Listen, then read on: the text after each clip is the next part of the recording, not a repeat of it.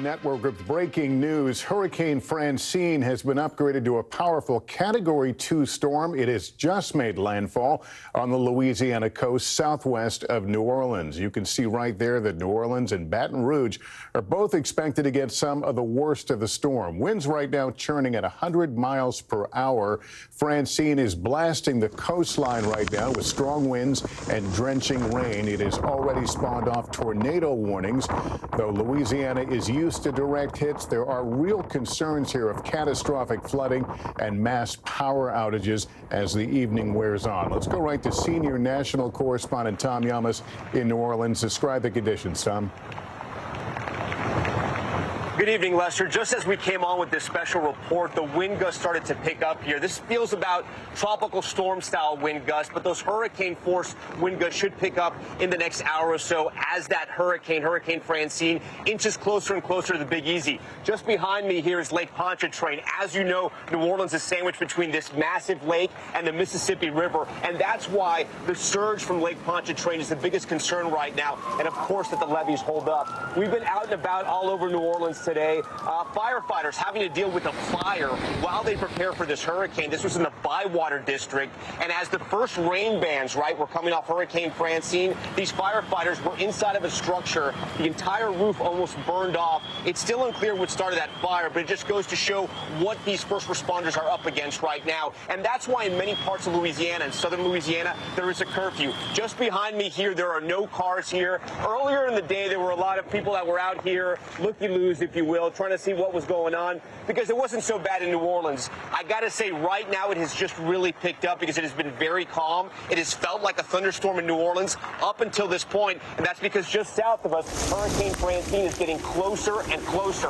2,300 National Guard have been activated right now in the state of Louisiana. There are sporadic power outages, but they are expecting mass power outages eventually through the night, because this really is going to be a nighttime storm, a nighttime event, and that can be dangerous for first responders and really for the people that live here in Louisiana. I just got off the phone with a captain of the police department in Morgan City. They were rescuing a family that their trailer had been knocked over by the winds. Again, they are approaching the eye right now, and they're really feeling the brunt force of Hurricane Francine, if you will. He said by and large people were off the roads, but he wanted to get one message out. Please follow the curfew. It is just too dangerous out there. So dangerous that there's no visibility. The wind is so strong. They've pulled all their units out except in extreme situations where they have to rescue people. That's the latest right now from New Orleans as the wind gusts are starting to pick up and the rain is endless. Lester, I'm going to send it back to you. We're seeing some of that video of the storm surge effects. All right, Tom Yamas, thanks. NBC News meteorologist Bill Cairns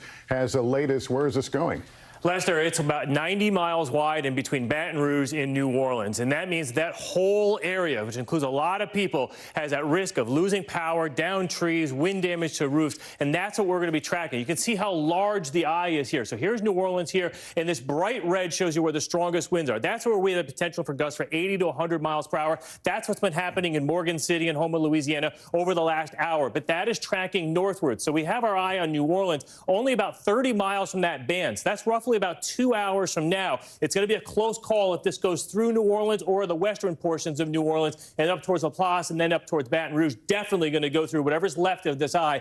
That's where the most significant damage is going to be, and that's where the most people are going to lose power. So for New Orleans specifically, the worst of the weather now through about 11 p.m.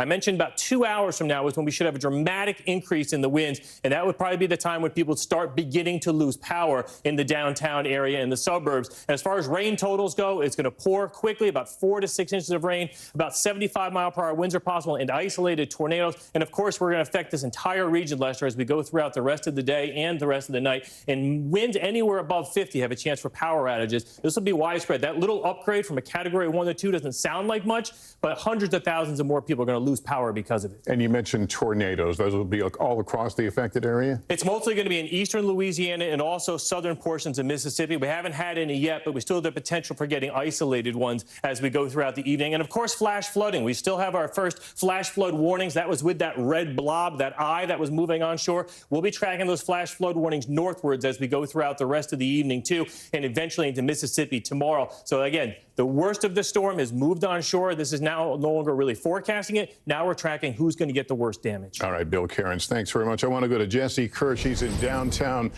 New Orleans in the famed French Quarter. Jesse, we just heard you may be a couple of hours from the brunt of the storm, but what are you seeing already in downtown New Orleans? Yeah, Lester, the rain is starting to pick up again. We've had pretty steady wind gusts. I just checked a measure of that, and we're getting wind gusts around 15 miles per hour downtown. For context, for people who've been in New Orleans on a vacation, perhaps, Bourbon Street is back that way and runs in that direction. I want to give you an idea, though, of what we're seeing downtown. I'm just going to cross the street here, make sure there are no cars, and there shouldn't be, of course, because officials want people staying home. This gives you an idea of what the winds are doing to some of the trees. You can see how they're blowing around out here. We have still seen people out on the streets in cars. In fact, there's one doing a loop back there right now. We've seen people walking around, but largely it has been quiet out here. And officials have asked people as of noon Eastern time. That's when they had told people to be sheltering in place. We heard the governor say earlier as well, we're well past the point of evacuations. Now is the time to be bunkering down, to be ready to ride out the storm. And again, earlier we'd been expecting the track to take the storm to the left of New Orleans. So New Orleans being on the right side of the storm, but now modeling is showing that we could be having a direct hit here in New Orleans, Lester. All right, Jesse Kirsch, you and your crew stay safe. That concludes this NBC News special report. We'll have much more ahead on our streaming network, NBC News Now, online at NBCnews.com, and tonight on Nightly News. I'm Lester Holt. I'll see you then. Meantime, thank you for watching. We are back with more of that breaking news you just watched on NBC News. Hurricane Francine slamming into coastal Louisiana as a Category 2 storm. You saw it there with Tom, with Jesse, those heavy rain, the high wind spreading as the storm barrels its way inland. It seems to have its sights set directly on Morgan City. That's just south of Baton Rouge, right in the middle of that swampy area there, right along the coast. And I say that because it's vulnerable to storm surge. It is vulnerable to flash flooding. And in some parts, it is already really saturated from a lot of rain over the course of the last week. Let me bring in Gary Driscoll, the sheriff there in St. Mary Parish. Sheriff, thank you very much for being with us tonight. Thank you. Let me start with what you're seeing on the ground. Give us a sense of what that's like. Right now, the winds are picked up tremendously. We pulled all the deputies in for safety reasons. It's a lot of rain. We have trees down, power lines down, power outages, and we're just trying to keep everyone safe. Are you expecting a direct hit? Yes, it seems like it's a direct hit coming over us right now. What did you tell people as far as preparations, as far as what to get ready for? Do you think people heard that message? But yeah, we told them to stay in their homes, stay tuned into the local news channels so that they can be updated as well. Allow us to do our jobs. Of course, have food, water for the next few days because it looks like we may be out of power for a few days. Just be safe. Those extended power outages, is your expectation that that's going to be 24 or 48 hours? Are you concerned that that could stretch even longer towards the end of the week? I think so. It could easily happen. I'm thinking at least 48 hours. Okay. Are you prepared for that? Do you believe that folks there are ready, that they have the supplies they need? I think so. I mean, we've been doing this for years. They're well prepared. They have the experience, and you know, the people of St. Mary Parish is always ready for these storms. We've seen the National Guard deployed in your neck of the woods there over the course of the day. How critical is that to making sure that you all get through this okay? Well, it's always a blessing to have the extra support and manpower that we need to protect our citizens, to help our citizens in this time of need. So it's a great benefit. Sheriff, what is your message to people in your community at the moment? Stay home, stay inside, stay safe. Okay. Sheriff, you've been there a long time. Give me a sense. Listen, we know that this isn't a Category 5. We understand that, right? I want to put this into the proper context here. It is still more than a little bit of drizzle, right? How does this compare with some of the storms that you've weathered where you are? But this is probably the worst storm we've had in a while. We've been very lucky here in St. Mary Parish.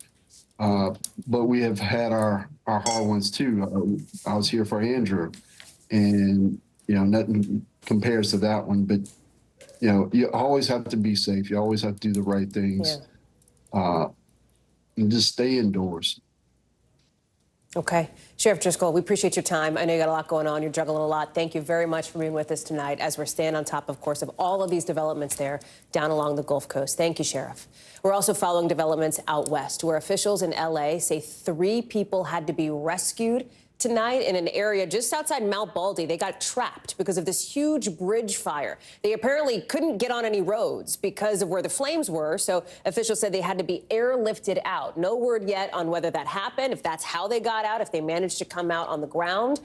But again, they are safe. That is what we're hearing from officials in just the last few minutes here. It gives you a sense of just how dangerous these fires are. Yes, fires plural, because there's a ton of wind. It is very dry. There are 3 huge wildfires that have erupted in just the last few days. There's the bridge fire that exploded exponentially, more than 10 times what it was just a single day ago. You've also got now 2 other major wildfires burning something like 48,000 acres. In all, more than 70 big fires are burning across the western United States. Morgan Chesky is there. He is joining us now. We have some new information now about what might have actually started one of these fires, right? The line fire. Give us a sense of that and what you're seeing on the ground. Yeah, Hallie, this was the fire that really took a lot of people by surprise earlier this week, only to be replaced by the bridge fire, which exploded overnight. But regarding that fast-moving line fire blaze, authorities confirming in the last several hours that a man has been taken into custody. He's currently being held without bail in San Bernardino, and they believe that he is the sole person responsible for the line fire, Hallie, a significant blaze in its own right. And not only that, but we had a chance to hear from investigators earlier today who believe that upon further investigation, this man may be tied to even more fires burning or that have burned in California. Incredibly heartbreaking news. Meanwhile, on the bridge fire front, we're outside of Wrightwood, California, Hallie, and unfortunately, we're seeing too many scenes incredibly similar to this one. This was a 2-story home up until about 48 hours ago. This is all that's left behind. The only good news here, Hallie, is that the homeowner was able to safely evacuate, get away from this scene as those flames tore through this area last night. We know that evacuations were very fast. People had to grab whatever they could and get out when those flames moved in during darkness. Hallie? Is there any sense that there might be a shift in the weather over the course of the next couple of days to help firefighters get a handle on this? Yeah, there is a crossing of fingers, and there's a change in temperature in that we've seen temps drop by about 20 degrees. We were pushing triple digits earlier this week. Now it's significantly cooler. As for any potential rainfall that could help firefighters, that remains to be seen. But there is a lot of gratefulness in the fact that crews aren't getting as taxed as easily due to that incredibly high heat. Hallie, 2 quick things. I spoke to crews cutting fire line just a few hours ago. I said, how long have you guys been working? They said since 7 p.m. yesterday. Wow. Already a more than 15-hour shift there. And something that really touched my heart, the one business open in Wrightwood today, a coffee shop. I saw firefighters walking inside. They came out. They said that residents have been calling into that coffee shop saying, whatever firefighter walks in, put them on my bill. I'll settle up next time I see you. I mean, that's cool, right? You're looking out for the people who are looking out for you. Morgan Chesky, thank you for that. Absolutely. I appreciate that silver lining. We're going to keep an eye, of course, on that story as we also watch what's happening back where we are at home in Washington, because just across the river, we're getting in some new video now of President Biden and Vice President Harris at the Pentagon at a 9/11 wreath-laying ceremony there for the 23rd anniversary, of course, of those attacks that killed nearly 3,000 people. It's coming just hours after we saw the president, the VP, former President Trump, his running mate, J.D. Vance, all together. Look at this image here at a ceremony in New York at Ground Zero. What an interesting moment here, especially coming at this point, something like 16 hours, not even, after that debate between these rivals, a debate that a ton of people watched. I'm willing to bet you watched it, or at least part of it, because nearly 70 million people did. 67 million people, according to Nielsen. That's the most in more than a decade. So there's this big question now. Are we going to see round 2? Will there be another debate before Election Day in November? We're not really sure. There's no hard and fast answer, nothing on the schedule. But Vice President Harris's team says, hey, we're open to it. The former President Trump initially said, nah, I don't think so. Essentially, I don't need to. In his view, he said, I won. Now he seems to be opening the door to a debate. So if one of the major themes of last night was former President Trump taking the bait, the theme for tomorrow for both sides is going to be putting their performances to the test. Look at this map. They are in battleground states, of course, from Arizona to Pennsylvania and beyond, North Carolina as well. All of it as state election officials are starting to warn that there may be a disruption because of mailing issues that could affect those mail-in ballots for voting, ballots that are set to go out next week. We've got team coverage tonight. Yamiche Alcindor is standing by in Springfield, Ohio, but I want to start with Peter Alexander at the White House. What's so interesting here is as we look ahead to what's next. Yes, it's this sort of battleground barnstorming that you're going to see from these candidates. It's that vice presidential debate on October 1st, and then it's question mark, debate number 2. Former President Trump has had a shift even in just the last 19 hours, at first suggesting he didn't want to because in his belief, he won so bigly, to paraphrase it. Vice President Harris said, we'll do it. Now the former president seems to be opening the door to it. Where do things stand based on the reporting that you're doing here? Yeah, bigly, clearly an adverb for those of you planning to use it at home here. It's not really clear where things stand right now. We can only speak to what we've heard from the former president on this specifically. He spoke out about it last night immediately after the debate, again today, this morning, and this afternoon, saying now he feels less inclined to do another debate after in the past saying that he was in favor of multiple debates. Here's part of what we heard from the former president just a short time ago. Listen. I would do NBC. I'd do Fox too. I do Fox too, but right now we have to determine whether or not we even want to do it. We had a great night last night.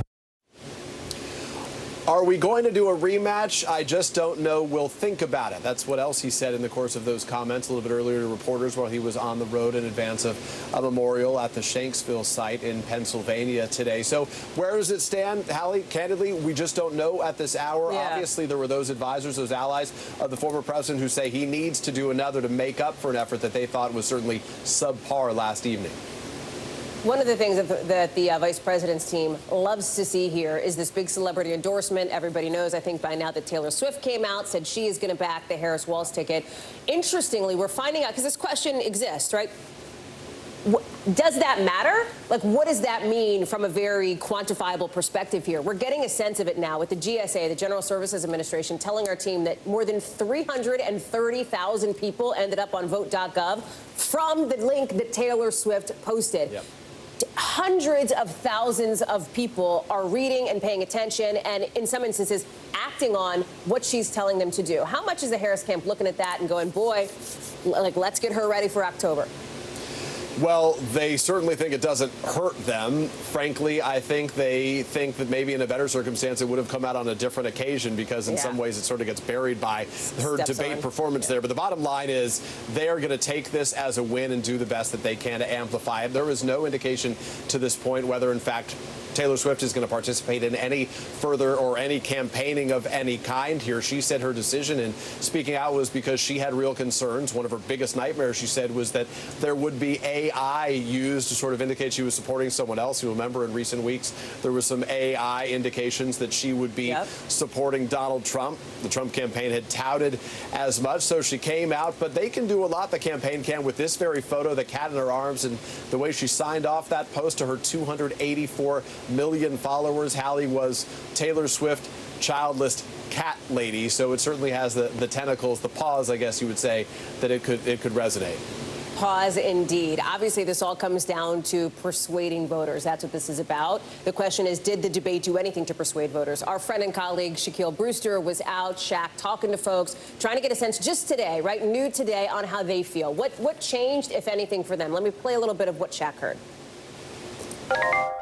She hit it out of the park. I mean, I think she rattled him from the very beginning, and it felt like he was always on the defense responding to her. I think it was a little heavy on poking at each other rather than getting to the actual terms of what we needed to hear about how to run America. So that's what you're hearing from some of these folks who are looking at these super high-profile moment, as we said, more than 60 million viewers last night. That's a massive audience, Peter. It dwarfs the DNC and the RNC, which were hovering right around 25, 26 million. I think you're right, and not only is it those people who watch, but honestly the conversations they have with others as well. Both campaigns realize that this is going to be one of those debates decided, one of those elections decided at the margins, where they're hoping not just their supporters will come out and vote, but their supporters will bring others with them throughout all parts of this country here. I think what's been striking in my conversations and what I've been watching from our conversations with some of those undecided voters is it appears right now that after Harris's strong performance last night, that they are certainly more open to giving her a look. It's not clear whether they're willing to give her their endorsement or their vote just yet. It means there's still some time to make decisions. But as you know, the voting process begins soon. This is no longer a country that votes on Election Day. They vote for the weeks and even more than a month ahead of time. This process kicks off very soon in earnest, Hallie. Hey, Peter, real quick before I let you go, what's up with this picture of President Biden in a Trump hat?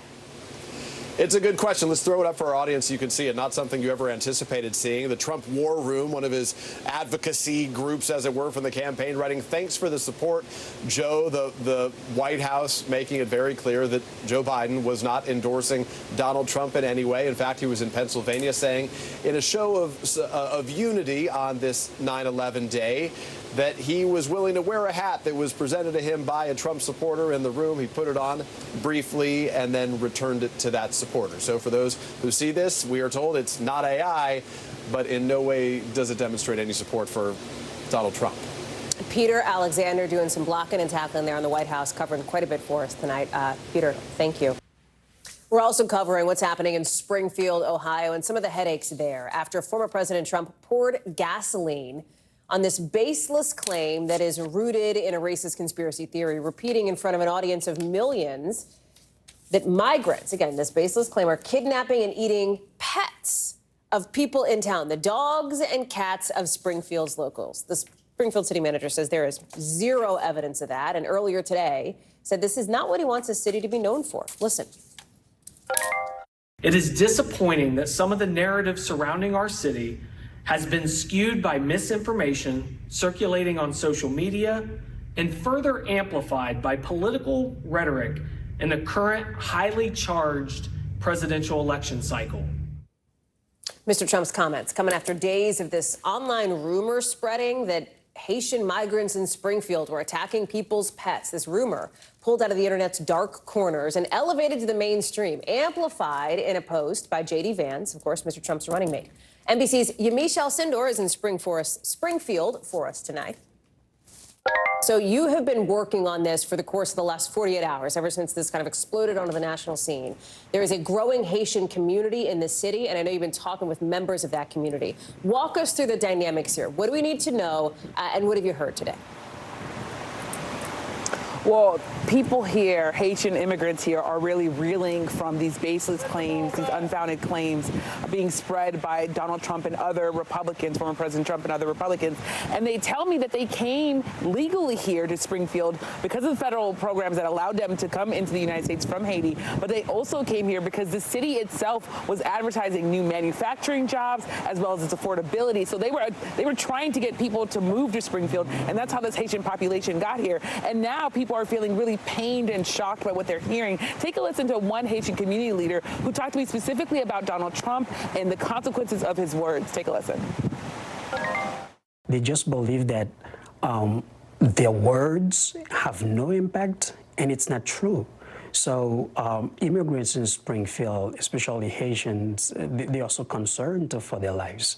So is this really a trauma on top of a trauma for Haitian immigrants? Definitely, that's what it is. I mean, they are normally put on us more than what we have been through before. So many people came here fleeing gang violence and insecurity in Haiti and then had to start their lives all over. So people who maybe were doctors are now working in factories. So people were already having a hard time, but trying to adjust because they did see Springfield as a welcoming place. But now they're really worried about harassment. I talked to a number of Haitian immigrants who didn't even want to go on camera because they said that people are at their jobs asking them, do you eat cats? And their neighbors are also harassing and threatening them, saying that they shouldn't be here anymore. So a tough situation here as there are a number of residents here who are believing what are really baseless claims about, of course, Haitians abusing animals, Hallie. So you talk about this baseless claim, right, rooted in a racist conspiracy theory. How did it get into the info ecosystem, if you will? How did it end up from like sort of the rumor mill and sort of the weird parts of the internet to a nationally televised debate stage?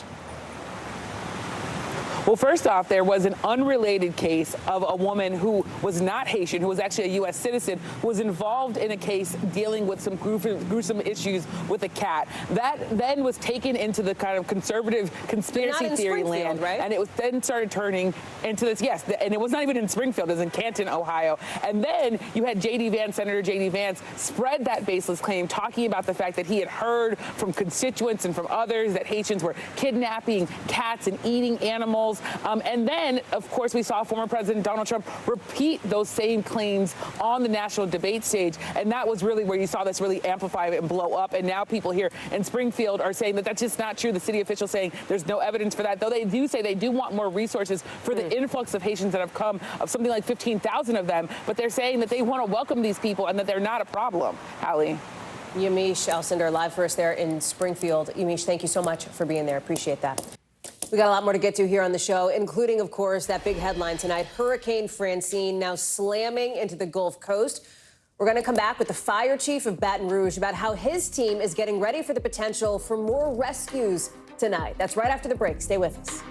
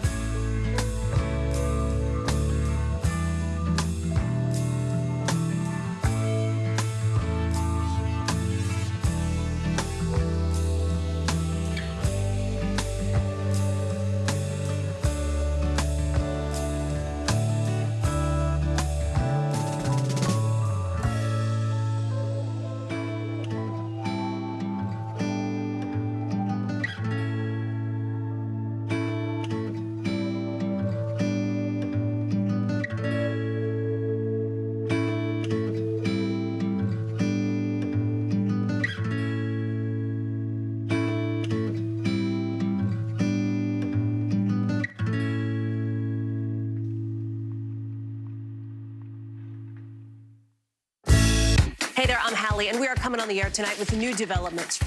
Let's talk about the implications on women's health and then the political fallout. Start with what this law actually will and won't do. Cruise officials will do almost anything they can to get it back open ASAP. So how S is the P? In other words, how soon will it be open? I could keep talking until the Eiffel Tower starts sparkling. Now you've laid down the gauntlet, so we have to continue to speak until it starts to sparkle. It's sparkling. It's happening.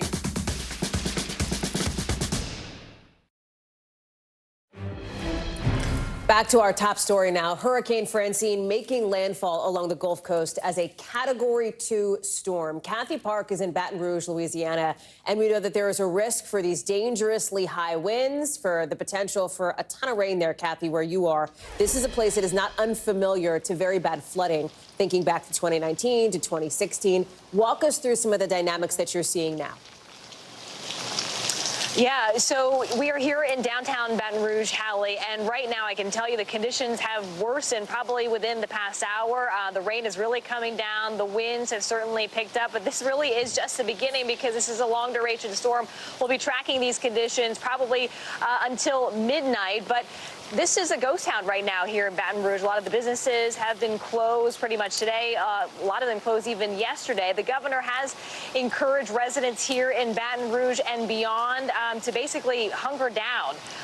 Don't go anywhere during the storm. And then even after the storm passes, Hallie, it's a good idea to kind of stay put because he wants the emergency responders, utility crews to get to work, so not to interfere with what they're doing. This vehicle actually pulled in also within the past hour, and this is a federal vehicle, and we're told that it holds emergency equipment. So federal agencies, also state and local resources are coming together. They're monitoring the storm very closely, and they will be throughout the evening, and then they will mobilize as needed. We heard from the mayor of Baton Rouge early this morning, and she says that she's pretty confident that the infrastructure here can handle the floodwaters because in advance of Francine, they cleared out the drains, pulled out roughly 30 tons of debris. So a lot of debris, and they feel like the drains can handle all that extra water. But yeah, in 2016, you mentioned that year, a lot of the residents who we spoke with here in Baton Rouge, they're pretty much traumatized by that event in the summer of 2016. This area was inundated with rain. There was a system that stalled. This area got dumped with 20 inches of rain. So flooding was a big concern, and obviously they don't want a repeat of that. So a lot of the residents know that preparation is key, and they didn't waver with Hurricane Francine. So we saw a lot of the prep work days in advance.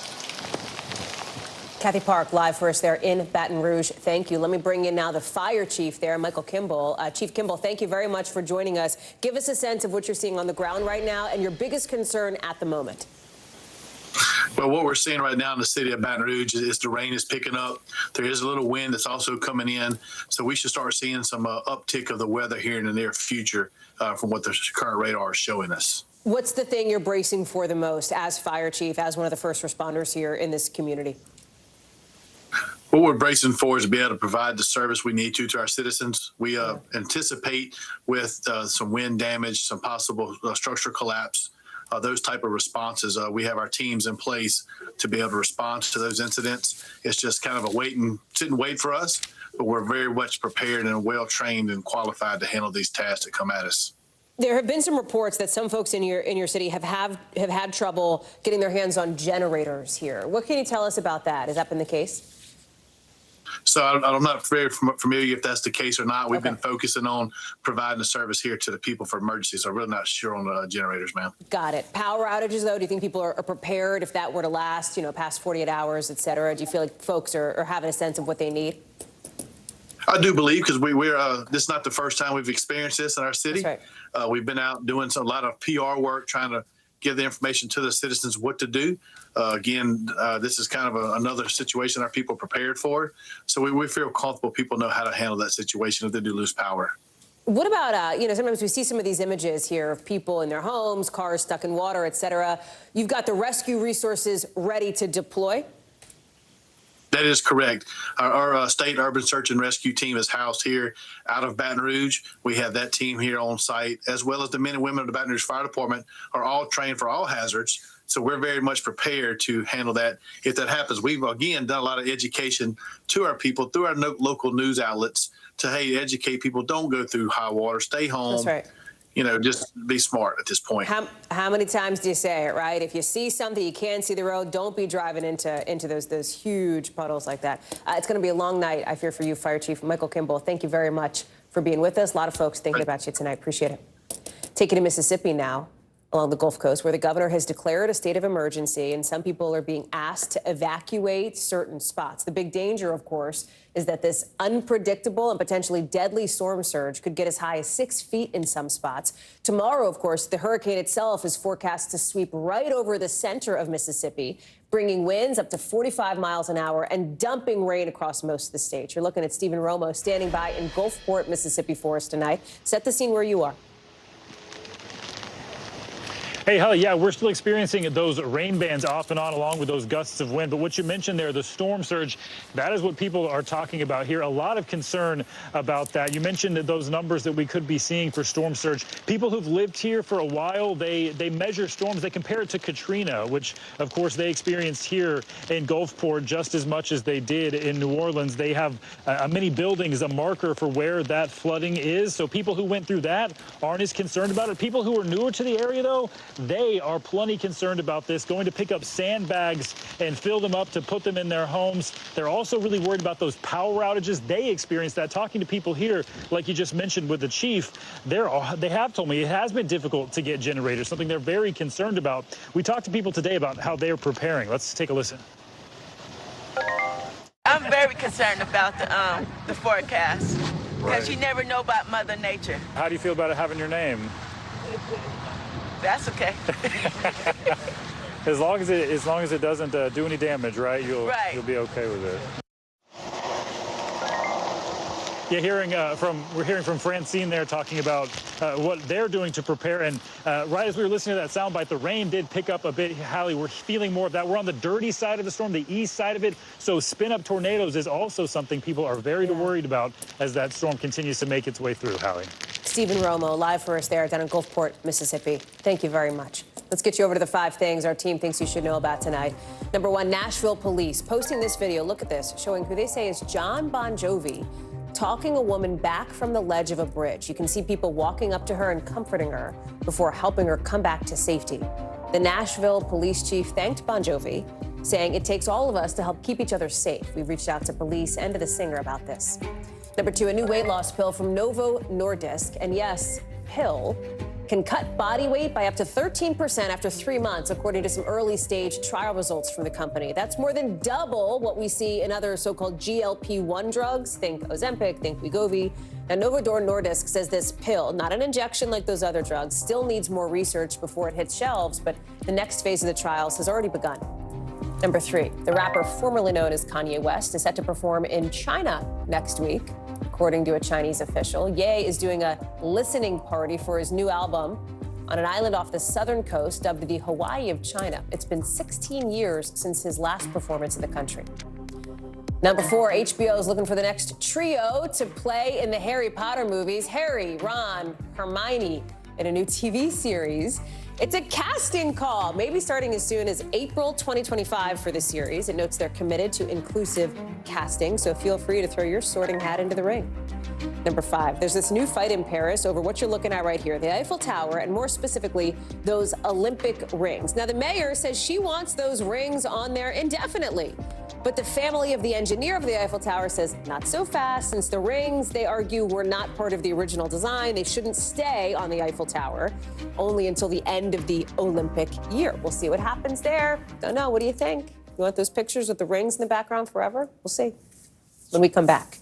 A very emotional new interview from somebody you know well from the Paris Olympics. That is Jordan Chiles, speaking publicly for the first time about being stripped of her bronze medal. Why she says that medal was not even the biggest thing taken from her. Plus, how crews in Massachusetts rescued somebody stuck in a marsh.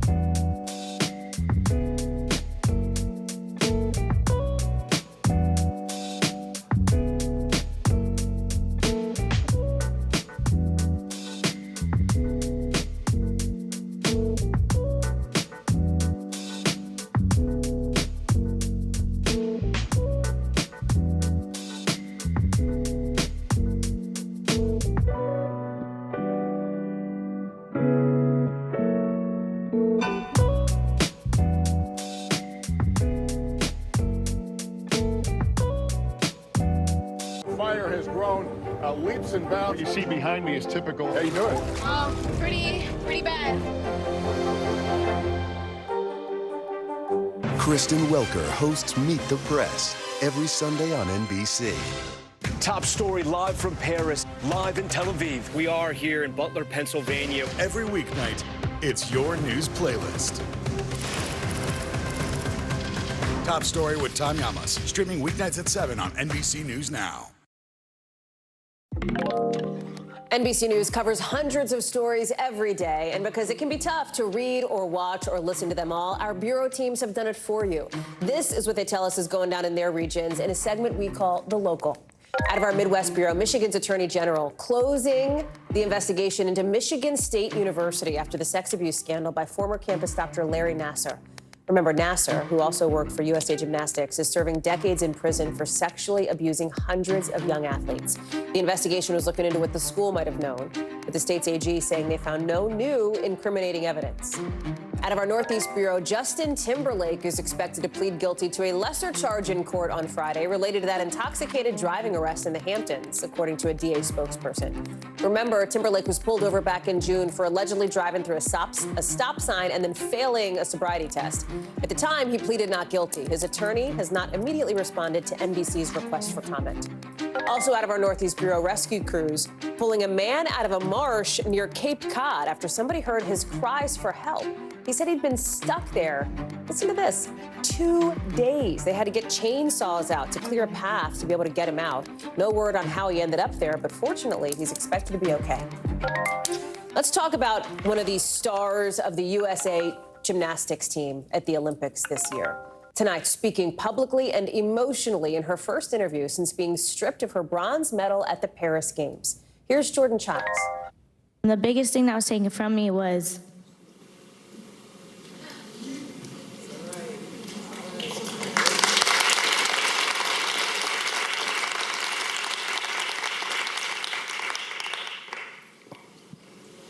that it was the recognition of who I was. Not just my sport, but the person I am. You can see she's really choked up there. There was that huge controversy. Remember, Childs, given the bronze medal, awarded it in the women's floor exercise after her coaches, she hadn't wanted it first, her coaches filed this inquiry over the difficulty score, basically saying, well, wait a second, she did a harder routine than you think. She deserves a higher score. There was a whole back and forth, petitions, appeals, etc. She got the bronze at the time, then later was stripped of that first individual Olympic medal for her after the appeal that got her the bronze was overturned because it came in 4 seconds late. Yasmin Vasugian is joining us now. A whole thing, right? I mean, it was days after the competition that she ended up needing to return her bronze medal that she basically was going to go home with here. What else did she say about sort of the impact that this has had on her? You can tell it has some weight. Could you imagine having to go through that, right? Receiving the bronze medal, the high of receiving that on the public stage at the Paris Olympics, the lows of having it taken away. She talks about the harassment that she faced online. By the way, she was speaking at the Forbes Power Women's Summit. She talks about, and we saw it there, Hal, right? As she kind of got choked up, the real extreme emotional toll this has taken it on her. She wants justice. She wants peace. And she actually believes this was about the color of her skin. Let's take more of a listen of what she had to say, and then we'll talk on the other side. To me, everything that has gone on is not about the medal. It's about, my skin color. It's about the fact that there were things that have led up to this position of being an athlete. And I felt like everything has been stripped.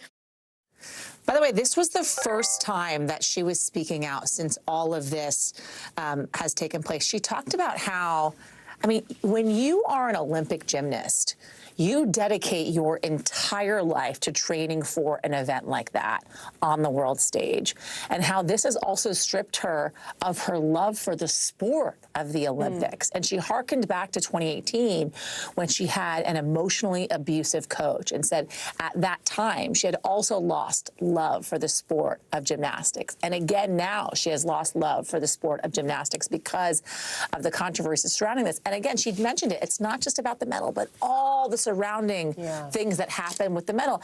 And despite the fact that she mentions this, she got so much support on the national stage, it was hard for her to hear it because it was such a dark time for her. But she did say, as you would expect from a U.S. Olympian, she'll be back and she will rise again. I was just going to ask you, did she say anything about signals for the next Olympics? Did she? Yeah, she'll be back. She's going to rise again. That's the type of person you need to be to reach that type of pinnacle in your Olympic career. Yasmin Masugian, so interesting. Thank you for bringing that conversation to us. Appreciate it. Coming up, our team headed to Colorado, one of the few places, one of the few facilities performing so-called late-term abortions. What they found talking with doctors and patients in our original.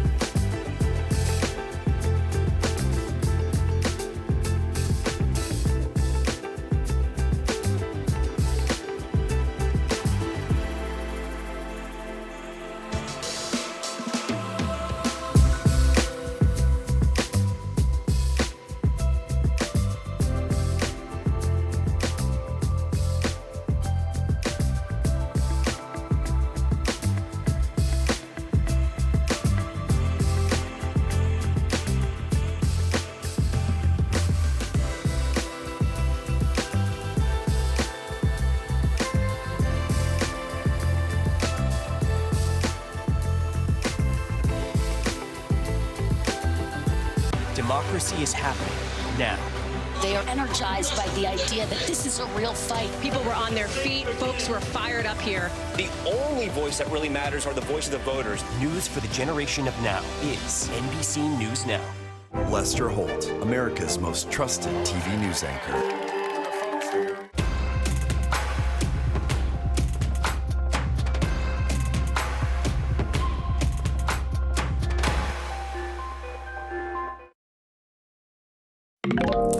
To tonight's original now with in-depth reporting on a topic we've been watching. And tonight, it's abortions that happen later in pregnancies, a topic put very much back into the spotlight just last night at that debate when former President Trump was critical of them, claiming some happen even after the baby was born. To be clear, there is no such thing as a post-birth abortion. That is obviously illegal in every state. Abortions later in pregnancy generally make up a tiny fraction of all procedures. NBC News visited one of the few clinics across the country that still performs them, saying that they provide a service for women, the clinic says, in the most dire circumstances, women who they say often have no other choice, nowhere else to turn. Here's NBC's Dasha Burns. Behind these doors is one of only 5 clinics in the country where women can access the rarest and most controversial form of abortion. The majority of women who come to see you, what is their circumstance? It ranges from the 12-year-old kid who's pregnant from her stepfather to the 45-year-old woman who desperately wants to have a baby and finds out that she has a fatal illness that is incompatible with being pregnant. Dr. Warren Hearn and his team in Boulder, Colorado specialize in 2nd and 3rd trimester abortion. Right. These are all layers of bulletproof glass? Correct. A practice that sparks backlash, even violence. Have you had an attack here? Yeah, there were 5 shots fired through the front window in 1988. And is the subject of intense national debate. Those against the practice say it's simply too late in a pregnancy to terminate. The Democrats are radical because the 9 months is just a ridiculous situation where you can do an abortion in the 9th month. About 1% of abortions are performed after 21 weeks, according to a CDC study. Dr. Hearn says his clinic doesn't do abortions in the 8th or 9th months of pregnancy, and that they're extraordinarily rare across the country, only happening in an emergency hospital setting if there's a critical need for the patient. He tells us he doesn't want to do this work, but unforeseen circumstances create a need for it, and that strict abortion bans in red states are partly to blame for an increase in patients seeking him out because it's taking them longer to find care. What is the emotional experience of the patients that come and see you? Well, great distress and anguish. How often are women coming to you when their life is at risk? That's happened all the time. Many of the women who come to Dr. Hearn are dealing with very wanted pregnancies that have gone very wrong, like the family that wrote Dr. Hearn this letter. There are no words or gifts that can say thank you enough for what you've done for our family. This was the scariest, hardest thing I have ever experienced. We visited that family, who asked we not use their last name out of privacy concerns.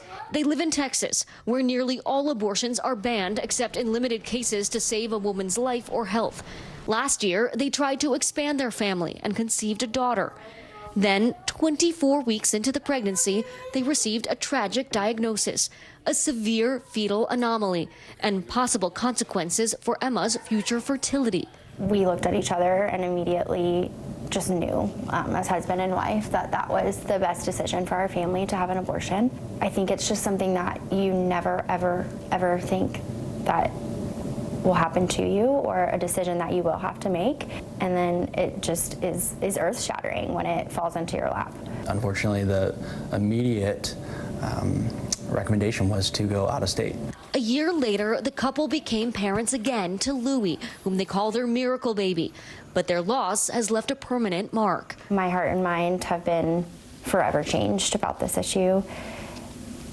In the worst way. It feels that abortion is essential health care. The second takeaway is to say that abortion bans, exceptions to abortion bans, don't work. Right. Well, that helps. But not all of Dr. Hearn's patients are in Emma's shoes. Some are pushed too late into unwanted pregnancies due to abortion bans or long wait times at clinics in the post-Roe era, like Willow, who asked us not to show her face and only use her first name for her safety. There were no signs. I didn't realize that I was pregnant because my periods are irregular. Why did you want to have an abortion? One, I don't want to be a parent. Second, I can't afford it. Low on funds, she went to the only place she could get a free pregnancy test and ultrasound, a religious nonprofit crisis pregnancy center that she says delayed her care after her positive pregnancy test. But I had to then wait 2 weeks to get an ultrasound. The ultrasound revealed Willow was 5 months into her pregnancy. I was devastated and terrified. Willow is from Colorado, where there are no gestational limits on abortion, but she still struggled to find a clinic with available appointments that could perform the procedure. 2 clinics had told me no, turned me away. When after the 3rd clinic I called, they told me no again because of how far along I was. So if you had gotten that ultrasound sooner, you actually might not have been turned away by some of those clinics. Yes. Since Roe was overturned, 14 states have enacted near total abortion bans, and 4 more have bans after 6 weeks, according to the Guttmacher Institute, a nonprofit that tracks the data and supports access to abortions. More than 50% of my patients come from red states where they can get no help. As abortion remains a top political issue in 2024, Dr. Hearn vows to keep going. It matters for the health of the woman. It matters for their families. It matters for our society, and now it matters for freedom. Dasha Burns, NBC News, Boulder, Colorado. Our thanks to Dasha for that reporting. Still to come here on the show, it is possible that Taylor Swift could make history tonight, but will it be at the expense of Beyonce? While there's speculation Swift could say more than simply thank you on stage at a show known for some of its wild moments. That's next.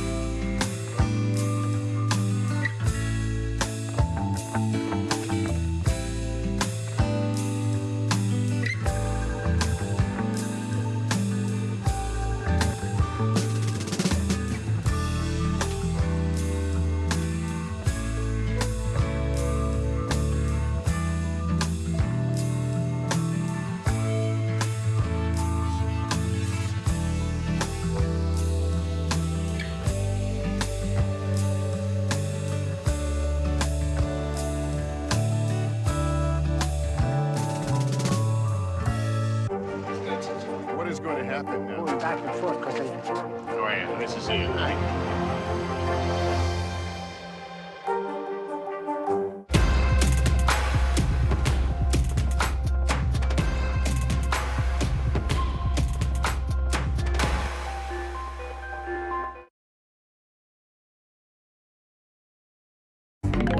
So the countdown to the VMAs is now officially on with the big awards show kicking off, just like 2 hours from now. Big question tonight. Is Taylor Swift going to make history? And could she break Beyonce's record for the most VMAs ever? We still don't know if Swift is actually going to be there for the whole thing. We know that Chappell Roan will be. Sabrina Carpenter is set to be there as well, in fact. And tonight, we're also going to hear a whole lot about Taylor Swift, who notably announced, as we mentioned earlier in the show, that she does plan to vote for Vice President Kamala Harris, an announcement she made less than 24 hours ago. You just saw her Instagram post there. Huge, monster celebrity endorsement, meaning there may be a lot of discussion politically on stage tonight if, in fact, Swift does take that Moon Man Award if she shows up in person. Let me get right to Chloe Malas, who is joining us now. Okay. Oh, my gosh, you're there. I thought you were in the studio. Tell me everything. What is the vibe? What is the deal? Tell us all of it. Hallie, I am here in Long Island, and as you can see, people are starting to line up in front of the UBS Arena. Thousands of teens are waiting to see potentially Taylor Swift, like you said, Beyonce. The show starts in about 2 hours on MTV, and I gotta say, it's one of those nights, Hallie, where there are so many water cooler moments the next day, so many controversial things, so many outlandish things, so many things happen in the speeches, and I do want to talk about the performances. Eminem, he's going to be kicking off the show for the first time opening the MTV VMAs in 14 years. You're going to see rockers like Lenny Kravitz take the stage, hip-hop legend LL Cool J, and like you just said, remember Pop Girl Spring? You're going to see people like Chappell Roan, Sabrina Carpenter take the stage here at the VMAs for the very first time, and so that is going to be incredibly exciting. And then someone I'm excited to see is Katy Perry. She is going to be accepting the coveted Video Vanguard Award, and she has a 10-minute performance. She already gave an interview saying that she's going to try to cram as many hits as possible. And then a shout out to our NBC News colleague over at the Today Show, Carson Daly, an MTV icon himself. He's going to be presenting, I hear, a pretty big category tonight. So, do you have the inside track on that, given that he is one of our... No, you know what? I'm not going to ask you. I don't want to put your sourcing in jeopardy, Chloe. So listen, is there any indication... obviously, the sort of Taylor Swift of it all is really interesting tonight. The Beyonce of it all is interesting tonight. Any indication that Swift's going to show up? Do we know? She's been in New York. She's been spotted all over at the U.S. Open. She's been with her boyfriend, Travis Kelce. So it seems likely that she stayed because she's leading the way tonight, Hallie, with 12 nominations. And she could break 2 records. One of them, she could actually beat Beyonce's record for the most VMAs ever won. Beyonce has 25 Moon Men, is what the statues are called. Taylor Swift only has to win 3 of her 12 nominations tonight to beat Beyonce's record. Also, she could win Video of the Year for Fortnite, that awesome music video that she did with Post Malone. And if she wins that, she'll be the first artist to win that category 3 years in a row. And then obviously, is she going to say anything political if she takes the stage? I gotta tell you, this VMA discussion, it is like a millennial core, Chloe, right? Like me and you were the same age. I watch TRL every day after school. We are. I am going to be going in tonight, and if I could go back and tell like my 17 or 16-year-old self, she would be freaking out. Chloe Malas, live for us there in New York. Chloe, thank you so much. Appreciate it. That does it for us this hour. More coverage continues right now.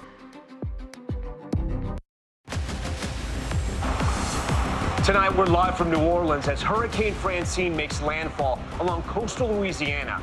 The hurricane intensifying to a dangerous Category 2 just before it moved on shore. The storm unleashing torrential rains, destructive winds, and life-threatening storm surge.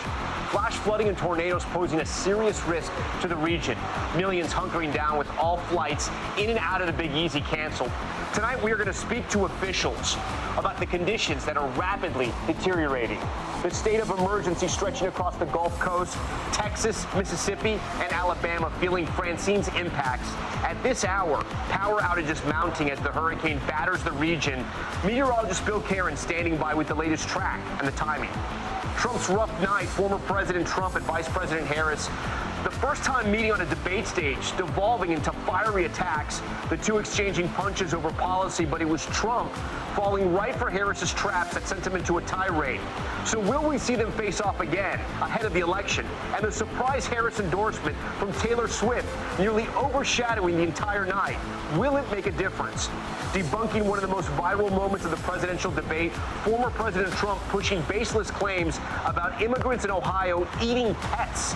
We are on the ground in Springfield, Ohio, speaking with residents and officials about how these false rumors ascended to the national stage. Wildfires out west raging out of control. Terrifying video showing a woman barefoot surrounded by a wall of flames.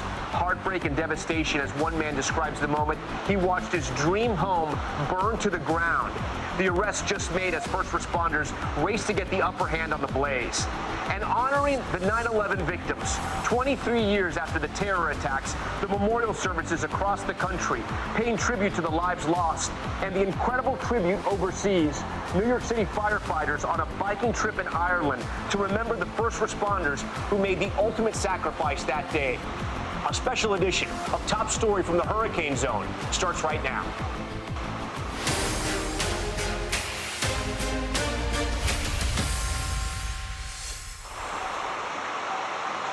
And good evening. Top Story coming to you live tonight from New Orleans as Hurricane Francine makes landfall as a powerful Category 2 storm. This storm rapidly intensifying as it quickly approached the Gulf Coast. Millions right now under a state of emergency at this hour. Here in New Orleans, it's really starting to pick up as the storm continues to push on shore. We want to show you what the conditions are like outside, because right now we are just above an overhang, I should say just below an overhang. This is where we're keeping our team safe and where we can anchor the broadcast coherently. Right now in New Orleans, we're in the Lakeview area. The wind gusts here about 60 miles per hour. The Big Easy is expected to get wind gusts up to 100 miles per hour. And even though this city has faced hurricanes that are bigger and stronger, as we mentioned at the top of this broadcast, this one intensified right before landfall near Morgan City, going from a Category 1 to a Category 2. Just behind me here, this is Lake Pontchartrain, right? And you can see the waves crashing. This is going to be part of the storm surge that's going to hit New Orleans over the next couple of hours. This city, the Big Easy, sits between Lake Pontchartrain and the Mississippi River, and that's why water is always the big concern. It's always the big fear. But tonight, there's also the threat of tornadoes. We're going to get into that a little later with Bill Cairns. Usually in this area during big storms, people come out here to check out what's happening, to test Mother Nature, if you will. Tonight, that's not happening, at least not right now, because the wind is picking up. Things are getting more and more intense by the minute. Police have asked everyone to stay off the grounds in places like Morgan City. Police aren't even patrolling right now. They're just standing by, trying to make sure people are okay, because it's too dangerous for them to keep their cars on the roads. The visibility, the wind, just way too intense right now. We've also gotten other alerts from places like Jefferson Parish, which are the suburbs around New Orleans, asking people to conserve water at this point because they're afraid with all that water coming into the city, into the suburbs, some of their pipes may get backed up. So there's a lot happening right now when it comes to Hurricane Francine all over southern Louisiana. Let's take a live look right now at the French Quarter. The storm making landfall in Terrebonne Parish, roughly 90 miles southwest of New Orleans, but you can feel it there in the French Quarter as we see those live pictures. Now, the dramatic video is right where that eye wall is coming over, the intense wind gusts, the heavy downpours. That's where it made landfall, and that's where we're seeing that very dramatic video you're seeing on your screen right here. Conditions continue to worsen also in New Orleans, a city no stranger, as I mentioned, to dangerous hurricanes. Tonight, the Big Easy facing the threat of tornadoes as well, as I mentioned, flash flooding, torrential rains, and damaging winds. The storm quickly plunging thousands into darkness. Right now, more than 50,000 are without power, and that number is expected to rise. Francine will continue on a collision course through the south. Several states on high alert as this hurricane charges further inland. We have team coverage this evening. Our reporters are spread out across the region, and meteorologist Bill Cairns is standing by with the latest on the timing and the impacts. Back here in New Orleans, the situation is rapidly spiraling. Tonight, Hurricane Francine lashing the Louisiana coast. The massive storm barreling into the New Orleans area and drenching surrounding communities. Take this storm seriously. It is a serious storm. The warm waters of the Gulf strengthening the powerful system, now a Category 2 hurricane. Wind gusts churning at 100 miles per hour. Dangerous storm surge slamming into the coast with pounding rain and flash flooding threatening many neighborhoods. I wasn't really taking it serious until now. I see it's really real. And besides dealing with the hurricane, first responders in New Orleans also putting out a fire in the Bywater district. You can see the firefighters actually inside that structure, the massive hole caused by the fire as the rain bands from Hurricane Francis come down on them. Gas stations shut down, flights canceled, businesses boarded up, and the National Guard on the move. A National Guard truck sliding off the road. No injuries were reported. The president approving a FEMA emergency declaration for the state. The time to evacuate has now passed. It is the time to go to ground and hunker down. Flood watches are in place for 9 million people from Louisiana to Florida. These are communities that still bear the scars of past hurricanes. Tonight, they're once again bracing as another massive storm makes its move. I'm just praying and asking the Lord to protect us. Okay, for more on the state of emergency here in Louisiana, I want to bring in Captain John Schaff. He's the Morgan City Police Captain. And Captain, I had a chance to speak to you about an hour ago. Walk our viewers through what you're experiencing.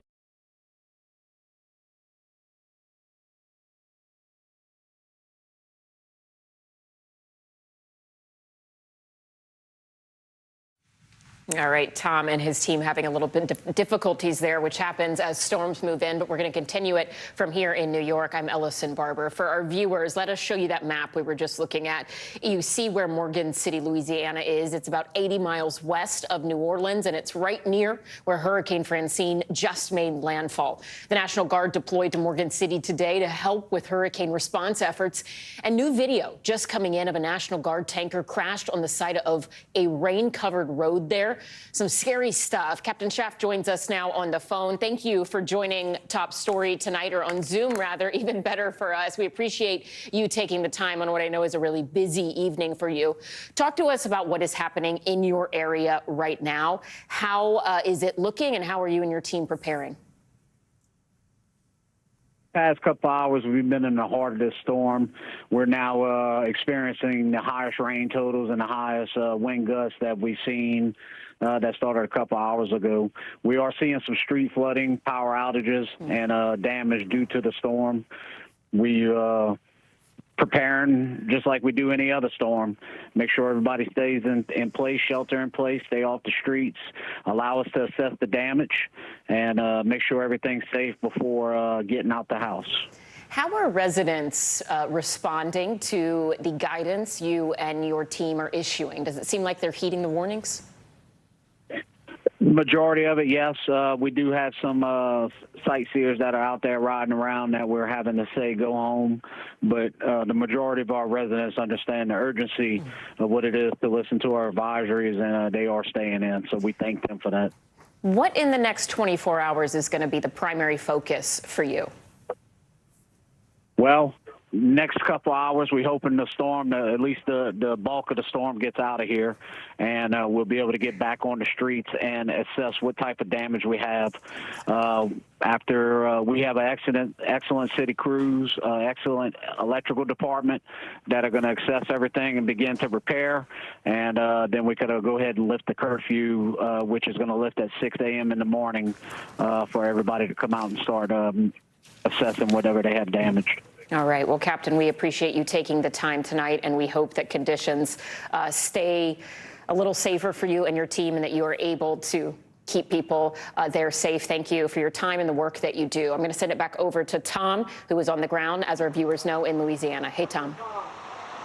All right, Ellison, we thank you for that, and we thank you, of course, for backing us up here. As the conditions are getting worse, and we want to be completely transparent with our viewers, the wind is starting to pick up. We are live using all the best technology that NBC News has, but at times, Mother Nature is more powerful, and it can knock you off the air, but we're back up here. I do want to go to my friend and my colleague, Jesse Kirsch, who's live in New Orleans, downtown, not too far from Bourbon Street. Jesse, talk to me about what you are seeing there with your team. Yeah, Tom, we're in the French Quarter, Bourbon Street for reference, back there, and it runs in that direction for people who have been here before for a vacation. And just to what you said about the wind speed, I just took a check of the wind. It's been mostly around 15, but we've got at least one gust that I just saw around 21 miles per hour. So wind speed is starting to pick up a little bit more. The rain getting heavier as you threw to me just now, Tom. This gives you an idea of what the wind is doing here downtown.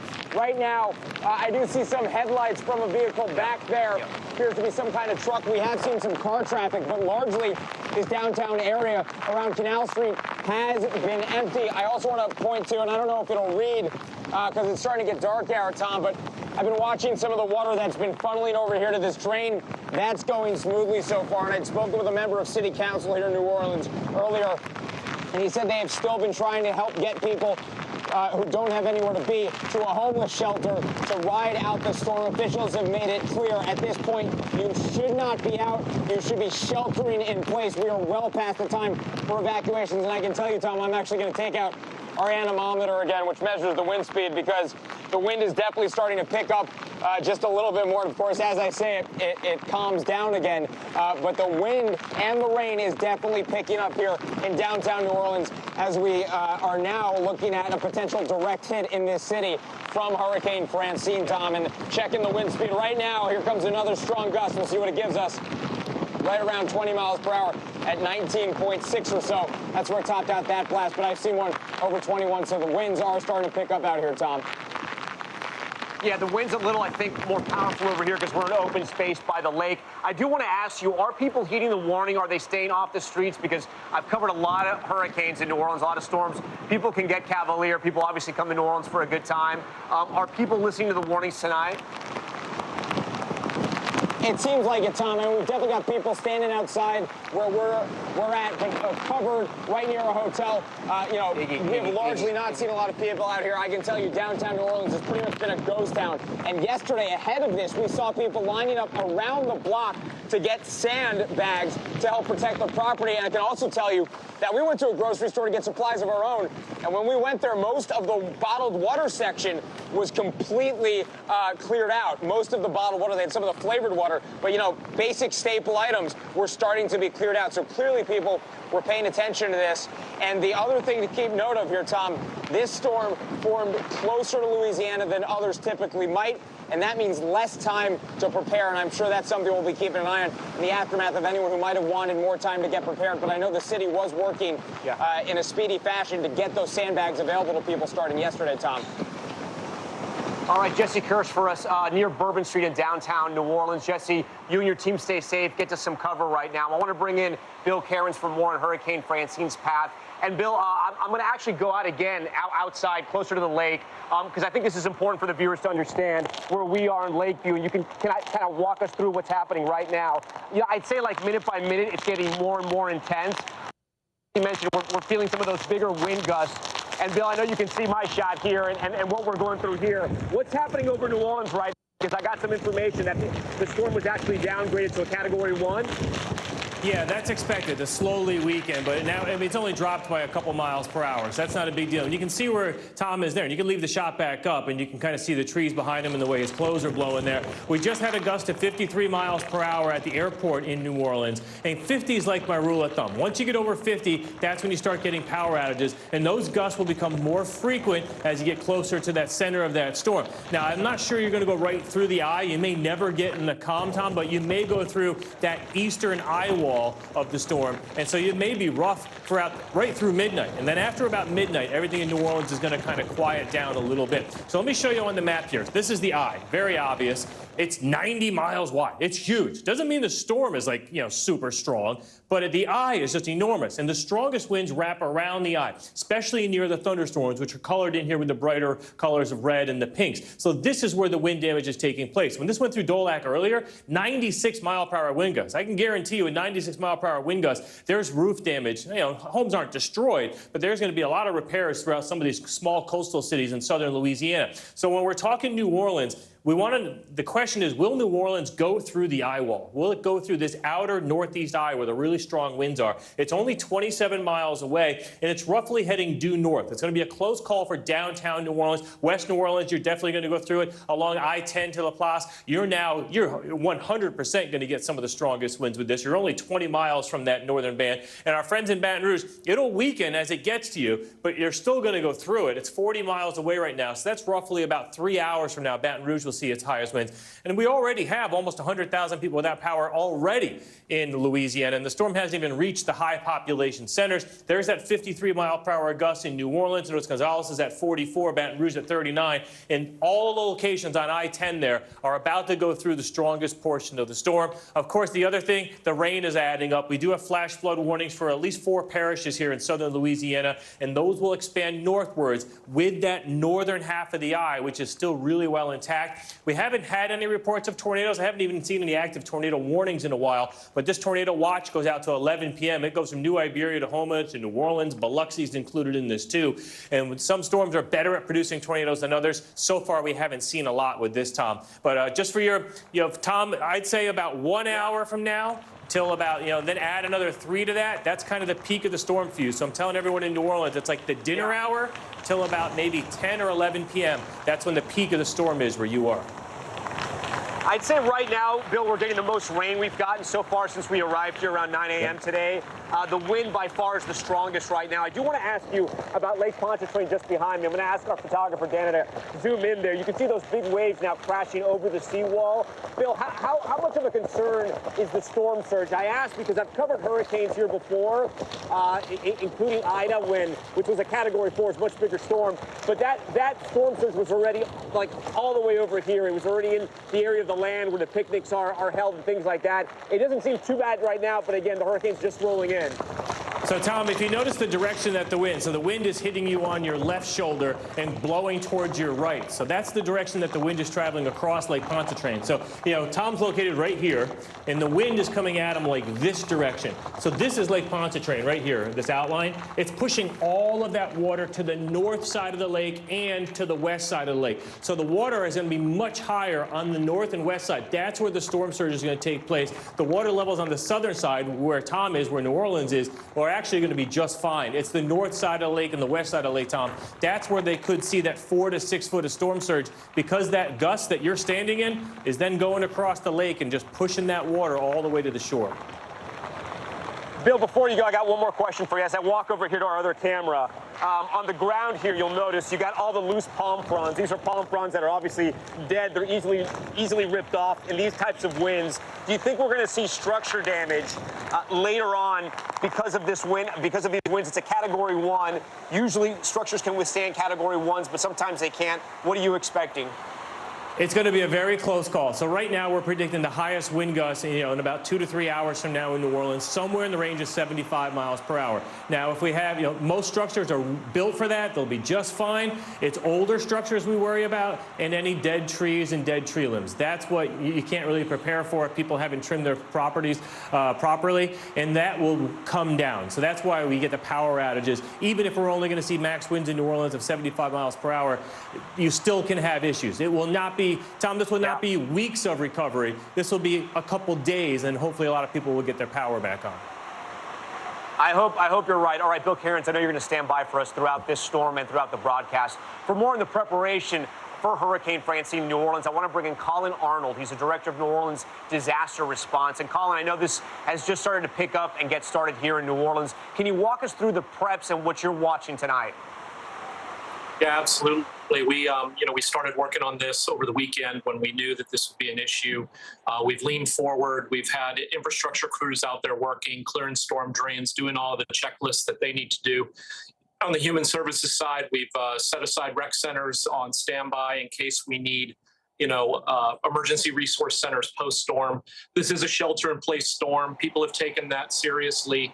I was just outside, driving around a little bit, doing some recon, and there's not a lot of people on the streets. A lot of places are closed, which is a good thing, and I appreciate that our residents, they know what they're doing. They're very resilient. We do have some shelter capacity for the unhoused and for some vulnerables that we've been out selectively working with our health department to find. And, you know, we're going to ride this out. I've been seeing gusts right now and I'm totally in agreement with you, you know, about 55, 53 miles an hour from our own weather stations we've set up around the city. And so we're starting to see some power numbers, power outages creep up. We're at about 3,700 citywide now, and we're going to continue to monitor that. Colin, you know, New Orleans has so many unique qualities to this great city, but it also has issues with infrastructure. And at times it's the levee, at times it's the pumps, at times it's the sewer system. We know Jefferson Parish right now is concerned about their sewer system. They're asking people to limit their water because they feel like the water that's coming in from the storm surge may back up those pipes. What are you worried about in New Orleans and the greater sort of southern Louisiana region? I think we're in a good position right now with our drainage system. You know, the pumps, we've got 90 of 99 that are operational and ready to go. We've got a power supply that I haven't seen in probably 4 years, the amount of power that we can generate ourselves. So we're happy with that. But I would agree that our vulnerability at this point, particularly post-storm, if there's power outages, is going to be the sewer lift stations, particularly as you get further away from the downtown area. And so we've done a lot to address that because it was an issue during Hurricane Ida. And so it will all be about deploying generators, transportable generators, out to a lot of those lift stations very quickly after the storm. And that's what we plan to do with our Sewerage and Water Board. All right, Colin, we thank you for your time. I'm sure we're going to check back with you if there are any issues happening in the greater Orleans Parish or throughout New Orleans as well. But again, we thank you for your time. Over in Baton Rouge tonight, the Louisiana capital bracing for, thank you. Bracing for damaging winds, the city's population of more than 200,000 ordered to take cover as Hurricane Francine pushes in. And so right now, for more on what's happening there in Baton Rouge, I'm joined by my colleague Kathy Park, who's there live tonight in Baton Rouge. Kathy, talk to me about the conditions you're seeing there right now. Tom, I can tell you in the past hour, the conditions have deteriorated very quickly. We are getting smacked with these heavy bands of rain.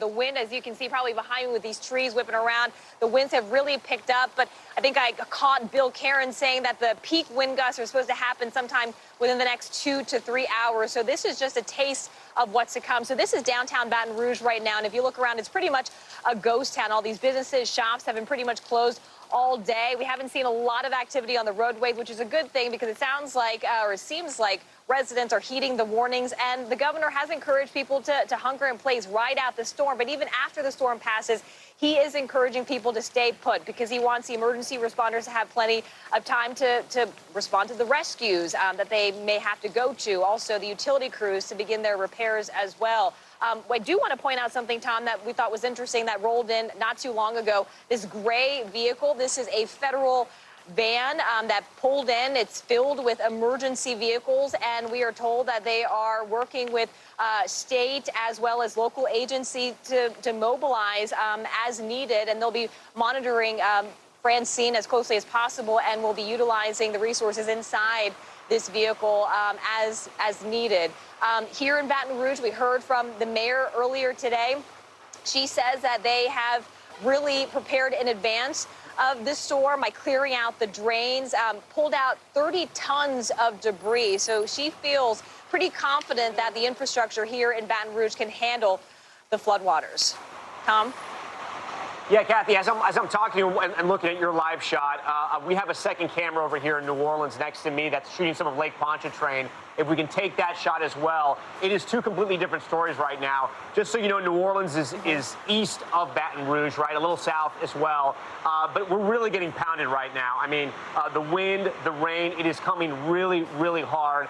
And it looks like this direct hit, whether it be a Category 2 or a Category 1 that the storm now is, it's going to do some damage to New Orleans and at least give New Orleans a run for its money, possibly. It looks like Baton Rouge may be spared, but I know it's still early in the night.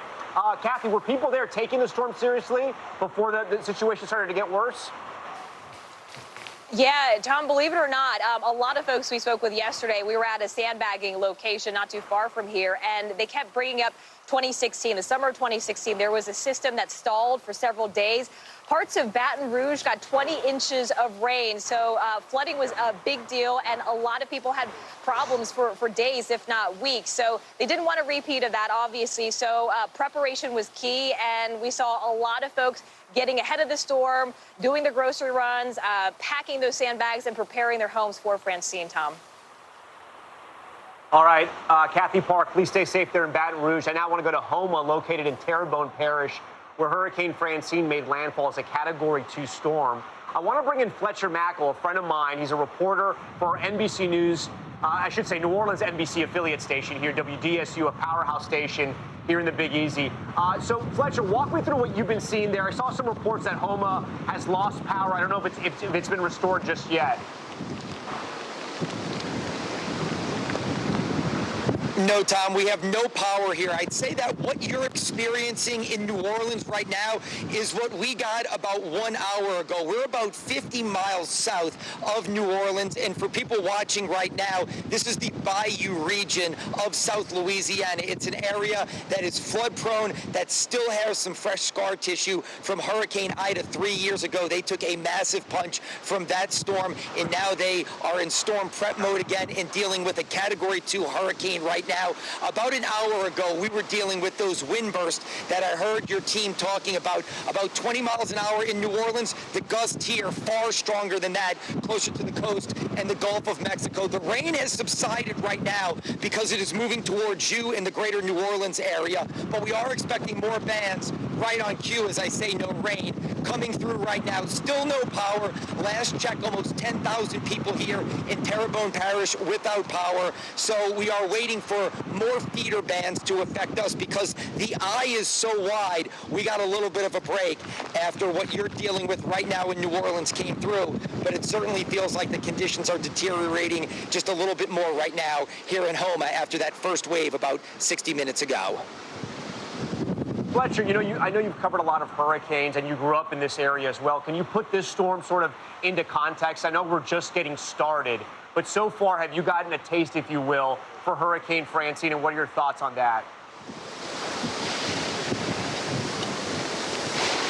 Yeah, that's a great question. And look, I know you are very familiar with New Orleans and have strong ties to New Orleans and have been to New Orleans a ton. This is a real hurricane. Obviously, a Category 2 is something everybody has to take seriously. And it really did pop up in the last few days, not giving people a chance to evacuate. Everybody had to shelter in place and stay safe. Some of the people here had to evacuate in the lower lying areas of the parish, but this is mostly something that people have to ride out here, and that is not what we are used to. I think it's because this storm came from the west off the coast of Texas, and this area hasn't been hit by a storm coming from the west. Most of them come from the tip of Florida and up through the Gulf of Mexico. Far more chance to prepare, evacuate, and get ready. This one popped up off the coast of Texas. It's the first storm to hit this area in almost 40 years since Hurricane Juan in this direction. But to try to put it in context, look, I covered Hurricane Katrina in my lifetime. I hope I never cover anything like that again.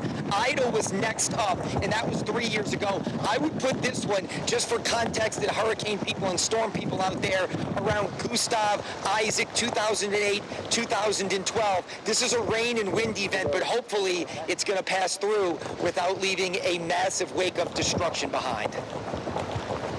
Fletcher Mackel from WDSU, again, a powerhouse station here in New Orleans. Fletcher, you and your team, please stay safe. I'm glad you've sort of seen the worst of Hurricane Francine where you are there in Homa. Back here in New Orleans, things are getting worse by the minute as we've been reporting throughout Top Story tonight. I wanted to come back out here to show you that the wind is picking up, the rain's picking up, but the thing that really caught our eye are these big waves from Lake Pontchartrain that are crashing over the seawall right now. Again, the storm surge is something we're watching. A bit of good news that the water has not completely overtaken the seawall. It's not on the roadway just yet. But again, we're just getting started here. And we're just getting started on Top Story. We're going to have much more on Hurricane Francine, as well as the wildfires that have exploded out west, plus the latest on the political scene and that huge debate that happened last night and the fallout today. Stay with the special edition of Top Story. We're going to be right back.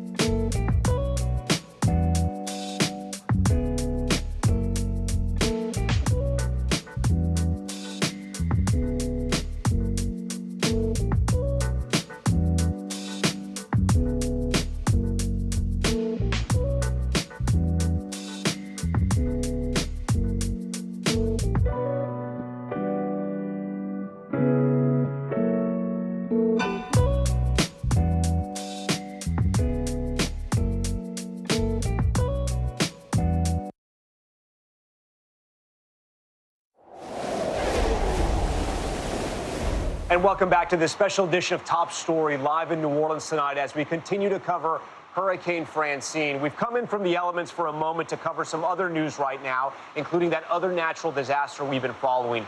Multiple wildfires continue to rage out west, exploding in size overnight. The flames forcing evacuations and burning homes to the ground. And a suspect arrested today for allegedly starting one of those fires. NBC's Dana Griffin is on the ground covering it all for us. In Southern California, the race to escape. A barefoot woman narrowly rescued by a fire crew as flames surround her. Erratic winds fanned the bridge fire overnight, burning across 2 counties, destroying at least 39 homes. This woman and her cat helped to safety near Wrightwood, California, the hardest hit area. Here, the fire has come down the hill. It is now burning along the roadway, jumping over to this side of the street where you can see trees are now on fire, hollowing them out. This will likely fall on the road and block it. How do you wrap your head around all of this? You don't. Not yet. Chuck Lyons' dream home is now unrecognizable, but he knows every inch. That's our basement. This was our living room. As fires rage, 34-year-old Justin Halstenberg has been arrested for arson, accused of starting the line fire, burning now for nearly a week in San Bernardino County. His family declined to talk. And the sheriff there says 2 people have been arrested for allegedly trying to burglarize evacuated homes in the fire zone. If you're going to be an opportunist in San Bernardino County and we catch you, you are going to jail. Air quality has plummeted as winds push smoke into Las Vegas. But as homes fall to the fire's forward march, some vow to stop it any way they can. I built that damn house right there. It's not mine, but I'm not going to let it burn. Dana Griffin, NBC News, Wrightwood, California. All right, we thank Dana for that, and we are live tonight in New Orleans as our special coverage of Hurricane Francine continues. Parts of Mississippi on high alert as the storm lashes the region. Our Stephen Romo is live with the current conditions next. And it was one of the wildest moments of the debate, former President Trump repeating baseless claims about migrants eating pets. So we head to Springfield, Ohio to debunk those rumors. You'll see what we found out. Stay with us.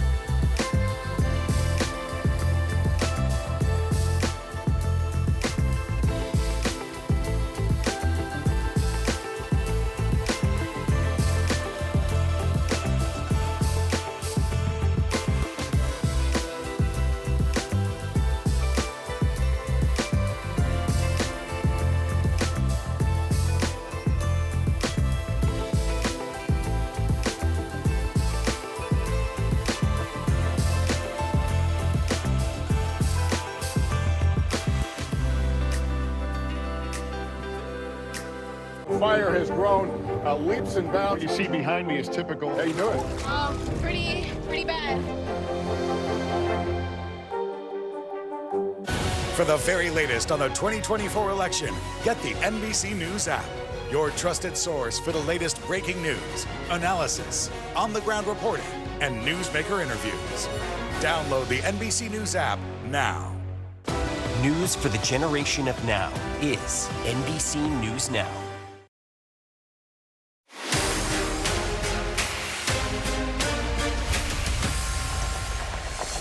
And welcome back to our live coverage here in New Orleans of Hurricane Francine. As we've been saying over the last 30 minutes or so, the conditions in the greater New Orleans area are getting worse.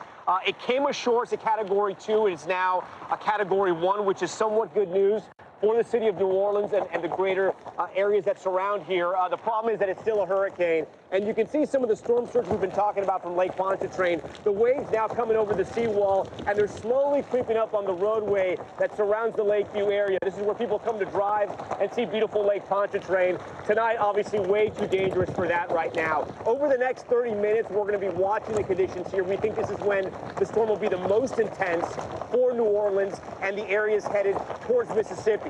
And that's where we want to go right now, to Gulfport, Mississippi. And Steve Romo, who's on the beach there. Steve, it looks like a pretty beautiful shot where you are, but I think you know what's headed for you. What are they telling you down there in Mississippi? Yeah, things are really picking up here right now, Tom. We had a little bit of a break from the rain, but we are definitely feeling one of those bands right now. Winds picking up as well. And low tide was only a couple hours ago, but the water has actually moved much closer to us than it was at this same time yesterday. A lot of people we're talking to are very concerned about that storm surge, which they have been warned about. Conditions are continuing to deteriorate here right now. People also getting those sandbags, putting them up in their homes, and businesses trying to keep out the water. They keep pointing to Katrina as the storm of reference. And we've seen just how high those watermarks are from that storm. A lot of people who lived through that aren't as worried about that. People who did not live through that, they are very concerned about what they're seeing right now, Tom. Yeah, it is dangerous no matter what happens there, whether it's a hurricane or a tropical storm by the time it gets to you there. Steve, just your sense, people taking this storm seriously? Oh, yeah, they definitely are. There's a curfew that's been established at 6 p.m. local time through 6 a.m. local time, and we have not seen anyone on this beach. A lot of times on beaches, you know, people will go out to try to surf or see what's going on. That is not happening here. People are doing what authorities are saying and staying home for the most part, Tom. All right, Steve Romo for us. As we continue to cover Hurricane Francine here in New Orleans, we just got an update right now. We're still under tornado watch, and we are also just getting a flash flood warning as well, so we want to update our viewers on that. We're going to turn, though, now for a moment to power and politics, because so many people still talking about that debate from last night. Vice President Harris rattling former President Trump at their first ever debate. And shortly after last night's debate, Taylor Swift announcing her support for Vice President Harris on Instagram to her 280 million followers. NBC's Peter Alexander has all the latest from the campaign trail post-debate. At Ground Zero today, Vice President Harris and former President Trump shaking hands again, both appearing at the solemn ceremony commemorating the 23rd anniversary of the 9/11 terror attack and the nearly 3,000 Americans who lost their lives. Jack, Charles, Aaron. Joshua, Todd, Aaron. Later, in a show of unity, President Biden briefly wearing a Trump hat handed to him by a supporter of the former president. It comes as the Harris campaign is touting her performance in last night's debate, calling for a second one. The former president, who had insisted on multiple debates, now non-committal. Are we going to do a rematch? I just don't know. I would do NBC. I'd do Fox, too. It follows their historic face-off, the first ever meeting between the two, that began with an unexpected greeting initiated by the vice president. Kamala Harris. Let's have a good debate. But the pleasantries did not last long. This is so rich, coming from someone who has been prosecuted. I probably took a bullet to the head because of the things that they say about me. For 90 minutes, Harris delivered on her strategy to try to provoke outbursts from the former president, mocking his rallies. And what you will also notice is that people start leaving his rallies early out of exhaustion and boredom. Trump repeatedly taking the bait. She said people start leaving. People don't go to her rallies. There's no reason to go. Harris pressing her rival on his refusal to accept the 2020 election results. Donald Trump was fired by 81 million people. Clearly, he is having a very difficult time processing that. And in another dramatic moment, slamming him for praising the repeal of Roe v. Wade. You want to talk about this is what people wanted? Pregnant women who want to carry a pregnancy to term, suffering from a miscarriage, being denied care in an emergency room because the healthcare providers are afraid they might go to jail, and she's bleeding out in a car in the parking lot? She didn't want that. Though Harris did not specify if she supports any restrictions on abortion. Trump targeted Harris for her record on the economy. I've never seen a worse period of time. People can't go out and buy cereal or bacon or eggs or anything else. And on the border. They've destroyed the fabric of our country. Millions of people let in. Also going after her recent reversals on progressive policies like a fracking ban that she has since said she opposes. She will never allow fracking in Pennsylvania. If she won the election, fracking in Pennsylvania will end on day one. The vice president closing the debate on an optimistic note. We can chart a new way forward. And a vision of that includes having a plan, understanding the aspirations, the dreams, the hopes, the ambition of the American people. While Trump argued Harris is all talk and no action. They've had 3.5 years to fix the border. They've had 3.5 years to create jobs and all the things we talked about. Why hasn't she done it? So where do things stand tonight on a second debate? We've spoken to Trump allies who say they're going to urge Mr. Trump to do another because he allowed Harris to get under his skin last evening. And we have just learned that more than 67 million people watched last night's showdown. Tom? A lot of Americans tuning in. All right, Peter Alexander, we thank you. One of the most shocking moments at last night's debate was an unproven claim by former President Trump about immigrants in Springfield, Ohio. NBC's Yamiche Alcindor has a report from there tonight. Let's have a good debate. See you. Have fun. Thank you. Tonight, growing fallout over one of the most talked about moments of the debate. In Springfield, they're eating the dogs, the people that came in. They're eating the cats. Former President Trump spreading unfounded claims that members of the growing Haitian population in Springfield, Ohio, are abusing pets. City officials say there's no evidence of that. Mr. Trump's running mate, Senator J.D. Vance, first spread the baseless accusations on social media earlier this week. When I questioned him about it in the debate spin room, he doubled down. Senator Vance, what do you say to Haitian Americans and Haitian immigrants who say spreading false claims about them put their lives at risk? Well, I don't think that no one has spread false claims. What they've said is that a small migrant community has caused a lot of problems. Springfield city manager said there's no evidence that immigrants are eating animals. That just means the city manager, I think, isn't fully in touch with what's going on the ground there. City officials say the rumors may have begun with an unrelated case in another part of Ohio, where a U.S. citizen was arrested for a gruesome incident involving a cat. Do you understand? On the ground in Springfield, we found deep tensions. It's just to me discrimination and xenophobia and bigotry and racism. Vilas Dorseville runs a community center for Haitians. They just believe that their words have no impact, and it's not true. So immigrants in Springfield, especially Haitians, they are so concerned for their lives and the lives of their kids. In the last few years, officials say as many as 15,000 Haitians legally in the U.S. have moved to the city, which had about 60,000 residents before. City leaders had advertised newly created manufacturing jobs and Springfield's affordability. But some, like Bill Monaghan, say Springfield suffered from the change. Oh, it's been disastrous. What's your response to Haitian immigrants who say they're coming here to revitalize Springfield? That's not what's happening for Springfield. I mean, it might happen for them. It might happen for the landlords that are enriching themselves, the city manager who's trying to pad his budget. In a city meeting last night, the parents of 11-year-old Aiden Clark spoke. Aiden was killed in a school bus crash last year. After a jury found a Haitian immigrant guilty of vehicular homicide, tensions escalated. I said to Aiden that I would try to make a difference in his honor. This is it. Tonight, they're urging politicians and others to stop using their son's death to spread hate. You know that one of the worst feelings in the world is to not be able to protect your child. Even worse, we can't even protect his memory when he's gone. Please stop the hate. And with that, Yamiche joins us now live from Springfield tonight. Yamiche, first of all, we thank you for going down there and trying to get to the bottom of all of this. My first question to you, is Springfield aware that they are now the talk of the nation because of the debate and because of these controversies and these conspiracy theories that have been spread online? They're certainly aware. On the ground, really, the tension is palpable here. You have residents that are buying into these baseless claims that there are Haitians who are trying to abuse animals.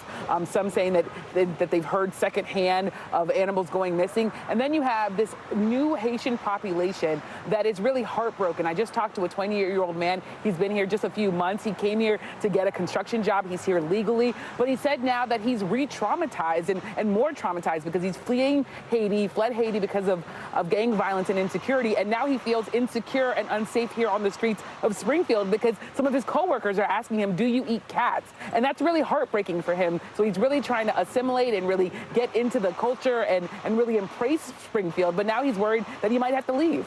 Tom? And then, Yamiche, do you think that what's happening in Springfield is sort of what's happening in other parts of America, rich, small, essentially immigration dividing a community? This is certainly a microcosm of a larger immigration debate, and I've seen it play out in different places. We're, of course, both from Miami. I remember back in the 1970s, there was a real divide there when Haitian immigrants were coming in with people saying some of the same things, saying that they were eating cats, saying falsely that they were spreading HIV.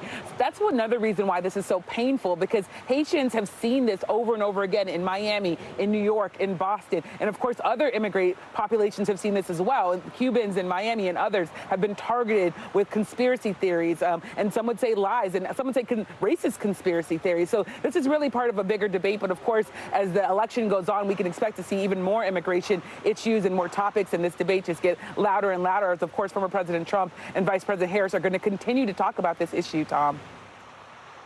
Yamiche, before you go, some Republicans that I've spoken to say this issue is really actually not even about the Haitians. It's about corporations hiring those immigrants. It's about local government welcoming them in. Did you hear a frustration from those Springfield residents about either their local government or about the factory that has hired all these immigrants to come in and help out with their products? I did. I talked to one man who is running a social media page who talked about the fact that he really blames the city for not having the resources needed to really properly integrate a lot of the Haitian people that are coming here. He really wants to see more resources, wants to make sure that there's not a sort of housing crunch here where you have immigrants who maybe can live with multiple generations in a family that they think are pushing out sort of long-time residents. So there definitely is that tension here. But Haitian Americans still say that they really came here to better the community and revitalize this community because, of course, they were advertised to come here. So a real tension there, Tom. Yamiche Alcindor live in Springfield for us tonight. Yamiche, we appreciate all of your reporting. Coming up, we're going to have much more on Hurricane Francine from here in New Orleans. The Cat 2 storm lashing parts of Louisiana. Bill Cairns joins us live for an updated track next, plus what city officials are telling residents in the storm's path. Stay with us.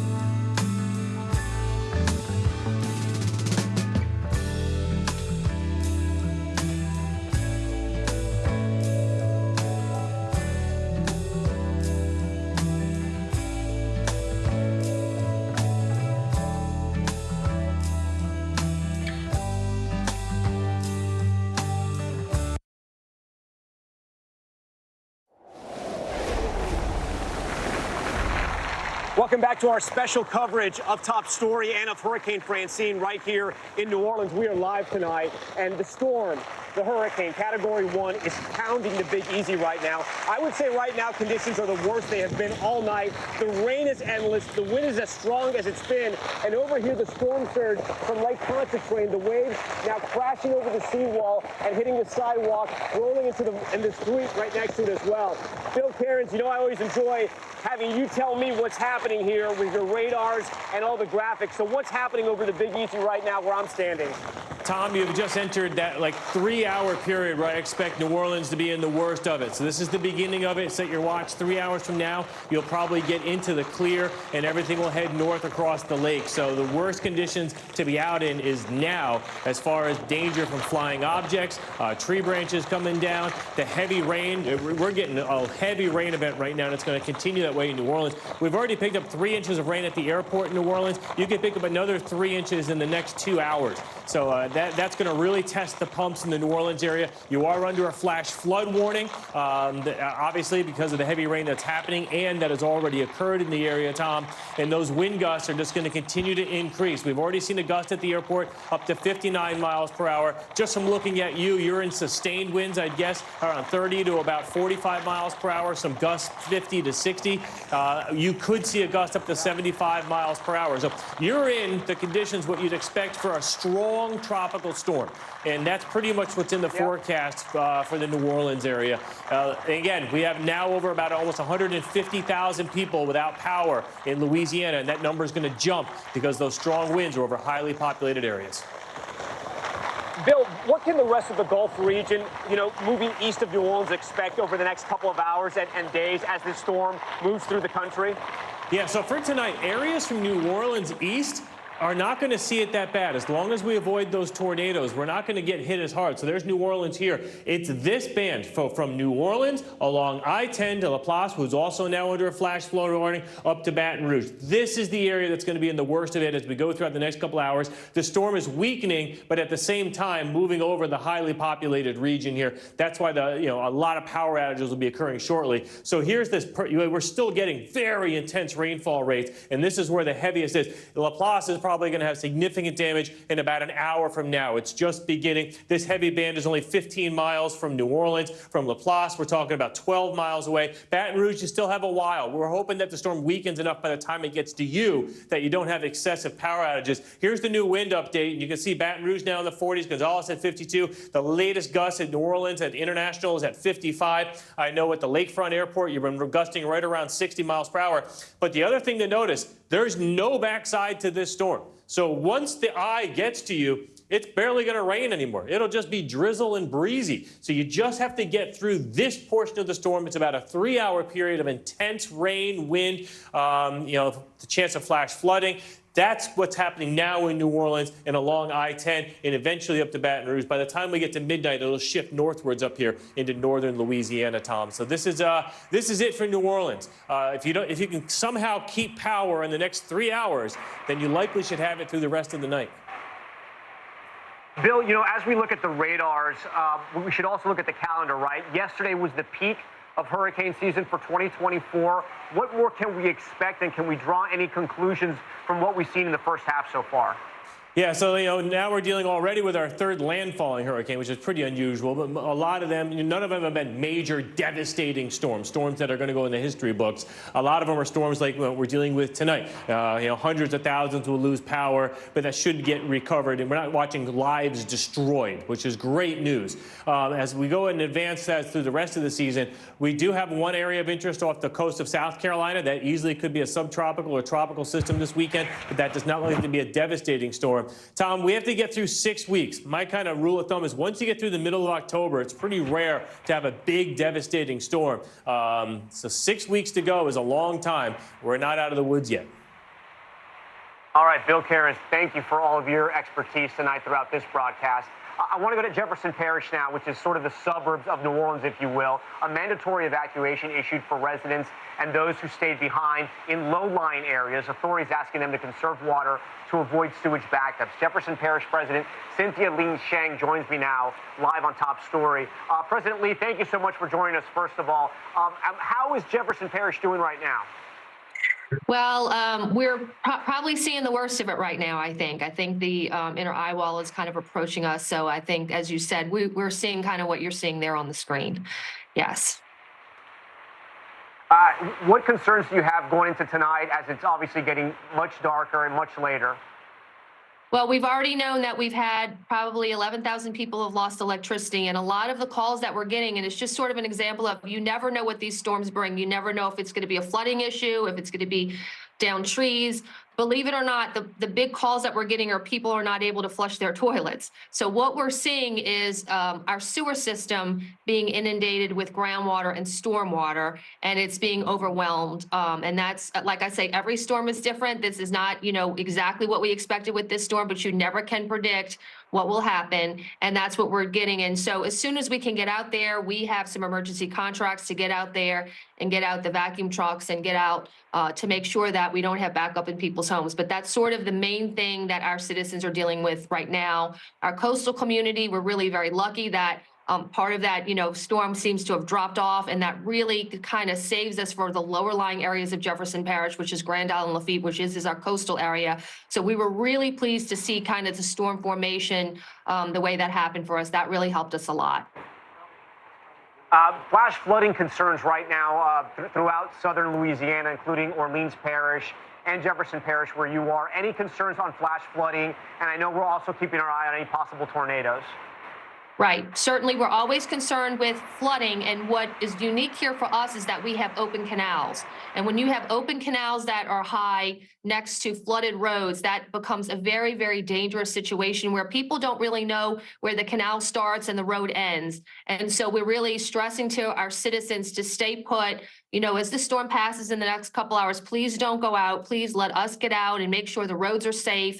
Our public works crews are ready to be out there. But, we always say the hazards post-storm are almost worse than the hazards during the storm. And, with Ida, we actually lost more people post-Ida than we did during the storm of Ida. So that's, something, the message that I've really been trying to stress to our citizens today. Stay put. Give us the time to make our community safe again. Give us the time to clear the streets. Make sure there's no down power lines. There's so many different hazards post-storm. We're just asking our citizens to sit tight and give us the time to make our community safe again.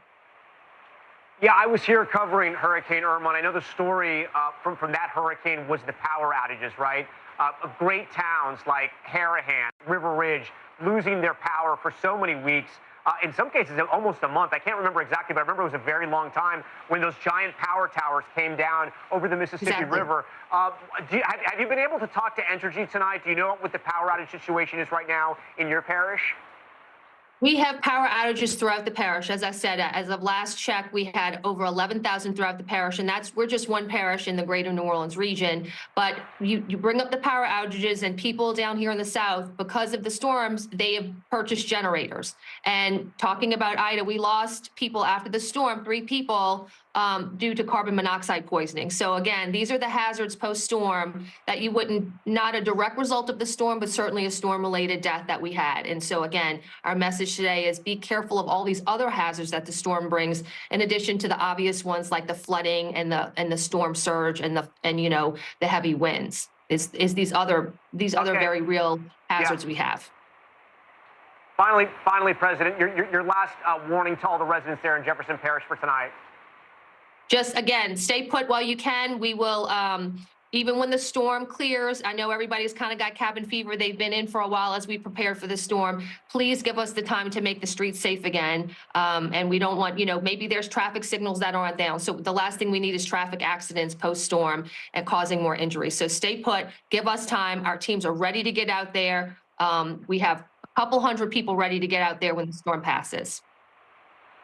All right, President Lee Shen, we thank you so much for your time, and we hope everyone listens to those warnings. They heed those warnings as well. We're going to stay covering Hurricane Francine out here in New Orleans. Our coverage continues on Stay Tuned, right, with Gotti Schwartz right after this. We're going to be live out here as this Category Now 1 storm slams into New Orleans. It's going to be a very long night for the Big Easy, and we'll be here every minute of the way. You're watching Top Story, a special edition, and News Now. Stay right there. More news on the way. And as we come on the air, we are keeping a close eye on Louisiana as Hurricane Francine is slamming the state now a Category 1 after making landfall as a Category 2. Now, here's a live look from Earth Cam at the empty streets of New Orleans. That's the iconic Bourbon Street as the city braces for a direct hit over the next few hours. The storm is packing 90-mile-an-hour winds and heavy rain that could trigger rapid flash flooding, storm surge, even possible tornadoes across Louisiana and Mississippi. Now, the threat of significant significant flooding is also stretching as far as Florida. Some of that flooding starting as we speak. Francine's impact has been felt all day across southern Louisiana, even before we saw landfall, and some areas could see up to 8 inches of rain. Now, officials have spent the last few days urging people to be ready and telling those in low-lying and coastal areas to evacuate then, but say that window has now passed and anyone left should be hunkering down. It is a time to go to ground and hunker down. We are now no longer in the prepare for a hurricane. We are now in the respond for a hurricane or to a hurricane. And so many alerts and warnings happening as we speak. Let's bring in NBC News meteorologist Bill Cairns for the latest. Bill, what do the next couple of hours look like? It looks like it's getting the worst we've seen so far. Yeah, we need this thing to die off. It's going to weaken, and eventually the winds will get low enough that it won't be causing any more damage. But right now, we still have destruction taking place. We still have people losing power rapidly, now especially that the storm is getting over high density populated areas. So this is the eye. It's huge. It's about 80, 90 miles across, one of the biggest ones you'll see anywhere. But it doesn't mean it's that intense. What's intense is this narrow band along the northern portion of the eye, especially this part right in here. And that's what's on the edge of New Orleans, West New Orleans, LaPlace, and heading towards Baton Rouge. This is Interstate 10, and there's a lot of population centers and cities along that, and that's where the worst of it's going to be over the next 3 hours. And then after about midnight, the storm should weaken enough that we stop getting a lot of the damage to the trees and some people's roofs. So here's New Orleans here. You can see even this bright pink. I mean, this is torrential rain that's coming down along with these high wind gusts. And so anywhere in here is where we're losing power, right now. And as that lifts north, it will continue to watch that lifting north up towards Interstate 12. Hopefully it'll begin to weaken a little bit more, but right now it's holding pretty strong. So that's New Orleans, to the west. Areas to the east of New Orleans, it's not quite as bad. And that heavy band's now 15 miles from downtown New Orleans. LaPlace is 12 miles. The thing to notice, look at Houma down here. There's nothing going on. They're in the eye. It's calm. It's not raining, and there's no backside to the storm either. So once this gets through in about 2-3 hours, New Orleans, LaPlace, you're done. For Baton Rouge, it'll take a little longer than that. Here's the latest gust at New Orleans International Airport at 58 miles per hour. The reason we're not seeing reports down here, all these weather stations stopped working at the peak of the storm. Very common. Once the winds get up there to 80 to 90, 100 miles per hour, they stop. We do know that we had a 96 mile per hour wind gust on land. That was the highest I've saw on land. Out in the water, I saw a report of up to about 105 miles per hour. And now the rain's really adding up. In New Orleans, we've gotten about 2 to 3 inches of rain. And so the worst now to 11 p.m. in New Orleans, we've already had about half of this. We have a chance of getting up there about a half a foot of rain. I'm sure the pumps in the city of New Orleans are working hard too. And the highest winds are now till about, another 2-3 hours from now, and then the winds will begin to die off after that. As far as our friends in Baton Rouge go, same kind of timing, maybe a little bit, 11 p.m. to about midnight or so, but the totals could be a little bit lower. I think the winds in Baton Rouge will be a little bit lower than New Orleans. And here's the flash flood warnings, and this is all including that I-10 corridor where I just showed you that heavy rain band, where, again, it's not moving that fast. That rain is going to add up in a hurry. So, if you can make it through, bottom line, guys, if New Orleans area and areas around there, if you can make it till about 11 p.m. or midnight and you still have power tonight, I think you'll wake up with power too. Now we're in that critical time.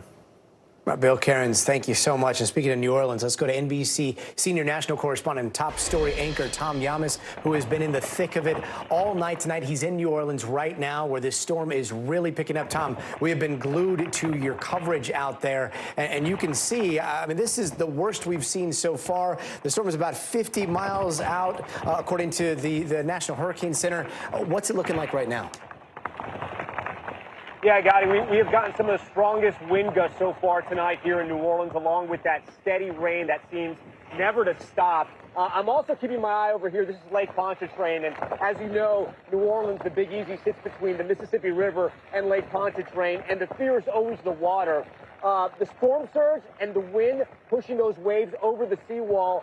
But right now, this is a good sign. I covered Hurricane Irma, and we were out here, and Ida, and those storms, the water washed over this road here. So this is a good sign that it's pushing towards the Big Easy, and yet we don't have that massive storm surge we've seen before. There is power still on here. You can see along these lights the power is still on. I'm seeing in some areas it's flickering, but overall there's about 11,000 customers in Jefferson Parish, which is the suburbs of New Orleans. they're out with power, and there's some 1,000 or so in the Orleans parish as well. So not too bad. Look, New Orleans has faced bigger and stronger hurricanes. We know that. They are used to this type of weather. What was different about this one is that they thought it was going to come ashore as a Category 1. It was a Category 2. There's never weak hurricanes. There's no such thing. Right now, this is about a Cat 1, and we're hearing Bill walk us through exactly what was happening right now. People taking this seriously, and that's good, because I've been out here, and people have just been kind of enjoying Mother Nature at times for other storms. We didn't see that tonight. I think part of it is because this storm is hitting at night, which makes it much different, but also makes it much more dangerous. So I think people are going to hunker down. They're going to watch this storm roll through. They're going to watch that news coverage as long as they have electricity, which it feels like it's going to hold up. But we're going to see, because the next 30 minutes to an hour or so, Gotti, are going to be the most intense, and we're going to be out here covering it. So I'm going to send it back to you. And Tom, you were just talking about the difference between a hurricane in the day and a hurricane at night. From where you are right now, what are the major concerns as darkness falls there? You know what it is that every storm exposes vulnerabilities. And right now in Jefferson Parish, what they're telling me is that they're having a problem with their sewage pumps, right? So people are going to use the restroom, they're trying to flush their toilets, and it's not working, and it's backing up. So they sent out a parish-wide alert and a reminder. The parishes are like the counties all across the country. Here they're called parishes in Louisiana. They're asking people to use as little water as possible because they don't want people to flood out their bathrooms and eventually their homes. What's happening is that so much water is coming into the drainage system, and those drainage pipes are backed up. Sometimes with New Orleans, it's the levees, which was catastrophic during Hurricane Katrina. Sometimes it's the pumps not working, the spillways, which can lead to floods. Other times, the wind is so strong, and it can knock down power lines like it did during Ida, and people were without power for weeks. So with this one, with it coming at night, it's just what you can't see. And I'm looking this way so our viewers know, just so I can see what exactly is coming this way. But so far, nothing is. We're about to get hit with a really strong wind gust right now. I'm going to stop talking so you can hear it. Yeah, Tom, if I may, just hopefully you can hear that wind gust, how strong it is. Yeah, I mean, it is howling out there. I know that 2,300 National Guard members have been activated out there. In the conditions that you're in, if something goes horribly wrong, can emergency services get to somebody in need? Yeah, to a certain degree, though, right? Like in cities like Morgan City, where the storm came ashore, when that was happening, when the hurricane was approaching, they pulled all the police off the streets because it was just too dangerous. I mean, this is too dangerous right now for police to drive, and the wind's too strong. There's zero visibility. So if something happens right now, you are a little bit sort of screwed, if you will, because the police can't get you in time, and the police officers are also not going to put their men and women in danger if something were to happen. And, you know, you mentioned the nighttime, and that's what happens. Sometimes with nighttime, you can't really see things as well. So if something happens right now, it could take some time for emergency responders to get there. There's a couple of National Guard troops actually here that we're going to talk to in a little bit. And you're right, they've activated 2,300 and they're ready to go. They have those high water vehicles. They have the boats in case they need to rescue people. And of course, the famous Cajun Navy operates in Louisiana. But again, I don't know if they're going to be needed to be used. We'll probably know that in the morning. As of right now, everyone's just sort of watching Francine and seeing what it does tonight. Tom Yamas in the thick of it. Tom, thank you so much for your reporting. Stay safe out there. Yep. Now let's go to Steve Roma, who is in Gulfport, Mississippi right now. Steve, what's the situation like where you are right now? It looks a little less chaotic than where Tom was just standing. Yeah, Gotti, we're still getting those bands, gusts of wind and blasts of rain. We're also hearing thunder and lightning now. We are on the east side of the storm where it made landfall. That's called the dirty side. One of the big concerns here, the storm surge. Lots of people are referencing Katrina and their fears from that still almost 20 years on from that, of how high the water actually went. They're concerned of that. Also, the tornado risk on the dirty side of the storm that can cause these spin-up tornadoes. And as Tom was just mentioning, as night falls, that's an even bigger concern on this side of the storm. There is a curfew in effect that started at 6 p.m. here. Local time goes until 6 a.m. We've seen people mostly adhering to that. They're certainly staying off the beaches because it is quite uncomfortable out here. Authorities are asking people just to hunker down and try to ride this out. People were out filling sandbags up earlier and trying to make their last-minute preparations. And for the most part, although we do see some cars on the road that don't look like they're supposed to be there right now, people are adhering to that curfew, Gotti.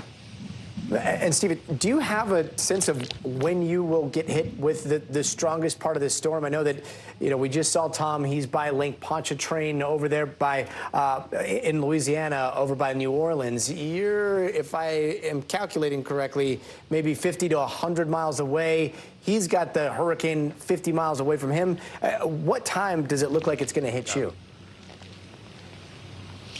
Yeah, that's supposed to happen later into the night as well, Gotti. We're going to be up waiting just for that. And again, to mention those tornadoes, in case any of those happen, we're going to be responding to those. Hopefully, those do not actually take place. Sometimes things get a little bit calmer, and I'm able to take my hood off just like I did before I started talking to you, and then the rain will start right back up. So it's not exactly clear to me when we'll hit that. Timing can be a little tricky. I'm not a meteorologist. We can check back in with them for that exact timing because I keep getting it wrong. But it's certainly going to get worse as night continues to fall here, Gotti. Got it. Stephen Romo, thanks so much. And let's go back to New Orleans, where our good friend Jesse Kirsch, he's in the French Quarter, I believe. If we can pull up his shot, I know that is right in the middle of some of those extreme bands that we're seeing. Jesse, you've been, if I understand correctly, you're right there in the French Quarter, in between a couple of buildings. Can you paint us a picture as to what you're seeing right now? Yeah, so Gotti, for people who visited New Orleans before, back that way, heading in that direction, that's Bourbon Street, a couple blocks back that way. We've got a car driving down the street right now, trying to see if that's a first responder or not. Officials do not want people out on the streets. They've been told point blank, and that is police. We have seen police out here, but people have been told, the public have been told to shelter in place. I want to give you an idea of how these winds are howling. I just clocked a wind gust around 26 miles per hour. So the winds have picked up. To give you context, earlier it was around 15 miles per hour. So the winds are picking up. We're getting some more bands of rain. And I'm going to have our photographer, Carlos, tilt up if you can over here. This is a public parking sign. And look at that sign. How much the wind is making those signs move. We've got the trees moving as well. And I'm going to do another check of the wind out here, Gotti. We get a strong gust here right now, and you can hear the sign clanking against the pole. I've seen light poles shaking around. We've got flag poles shaking around, excuse me, not light poles, but flag poles shaking around as well for hours now. People have been told to stay inside, but this is the scene in downtown New Orleans right now. And I can tell you, people yesterday were lining up around the block to get sandbags to protect their property. We had gone to a grocery store ourselves and found that much of the bottled water had cleared out. So people were taking this seriously. And I can tell you, it is largely, and you can see more headlights behind me, but it has largely been a ghost town in downtown New Orleans today and tonight. And of course, as you mentioned, we're in the French Quarter. This is normally a neighborhood, part of the city that is filled with revelers, right? Maybe not on a weeknight, but no question, this place is taking this storm seriously right now. Very few people have been out right now, and we have much higher wind gusts than we were seeing earlier. And it feels like a miss because of how much the wind is blowing this rain around, but it's been pretty consistently raining out here now, Gotti. And Jesse, one of the main concerns tonight going into the evening here is whether or not the power is going to stay on. Any indication if the power is on behind? I mean, it looks like there's some lights behind you. Is the power looking like it's holding steady right now? Power's good. Power's good so far. And for people who might be wondering what this is called an anemometer, checking the wind speed. Just because it's been interesting to see how the wind speeds have been jumping, again, going from around 15 to as high as around 25, 26 from a couple hours ago. But as far as power goes, haven't seen any lights flickering yet. Downtown seems to have power fully, and of course we'll hope it stays that way. It's much cooler out right now than it was earlier, but obviously it can get muggy and humid here, and you don't want to be losing power this time of year, not having access to the air conditioning. And I'm just taking one more check of the wind here, and I don't know if you can tell, it's really kicking up right now, and we're climbing with the wind speed 23. I'm getting almost 24 miles per hour. Yeah, Gotti, it's definitely making its way toward us right now, and we're feeling the effects of Francine a lot more now than we were earlier, Gotti. So 23, 24 miles an hour that we're seeing right now with the wind gusts, and it's battering you around, battering the background around.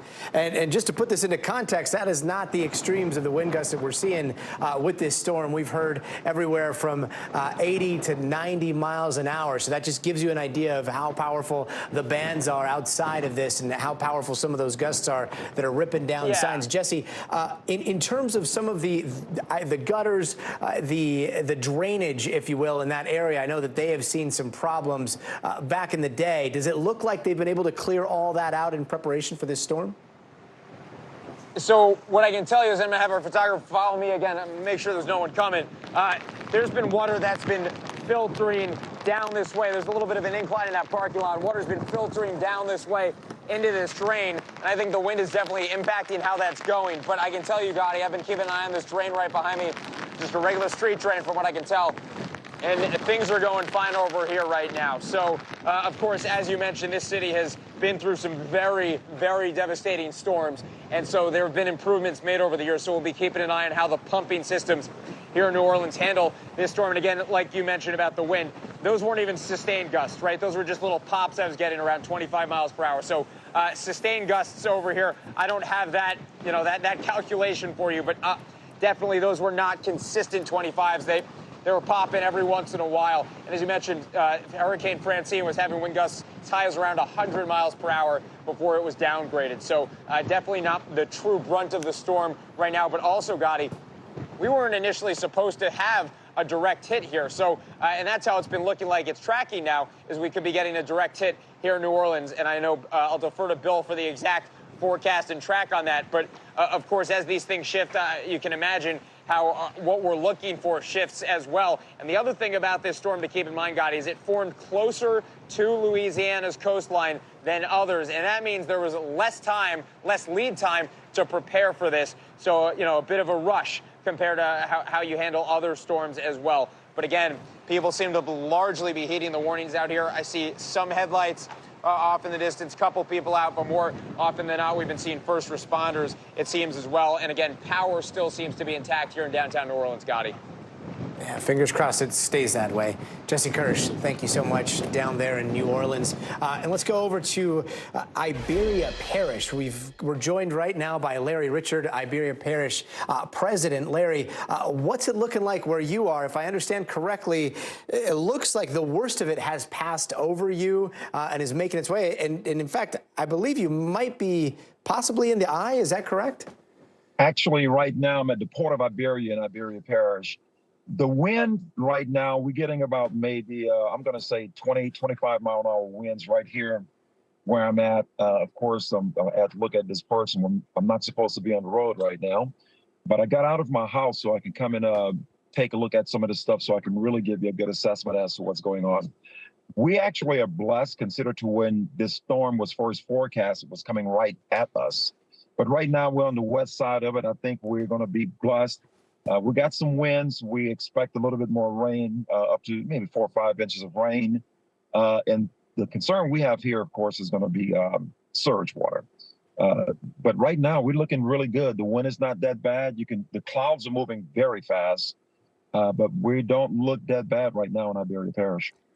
Yeah, this storm is moving fast in the best kind of way, if you will. In terms of your drainage, in terms of some of the prep that you were able to do before this hit, how's it looking? We're looking very good. This is something that we prepare for on a regular. Earlier, I guess it was last week, when we figured out there was going to be some concerns, we started getting Public Works Department to go out and started checking all of the drainage. And, all the culverts, and where we have bridges with the box culverts, we made sure nothing wasn't in the coulees and the drainage areas, and what was there, we removed it. So the drainage is working extremely fine right now here in the parish. And of course, again, I got another sheriff department guy right here. Let me tell him I'm good. But we don't really have any people right now that's actually riding around. I'm just doing an interview right now on the television station. So we're very good right now. The drainage is going well. We prepared for the worst. We actually was preparing for up to a Category 2, but that is not hitting us right now. So we're looking very good. I mean, there's no traffic at all on the roads right now. We do have a curfew in effect right now until tomorrow at 7. Yeah, I was just going to say, I mean, you could see the deputies out there doing their patrols. Does it look like everyone heeded the warnings? I mean, was it a mandatory evacuation or was it hunker in place? Or a little bit of both? It was actually a voluntary evacuation. And the people here are very, very good. This is something that we are accustomed to. I've been the parish president now for going on 9 years. We have hurricane preparation that we do every year between the months of February and July. We just finished doing it not long ago. We have the National Guard here. We have the Homeland Security people here, our Sheriff Department, our mayors, our fire department. So this is something that we go through on a very regular basis. And the people of Iberia Parish, we keep them notified. What I would do right now is make sure that if anyone's paying attention right or on television looking at you, make sure that they pay attention to our website and our Facebook so they can know what's happening in this parish as it happens. But we're looking good. Yeah, I was just going to ask a final question here, and context is everything. You've lived there for a really long time. Level with people. How's this looking compared to years past? Very good. Right now, you know, we really, if it stay like this here, we're going to be very, very blessed, spared. So right now, again, it looked like it's coming through really, really quick. I'm inside of my car. I actually put the window down so I can see a little bit about what's going on and look at these clouds. In fact, when I was driving here, I was looking at the channel. I'm right next to a coulee, to a channel called the Commercial Canal. So I'm right next to Commercial Canal. The water is actually going out, is blowing, like from the north going out into the Gulf. What you're showing right here look like it would be in Delcom. That's something that happened in the past. So we don't have any of that going on right now. None of it. So we look we're blessed. In fact, I can take my phone and show you some of the clouds if you wanted to, but we're really blessed here in Iberia Parish. Iberia Parish President Larry Richard, thank you so much for joining us, and fingers crossed that hurricane moves on as quickly as it did over your parish. We're going to take a quick break, but don't go anywhere. We are just getting started. Here's another look at Hurricane Francine as it's making its way through Louisiana and Mississippi as we speak. We're going to head back to the ground and get you the latest on the overnight forecast from Bill Cairns. Also tonight, the fallout from last night's presidential debate, all of the spin from Harris and the Trump teams, and the odds on voters getting another showdown between the pair. That's coming up soon, so stay tuned.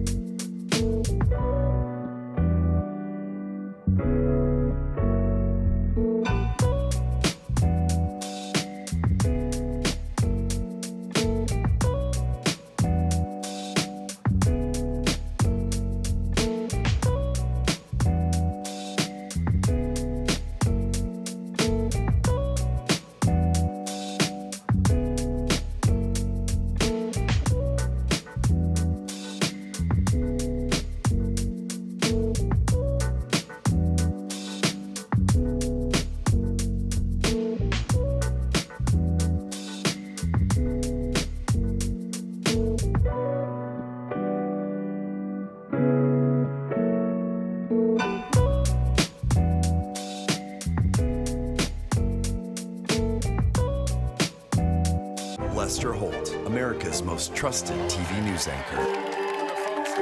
Democracy is happening now.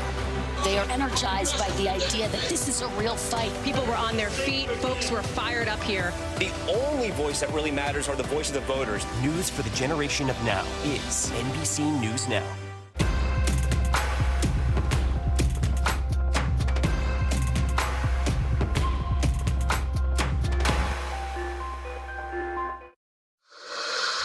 Hey, welcome back, and here are some of the other headlines we're watching tonight. Today marks the 23rd year since the September 11th attacks. President Biden, Vice President Harris, former President Trump, and his running mate J.D. Vance all attended the memorial ceremony at Ground Zero in New York. Biden and Harris also attended ceremonies in Shanksville, Pennsylvania, and the Pentagon. And the federal trial against 3 former police officers started in Memphis today. They are accused of fatally beating Tyree Nichols during a traffic stop last year. The prosecutor says they, quote, stood by his dying body and laughed. Here's what Nichols' mother had to say. Our hope is that they're found guilty and to show the world that my son was a good person and he wasn't the criminal that they're trying to make him out to be. And the Michigan Attorney General announced it was closing its investigation into Michigan State University and the sexual abuse by Larry Nassar. The AG said that the more than 6,000 documents that MSU turned over contain no new information into how Nassar was able to carry out his abuse for so long. In total, the school has paid out $500 million to settle lawsuits from some of its victims. Nassar is serving decades in prison. And it looks like inflation is starting to cool, dropping in August to the lowest level in 3 years. In the 12 months ending in August, prices rose 2.5%, an improvement from the over 2.9% in July. Meanwhile, the Federal Reserve is expected to cut interest rates next week for the first time in years. And it looks like Justin Timberlake's world tour will go on as planned after reaching some sort of plea deal with Justin Timberlake's DWI case. Now, the details aren't clear, but Justin Timberlake will be attending court in the Hamptons on Friday. And last night's debate between VP Harris and former President Trump was full of fiery moments, and they brought in some huge ratings. Early reports show a staggering 67 million people tuned in. NBC News Chief White House correspondent Pete Alexander has more on what everyone's talking about today. At Ground Zero today, Vice President Harris and former President Trump shaking hands again, both appearing at the solemn ceremony commemorating the 23rd anniversary of the 9/11 terror attack and the nearly 3,000 Americans who lost their lives. Jack, Charles, Aaron. Joshua, Todd, Aaron. Later, in a show of unity, President Biden briefly wearing a Trump hat handed to him by a supporter of the former president. It comes as the Harris campaign is touting her performance in last night's debate, calling for a second one. The former president, who had insisted on multiple debates, now non-committal. Are we going to do a rematch? I just don't know. I would do NBC. I'd do Fox, too. It follows their historic face-off, the first ever meeting between the two, that began with an unexpected greeting initiated by the vice president. Kamala Harris. Let's have a good debate. But the pleasantries did not last long. This is so rich, coming from someone who has been prosecuted. I probably took a bullet to the head because of the things that they say about me. For 90 minutes, Harris delivered on her strategy to try to provoke outbursts from the former president, mocking his rallies. And what you will also notice is that people start leaving his rallies early out of exhaustion and boredom. Trump repeatedly taking the bait. She said people start leaving. People don't go to her rallies. There's no reason to go. Harris pressing her rival on his refusal to accept the 2020 election results. Donald Trump was fired by 81 million people. Clearly, he is having a very difficult time processing that. And in another dramatic moment, slamming him for praising the repeal of Roe v. Wade. You want to talk about this is what people wanted? Pregnant women who want to carry a pregnancy to term, suffering from a miscarriage, being denied care in an emergency room because the healthcare providers are afraid they might go to jail, and she's bleeding out in a car in the parking lot? She didn't want that. Though Harris did not specify if she supports any restrictions on abortion. Trump targeted Harris for her record on the economy. I've never seen a worse period of time. People can't go out and buy cereal or bacon or eggs or anything else. And on the border. They've destroyed the fabric of our country. Millions of people let in. Also going after her recent reversals on progressive policies like a fracking ban that she has since said she opposes. She will never allow fracking in Pennsylvania. If she won the election, fracking in Pennsylvania will end on day one. The vice president closing the debate on an optimistic note. We can chart a new way forward. And a vision of that includes having a plan, understanding the aspirations, the dreams, the hopes, the ambition of the American people. While Trump argued Harris is all talk and no action.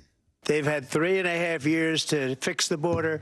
They've had 3.5 years to create jobs and all the things we talked about. Why hasn't she done it?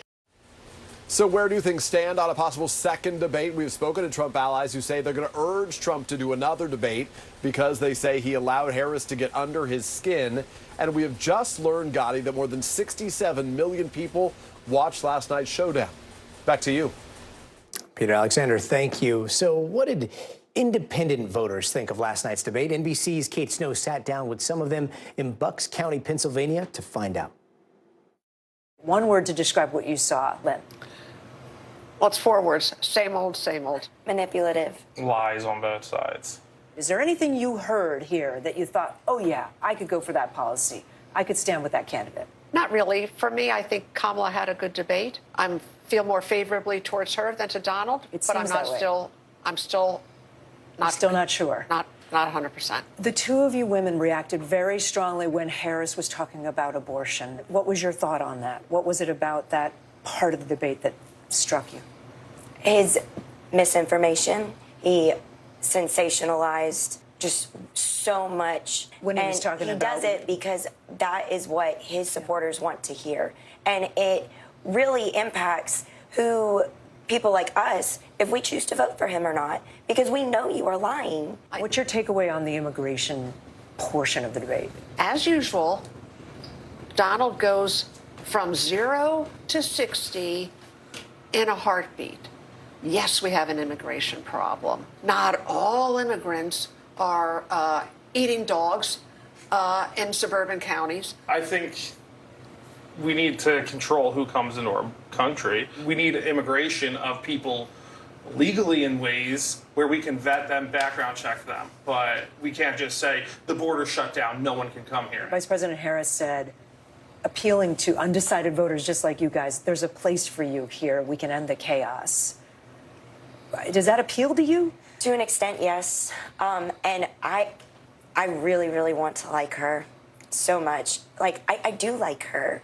I do. Is there a but? There is a but, because, one, I don't think that she has actual policies that are going to be effective. I don't think that either one of them is right for the country. I really don't. When Vice President Harris was talking about race in this country and said the American people want better than this, was that something that resonated with you, Andrew? I don't want it to be about race. To me, it's about what you can do, how well you can do it. Underneath the not so thin veneer of Donald Trump, I think he's a racist, somewhat of a bigot. I think that sounds like someone, Lynn, who cannot possibly vote for Donald Trump. I know. It comes down to, do you vote your pocketbook or do you vote your morals? Kate Snow, thank you.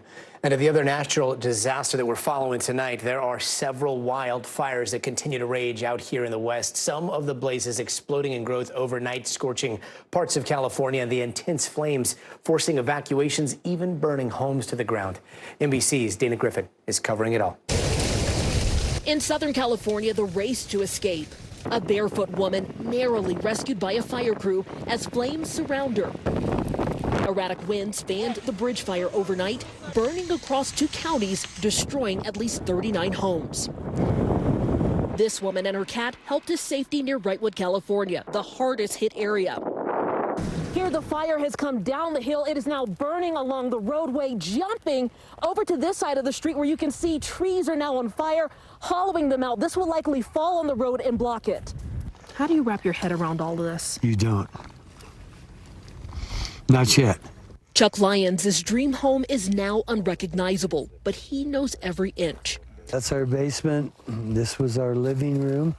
As fires rage, 34-year-old Justin Halstenberg has been arrested for arson, accused of starting the Lime Fire, burning now for nearly a week in San Bernardino County. His family declined to talk.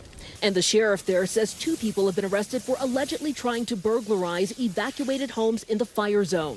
If you're going to be an opportunist in San Bernardino County and we catch you, you are going to jail. Air quality has plummeted as winds push smoke into Las Vegas. But as homes fall to the fire's forward march, some vow to stop it any way they can. I built that damn house right there. Not mine, but I'm not going to let it burn. Dana Griffin, NBC News, Wrightwood, California. Dana, thank you. And coming up, we're going to head back to the ground as Hurricane Francine keeps on its track through the Gulf Coast. New Orleans set to take a direct hit. Our team is right there in the middle of it. That's coming up next.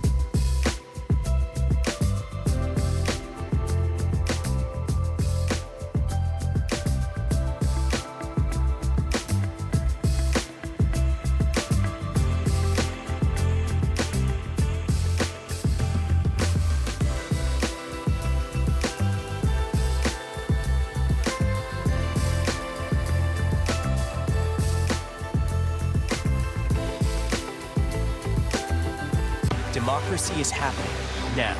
They are energized by the idea that this is a real fight. People were on their feet. Folks were fired up here. The only voice that really matters are the voice of the voters. News for the generation of now is NBC News Now. Top story live from Paris, live in Tel Aviv. We are here in Butler, Pennsylvania. Every weeknight, it's your news playlist. Top story with Tom Yamas, streaming weeknights at 7 on NBC News Now.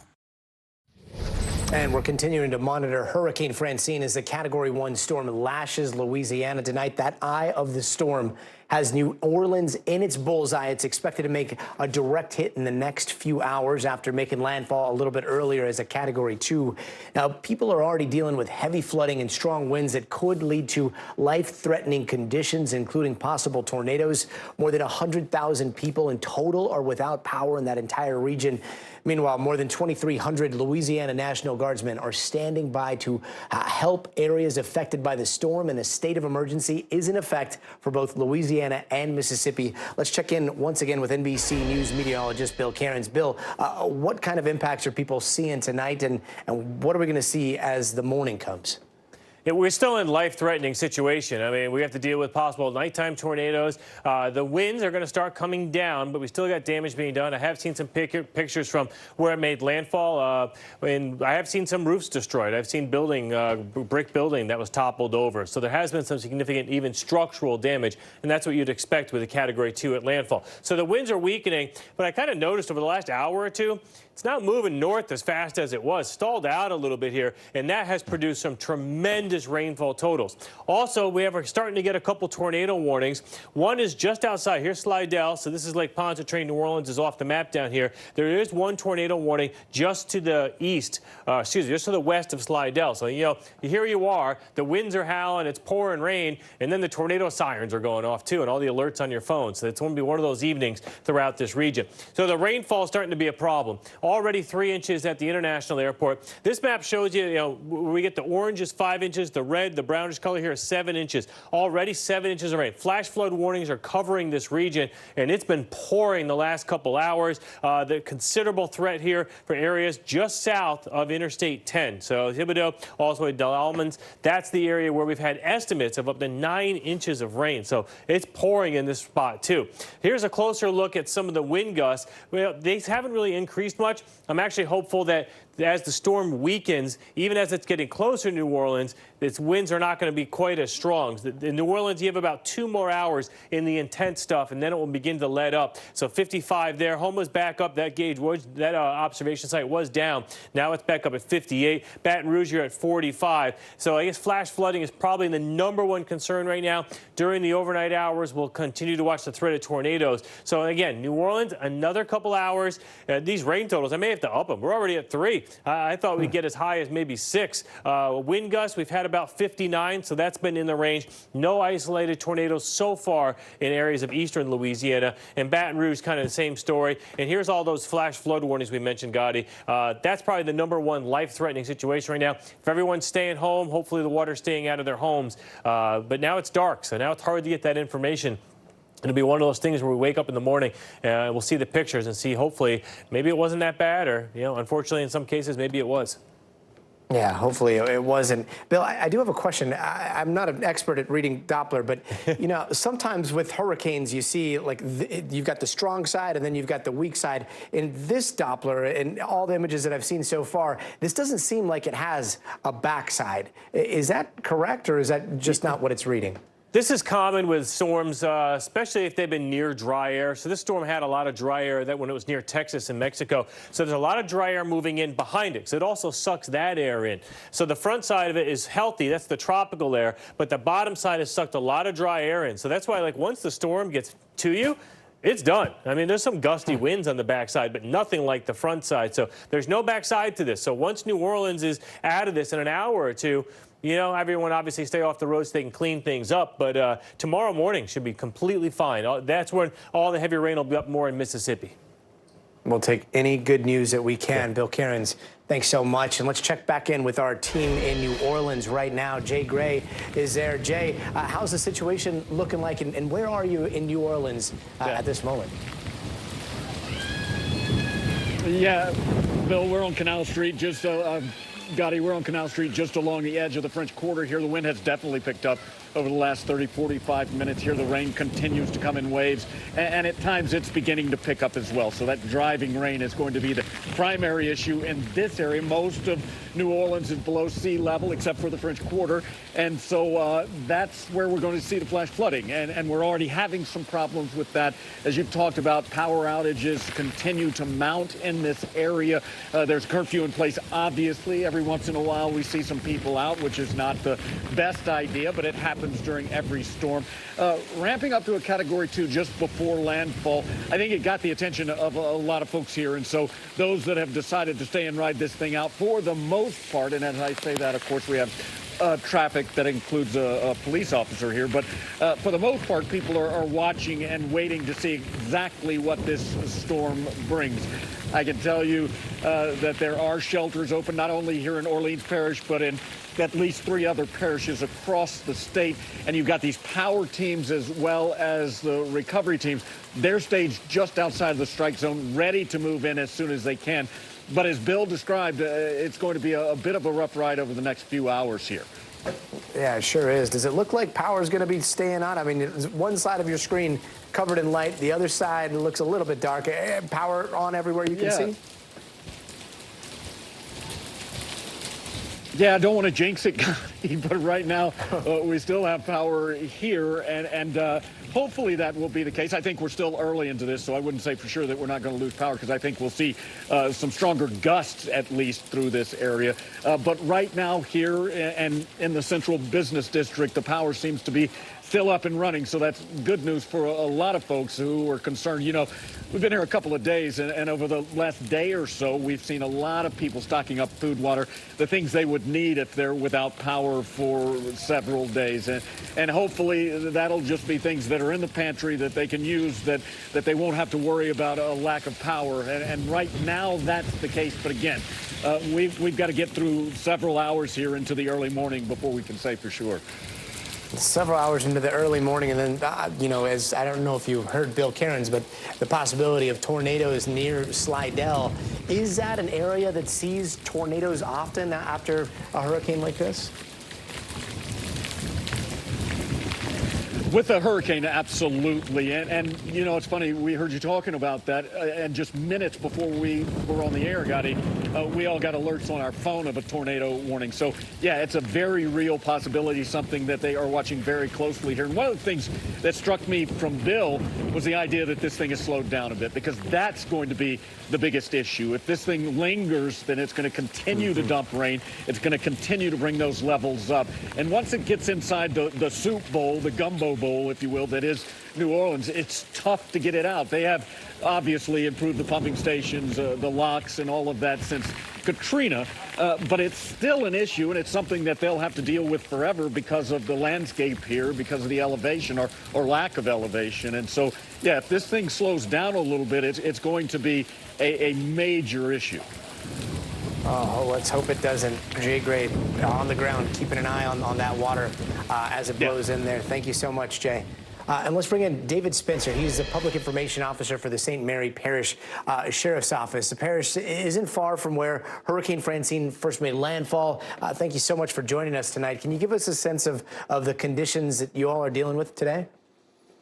We got a lot of wind that's been hitting us, and the precipitation was more than what I believe was forecasted, and so that's caused some flooding. We have some roofs that are off of houses, some power lines that are down and across the road, and some tree limbs that are across the road. We've had a couple of structures that have collapsed. So we got a lot going on at this particular time. Matter of fact, that's why the sheriff is not with you, because we got a call in of a collapsed trailer and with two elderly people inside, and he packed up and got out quickly so he could be there with our guys. Wow. It's so often we hear, look, if you're hunkering down, you're on your own. It's too dangerous to go out there. And it sounds like your sheriff is just going out there with the crews. Do you have a lot of emergency responders that are having to go rescue people at this time? We, at a point in the hurricane, we bring our guys in for their safety. And as it starts to move out, when it's safe for them to go in a situation like this, absolutely. Then it's like, go, see what we can do, especially when someone's life's in danger. And St. Mary, I mean, you've seen your fair share of storms, and there have been so many lessons learned all across, the South there. What were some of the things that you prepared for ahead of this storm?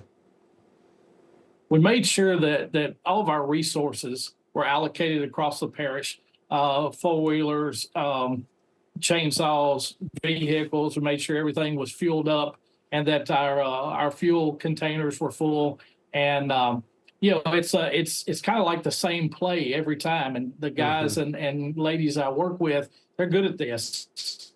And so we sit down, we make sure everybody's got their job and everything's done. We put our guys and ladies on standby. And when it's time, we deploy those extra resources and those extra deputies, and everybody gets busy.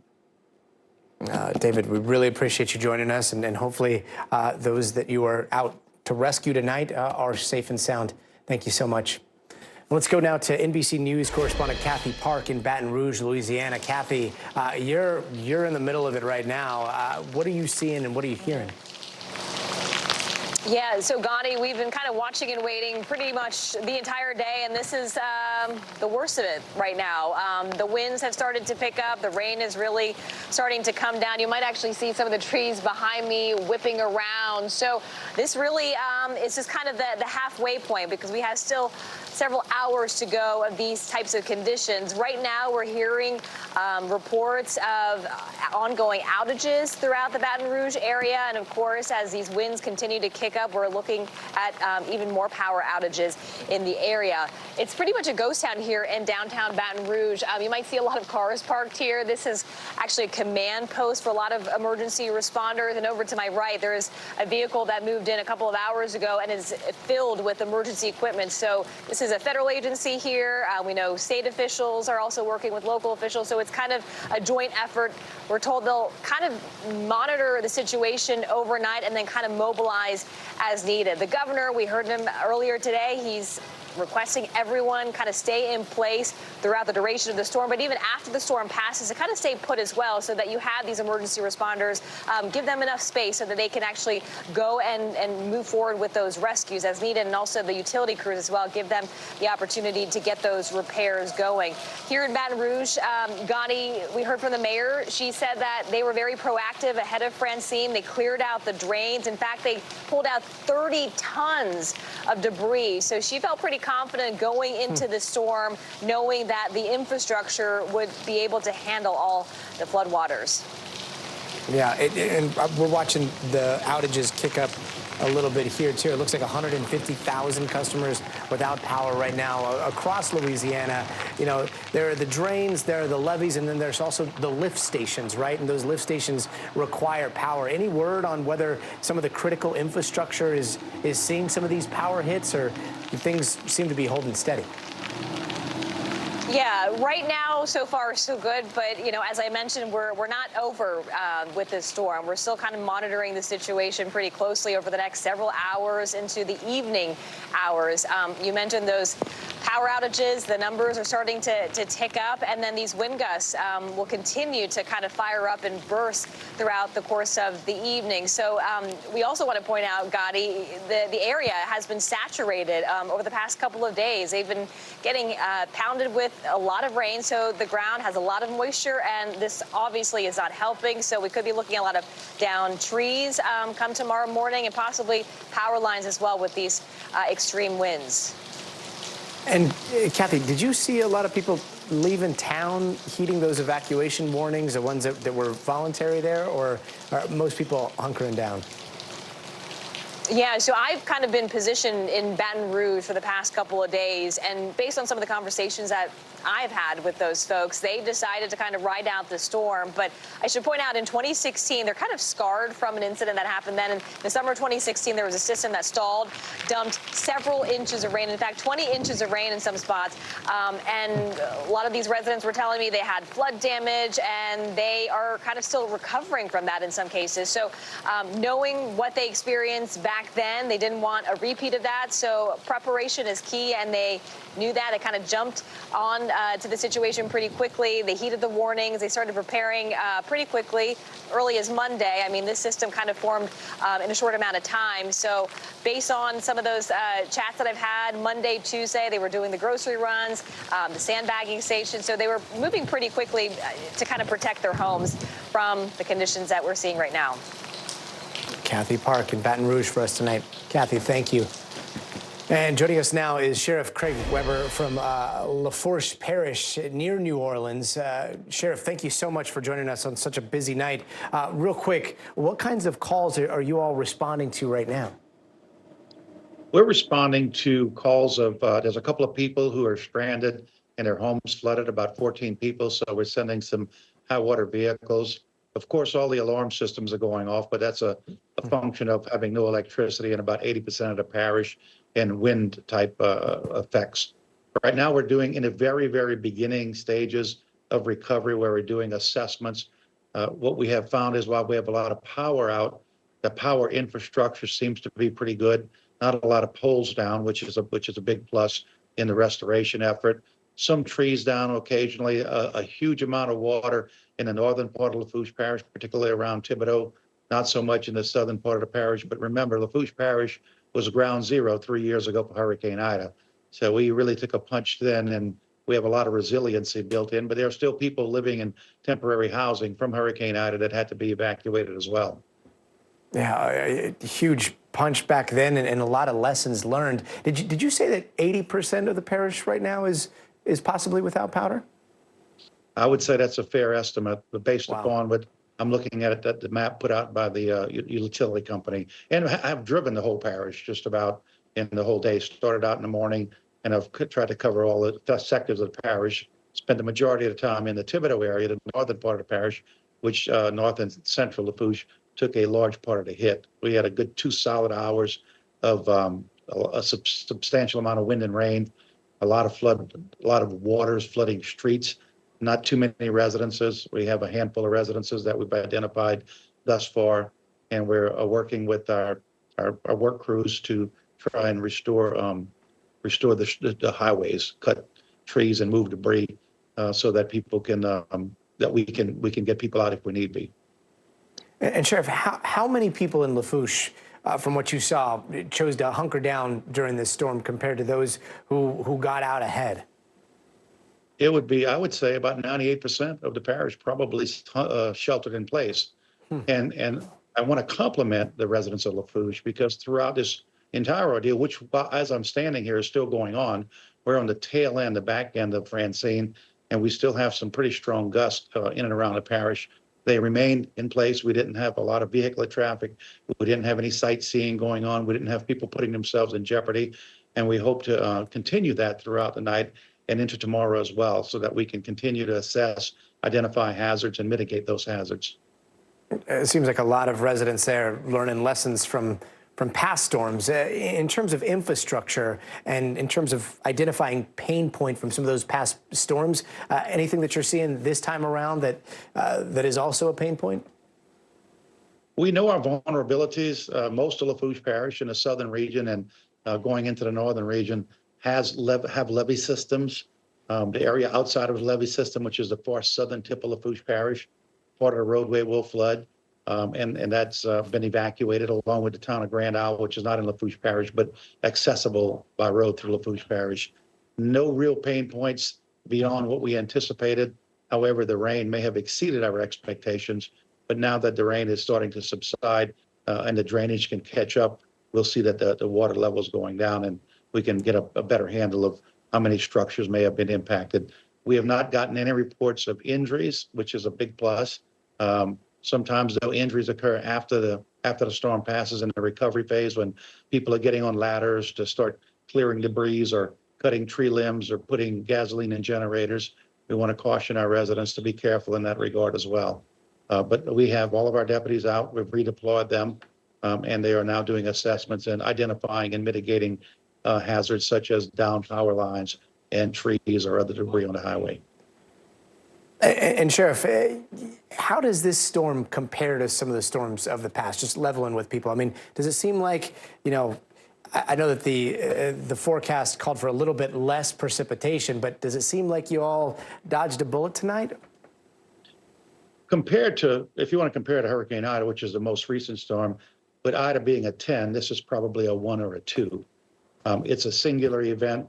Ida was about a 30-hour event.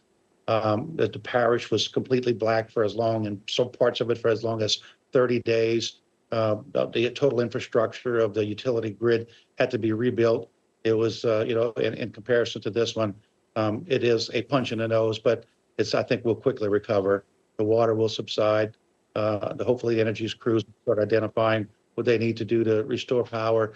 And people here are resilient and they know how to take care of themselves and take care of their neighbors. That resilience is an inspiration for all of us. Sheriff, thank you so much for joining us tonight. My pleasure. Thank you for the opportunity. Sure. And as extreme weather hits two coasts tonight, scientists at the National Oceanic and Atmospheric Administration have updated their tally of major weather and climate disasters. NBC News national climate reporter Chase Kane has a look at how they've been impacted by climate change. This might seem like a split-screen moment from a weather perspective. Massive wildfires in the west, a storm strengthening in the Gulf. But from a climate perspective, they're actually both connected by one important part of atmospheric physics. A hotter atmosphere holds more moisture. Here in the west, that means the atmosphere is essentially thirstier. And that is just creating more fuel for these wildfires a lot more quickly.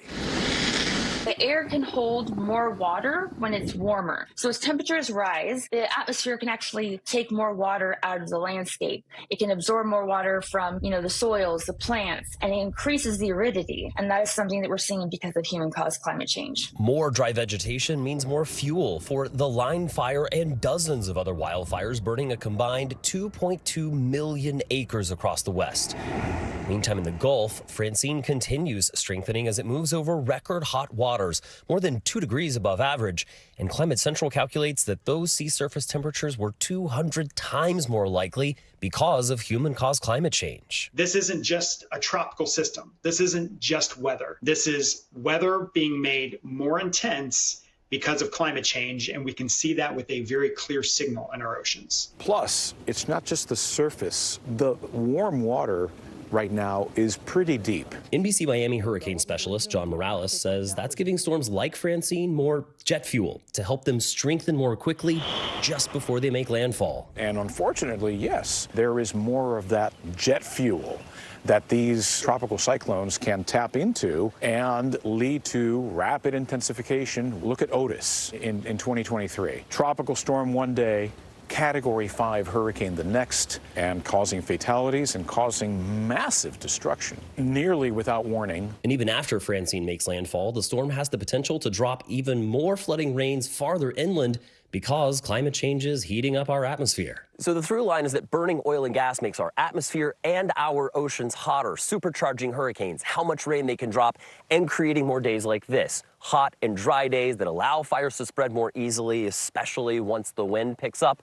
So the bottom line is that the extremes get more extreme and we get more frequent disasters. In Highland, California, I'm meteorologist Chase Kane. Chase Kane, thank you for that report. And that does it for us tonight. I'm Gotti Schwartz. We're going to toss it over to our NBC News affiliate in New Orleans, WDSU, for continuing coverage of Hurricane Francine right now. Take a look. Since we've covered this, we know that we've got an area where it goes. We've got some other important information to get to, too. We'll be watching this one real closely. But Travers, Gina, we're going to get it back to you for some more immediate info that we need at this time. Yeah, you talked about flooding in Shack Bay. We heard about it from State Representative Brian Fontenot, so we sent Fletcher Mackel to go check it out. All right, Fletcher, what are the conditions where you are?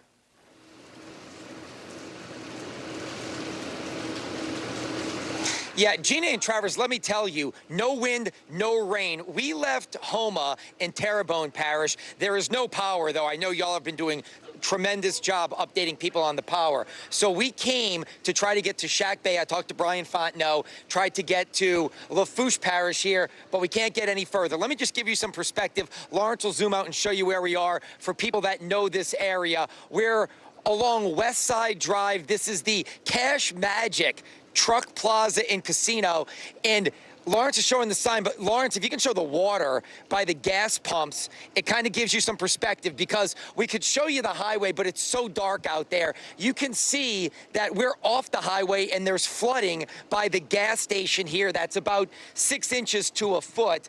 And then on the highway, if Lawrence will come to his right, cars like this one right here, look, turning around. No one's going through it because the fear of stalling out. We saw one car stall out down the way just through the water, and I don't know if this white SUV is going to try it. Maybe I'll keep you posted on live TV here. We'll let you know if he's going to make it or is he going to make a U-turn. That's not the bad area. The bad area is just in front. That's why he stopped right now, and now he's turning. Looks like he may be turning around or maybe deciding to go through it. We'll let you know here, doing a play-by-play here for this white SUV. And again, this is not the bad part. It gets bad right past where he is, where another car is stalled out. And it looks like this driver is also having some second thoughts about trying to go to Lafourche Parish, to the Thibodaux area, and they are now backing up. Same with the truck that you see in the parking lot here with us, because that's the way we were going as well. We were trying to get to Thibodaux to meet up with Brian Fontenot to cover that flooding in Shack Bay, but the flooding here on this highway is going to prevent that. There's a car, again, stalled down that way, and you just saw that SUV give up. We gave up because we're not about to get our car stalled, and then we're probably going to turn back around and head back to Houma. It is very dark in this area. People probably shouldn't be driving. We're being very careful as we drive. A lot of law enforcement, but again, it is very dark. There is no power except for the casino here, which I assume has a generator or is just on a different grid, but there is no power. The street lights are out, and there is not a lot of power. Here's another truck. Ooh, ooh, ooh. This guy, look at this, Lawrence. He just hit that kind of going fast, and now we have another driver that is thinking twice about going that way as well. I think everybody hits that initial water.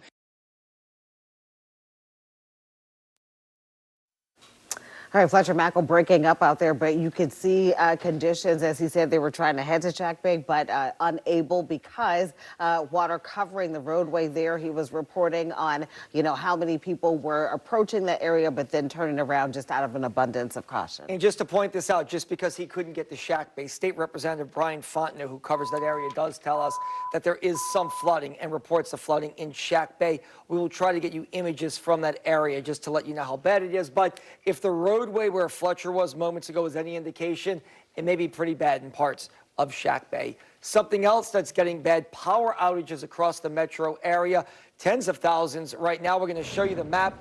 In the city of New Orleans, I believe we have, is it correct, about 2,300 in the city of New Orleans? Definitely in Orleans Parish, we're seeing widespread outages. I know in Jefferson Parish, we have 21,000 outages. In Lafourche, 29,000. I want to say Orleans might be 23,000 outages across Orleans, and another 25,000 in Terrebonne. So certainly widespread outages. As you can look at the map, you can see all the pockets of red out there as we were showing the outage map, and it's unclear at this moment just when crews will be able to assess the situation because, again, they cannot go out until conditions are safe. And look, I read your tweet moments ago from Councilman Joe Giarrusso. He's very involved with the utilities in the city. He chairs the committee for the city council. He said he wants to point out to everybody in the city of New Orleans, Entergy New Orleans, and it's probably the same for Entergy Louisiana. Until the winds drop beneath 30 miles an hour, they can't even get the bucket trucks out there and the linemen out there safely. So until the winds go down and this storm passes through New Orleans and Jefferson Parish proper, they probably will not be able to get out there and get your power back on. That is the bad news. I'm just hoping some kind of way my power flickers back on, but it doesn't look like crews will be able to address the issue. All right, now let's check in. Are we checking in with Sharif? I think we're checking in with Sharif. He's on the North Shore right now. Sharif, conditions are getting nasty up there where you are. I would say nasty is a pretty good word. I would say it's pretty scary out here right now. So it's not easy to drive on I-55. Photojournalist Alvin Moore has been doing the driving all day. He is keeping us as safe as possible as he tries to make a way up I-55. I've got to put the camera back up where it was. Here we go. Roof cameras. Here we go. There's not much light, man. All we're feeling is wind. And we could just see a bunch of rain out here as we continue making our trek towards Hammond. I know Shawada's in Ponchatoula. We're trying to get to Hammond, Covington, just trying to see what the conditions are like. I understand that that Hurricane Francine is making her way up to the North Shore, and I'm sure the conditions are probably about to deteriorate even more as the weather pushes north. But I tell you what, the one word I can describe to you just trying to make this trip to the North Shore, it's scary. I mean, it really is scary. You have not seen anyone on the road. We're the only ones on the road right now trying to make this move up to Hammond just to see what it's looking like on the North Shore, just to see what it looks like in St. Tammany Parish. We really can't swing this camera, our roof camera, like we've been doing during the day in Lafourche Parish and on our way there and back to Lafourche Parish. Just too dark.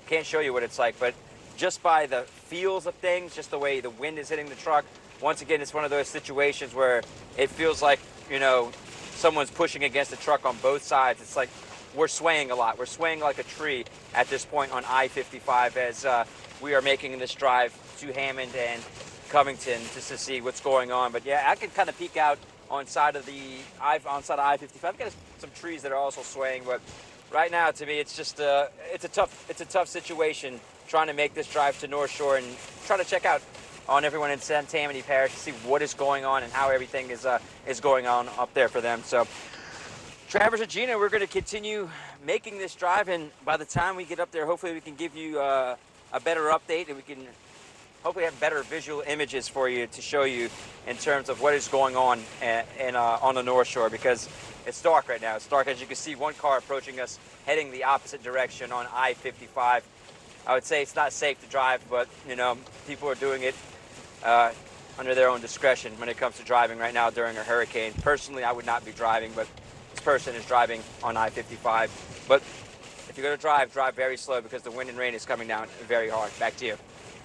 All right, Sharif, definitely be careful up there with your photographer, Alvin Moore, just to get you up to speed as we're now into the 8 o'clock hour. We've had a couple of tornado warnings that you were in for a couple of minutes with Mississippi, but we have crews all over the place.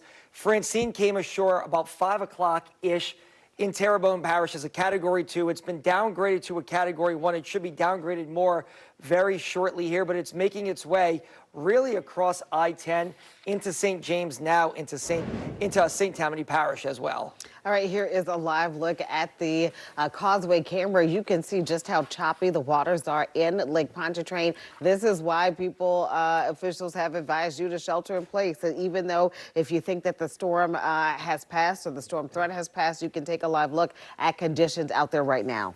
And look, this is not, it doesn't look like so far this is going to be a Katrina or an Ida. This is going to be a power outage event and maybe a flooding event in some low-lying areas. We still have a long way to go before it's over, but right now it definitely looks like people are plagued with power outages all across southeast Louisiana, and in certain pockets there is flooding. We do have a crew in New Orleans. They're on their way to a scene to check it out right now. Before we check in with our next crew, I just want to pass along this information from the city of Kenner government. We were reporting on outages in Jefferson, specifically in Kenner. 7,200 people without power. That includes some traffic signals in Kenner. That's why they want you to stay inside. Also, they are receiving reports of street flooding in various places in Kenner. They cannot stress enough that they were saying to stay off the roadways if possible, and especially avoid the flooded streets. That from Kenner government. And you're taking a live look at this Entergy map right now. A lot of green, way too much red, especially parts of Kenner by the lakefront. I think we're zooming in on that right now. You can see if you live out by lakefront Kenner right there, or parts of Metairie, or I'll call it Kennery, right where they bleed together right there by Power Boulevard, there are a lot of power outages that they're dealing with in Jefferson Parish. I believe the number 21,000 in Jefferson Parish. All right, now let's check in with Shawanda Jones. She has been in Tangipahoa Parish. Shawanda, how are conditions right now? Well, conditions are still deteriorating. The wind is still up right now. The rain is still coming down. And I heard Sharif said that he's on his way to the North Shore. I want to encourage him to stay safe. The roadways are not safe right now. And I just want to give you a little taste of what I'm seeing right now. The wind, again, is still picking up. Yay, we see police patrolling. This is exactly what we want to see. They're still going to be out patrolling and still doing their job to make sure that if anybody, they have problems, that they can tend to them before winds get up too high to those hurricane strength winds that we know that are inevitable, that we know that they are coming. So I just want to be clear again, of course, stay off the roadways. These are very, very dangerous conditions. And we're going to make sure, again, that we keep you guys updated with what we're seeing. We're sure that the winds are going to pick up even more, probably within the next 15 to 20 minutes. And again, I'm hoping and praying that Sharif stays safe on the way to St. Tammany to check them out as well. Gina? Yeah, Shawanda, this is why Robbie Miller, who you talked to, the longtime parish president, told people somebody just drove by behind you. You don't want to see that. This is why I told people to stay off the roadways there. But also, do they have those bucket trucks on standby? I believe you were canvassing the area. And look, a lot of these power carriers like Entergy and Clico stage different resources. Do they have those trucks on standby anywhere so in case people lose power, they can rapidly get in there and work to fix it?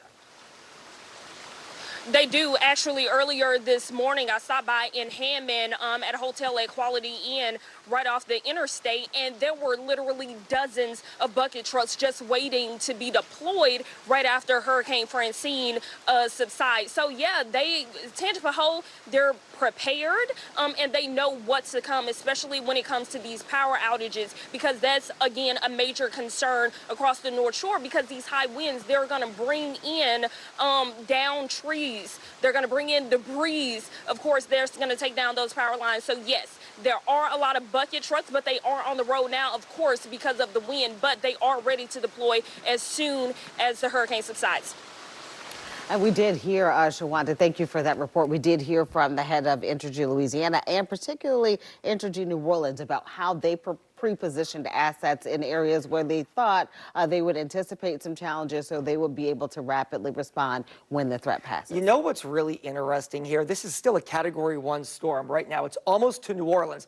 Really, the last time a storm, at least in recent years, passed through here, it was Zeta. Zeta was a Category 2. The eye wall went over New Orleans, and not everybody lost power, but it's about to be a Category 1 in New Orleans. Not everybody lost power, but for the people who did lose power, how long was it out? A couple of days. Right. Unfortunately. Absolutely. It was a lot cooler, though. It was near Halloween. I recall. Let's check in now with meteorologist Devin Lucy. We did get another update on Francine. What's the latest? Yes, you finish your thoughts. You're reading exactly my minds, but I'm going, it's going to be that exact same order, a couple more days, but pre-positioning the crews, we got a lot more help from in town. This isn't going to be days on end, so that's the good thing to keep in mind. So at the 8 o'clock hour, it's still Category 1 hurricane by a smidgen, 75-mile-per-hour winds, barometric pressure now at 980. So we say as we're starting to fill in the high pressure, or fill in the low pressure, it's going up to higher pressure. So it means it's weakening. Winds are going down. Northeast speed still at 17 miles per hour. Thought process, maybe we get caught up in the subtropical jet stream by now and we would pick up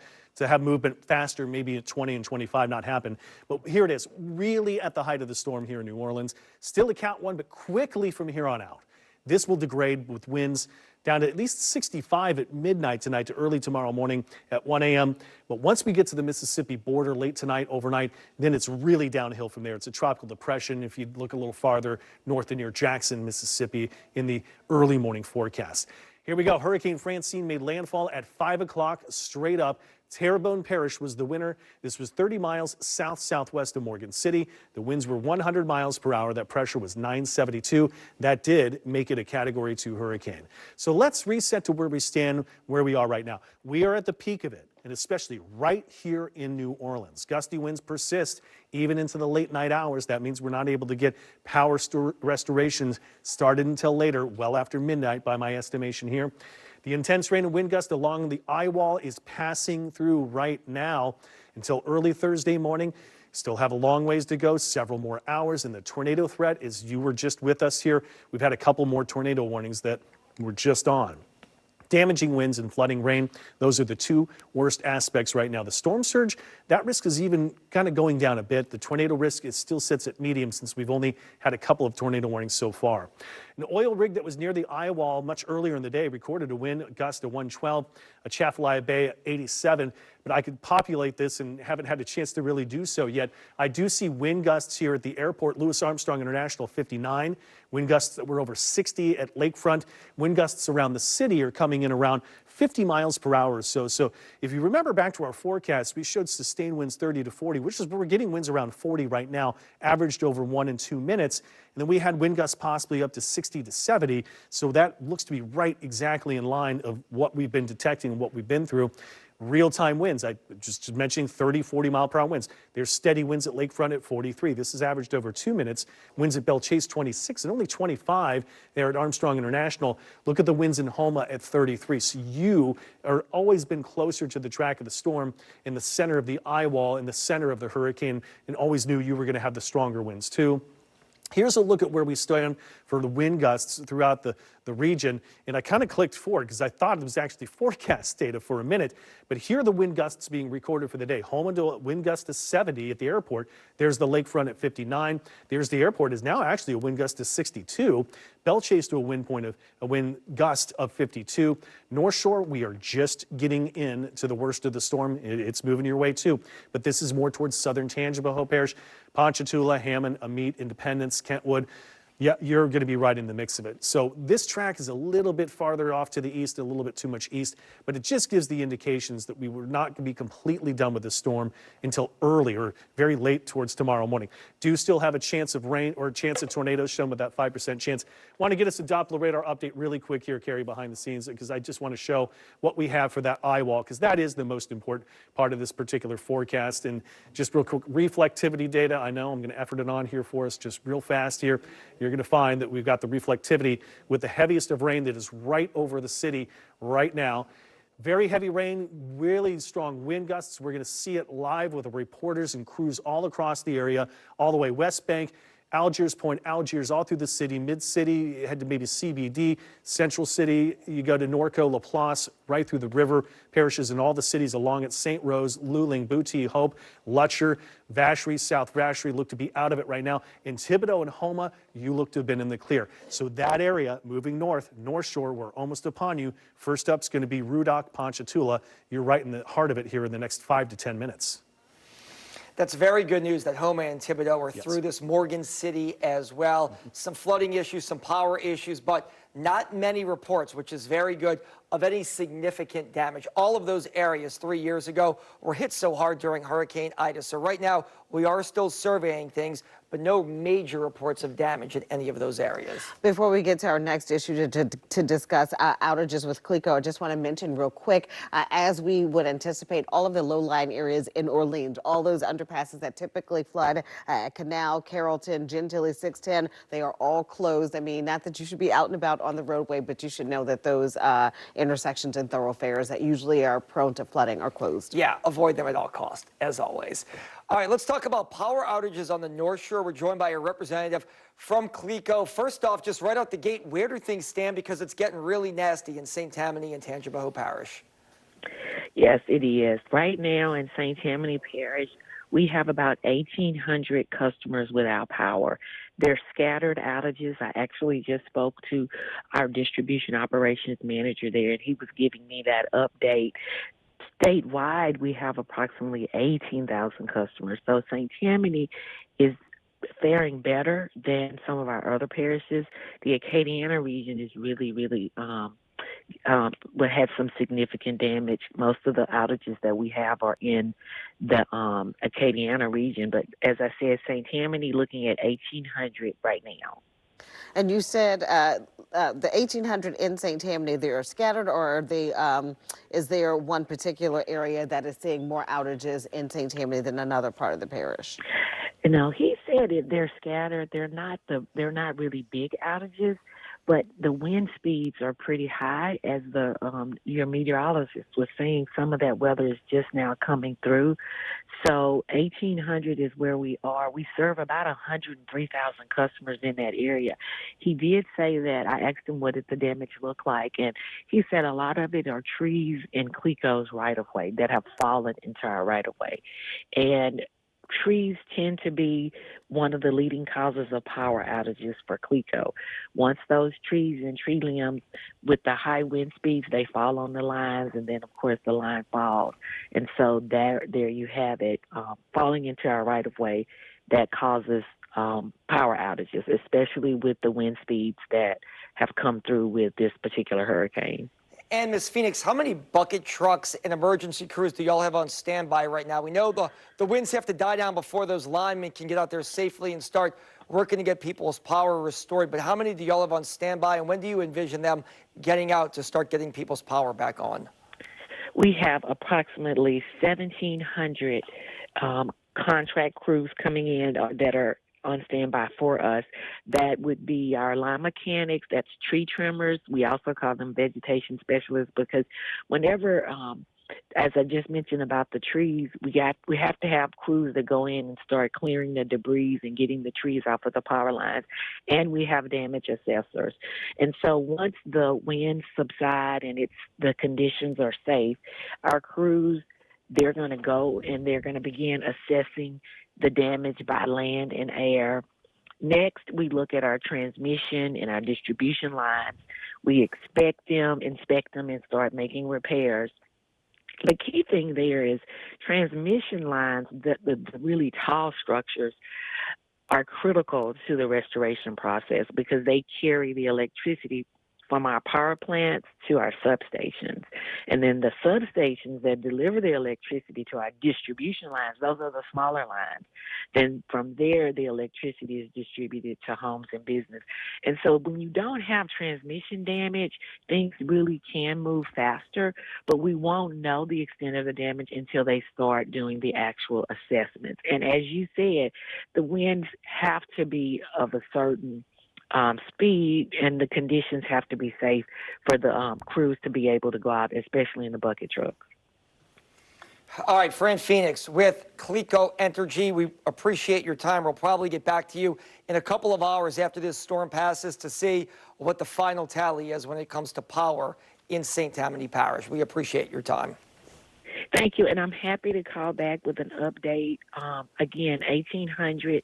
That's not too bad, considering where we could be. So we appreciate our customers' patience, and we want them to know that we're going to get the power restored as safely and quickly as possible. All right, Clico, Fran Phoenix, thank you for your time. Now we want to check in with Jonah Gilmore. We just were talking about those flood-prone areas in the city. Jonah is out and about in Orleans Parish monitoring conditions. Yeah, he's at Canal right now. Jonah, what's it look like?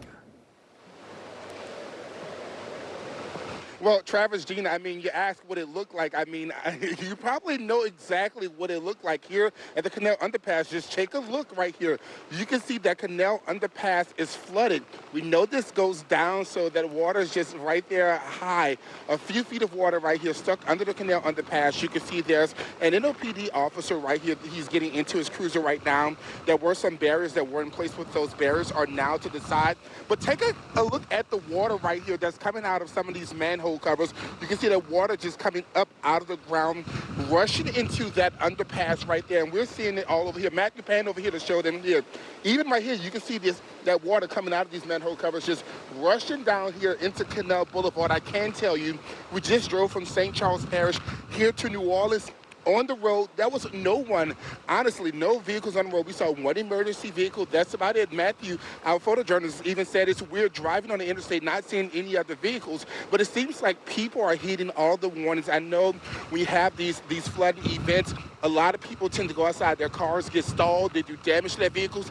People are not for that today. People are listening and staying inside. And that's what we like to see. When you have flooded areas, it only takes a few inches of water for your car to be carried away into flooding waters, and we don't want that to happen. But this is one of those flood-prone areas. We know we have the Canal Underpass. We also have the Carrollton Underpass that Gina said earlier is also closed. So we'll be monitoring these conditions. But again, if you're driving, which you should not be driving, you want to avoid this area on Canal Boulevard and those other areas that tend to flood. Also at Franklin Underpass right there at 16, you want to avoid that area as well. So we'll be driving around monitoring the flooding conditions here throughout the city of New Orleans, and we'll bring you more as we see it. Gina, Travers.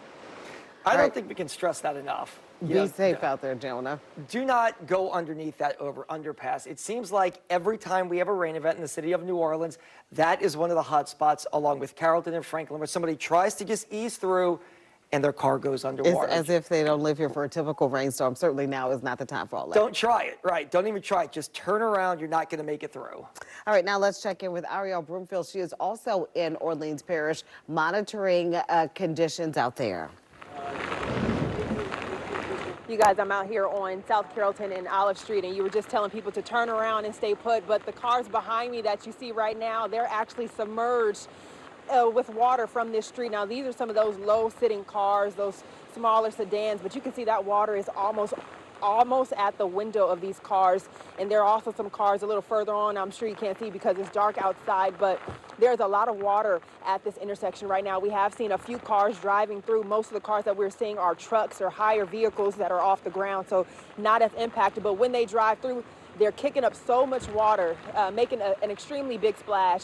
And this is why the city of New Orleans is just encouraging you to take advantage of parking on the neutral ground to avoid situations like this, because these cars are now, damaged with all this water. But this is what we're seeing across the area, especially in this area right in particular here on South Carrollton.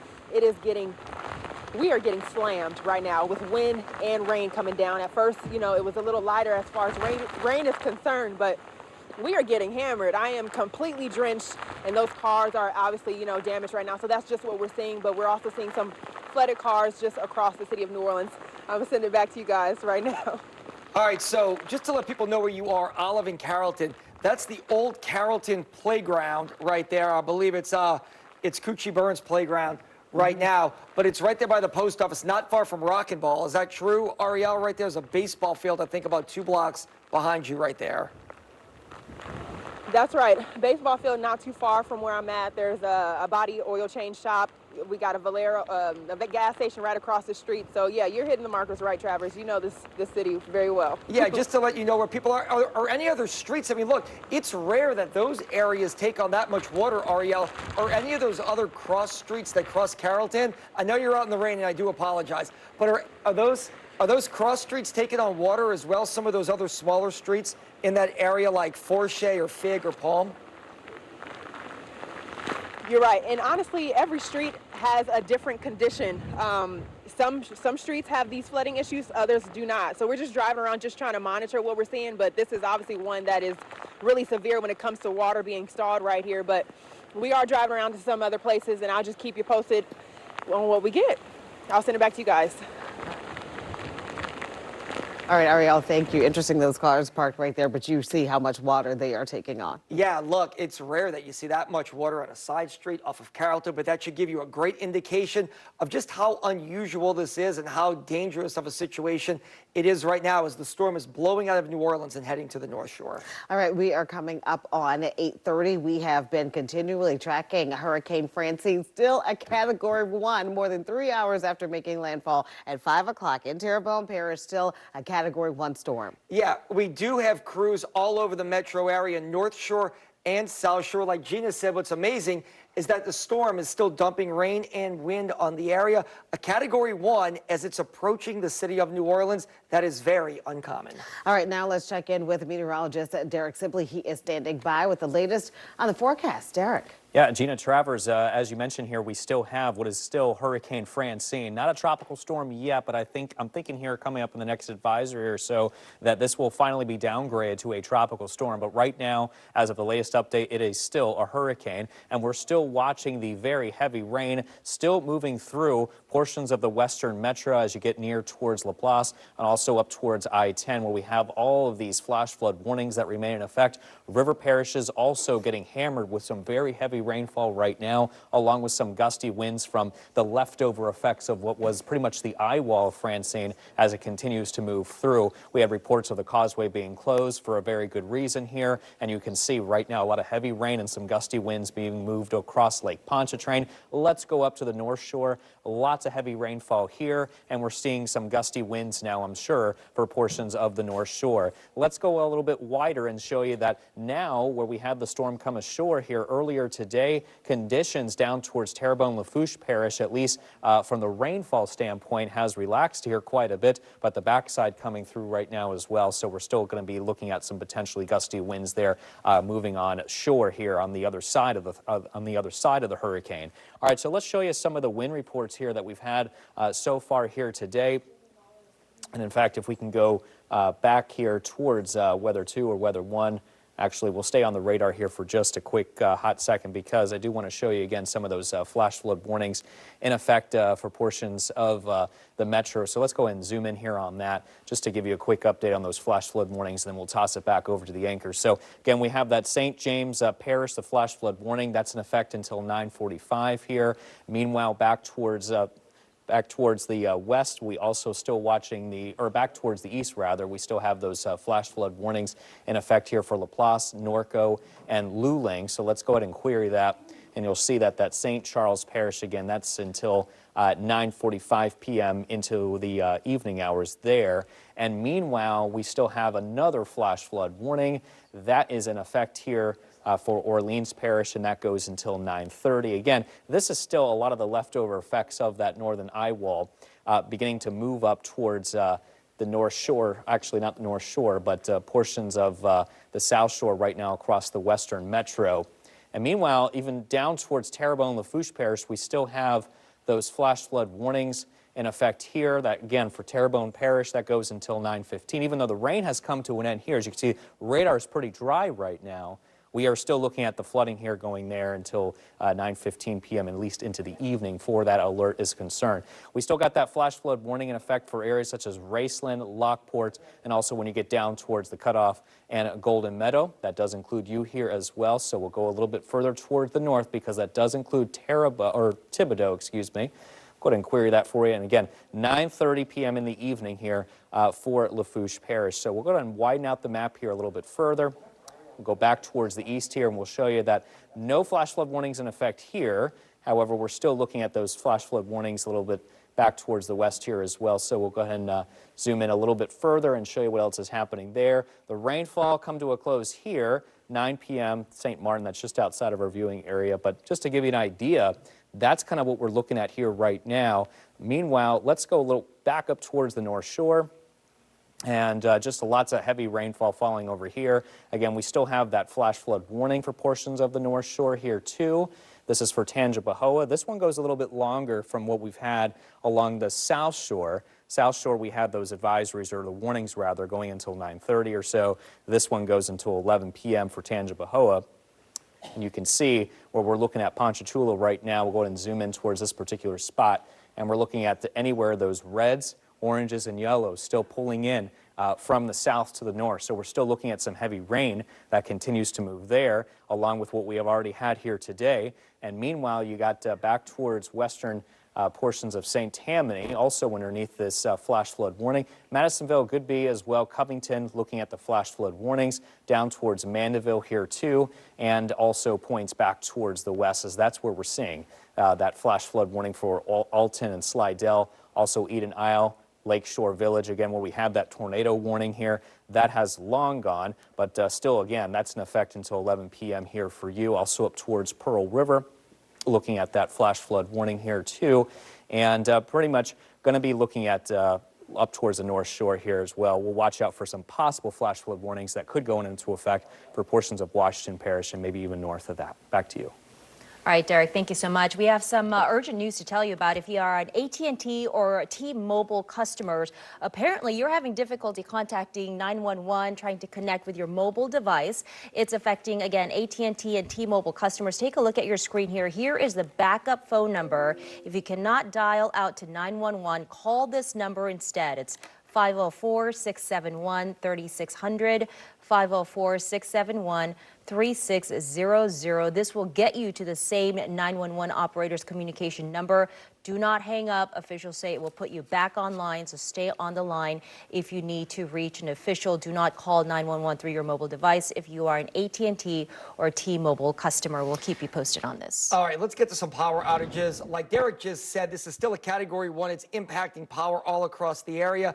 There's the map. In Jefferson Parish, 48,000 people. And take a look at that top left corner. So many of those up there in the Kenner Lakefront area. We're talking streets like Williams, as well as Loyola, all the way to West Esplanade.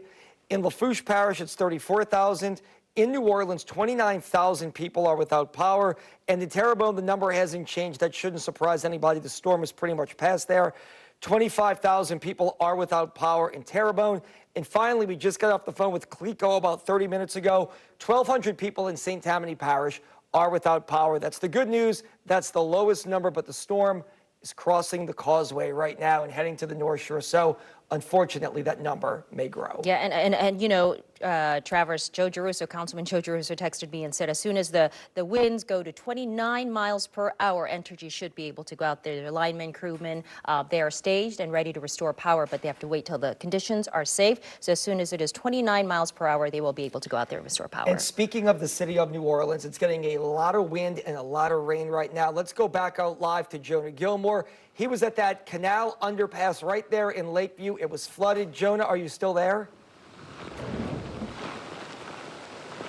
Yeah, Travers and Sulla, we're still here for now. You know, this underpass is flooded, but you know, one of the things is when you have that rainfall, and a lot of it falls very quickly, a lot of areas in the city of New Orleans tend to flood. This canal underpass is no stranger to flooding. You can see behind me that area looks like more water than when we last spoke to you, like 2 minutes ago, just at packing this underpass here. I can tell you that NOPD was a little closer because there's so much water here. This cruiser that we see right here has backed up a little bit because that water is just coming up here at the canal underpass. Again, this is the problem area we see time and time again that floods. You have the Carrollton underpass, you have the canal underpass, you also have the underpass at Franklin Avenue. These are the areas you want to avoid. Granted, you should not be on the streets because you should be inside, you know, but if you're driving around, you should avoid this area. A lot of streets in the city of New Orleans flooded right now. We have an NOPD officer right here, just got out of his cruiser right here. Matthew, turn this way. Just checking things out right here. He's flashing a light at some of these manholes where you see water coming out of. You can see he's working right here. I know he was in his cruiser, moved it back a little bit, but they are monitoring this area. I can tell you there's an NOPD cruiser on both sides of the canal underpass right here. Not many people in the area. I did see some people coming down this side street, but they looked here, turned around again. You want to avoid these problem areas. You know that a few inches of water, if you drive through, can take your car away. But again, the city of New Orleans is allowing you to park on neutral grounds. That's why we have a truck going the opposite way over there, Matthew. Look at that right there. A truck on the opposite side going through the canal underpass, through all of that water right there. Matthew, can we get this here? Look like, let's see if this vehicle gets stalled right here. And this vehicle that we're looking at right now is going the opposite direction on the other side of the canal underpass. And just look at that. That's a pickup truck, and that water is almost to the window of that pickup truck right there. We're live on TV right here. There's officer. Excuse me, officer. Let's see if we can grab this officer. Excuse me, officer. Sir? Officer. They have a truck right here. Okay, the officers we're looking at this truck right here, Matthew. We have this officer we just alerted about this pickup truck going into the canal underpass. And you can see that vehicle right there is submerged right here. We're going to stay on this for just a little while just to see what happens. We alerted the officer. The officer is backing up now. Not sure if the officer on the other side of the canal underpass is able to see what's going on. But look like that pickup truck right there is just floating. It seems like one person is in that vehicle right now at the moment. The officer is moving right now. Let's see if we can get over here a little bit just to see who's in this vehicle or how many people. Yeah, that vehicle is submerged right here. You can see that water, if we can still see the shot, that water is almost covering the hood of this pickup truck right here. Still waiting to see if those officers are going to get out and help right now. Looks like one person is inside this vehicle. This is what you do not want to do when you're driving around the city of New Orleans. Granted, you should be inside, as these underpasses are very dangerous right here. Trying to see what's going to happen right here. I can tell you that the officer backed up a little bit. Let's see if we can get some help here. But I can tell you right now at the canal underpass, one pickup truck just drove through the canal underpass. That hood of that vehicle is submerged. One person is inside that vehicle right now, waiting to see if officers will kind of help.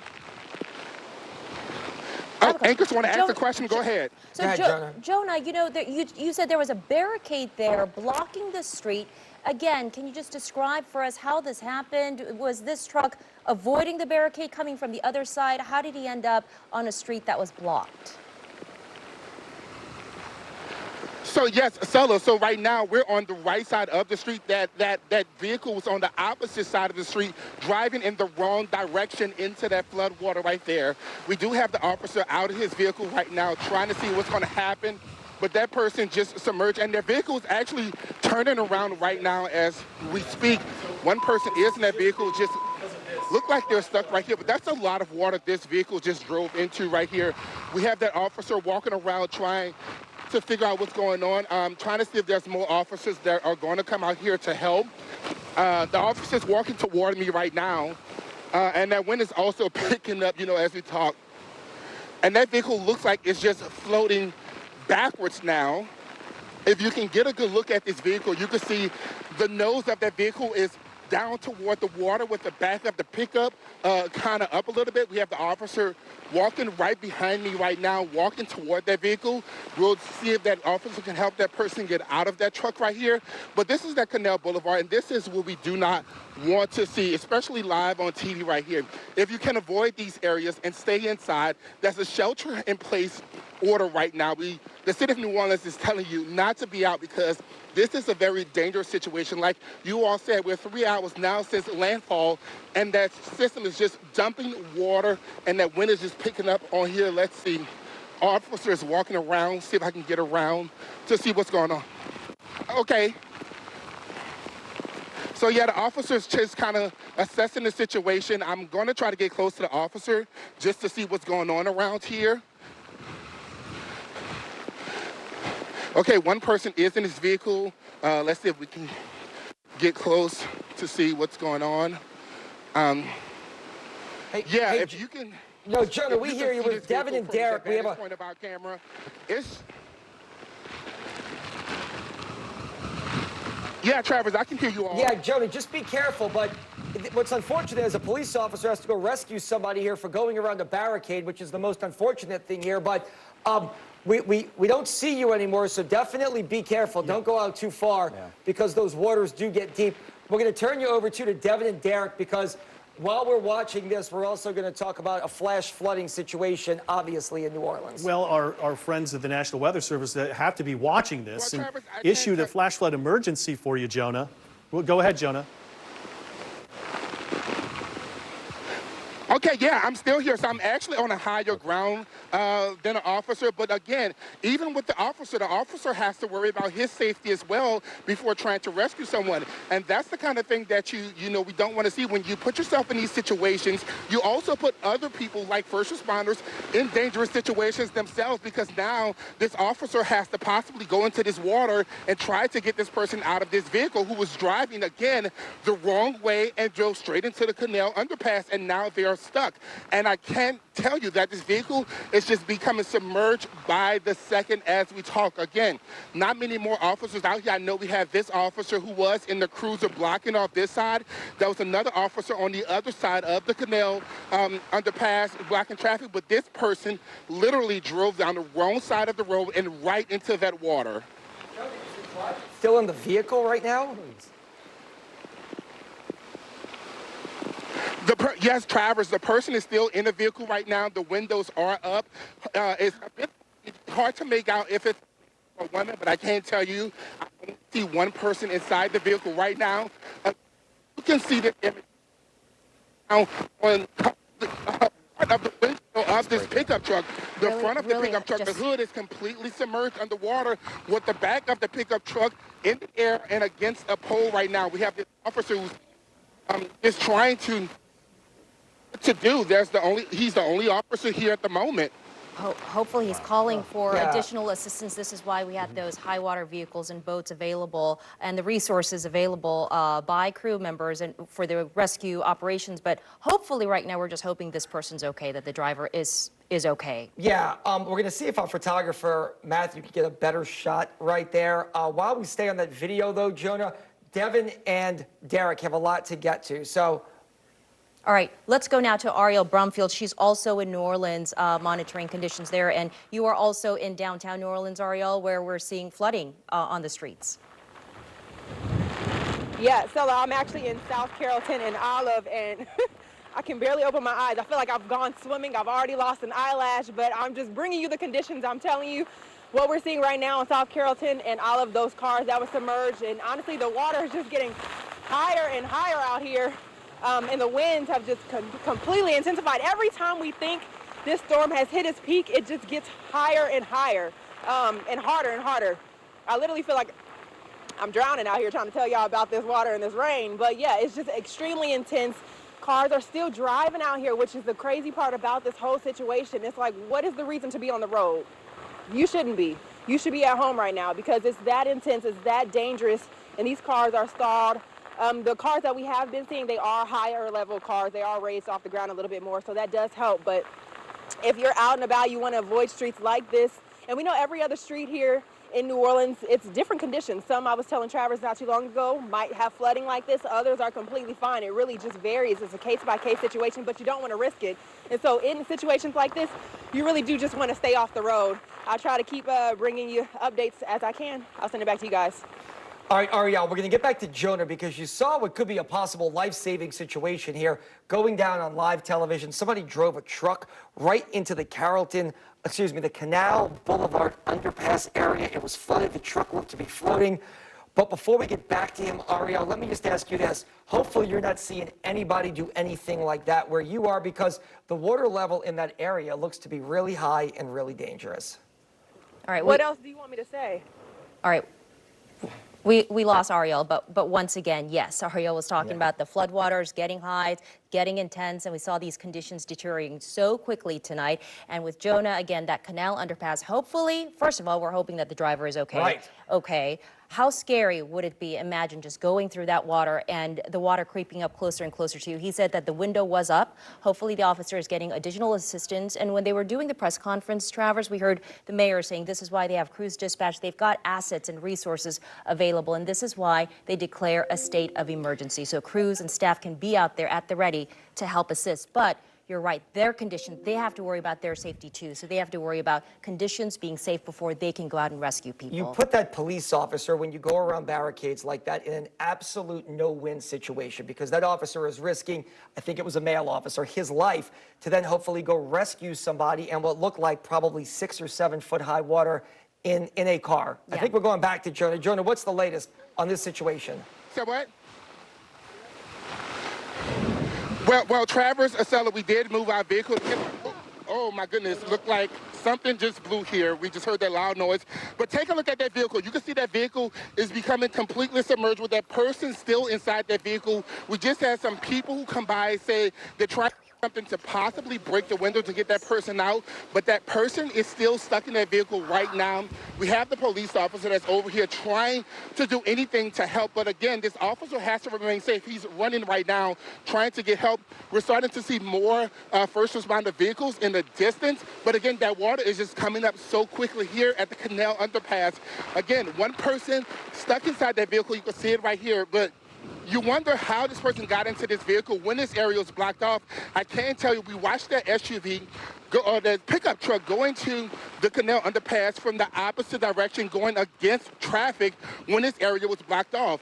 I know this is what we stress about when you have these situations. Avoid these underpasses, listen to the rules, stay inside, stay off the roads. But here we are with a possible rescue situation happening right now live on television. Again, that water just coming up so quickly.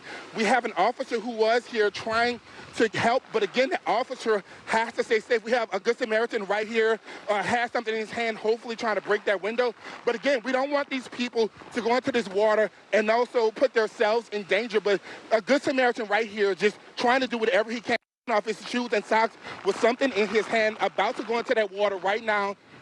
Yes, question. Right here, and we're getting rainfall totals from our Doppler radar showing anywhere between like 6 to almost like 8 inches. What are your estimates out there, you think?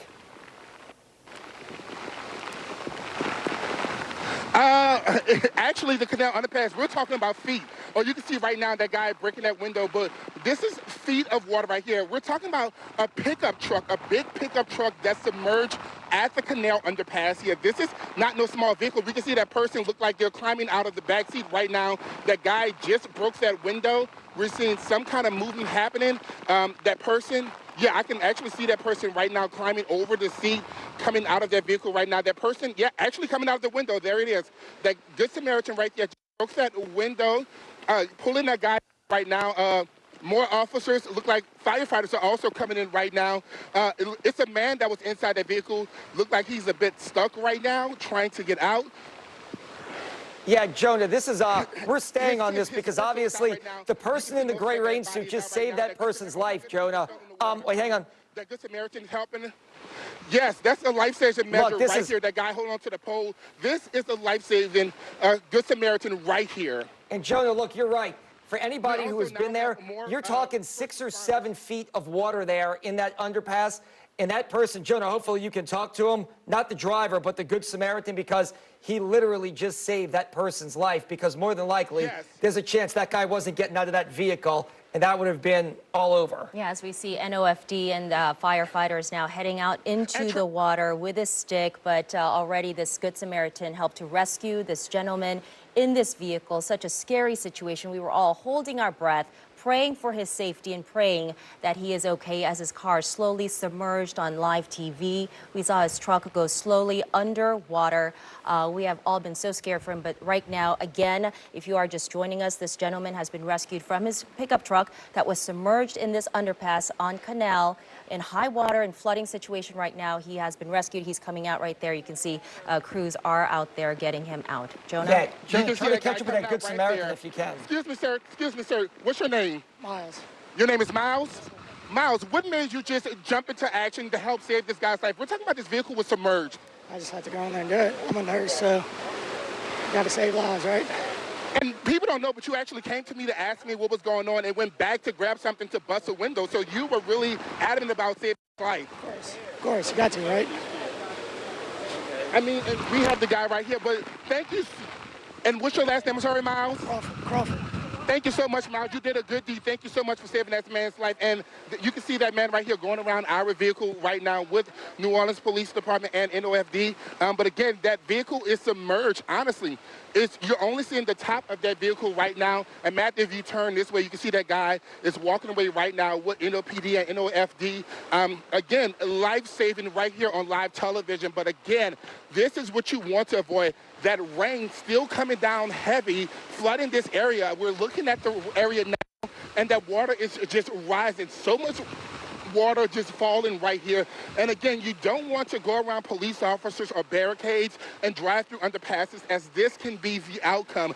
This guy driving down the wrong way, going into an underpass, getting stuck and submerged, and having to be saved by a Good Samaritan right here. This is what we really don't want. This is what we've been stressing. If you don't have to go outside, don't go outside. Always remember to turn around and don't drown. Yeah, such a close call there, and so happy to see the gentleman rescued. I know that you haven't talked to him, but just seeing from where you are, how does he look? Does he look, he doesn't look injured to me, but how did he look to you? Solid. He didn't look injured to me, but he did look a bit shaken up getting out of that vehicle. I know when police walked him up here, it was just like a shock on his face, like he didn't know what happened. Now they're walking that guy back that way, I guess to check on him to make sure he's good. But Matthew, if you look this way right here, I want you guys to see that car, that SUV, that pickup truck is now completely submerged. You can literally just see a light from the vehicle underwater. So that just tells you how deep this water is, how serious this rescue was. Right here, thank God that Good Samaritan jumped into that water to break that window and get that guy out of that vehicle. But again, we saw that vehicle go in, we saw that vehicle slowly become submerged, and now you can't see that pickup truck at all, just to show you how much water is right here at the canal underpass. And we're talking about feet of water. And and we have that guy is now taking away. Some other Good Samaritans just coming out just to check to see what happened, you guys. Yeah, Jonah, look, I know you're going to get on top of this. It's brutal rain out there right now. We don't know if that was a medical emergency, a senior citizen, if it was somebody, I hate to even say it, who may have been impaired. We don't know. But whoever it was, they drove around that balcony. I'm sure you'll get to the bottom of it. Also, the man told you his name, the Good Samaritan, Miles Crawford, I believe was his name. I mean, look, that man deserves all the credit in the world because he literally just saved a life, and we captured it here on live TV. So with seconds to spare, I mean, you guys saw that vehicle is now completely underwater. If he had not gotten to that gentleman, the older gentleman, on time, with moments to spare, we don't know what we would have seen, as we were all holding our breath and just really, I have never said so much prayer while I'm on live TV, hoping that he is safe. And right now, everyone, he's okay. He has been rescued. Firefighters have taken him to the hospital, so he is fine. Yeah, Jonah, sir, if you can get us an update now that this is cleared or is clearing, if you can get us an update around the parameters. Look, I know it's initial stages of this. We all just watched it live with all of our viewers here. But if you can find out the circumstances possibly, and look, do they even cite the man? Do they give him a ticket? Do they arrest him? What happens? Because clearly he went around the barricade. Nobody should do that. And he put himself, officers, and that Good Samaritan, unfortunately, in harm's way. And you know, Travis, you know, he did do that. And again, we don't know the circumstances surrounding this. We don't know if that guy had a medical emergency, just drove through it deliberately, or impaired. But thank God that Good Samaritan, who literally was told before he came up and went over there, he said, I was watching on TV and I saw it, so I ran over. He asked me, he said, do you have something that can break a window? And he just rushed back to his house, came back, jumped in that water, no questions asked, to save that man, you know. And that's the goodness of people, you know. We're enduring a lot right now with this storm, and some people are having issues like going into water, but we have those people, and that's the spirit of New Orleans, you know, always ready to help out, you know, to save someone's life right here like we just saw on live television. Yeah, and we did see an officer. You said you saw an officer out there. There was one barricade. Perhaps this will there will be a renewed sense of safety and security, especially in that area, because this is not the first time we have seen flooding on canals. So perhaps this is a lesson learned. And in the future, maybe more patrol, more officers, and more barricades with lights, because it was so dark and maybe he didn't see it. And you're right, Travers, we don't know what the circumstance was. We don't know what made him go the wrong way, drive past the barricade, despite the fact that the road was closed. Maybe it was a visibility issue. We don't know that right now, but we will make sure we get some more information on that later. Yeah, Jonah, great job covering that with you and Matthew Demeester as well, showing that to all the viewers and capturing in real time what happened. We are going to get more information on that, but before we do, let's turn things over to Derek and Devin. We were all in the studio just watching this. I know we're all catching our breath, I feel like, because we just watched the life being saved, Derek and Devin. Close call tonight, guys. Unbelievable. They're just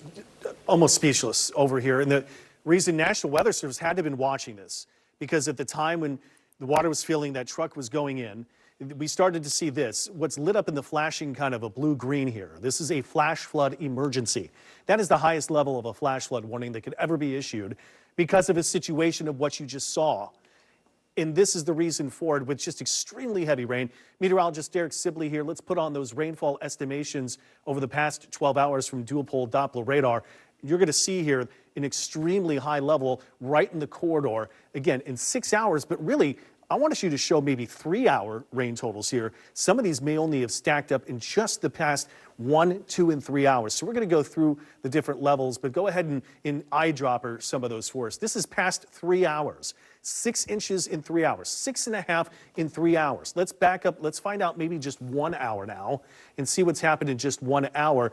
I can tell you rainfall rates on the order of 3 inches per hour, at least when we've seen some of these totals, right centered here in through the city. This is just the past hour. There you go, 2.5, nearly 3 inches of rain in some of those areas. Just incredible rain rates that have come down to give us this flash flood emergency. I know 99.9. Breaking news tonight, Hurricane Francine making landfall as a Category 2 storm as we come on the air and set for a potential direct hit on New Orleans. The state of emergency, Francine slamming ashore in Louisiana, packing 100-mile-per-hour winds and up to 10 feet of life-threatening storm surge. A National Guard truck running off the road. Our team in the storm zone. Also tonight, Kamala Harris and Donald Trump coming face-to-face again and shaking hands at a 9/11 memorial in New York, just hours after their fiery debate. The candidates clashing over the economy, abortion, the border, and the moment the former president pushed a baseless and shocking claim about immigrants in Ohio. Did the debate sway voters, and will there be a rematch? Plus the impact the endorsement from Taylor Swift is already having. The raging California wildfire exploding 10 times in size in just 24 hours. Dozens of homes destroyed, dramatic rescues, and word tonight of people trapped, including an off-duty officer, plus the arson arrest in another massive inferno. Inflation cooling to 2.5% with the Fed set to cut rates. Justin Timberlake, after his DWI arrest this summer, reaching a plea deal. And there is good news tonight, a special story time from space. This is NBC Nightly News with Lester Holt. Good evening and welcome. We want to take you right to New Orleans, where Hurricane Francine is taking direct aim with maximum sustained winds of 100 miles per hour. The now Category 2 strength hurricane making its landfall tonight close to Morgan City, Louisiana. The National Hurricane Center warning of dangerous and life-threatening hurricane-force winds. The storm marching ashore along the Gulf of Mexico, bringing heavy rains and flooding and a storm surge of up to 10 feet. Dangerous conditions, including a tornado risk expected through the evening, impacting southeast Louisiana, Mississippi, all the way to the Florida Panhandle. The rapid development of Francine over just a few days left a shortened window for hurricane preps, with sandbagging not getting underway until yesterday in some places. On its current track, the storm could be a direct hit to New Orleans. The heavy rains testing the Crescent City's network of pumps. Tom Yamas is there for us. Tom, what are you seeing? So, Lester, night has fallen here clearly in New Orleans, and this storm is getting more intense by the minute. Now, the city has faced bigger and stronger hurricanes, but what makes Hurricane Francine different is that it had a rapid intensification at landfall, going from a Cat 1, I should say, to a Cat 2. Now those 100-mile-per-hour wind gusts could hit the Big Easy. The city, as you know, sits between Lake Pontchartrain here and the Mississippi River. So water is always a big fear here because 50% of the city is below sea level. So they're always worried. Tonight, Hurricane Francine lashing the Louisiana coast. The massive storm barreling into the New Orleans area and drenching surrounding communities. Take this storm seriously. It is a serious storm. The warm waters of the Gulf strengthening the powerful system, now a Category 2 hurricane. Wind gusts churning at 100 miles per hour. Dangerous storm surge slamming into the coast with pounding rain and flash flooding threatening many neighborhoods. I wasn't really taking it serious until now. I see it's really real. And besides dealing with the hurricane, first responders in New Orleans also putting out a fire in the Bywater district. You can see the firefighters actually inside that structure, the massive hole caused by the fire as the rain bands from Hurricane Francis come down on them. Gas stations shut down. Flights canceled, businesses boarded up, and the National Guard on the move. A National Guard truck sliding off the road. No injuries were reported. The president approving a FEMA emergency declaration for the state. The time to evacuate has now passed. It is the time to go to ground and hunker down. Flood watches are in place for 9 million people from Louisiana to Florida. These are communities that still bear the scars of past hurricanes. Tonight, they're once again bracing as another massive storm makes its move. I'm just praying and asking the Lord to protect us. Yeah, so people sometimes come out here to watch the storm. They can get cavalier with this storm sometimes in the Lakeview area of New Orleans. But tonight, with night here, it is just too dangerous for people to come outside. And that's what emergency responders want. An alert just went out. They're also asking people to cut back on their water because some of the pipes have already backed up. Lester, back to you. All right, let's get right to Bill Cairns now, who's tracking Francine. Bill, it's going to be a long night along the Gulf Coast. And a lot of people wondering if they're going to lose power, if they haven't already. And those numbers are growing quickly because that eye wall has a lot of punch to it. We've already seen wind gusts up to 96 miles per hour inland. That's not over the water, so that's very impressive. And the bright reds here, this is the area of concern. You see where New Orleans is here in Baton Rouge, highly populated area in between. All of those locations have to go through a portion of this huge eye of this storm. So here's the New Orleans area here, and we're only roughly about 20 to 30 miles away from that really intense band. So if the New Orleans area, you're going to lose power. It'll likely happen as we go throughout the next couple hours. By about midnight, everything should begin to calm down. So about till 11 p.m., the worst conditions in New Orleans. We could see as much as 4 to 6 inches of rainfall. And there's still a threat of some isolated tornadoes throughout the region, not just New Orleans, but also in areas of eastern Louisiana and southern Mississippi. And everyone here that has a chance of getting 50 to plus mile per hour winds has a chance to lose power as we go throughout the night. It's going to be a lot of cleanup from this one, Lester. That jump to a Category 2 made a big difference. All right, Bill Cairns, thanks very much. Now to the race for the White House. The day after their heated debate, Vice President Harris and former President Trump were together again, this time marking the anniversary of the 9/11 terror attacks. Here's Peter Alexander. At Ground Zero today, Vice President Harris and former President Trump shaking hands again, both appearing at the solemn ceremony commemorating the 23rd anniversary of the 9/11 terror attack and the nearly 3,000 Americans who lost their lives. Jack, Charles, Aaron. Joshua, Todd, Aaron. Later, in a show of unity, President Biden briefly wearing a Trump hat handed to him by a supporter of the former president. It comes as the Harris campaign is touting her performance in last night's debate, calling for a second one. The former president, who had insisted on multiple debates, now non-committal. Are we going to do a rematch? I just don't know. I would do NBC. I'd do Fox, too. It follows their historic face-off, the first ever meeting between the two, that began with an unexpected greeting initiated by the vice president. Kamala Harris. Let's have a good debate. But the pleasantries did not last long. This is so rich.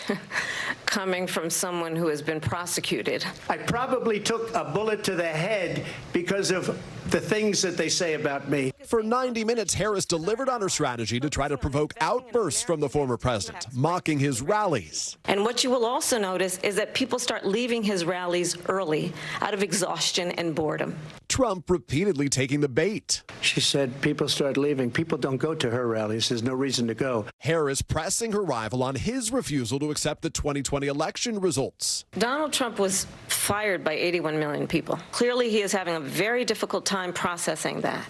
And in another dramatic moment, slamming him for praising the repeal of Roe v. Wade. You want to talk about this is what people wanted? Pregnant women who want to carry a pregnancy to term, suffering from a miscarriage, being denied care in an emergency room because the healthcare providers are afraid they might go to jail, and she's bleeding out in a car in the parking lot? She didn't want that? Though Harris did not specify if she supports any restrictions on abortion. Trump targeted Harris for her record on the economy. I've never seen a worse period of time. People can't go out and buy cereal or bacon or eggs or anything else. And on the border. They've destroyed the fabric of our country. Millions of people let in. Also going after her recent reversals on progressive policies like a fracking ban that she has since said she opposes. She will never allow fracking in Pennsylvania. If she won the election, fracking in Pennsylvania will end on day one. The vice president closing the debate on an optimistic note. We can chart a new way forward. And a vision of that includes having a plan, understanding the aspirations, the dreams, the hopes, the ambition of the American people. While Trump argued Harris is all talk and no action. They've had 3.5 years to fix the border. They've had 3.5 years to create jobs and all the things we talked about. Why hasn't she done it? As for a possible second debate, we've spoken to Trump allies who say they're going to urge Mr. Trump to do another debate because they say he allowed Harris to get under his skin. And tonight we have just learned that more than 67 million people watched last night's showdown. Lester? All right, Peter Alexander, thank you. One of the most inflammatory comments of last night's debate was a baseless claim by former President Trump about immigrants in Springfield, Ohio. The Amish Al-Sindor traveled there for us tonight. Let's have a good debate. See you. Have fun. Thank you. Tonight, growing fallout over one of the most talked about moments of the debate. In Springfield, they're eating the dogs, the people that came in. They're eating the cats. Former President Trump spreading unfounded claims that members of the growing Haitian population in Springfield, Ohio, are abusing pets. City officials say there's no evidence of that. Mr. Trump's running mate, Senator J.D. Vance, first spread the baseless accusations on social media earlier this week. When I questioned him about it in the debate spin room, he doubled down. Senator Vance, what do you say to Haitian Americans and Haitian immigrants who say spreading false claims about them put their lives at risk? Well, I don't think that no one has spread false claims. What they've said is that a small migrant community has caused a lot of problems. Springfield city manager said there's no evidence that immigrants are eating animals. That just means the city manager, I think, isn't fully in touch with what's going on the ground there. City officials say the rumors may have begun with an unrelated case in another part of Ohio, where a U.S. citizen was arrested for a gruesome incident involving a cat. You understand? On the ground in Springfield, we found deep tensions. It's just to meet discrimination and xenophobia and bigotry and racism. Vilas Dorseville runs a community center for Haitians. They just believe that their words have no impact, and it's not true. So immigrants in Springfield, especially Haitians, they are so concerned for their lives and the lives of their kids. In the last few years, officials say as many as 15,000 Haitians legally in the U.S. have moved to the city, which had about 60,000 residents before. City leaders had advertised newly created manufacturing jobs and Springfield's affordability. But some, like Bill Monaghan, say Springfield suffered from the change. Oh, it's been disastrous. What's your response to Haitian immigrants who say they're coming here to revitalize Springfield? That's not what's happening for Springfield. I mean, it might happen for them. It might happen for the landlords that are enriching themselves, the city manager who's trying to pad his budget. In a city meeting last night, the parents of 11-year-old Aiden Clark spoke. Aiden was killed in a school bus crash last year. After a jury found a Haitian immigrant guilty of vehicular homicide, tensions escalated. I said to Aiden that I would try to make a difference in his honor. This is it. Tonight, they're urging politicians and others to stop using their son's death to spread hate. Do you know that one of the worst feelings in the world is to not be able to protect your child? Even worse, we can't even protect his memory when he's gone. Please stop the hate. Yemi Shalsendor, NBC News, Springfield, Ohio. We want to get an update now on the worsening wildfire emergency in Southern California, where dozens of homes have been destroyed and several people have been injured, including firefighters. Dana Griffin is on the fire line tonight. In Southern California, the race to escape.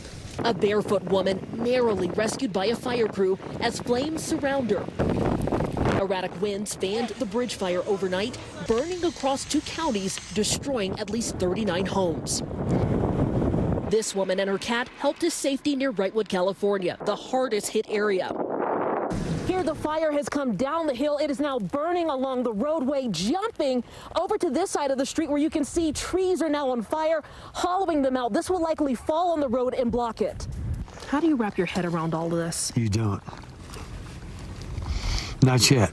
Chuck Lyons' dream home is now unrecognizable, but he knows every inch. That's our basement. This was our living room.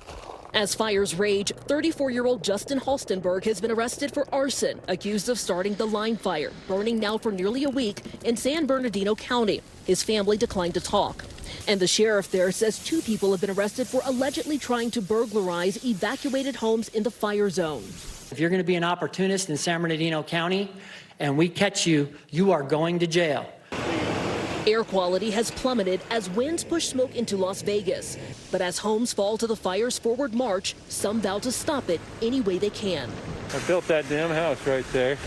It's not mine, but I'm not going to let it burn. Dana Griffin, NBC News, Wrightwood, California. In Memphis, opening statements today in the federal trial of 3 former police officers charged in the death of 29-year-old Tyree Nichols last year. Priscilla Thompson is at the courthouse. Priscilla, what happened there today? Lester, Tadarius Bean, Demetrius Haley, and Justin Smith have all pleaded not guilty to using excessive force, failure to intervene, witness tampering, and more. Federal prosecutors today argued that these officers took turns beating Tyree Nichols, but the defense said that the cops' actions were in line with their training. Now, 2 other ex-officers, Desmond Mills and Emmett Martin III, have pleaded guilty and will testify, prosecutors said. The 3 men could face life in prison if convicted. Lester? Okay, Priscilla, thank you. In 60 seconds, inflation is coming down, so are mortgage rates. But there's one big problem for those looking to buy a home. U.S. inflation cooled again in August, with overall prices rising at an annual rate of 2.5%, the lowest level in more than 3 years. Christine Romans is here. Christine, this is good news, but maybe with a catch. Yeah, Lester, exactly. Good news, because when the Federal Reserve meets next week, it's almost certain to begin cutting interest rates. The only question is by how much. Already, you can see that mortgage rates have been declining down 2 full points from last October. That's good news for anyone looking to buy a home. But here's what isn't. Shelter, the government's word for housing, that's up 0.5% in just a month, and it's the main driver of August's monthly inflation rate. And as mortgage rates drop, which boosts, of course, your buying power, there's a good chance, because so few homes are for sale, prices will only go up with more people entering the market. So it's a stubborn problem, really, and one that the presidential candidates are now paying more attention to. Okay, Christine Romans, thank you. Up next, she stole the headlines with her endorsement of Kamala Harris, how Taylor Swift is already having an impact on voters. We're back now with the new development in Justin Timberlake's drunk driving case, the singer reaching a plea deal with prosecutors after his DWI arrest in the Hamptons in June. Surveillance video appearing to show his vehicle minutes before being pulled over. Timberlake is set to appear in court on Friday. And another pop star making news, Taylor Swift giving Kamala Harris a surprise endorsement. But does this kind of celebrity support really sway voters? Here's Savannah Sellers. Breaking news. She endorsed Kamala tonight. Just moments after the debate, it was the Instagram post that ricocheted across the internet and social media. Taylor Swift endorsed Madam VP Kamala Harris. pop megastar Taylor Swift telling her 283 million followers that after seeing artificial intelligence of her falsely endorsing Donald Trump, she felt the need to be transparent. I'm sad that I didn't 2 years ago, but I can't change that. Swift, who in this Netflix documentary agonized over not engaging in the 2016 election, now declares, "I'm voting for Kamala Harris because she fights for the rights and causes I believe need a warrior to champion them," and pushing her fans to a voter registration site. Let Trumpomania make America great again! Trump enjoys celebrity endorsements as well. Hulk Hogan and Kid Rock showing their support at the RNC. A recent Harvard study says when it comes to celebrities, evidence indicates that these voices are incredibly powerful, if not for candidate support, for boosting political engagement. An open question with young voters who may be encouraged by Swift. I'm just following my own truth, and that truth has led me to Barack Obama. Celebrities can also create momentum, like Oprah's endorsement of Barack Obama over Hillary Clinton, and George Clooney's op-ed encouraging President Biden to leave the race. Taylor Swift, now potentially the most influential childless cat lady of 2024. And Lester, the Swift effect already having an impact. That voter registration site that she pushed to by 2 p.m. today saw more than 330,000 visitors specifically from the link that she created. Okay, Savannah Sellers, thank you. Coming up, once upon a time from outer space to Earth, a good news story next. Finally, there's good news tonight about a story bringing people together across the universe. Here's Erin McLaughlin. Polaris Dawn's mission to space is now in its second day. For astronaut Anna Menon, this mission is about more than distance.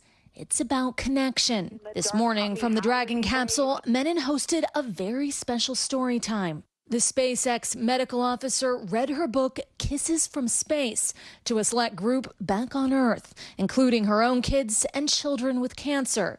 Proceeds from the book will benefit St. Jude's life-saving work. Higher and higher we rose through the sky. Who knew that a dragon could fly up so high? At the end of the story, 7-year-old St. Jude patient Micah asked an important question. Do people live in space, and do you want to live in space? For now, we're living in space for 5 days, and we'll be home pretty soon. What was it like to ask an astronaut in space a question? It was cool. 2 years ago, Micah was diagnosed with acute lymphoblastic leukemia. Now cancer-free, his mom Rebecca says experiences like this have helped the family find joy. It kind of makes you special because people want to bless you and love on you and let you know that you're not alone. Tonight, as Anna Menon floats among the stars, Micah's family is now inspired to embark on their own mission to pay it forward. Erin McLaughlin, NBC News.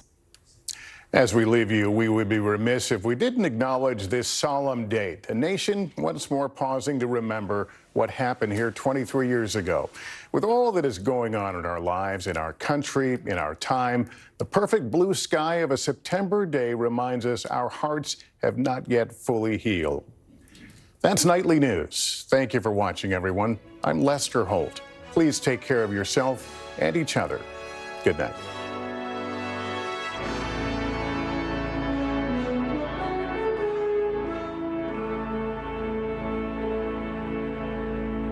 Fire has grown leaps and bounds. What you see behind me is typical. How you doing?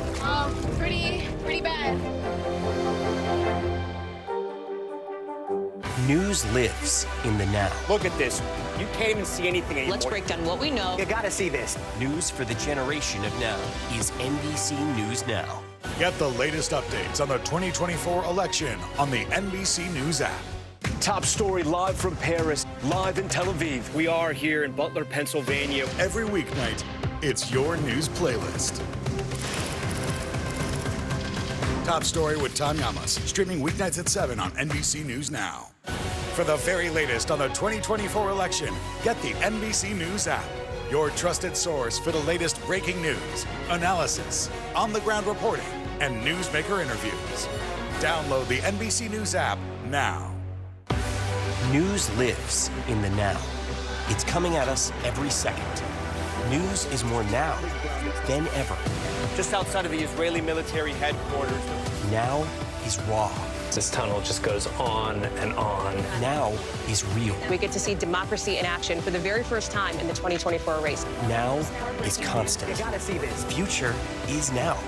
News for the generation of now is NBC News Now. Kristen Welker hosts Meet the Press every Sunday on NBC. Now is raw. How hard is it to see it like this? Our house is no longer here, but we are here. Now is real. Let's break down what we know and then the big questions still outstanding. News for the generation of now is NBC News Now. Kristen Welker hosts Meet the Press every Sunday on NBC. Get through this, through tomorrow, and I think things will look a lot better. All right. Colin Arnold with the Emergency Management Department of New Orleans. Thank you so much for your time tonight, and thank you for all you're doing. We'll keep tabs with you a little later. Yeah, let's keep it in New Orleans. Ariel Brumfield live on the Carrollton corridor right there. Ariel, a lot of street flooding in that neighborhood. You don't typically see that in that neighborhood. That's right. This street is overloaded with water right now. This is one of the ones that we have been at for probably a little over an hour or so. That water isn't going anywhere anytime soon. But the good news is, and I'm scared to even say it because I don't want to jinx it, is that the rain has settled down and is really light sprinkles right now. And I'm crossing my fingers, my toes, and everything in between, hoping it stays like that for just a little bit. We are also still getting a little bit of wind, but even that wind has settled out just a little. So it is calm right now. The big picture, like I just said, is the water. We did see 2 cars drive past us just a few minutes ago. They are kind of bobbing and weaving through the streets a little bit just because certain parts of the street, or this area in general, has more water than others. Obviously, across the street, what I'm looking at right now, there's a gas station, and surprisingly, there is a baby out here with their mother. So, it's just crazy that we're still seeing some people outside in these conditions. Things are dying down right now, but I wouldn't risk it or want to jinx it. I would still stay home and avoid the area if you can, just because things are ebbing and flowing as we speak. As you see, I'm getting blown away. So like I said, I jinxed it because I said it was calming down, and now I'm about to be gone with the wind. So I'm going to send it back to you guys.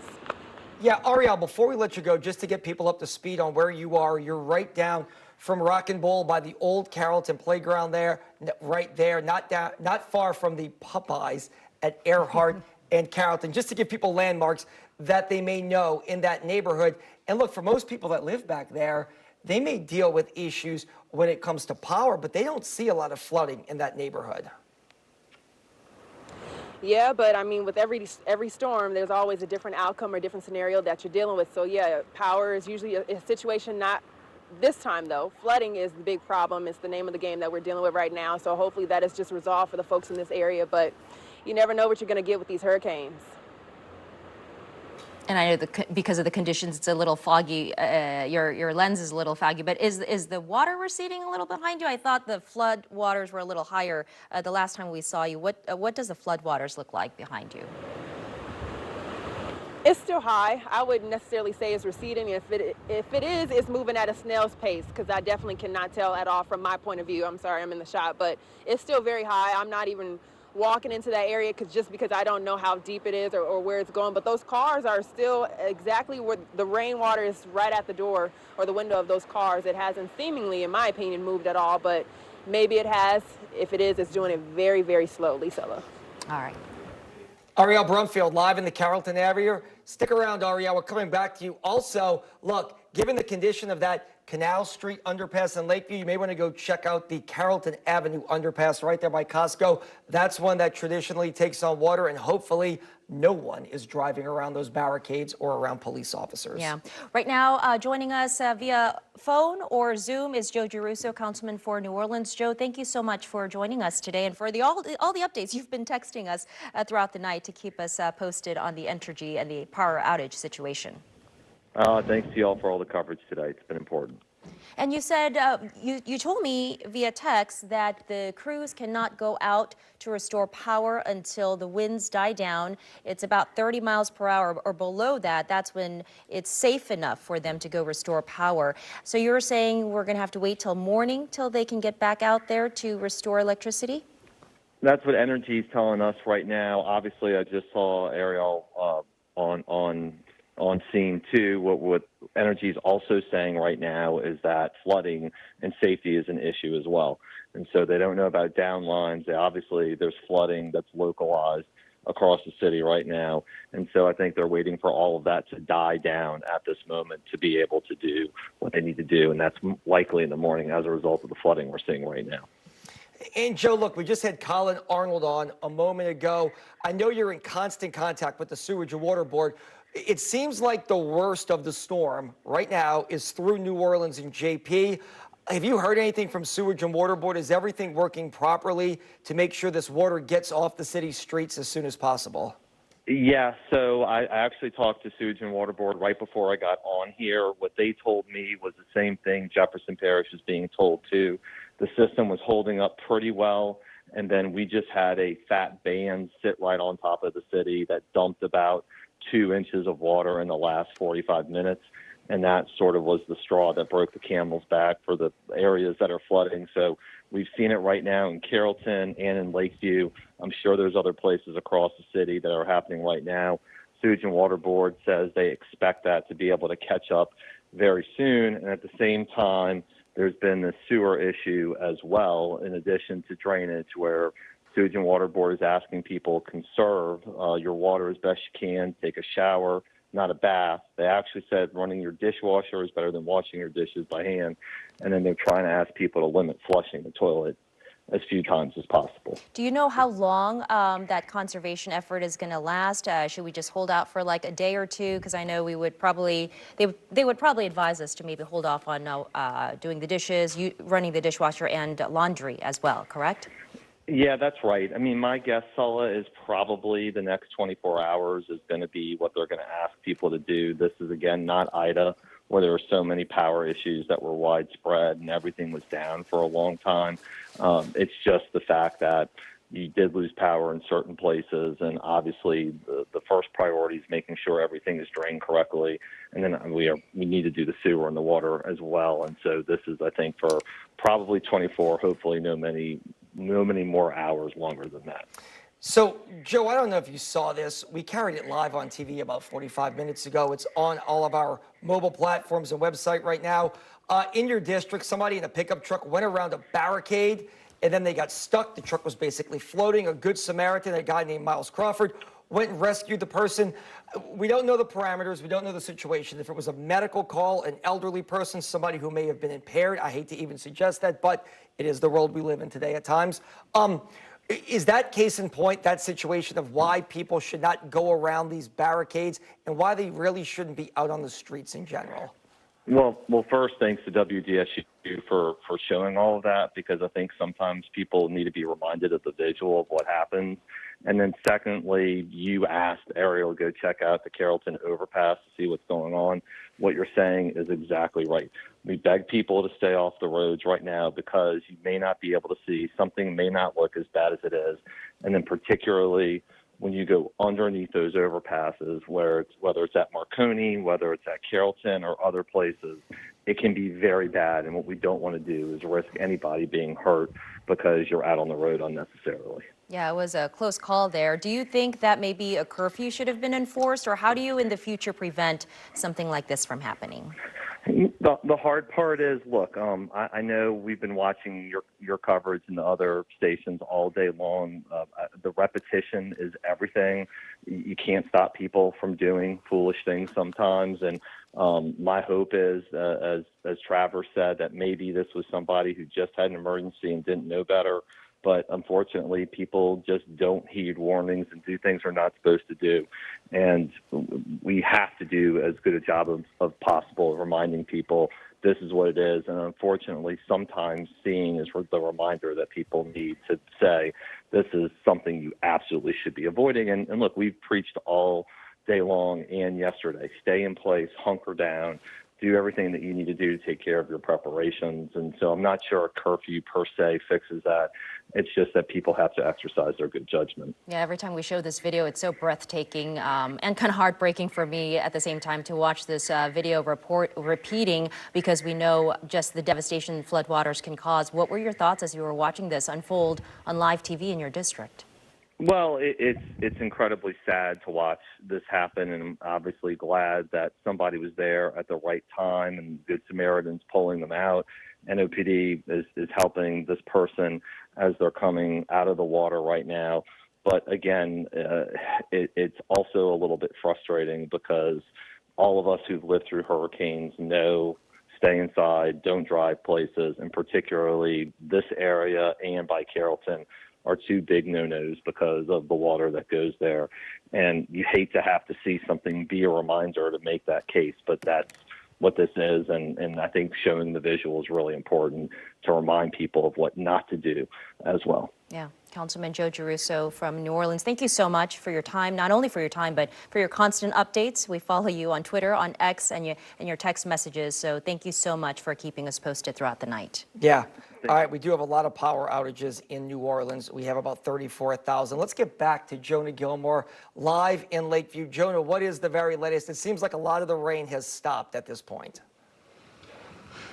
Yeah, Travers, so a lot of, well, honestly, the rain has stopped here, but that water is steadily rising here at the Canal Underpass. We're on a side street. I know when we first got here about 30 minutes ago, I told you about that water coming up through those manhole covers, but look at the street right here. This is the side street we were on. This street is completely flooded. Now, you can see that water even covering that pole right there. Can't even see the barricades that are at the Canal Underpass. I can tell you, I just went to look again. That truck that went into the water moments ago is completely submerged. Now, I did speak with some NOPD officers who are on scene right now. They're talking with the Good Samaritan, Mr. Miles Crawford, getting some information from him. But they tell me that those barricades were in place, and because that water was rising, they had to move them, put cruisers here. They tell me that over time, those cruisers had to keep backing up because that water just steadily rising here, causing them to be pushed back. But again, this area is completely flooded here on both sides. I can tell you, since that rescue we reported live on television, there are multiple NOPD cruisers here now on both sides, blocking off this area in all directions. A lot of people out here just spectating. So many people coming up saying they were watching the news and just want to get a glimpse of what happened right here. But this is the condition right here at the Canal Underpass. There's not any rain right now, but that water is just here. It doesn't seem like it's going anywhere. It actually like it's rising as we talk here on TV, but we will be here monitoring the conditions, and we'll bring the very latest in a few minutes. We're live in Lakeview. Jonah Gilmore, WDSU News. Yeah, Jonah, let's talk about the conditions right now. I mean, look, it's hard not to talk about what we just witnessed with that Good Samaritan saving that person. But let's talk about the conditions while we have you for a second. The rain has stopped. Is the water going down? Because like Joe Giarrusso just told us here live, we got a lot of water in a short period of time, and that always leads to backups when it comes to the pumps. One of my neighbors, Richard, sent me a photo. It looks like my street in Lakeview is completely flooded and the water's not going down. So I think everybody wants to know when the water will start eventually receding. And you know, Travers, that's a big question. When will the water recede? I know you just said there's no rain right now, but if you look over here, Matthew, at the end of this little white thing right here, that's a driveway. That's where we were during that rescue. And now you see that area is also flooded, but you can see that stream of water just coming up this side street here, just flowing down the street. So it doesn't seem like the water is going down. It seems like more water is just coming into the neighborhood. So again, people out here just wanting to know when will that water recede. Again, just looking right here, that water is just flowing backward toward us where we're standing right here. Again, you know, people said that this area floods a lot because of the underpass, but they want to know when it will recede. So, you know, we'll just be watching out and keep an update on the conditions here at the Canal Underpass in Lakeview. Okay, real quickly before we let you go, that gentleman who was in the pickup truck, I know he was being assessed by EMS, you said, and firefighters rescued him or took him in later. Is he still there on scene, or where is he? Sella, no, that guy is not on scene. He was actually taken away, told by one of the NOPD officers that they actually transported him to a hospital to be checked out. Again, we don't know that guy's condition right now. We don't know what caused that guy to go into that water. But again, I can tell you, we followed it from the beginning, seeing him driving on the wrong side of the road and going into that water being rescued. So again, we don't know the circumstances surrounding it. We don't know if he had a medical emergency. We don't know, you know, if he was under the influence or anything like that. We're not going to speculate, but we do know that guy was taken away to the hospital to be checked out. Again, we'll continue to monitor this and reach out to NOPD to find more about that guy and his condition. Just thinking about him and saying a prayer for him. So thank you so much, Jonah, for that. And also wanted to say kudos to you, Jonah. Incredible job, great job, and good work out there today. All right, let's talk about power outages in Lafourche Parish right now. We have about 34,000 people without power in Lafourche Parish. So if you live there, the storm has passed, but there are still 34,000 people, about 100,000 people live in Lafourche Parish total. So you're taking a look at the map right now as we go down the bayou. 34,000 people in Lafourche Parish. In neighboring Terrebonne Parish, the number is about 25,000. You can see most of those low-lying areas as you start heading down the bayou towards the Gulf of Mexico right there. And this note for you, in Lafourche Parish, the curfew has been extended to 10 a.m. on Thursday. So if you live in Lafourche Parish, curfew extended to 10 a.m. on Thursday. Let's get an update now on Francine and the latest on its track. As we know, it made landfall in our area, and we saw now all the effects of Hurricane Francine. Let's toss things over to Devin Lucy. Devin? Yes, so Travers, do you want the good news first or the bad news here for you? The good news is the rain is done for New Orleans. It looks to be that this has all moved away. I haven't seen any radar imagery to confirm or data that show that we're going to fill back in wraparound rain. The bad news part of this forecast is all of this is still set to go through the North Shore, and it is very slow moving. It looks to me like it's even slower than the 16, 17 mile per hour rate that Francine has done as it's moved onshore earlier in the day. What you're looking is the blinking flash flood emergencies, and those go until 11:45. That extends through the metro, that extends west. So this is what's blinking in a flash flood emergency. Good news here. Better news. Flash flood warnings, Lafourche, Terrebonne parishes, they're done. You're done with the storm for effectively two. Strong winds are still in place, yes, but this is it. We're done for you. So I'm going to go through the good news. Lafitte, Cutoff, Cocodrie, Boothville, got to Galliano, to Homa, we got to Schriever, Thibodaux, Raceland. You're all done with this storm, but we still have a long ways to go. North Shore, you're just getting into the throes and the worst of it here. In Rudock, really, in Fernier, you've got really heavy rain as you go to St. John the Baptist Parish as it extends into the 55 corridor, meet up eventually with Tangipahoa Parish. There's Acres and eventually heading 55 straighter to Sharkey to Ponchatoula. This is the heaviest rain and the strongest winds. I'll show the winds too in a little bit. We'll show the rain rates. Eventually, all this moving on shore, you're going to have a prolonged period of rain coming in North Shore. Slidell, Lacombe, Mandeville, Madisonville, Covington, Pearl River, you're up too. Pearlington, we look east of here, and does that mean that we're going to get this to extend to Hancock County, Pearl River? Well, you can see that you also have some pockets of extreme rain already going. Poplarville, Picayune, Kill, and Careers in here too, to our friends and neighbors here. Bogalusa to Bush to Franklinton, Folsom. Made a lot of friends recently with a certain someone in the studio there in Career. Independence and Kentwood here too. So let's look at the rain rates for us, and we look at the winds here too. Rain rates, very, very impressive with this storm. We'd seen upwards of 6 inches per hour. So there's the rain totals first. I'll get back to the rain rates. I'll eventually find that here for you. There you go. There's the instantaneous rain rates, and we get the eyedropper to show what we have.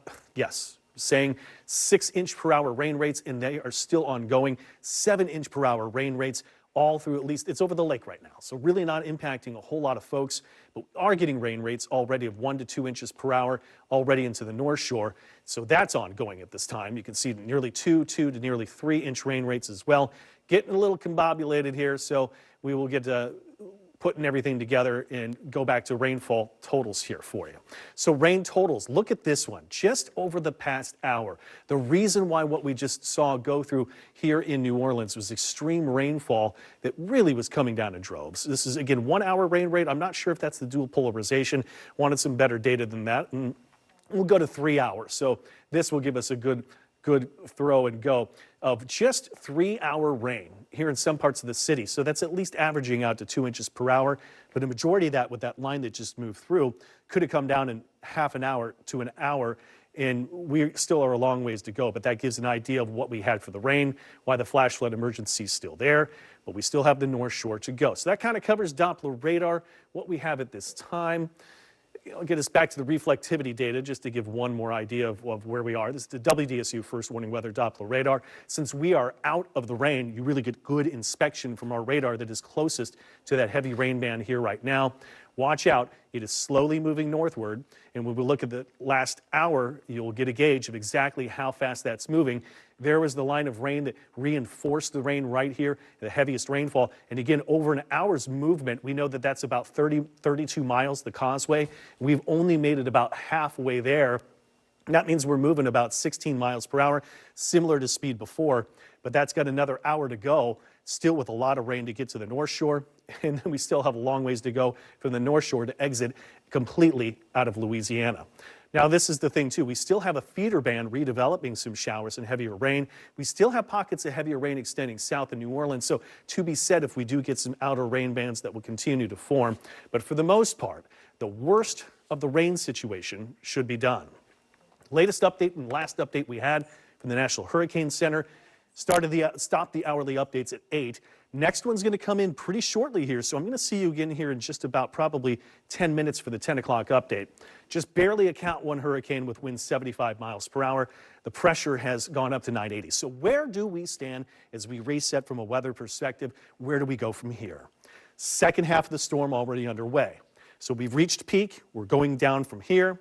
Again, that still doesn't mean we have intense impacts from rainfall, wind speed to go for the North Shore. Tropical storm winds persist late into the nighttime hours. That band around the eye wall, intense rain and wind gusts. The timing still going into the early morning hours on Thursday, maybe going well into Thursday as well. The damaging winds and flooding rains still remain. Storm surge threat at medium, and the tornado threat really has started to diminish here too. The watch goes until 11 o'clock. We're at 9:42. Landfall officially from Hurricane Francine, Category 2, winds 100 miles per hour, pressure at 972. Terrebonne Parish, you got it. What do we do for the strongest winds I'd seen? An oil rig way out in the Gulf at 112 earlier in the day. That's some of the strongest winds, but it was way out there. 96 in Dulac, and these are wind gusts. At Chafalaya Bay, 87. Here in town, we got some of the strongest winds right at the airport with that last eye wall band to come through. Gust to 76 and 70 at Lakefront, even New Orleans East with a gust to 70 as well. Real-time conditions. Are we able to get crews out anytime soon? Start the recovery process here too. Winds sustained 28 Lakefront, 33 at the airport, 22 in Nahoma. I'm hoping crews say that these are below 30, but maybe if it's wind gust criteria they're looking at. Unfortunately, we still have wind gusts to nearly 50 at Lakefront, 55 at the airport, wind gusts to 32 at Tahoma. So, yeah, it may be wind gust criteria for crews and power crews to get out to start to restore, because I don't think I'd want to be up in a bucket, even with a wind gust over 30 miles per hour. Strongest winds today, and it was Louis Armstrong International, at least at the airport locations, at 76 mile per hour wind gusts that we had. There's still officially this tornado threat through tonight at a 5% chance. The tornado watch until 11. But to me, that threat is diminishing. Let's see some high-res good news data. Well, it's moving out of New Orleans, North Shore. This is to you, but still at midnight, we are still watching heavy rain, although that forecast does show the rain starting to weaken and starting to get not as heavy and as intense. But we still have the influence of possible tropical storm force winds all the way up into daybreak tomorrow to the northern portions of the North Shore. Then it's still breezy into Thursday, but we will break out some sun. At the light at the end of the tunnel, things are winding down from here. We've got good news as we've already gotten to the next day in the forecast. This is still, I think, our morning data that I had from earlier in the day. So shift this ahead one day. You can forget about the weather alert day here today. Looking at the rest of the week to the weekend, things are clearing out and it's much more calm from here on out. So we have a much, much better weather pattern just once we get through, unfortunately, another about 6 to 8 hours of the coverage that we'll have through the rest of the North Shore here that we got to get through. Devin, thank you so much for that update. On the phone with us right now is Jefferson Parish at-large Councilman Scott Walker. Scott, thank you again for joining us tonight. We are getting inundated with pictures of Metairie flooding and Kenner, places that usually don't flood, neighborhoods that don't flood, and part of it is North Hennepin Place, and also Turnbull, which is kind of my neck of the woods. Scott, are you noticing flooding in areas that usually don't see flooding? You're getting inundated, Sella? Are you getting inundated too tonight? You're getting inundated? No, we've gotten plenty of calls and emails and texts and Twitter messages and whatever from a lot of people who are frustrated with the water level, and it's understandable. This is not something that we see in Jefferson Parish. Usually the water stays in the streets. Our system is designed to hold it in the streets and then allow the pumps to pump it out. Unfortunately, today the pumps were overwhelmed, and a lot of rain came in that last hour or so. I haven't gotten the numbers from our drainage director yet, but if Devin knows those numbers for the last hour, I'm sure it was tremendous. For the day, we got about 10 inches in some spots, 8, 9, 10 inches. In the prior 3 hours, we had gotten up to 5 or 6 inches in spots. So it's that last hour really created some chaos because the rain came down so hard and so fast. And we've got canals overtopping now. Without getting specific, because I do have some specific locations, but I think it's safe to say West Napoleon Canal, West Metairie Canal, West Esplanade Canal, all have mostly overtopped. And there are plenty of areas along those stretches that are impassable. Devin's telling us right now, Scott, because he's listening to you, over 8 inches. So you were right. Over 8 inches in Jefferson Parish. Let me ask you this. If those canals have overtopped, should people avoid some of those roadways like West Metairie, West Napoleon, West Esplanade, because it could be dangerous driving, and you don't want to see a car end up in a canal because they may not be able to tell where the road ends and the canal starts? Absolutely. I mean, you saw the rescue that you all aired a few minutes ago. You don't need to be on the streets right now, especially on a street adjacent to a canal, because the canal overflows. You don't know where the street ends and where the canal begins, and that's where problems begin. So, yeah, it's almost 10 o'clock at night. A hurricane has just passed through. Do not, under any circumstances, go on the streets and do anything unless you absolutely have to for some professional reason. If you're a first responder, you have to go to a hospital, or you have a job that requires you to make this trip tonight, don't get out on the streets and don't create any chaos, because there's a lot of chaos right now without anybody adding to it with their vehicles. And you're also in Jefferson Parish, Scott, asking residents to conserve water, correct? Yeah, it's part of the system being overwhelmed. I mean, so much water comes down and it can't. There's too much going in and it can't go out, and it's above my pay grade, and it's a lot of technical engineering things. But I know when we have so much water saturating the ground over the past couple of weeks, and then we get what we got today, you have a situation where you have the possibility that your toilet, when you flush it, could back up in your house, and you certainly don't want that. So conserve. Out of an abundance of caution, don't do laundry if you don't have to. Don't wash dishes if you don't have to. Just kind of give it that extra day that you may, when you say, I'm going to just push this off till tomorrow, do it one more time and let us get past this and let some of this water go down. Let gravity be our friend. Get it out of here, and then we'll give the all clear probably at some point tomorrow. I would think that it's okay to continue to use water as you normally do. Scott, any reports of water coming into homes or properties? I saw a video you shot earlier today with Councilman Joe Giarrusso in New Orleans. Y'all were by that pump station at the end of Orpheum on the 17th Street Canal. That services New Orleans and JP, especially Metairie and Old Metairie. So any reports of water in homes or vehicles at this time? We've gotten some sporadic reports of water in homes, which is unfortunate, but when it keeps going up like it did, it happens. And this time I don't think that we have any reason to blame Pump Station 6. They had a lot of power going into this storm, more power than they needed to operate that plant, and we haven't heard any problems to date. Right now, I'm carefully saying that because I haven't, to this point, heard any problems about Pump Station 6 having anything go down during the storm that caused any negative effects. So this was just a perfect storm, so to speak, no pun intended, where all these elements lined up together, and that last hour really caused some problems. All right, Councilman Scott Walker. Yeah, we're gonna have to cut you off right there really quickly, Scott. Don't hang up. We just got to go to Devin for something really quickly. He's got a breaking update. Don't hang up. We're going to come back to you after Devin's done. Okay. Absolutely. Starting to step on your toes, Scott. 10 o'clock update in Sulla here at Travers. Tropical Storm Francine. So we've dropped below hurricane standards, winds to 70, barometric pressure here at 982. So continuing to weaken, but as I've been showing, we just had that last update. Pretty slow go. The movement still only at 16 miles per hour. So this means central Lake Pontchartrain, the eye wall making its way into the North Shore, still has another hour to go to completely get through the Pontchartrain area, getting into the North Shore. Then it's got the rest of the North Shore to go from here. Good news, too, the hurricane warnings have been discontinued along the coast, if I'm reading this right.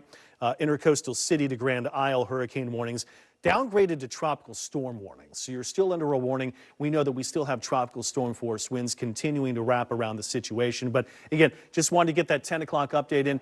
Sulla and Travers, let me get back to you. Scott, thank you so much for jumping in here real quick. And just to say to you, too, that rainfall total of over 8 inches that I saw parts of Jefferson Parish, only since just 7 a.m. this morning, 8 inches of rain. Yeah, and it's hard. And Devin, how much of that came in the last 2 hours of that 10 inches? Excellent point. 6 inches in the last 3 hours. So a vast majority of that's brutal. All at once. And that is brutal. I mean, it's a situation, like I said, a perfect storm where canals overtopped, our pumps were overwhelmed. The pumps, people always ask, are the pumps on? Are the pumps on? Yes, the pumps are always on. We typically have all of our pumps in operation. If there's one that's down, there's a temporary pump in its place to make up for the capacity, but our pumps are on. We have pump operators that are manning the stations. There are automatic pumps that turn on by themselves. There are pumps that are manually operated. They are there. People are staffing these pumps. They are running.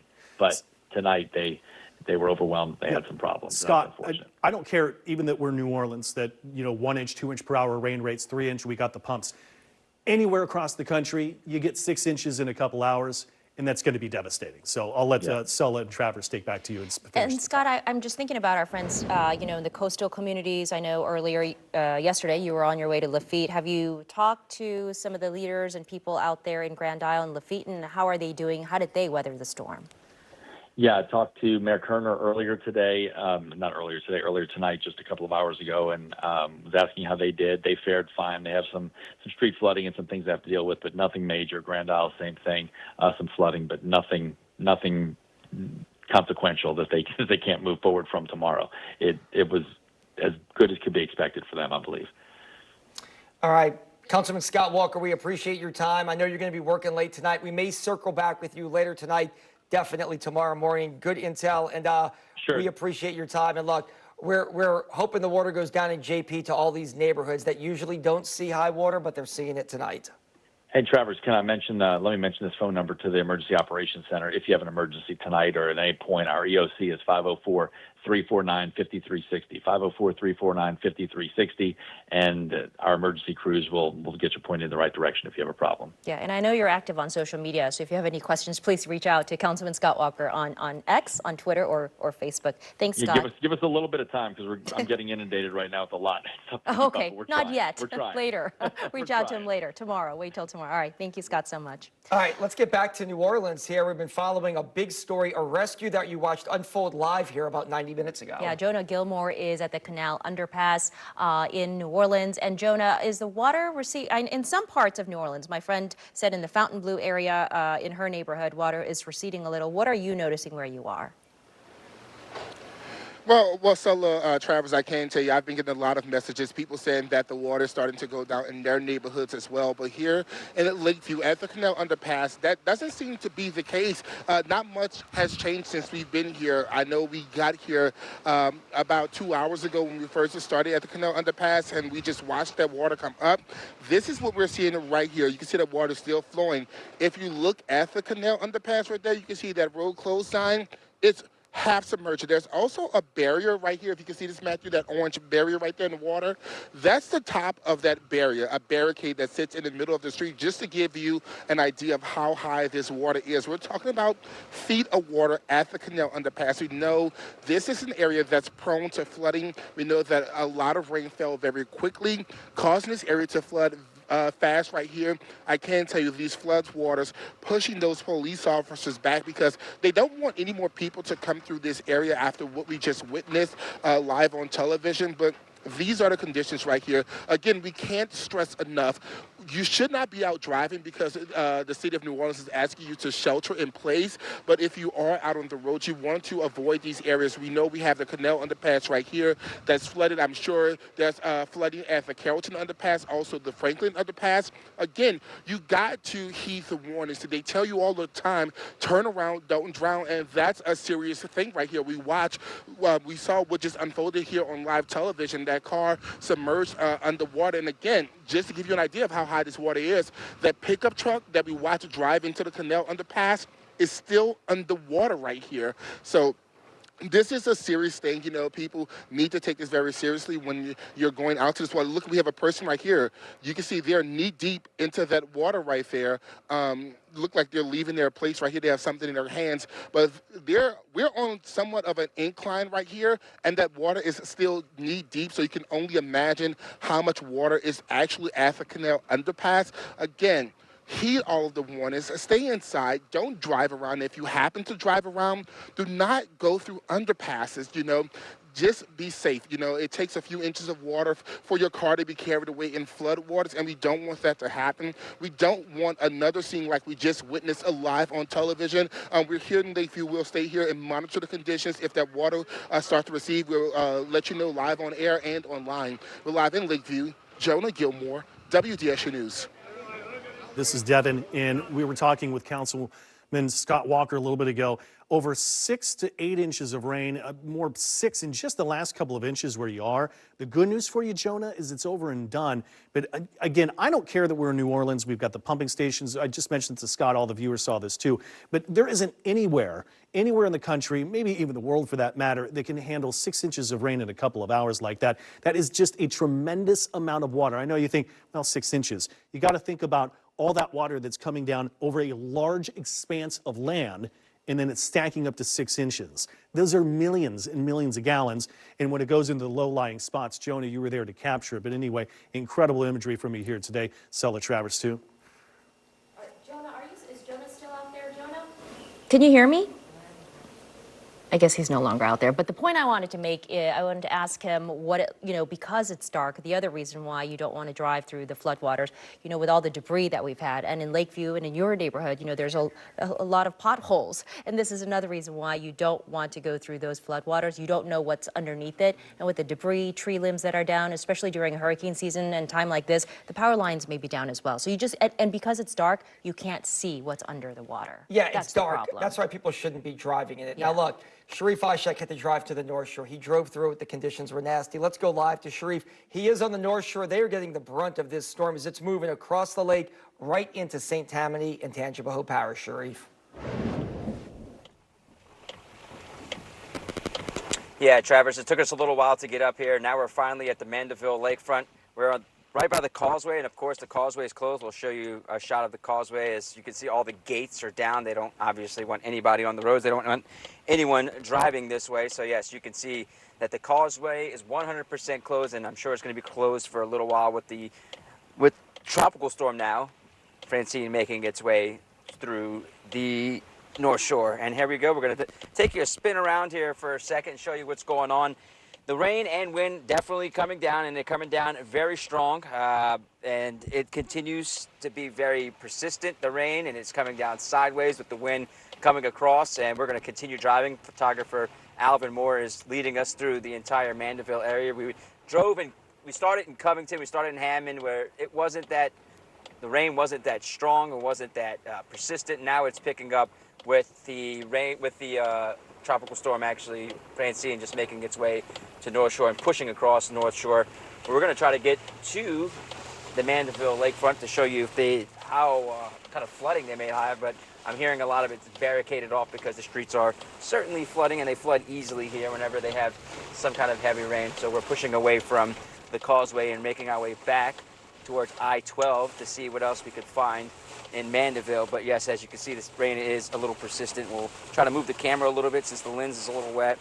You can see the rain is just coming down easily as you look at 190 there to our right, and you push across back to 190. We haven't seen any problems, any issues with power going out, any power lines, anything down, just maybe some small branches, maybe leaves from the small branches, nothing crazy. Haven't seen anything big here. Haven't seen many people on the road, which is of course smart. Stay off the road. We just saw Jonah Gilmore's report. Please stay off the road. Don't do anything out of the ordinary. Don't do anything crazy. Don't get yourself into a bad situation. And so far people are heeding the warnings here on the North Shore as well. As we continue pushing across Mandeville, I'm seeing a little bit of street flooding, maybe small street flooding on the side of each road. We'll show you that from our camera as we pass through some of the side roads here next to 190. We'll push back up to the camera, the top of the roof camera, which has been a handy-dandy equipment for us these last couple days, and Storm Patrol 6 and photographer Alvin Moore is going to keep maneuvering his way around Mandeville for us so we can show you some of the visuals from Francine as we are getting to a light. None of these lights have been out. We haven't seen any blinking lights. We continue to see the lights fully functional throughout our entire stay here on the North Shore. The problem was just getting to the North Shore. So, Travers, send it back to you right now if you have any questions for me. No, you're looking, I think that's Golden Shores right there. You just took the service road, I believe, by Trey Yen and the Popeyes fried chicken that's right there. It's amazing. I feel Travers' landmark all night. Right. Sharif have been food and restaurants. Right, I know, restaurants, food, and Popeyes franchises. But really quickly, Sharif, you're not seeing a lot of rain, puddling on the sides of road that's causing anybody to turn around, are you? I know it's been a situation in Jefferson and New Orleans. We hope it does not become a problem in St. Tammany, where they deal with a lot of street flooding. And look, Travers, I almost called you Fletcher since somebody almost did it early today. Sorry, you're twins. I've been working with y'all for almost a dozen years. No, nothing really, because the weather just got here. It hasn't really been raining that hard along the I-12 and Hammond, Covington, and Mandeville. It hasn't happened yet, but now it's happening. So I'm interested to see how much rain they pick up here on the North Shore. How quickly will it happen? Because some of these bands that are coming through look like they're pretty strong, and right now we're getting a nice downpour of rain. I don't feel the wind that much, but I can see a lot of rain. It's like raining in sheets, now it has just persisted and persisted. It's getting heavier and heavier with each second that we continue to talk about the rain and we keep driving through. So I'm assuming as the Francine continues moving north through the lake and through to the North Shore, I'm assuming we're going to get some heavy bands. I'm sure things are going to get a little scarier and a little more intense here on the North Shore, and who knows how fast it's moving, if it slows down, how much rain it dumps in the next hour or two on the North Shore, and it could become a situation on some of these roads. And we're taking some of the small roads here along Mandeville to see what we can find, what we can see, and so far we have not seen anything that's bad. We've seen, like I said, some small trees, some small branches, and that's about it. I mean, nothing that is cause for concern. There's one driver coming down the road right now. We get to turn our lights off on Storm Patrol 6 just to make sure we don't blind anyone. We're just, because they're pretty bright lights on Storm Patrol 6, so if we can get into a dark place, we just turn on the bumper lights and our roof lights. So we're going to turn them right back on in a second, so we can make sure to show you all the visuals. But for the most part, I think it's holding up well as of now. Have not seen any power going out. I have not seen any trees down, any power lines down. We just, continue to march on to see what it's going to look like here on the North Shore for the next, 20 minutes or so, to see how this band, how Francine, what she what she packs up here whenever she makes this northward trip, this northward move here to the North Shore. So it's, it's not bad. I mean, we're driving through it. I know we're in an SUV, a very nice SUV that's very protected. But so far, it's not bad, guys. Mandeville is a beautiful place, one of my favorite places to go visit. Sharif, you are a lucky man. Please stay safe and stay dry. And look, Sharif, next time we catch up with you, maybe head towards the Tchefuncte, because St. Tammany is filled with rivers and tributaries. We want to check out how high the Tchefuncte is. I know you're heading in that direction, it looks like, towards Madisonville. So maybe next time we see you, you'll be right there by the Tchefuncte. But be safe by all bodies of water. All right, let's toss now to Devin Lucy, standing by at the Weather Center with the latest. Do you have an update for us, a 10 o'clock update, Devin? Yeah, the 10 o'clock update we did have, which is tropical storm status. So tropical storm Francine, but this is still moving pretty slow, 16 miles per hour. And you've been with me live. We've been doing the calculations of the eye wall of that most outer band, of that most intense part of the storm. You go all the way back to making landfall. This is the same part of the eye wall that's just churned in all the way through Terrebonne, Lafourche, southern parts of St. Charles, parts of St. John the Baptist, and then going into parts there of Jefferson Parish and just skirting Orleans Parish too. So over the causeway. Next up is North Shore, which is why Sharif is there and doing the reports we're doing. So let's see Doppler radar, and we're also going to get radar estimates from rainfall today. We're starting to get storm activity, and I don't want to see lightning strikes in the causeway too. That still means really, really intense storms too. Got very heavy rain already coming down over the Pearl River, Hancock, Pearl River County, Mississippi. Here it is. There's the rain. It is just starting to come down in droves in Covington, Mandeville. Get ready. This is just the beginning. Madisonville, Mandeville, Lacombe. In Slidell, it isn't that bad just right now, but you're going to have some most likely heavy rain. There it is. From South Point, Eden Isle, moving your way. Again, there's kind of a curvature because, again, this is the eye wall, the system moving through. Acres, Rudock, as it extends and bends back and circulates around. So the center of the circulation is still really over New Orleans right now in the western areas, Norco, Luling. South of here, we still have better news. So let's start with you better news. Boothville, Grand Isle, Lower Plaquemines, Lower Jefferson, Lower Lafourche, and Terrebonne, all of Terrebonne and Lafourche for that matter. You're done with the storm, you're done with the rain factor at least. We're still dealing with winds in this particular system, but there's a look at radar really quick. We have all of this to go at 16 miles per hour. That is still a long ways to go. And I could go over there and kind of give you a ruler, but you get the idea here too. Let's get to the weather graphics, and I'll show you what we got from here. That we still have some time to go in this particular forecast, but the rainfall and the wind speeds, you can see I'm not done just calculating or compiling just yet, but this is just since 7 a.m. today, and this is just for New Orleans Metro. Bywater, over 8.5 inches. Metairie, 8.5. But that's just one location in Metairie. There are a number of locations, 7, 8, and above within the city. And there was, again, kind of a bullseye. This kind of summer season going to now, remember, a lot of our flash flood events have taken the highest totals through the city of Metairie, right? Warehouse District, 7.5. And at the airport, record today, 7.5. The old record was somewhere around 5.5 inches. So this is a record rainfall day already for New Orleans. The last record was 1980. Demolished it with 7.3 today. How about the strong winds? Dulac, 96 miles per hour. An oil rig it was earlier in the day, way out northwest part of the Gulf. Wind gust to 112. Airport again on top of the extreme rain and the highest rain that we received. One of the higher wind gusts in the city as well, to gust to 76. Even New Orleans East had a wind gust to 72. Where do we stand right now? And again, North Shore, we're still going to be here for you all night, so we're not going anywhere. We got you to get through. We still have winds, and even when the meteorology's done, even when the storm is done, we will still be here for you through the aftermath and everything beyond too. So we are just in the kind of the second half of the storm coverage, but that's still a long ways to go from here, okay? Tropical storm force winds persist late. Intense wind and rains along that eye wall going through the North Shore. We're here for you. The timing until early Thursday. When I say early Thursday, this is going to Thursday morning at least, maybe even a midday Thursday until the last of tropical storm force winds are done. The tornado threat is diminishing. The watch still, as you'll see, goes to 11. Still damaging winds and flooding rain. I mean, it's an easy forecast to call with that. Here was the landfall earlier today. Hurricane Francine, Category 2, and it did hit Terrebonne Parish. That was southwest of Morgan City. And Morgan City skirted by. All forecast data really looked like it was going to go right through. It went east of Morgan City. It went right through our territory. Winds of 100. The pressure was at 972. These are current conditions. These are winds averaged over a couple of minutes. Good news, down to 26 lakefront. Good news, still down to, well, it's 36 still at the airport at Armstrong International. Slidell, Hammond, Bogalusa, those winds don't look that bad right now. But watch the wind gusts. Recently, they'd still gusted to 56 at Armstrong International, lakefront 53. But that's because that system moving out, that was your last hourly observation. Highest wind was caught there at Armstrong International, at least at airport locations shown here.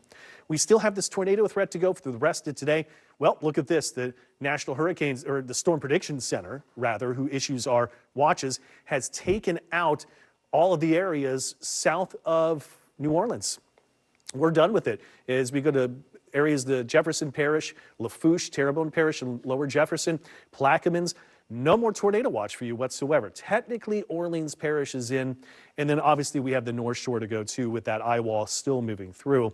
But the good news is the tornado watch has been discontinued south.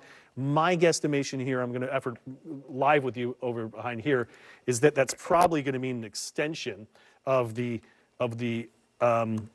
watch from here. So I can give you the best information for you right now too when we give you that particular forecast. Here's the watches for us here, and what I'm seeing here is this will now go, well, at least from that info, it doesn't tell me that it's going to be extended. They still say it's till 11, but it's probably going to have to be extended. Forecast data. This is now coming in from the latest forecast in the nighttime hours, and it lines up pretty well. So this short-term forecast goes every hour. If this is correct, even going into the midnight hour, still intense rainfall. This is going to be northern parts of Hancock County, but starting to weaken and diminish, which would be the case because overall, this storm is not going to strengthen anymore. It is only going to weaken from here on out, and there's no doubt about it. But still at 3 in the morning, the last of showers and storms and heavy rain bands will still remain. It isn't until sunrise where the precipitation's effectively all out, but we're still going to be dealing with some gusty winds as we get into the day.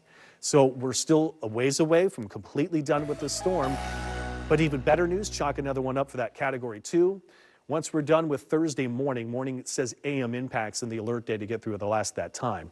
Afternoon, the rest of the week and heading into the weekend, looking spectacular. Put on a sunny face as the sun goes, and we just got to get through the rest of tonight. We still have a long way to go. We need the sunshine there to dry out. Devin, thank you. Time is now 10:10. Francine is now downgraded to a tropical storm. It made landfall around 5 o'clock tonight in Terrebonne Parish as Category 2, then went down to Category 1, now downgraded, but not before leaving a deluge behind. We are continuing to get a plethora of pictures of flooded streets and neighborhoods in Jefferson Parish and Orlean that are flooded. Yeah, let's be clear. This isn't Katrina. This isn't Ida. This is a wind and rain event that's impacting a lot of communities, tens of thousands of people without power. We do want to tell you we have crews fanned out across Southeast Louisiana from the North Shore to the South Shore.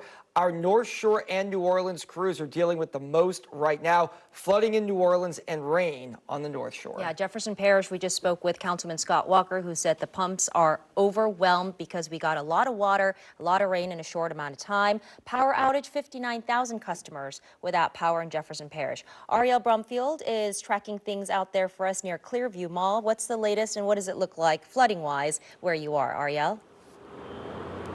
Pumps being overwhelmed seems as an understatement to what we're seeing out here in this Metairie area. We're right by the Clearview Mall. This is Clearview and North Service Road, and cars are really struggling to get through here. That water is, I've walked through it. It's almost over my knee level, and this is as far as we dared to travel in our car. As you can see, this is a tow truck getting through. Most of the cars that are able to get through are trucks. This area also dealing with power outage. This whole strip of Clearview completely dark. So we're dealing with flooded streets down here as well as no power at this time. And the water, it hasn't seemed to go anywhere at all. These streets are very heavy. And still we're dealing with a lot of wind right now. We did see some cars decide to stop and turn around, but some are brave in this area. We did see some stalled cars by the Lakeside Mall as well, just right around the corner. So very interesting conditions. This water is very high and it doesn't seem to be going anywhere anytime soon.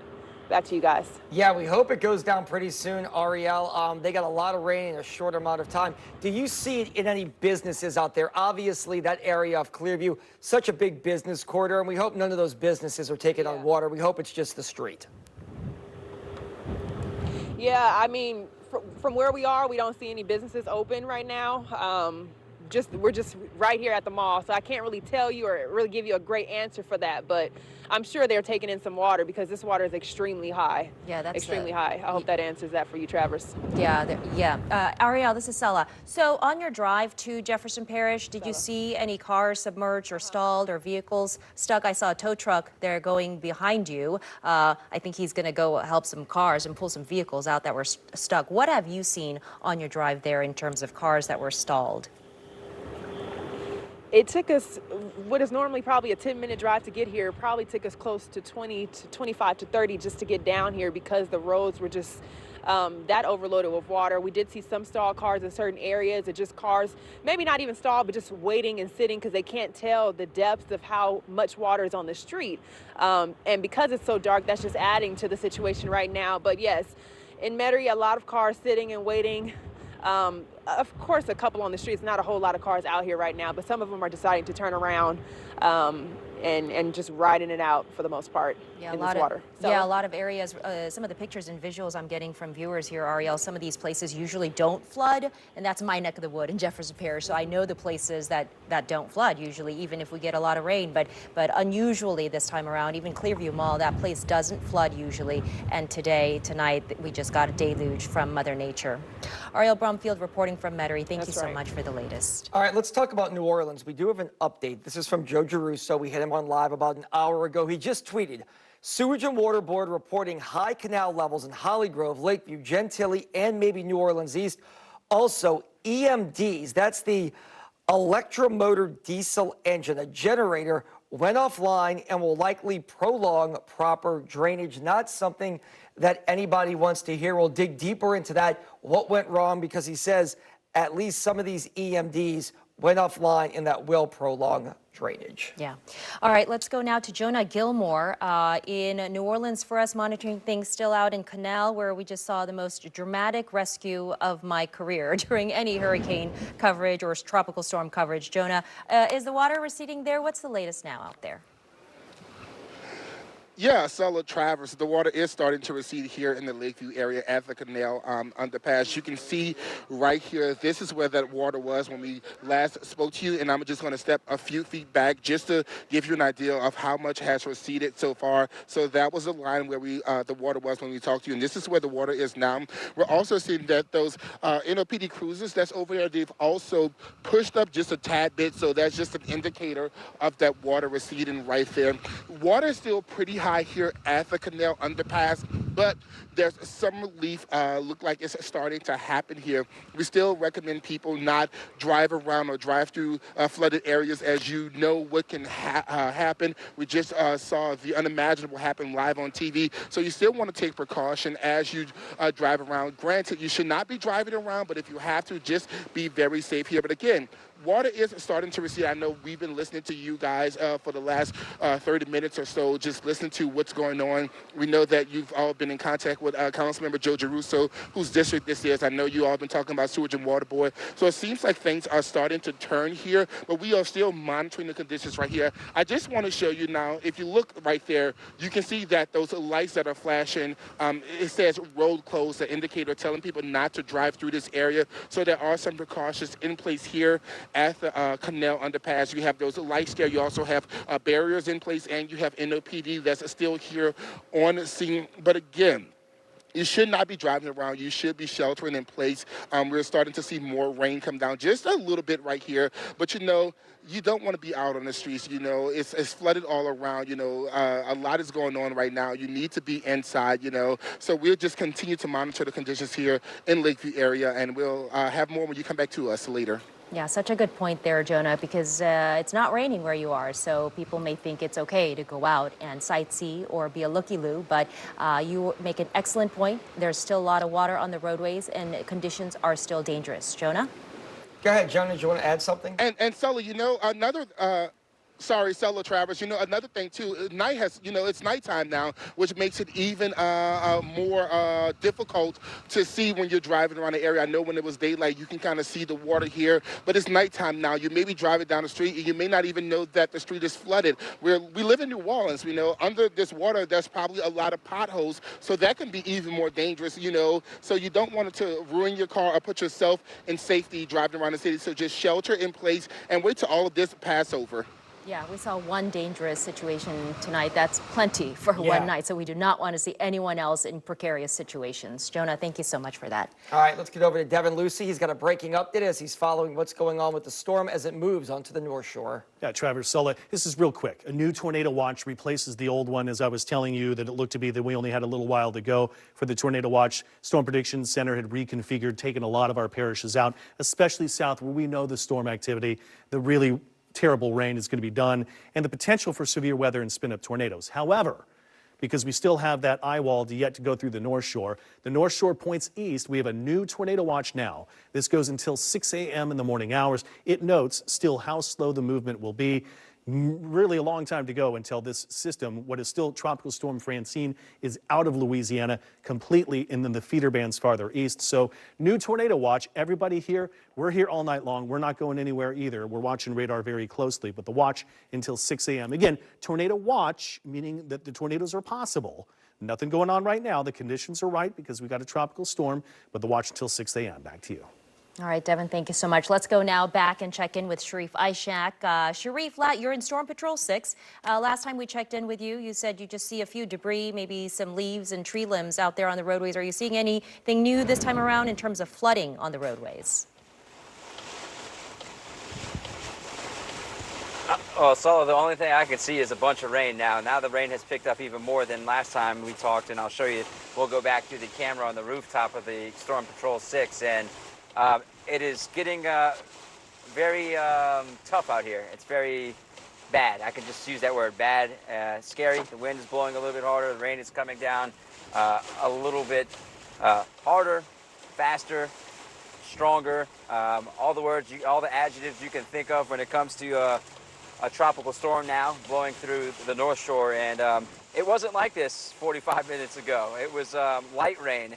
Now we're dealing with very heavy rain. I'm gonna see if I can turn our camera a little bit, see how much you can see. I mean, not much light, very little light on the interstate right now because the rain is that heavy, but the wind is blowing. But to me, it isn't really the wind right now. The wind seems light, but it's just a lot of rain.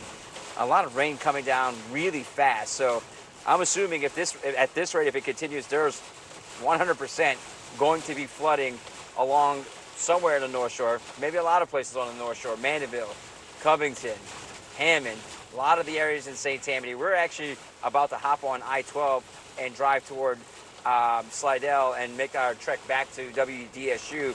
But we'll keep the pictures up here so we can keep talking about what we're seeing. Not many people on the road. That's 100% what we're not seeing, which is a smart thing. Interested to see what it's going to look like when we hop on I-12 here shortly, because when we made our way here, there were quite a few cars, which is surprising. A lot of 18-wheelers, for the most part, on I-12, going up and down I-12, going to Baton Rouge and going toward New Orleans or I-59. But people who are driving out here right now through this, through Francine, there's some brave people. I tell you right now, we would not be driving if we didn't have to. We're going 28 miles an hour just to be extra safe, just so we don't hit something we don't see. There are some things like that just jump out at you. When we were driving a few minutes ago, before you guys came to us, we couldn't see a nice branch, and it jumped out at us and had to swerve at the last second. So those are the things you have to be careful with whenever you're driving through, dimly lit areas. A lot of areas could be very dim at night during a storm because of the heavy rain, because you can't see the sheets of rain, and we can kind of feel like hear the wind that's happening right now. Sulla and Travers. Yeah, Sharif. One of our colleagues here at WDSU, Rich Gallo, lives on the North Shore. He told us they're seeing some flooding in Beauchesne. It's not far from where you are, but Beauchesne is a great golf community over there, and they don't usually see a lot of flooding, but he sent us some video. Are you hearing or seeing anything? Some of these subdivisions like Beauchesne or the Sanctuary or any place near Mandeville High School that could be taken on water when they usually just don't get flooding like that?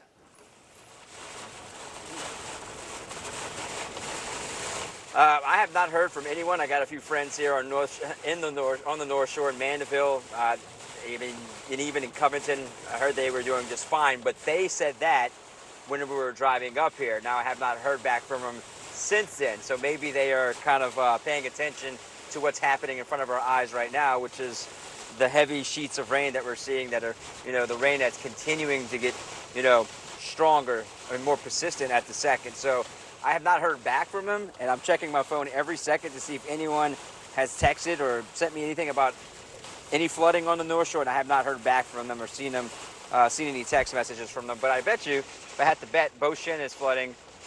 There's probably quite a few areas around Beauchesne and Mandeville and Hammond that are probably going to take on some rain, because what we're looking at right now in front of us, Travers and Sulla, is starting to become a very scary situation, because we're moving slower and slower as we move closer and closer to I-12, which makes me think that Francine is moving in over the I-12 corridor area, I-12, I-55 area. So that is, it's going to become a tricky situation as we try to make our way back to New Orleans, because I know we're going to continue driving through it whenever we drive near Slidell and turn to the Twin Span, which I'm sure that might be a tricky situation to get to the Twin Span at this time of the night with this heavy of rain. But, it's a tropical storm. Used to be a hurricane, but it doesn't matter. It just feels like what we're seeing in front of our eyes through this windshield that we can show you in two different versions. There's a windshield camera. Our windshield wipers have been working non-stop since this rain started. I'll be honest with you, once it made landfall, Francine made landfall, I don't think our windshield wipers had stopped. I mean, maybe for like 20 minutes when we got to Kenner when we had light rain, but since then we have non-stop rain, non-stop windshield wipers, and we'd love to turn the camera much, but it's really hard to turn at night. I haven't seen the wind. I haven't felt the wind much. I'm just turning it off to the right just to see if you can see any wind, any of the trees swirling, and not really. What we're seeing here is just some heavy downpours, and at this rate, business is going to really pick up when it comes to flooding. That's my guess. I'm just guessing, just from where we left, and we had some, when we were driving through parts of Mandeville, you could just feel the tires going through some of the puddles of water. But yes, we're going to continue driving on I-12, and we'll kind of try to keep you updated as we make our trip back to New Orleans to WDSU. All right, Sharif, also a friend of ours, Matt Bowers, the car dealer, lives on the North Shore. He told me no flooding in the sanctuary. Matt, thank you for watching WDSU. Thank you for playing reporter and giving us the update so Sharif can skip that neighborhood. No flooding in that part of Mandeville. Yeah, thank you for all the viewers and our friends who are keeping us tuned to the latest in your neighborhood. Let's go to a phoner we have right now from a spokesperson from St. Tammany Parish, Michael Vincenot, joining us on the phone. Thank you, first of all, Michael, for joining us. And on live TV, I wanted to say congratulations. You guys had a baby. New father. You're working You're a even new though you father. have a newborn. Congratulations. That's right. Baby Tucker and Mom are both doing great. Tucker's 5 days old now, so paternity leave ended a little early to serve the citizens of St. Tammany tonight. Mother Nature brought you back into work. Hey, listen, I know that President Cooper was monitoring some of the river levels there in St. Tammany. Are you seeing any flooding? What are you guys seeing right now as Francine has now been downgraded to a tropical storm? Well, we're seeing now that the impacts from what everybody in Jefferson and Orleans has obviously made its way up to the North Shore. It looks like the storm has broken down a little bit, and now we're facing the heavy rainfall. And we're up at the EOC in downtown Covington, so it's a little further north than think just of the coastline of Mandeville and Madisonville and those folks. But the weather's starting to make its way here now, and we're playing the waiting game to see what happens. We're hopeful that we don't have the same 9-10 inches of rain that the folks down in Metairie saw, but it's a waiting game. We've prepared as much as we could. We work year-round to clear out drainage and make sure that our drainage systems operate as they are designed to. But sometimes Mother Nature takes control and it brings too much rain, and we'll see what happens this evening. And I know that folks should be staying home right now and riding out the storm, but are there any major corridors or road closures you want to inform viewers about?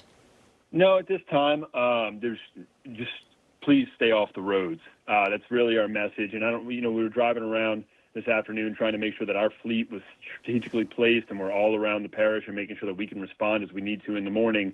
And we didn't really see anybody out there, so we're really thankful for that. But the primary concern here in St. Tammany Parish when you're talking about hurricanes and tropical systems is the trees. Everybody knows that St. Tammany is this beautiful parish with all these trees, but when a hurricane comes to town, those things can turn into hazards and projectiles and, can fall onto roads, power lines, homes. It's what we saw earlier this year in April when the tornadoes passed through Slidell. It can get dangerous really quickly. So again, just please stay home. And it's really for the health of yourself and our first responders who may have to respond this evening. What about, Michael, what about power outages on the South Shore here? We're seeing a lot of power outages. I know your provider is Cleco. You have some Entergy. Are you noticing major power outages on the North Shore?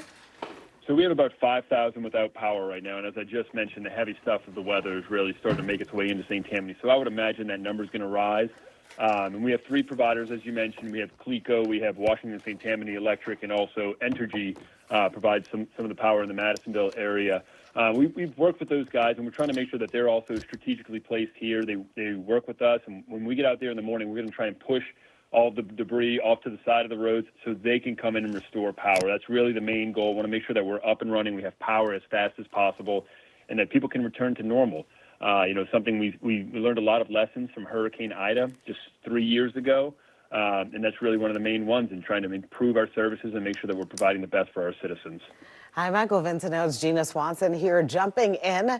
I was just listening to your conversation about what's happening in St. Tammany Parish. I know that the EOC has been stood up for this event. Have you guys received any kinds of calls for service at all so far throughout this event? No, and it's been a rainy day all day, and maybe about 2 hours ago it really got heavy, and then it slacked off, and now we're getting the heavy stuff has made its way into St. Tammany. I'm very fortunate to report at this time we have no reports of any injuries, no major damage to any structures, but obviously this event is not over with. It's really just beginning with the heavy stuff. So just please continue to be vigilant, make sure that our neighbors stay aware, continue to monitor you guys and the good information that you share, and just continuing to take care of each other out there. All right, Michael Vinceno, spokesperson for St. Tammany Parish, again, a new father, so wanted to wish you a congratulations on TV. Michael, thank you so much, and please keep us posted on conditions in St. Tammany. Thank you, and thanks for all you do for us.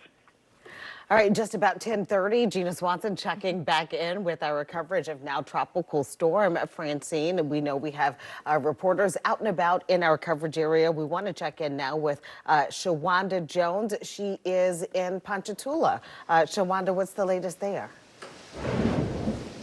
Hey, Gina, well, I've been sheltering in place for about the last hour because the winds just got too dangerous for me to actually be outside. But I want to show you something over here. I just want to show you what this drainage system is looking like right here. This, just a while ago, before the very, very heavy rainfall began, it was kind of like flowing. Everything was going smoothly, but now it's literally overflowing at this point. And that's just what we've been seeing within the past hour. And I've also got some new information from police here in the city. They say that just over the railroad track, that entire area is flooded, for us not to head over that way, and just people to stay safe and to stay inside. Do not go outdoors. Do not go sightseeing. Stay inside. And I want to show you some video. Look at your screen right quick. This is what we've been seeing for literally hours here in Ponchatoula. It just goes on and on just to show you that the wind is still very, very high. We haven't got the brunt of it yet, but we're expecting it to come. Back to you, Gina. All right, Jawanda, out there in Ponchatoula, you said that the area not far from where you are, there's reports of street flooding. Have police reported anyone calling for assistance? No, not yet, not that we can tell, but I will say there have been people who have come to check up on us. I guess that they thought we were stranded. So there are good Samaritans out here in this weather, checking on their neighbor, checking on the community, but we advise people to stay inside until it's safe to actually make those assessments. Yeah, so people are checking up on you. Good to know that there are good Samaritans out there today, just making sure you're okay. But are you seeing a lot of people on the roadways and outside? They should be indoors, as you've been mentioning. So what have you noticed in terms of people outside and drivers on the streets? I haven't seen a lot of drivers on the street within the past hour. You know, I am very keen on telling people to stay inside. So it seems like they've been heeding those warnings, at least here in downtown Ponchatoula. And I haven't seen, I think like the last couple I saw was maybe about 45 minutes ago before the band started to get really rough. So it's good that we are not seeing people because, again, we want them to stay inside. All right, rain certainly is coming down out there. Shawanda, thank you for that report from Ponchatoula, hometown of our own Randy Russo. Yeah, and the Ponchatoula Strawberry Festival. All right, thank you so much, Shawanda Jones in Ponchatoula for us. Let's go now and get a check on the latest on Francine with Derek Sibley. Derek?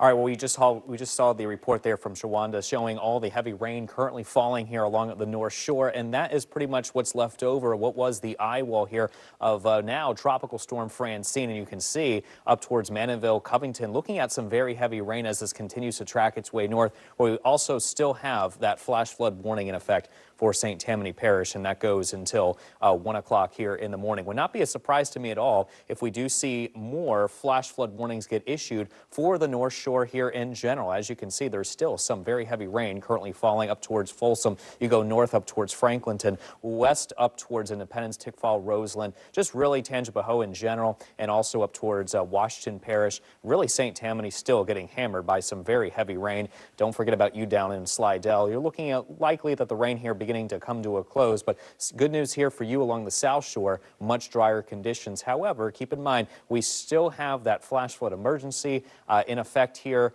for the St. Charles Parish, and also really just for much of the metro here in general. That goes until 11:45 here from the National Weather Service. Let's get to what's happening here as far as our rainfall totals. This is how much we picked up here so far today from this event as Francine continued to move through. Lakefront picked up over 6 inches Over 7 inches fell around Kenner, and nearly 3 inches of rain up for you in Slidell. I've seen some reports along the rest of the North Shore, anywhere between around a half an inch to getting close to around that 1 inch mark, but we're going to start to see those totals go up as the rest of the worst part of the storm continues to track north up along the North Shore. All right, so here's the latest advisory from the National Hurricane Center as of 10 o'clock. It's moving northeast at 16 miles an hour. The winds are down to 70, so that makes it now officially back to a tropical storm. The pressure 982 millibars, and you're going to see, though, as the track continues to move towards the north,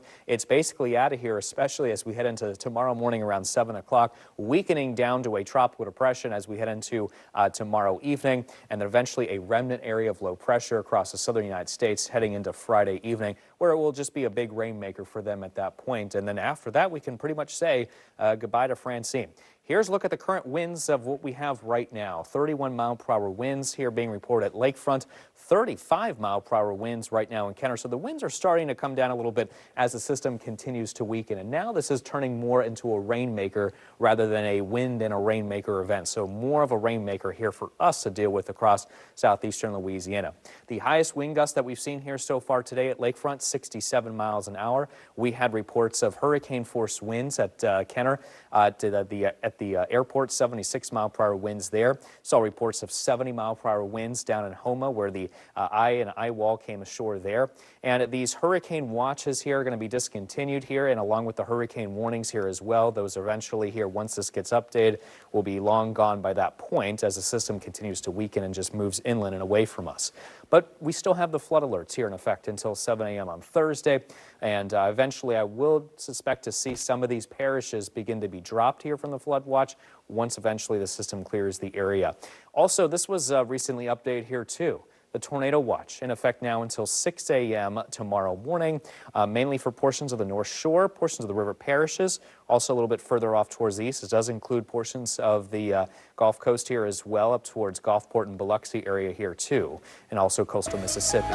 So as we get through the day tomorrow, we just have looking at 84 degrees and a little bit of some patchy clouds here and there. Also, one more thing before we finish the 7-day forecast.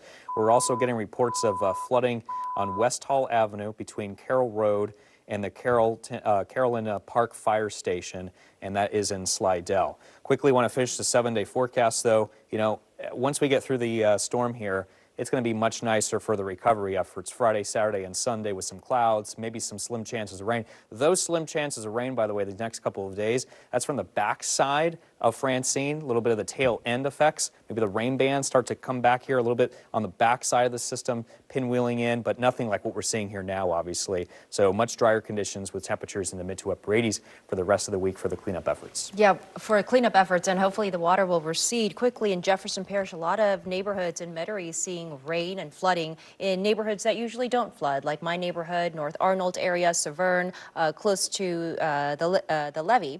And power outages continues to go up steadily, Gina. We started with about 50,000 power outages 2 hours ago. It's gone up now to 65,000 customers in Jefferson Parish without power. And we know when a situation like that occurs, certainly you have to be patient in terms of getting power restored. There are no estimates right now. There are no timelines or whatnot until the threat certainly has passed. Yeah. Let's go now to Sharif Ishaq, still in Storm Patrol 6, monitoring things on the North Shore for us. We spoke with Michael Vincento, the spokesperson, moments ago. Sharif, he said about 5,000 customers there without power. Are you noticing anything on the street in terms of like street lights that go out usually when there's no electricity?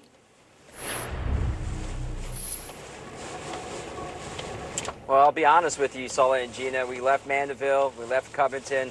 Now we are on I-12 headed eastbound towards Slidell. We'll give you a visual of what's going on right now. We have a few 18-wheelers, a couple trucks, other trucks and cars driving on I-12 eastbound as the rain continues to come down very hard. We see some hazards in the rain. Not sure if that's legal. I keep hearing you're not supposed to do that, so you probably shouldn't be driving with your hazards on. I'm not trying to rat anybody out, but you're probably not supposed to do it anyway. So we continue driving on I-12 eastbound. The rain, once again, the wind hasn't really been an issue down here, but the rain has been the major problem so far, with Francine moving its way through St. Tammany Parish and the rest of the North Shore. It's on and off. It starts as a medium rain, and then boom, Next thing you know, it picks up, and it picks up heavily. We'll move up the camera a little bit and show you what's going on. Not many cars coming on the opposite way of I-12. You see the rain is heavy, and let's give you a little road view of what it looks like on the street. Can't see anything, too dark. So we'll just keep it on the roof camera on Storm Patrol 6 as we continue looking at everything that when it comes to Tropical Storm Francine, now that it's a tropical storm. So we started our venture to the North Shore going up I-55. It was raining hard at the time we made our way up to I-55. Not many lights on I-55, so we really had to drive at a crawl to make it to I-12. We got up there, it looked like business as usual. Really light rain. People were at the gas station. They were getting gas. They were getting snacks. And then next thing you know, the switch came on, and the floods were, the rain was just coming down in sheets and sheets, and it did not stop, and it has not stopped yet. We did not see many people on the road once that rain started picking up, and people, I guess, heeded the warnings and they stayed off the roads. In Mandeville, Hammond, as well as Covington. So that's good news. People were staying off the road. We're on I-12.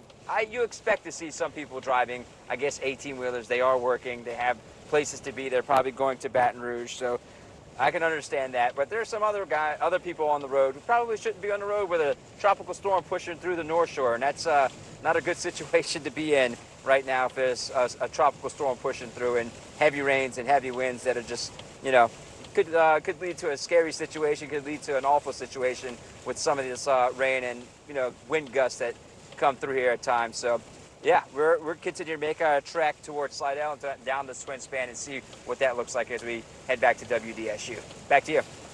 All right, Sharif, be careful out there. We want to check in now in Jefferson Parish. We know that there have been widespread reports of street flooding in Jefferson. Yeah, and usually neighborhoods, you know, that doesn't flood, now they're experiencing flooding out there. One of those neighborhoods, Clearview, we saw Ariel Brumfield in the Clearview Mall area. Fletcher Mackel is also live there in Jefferson Parish for us. How bad is the flooding at Clearview, Fletcher?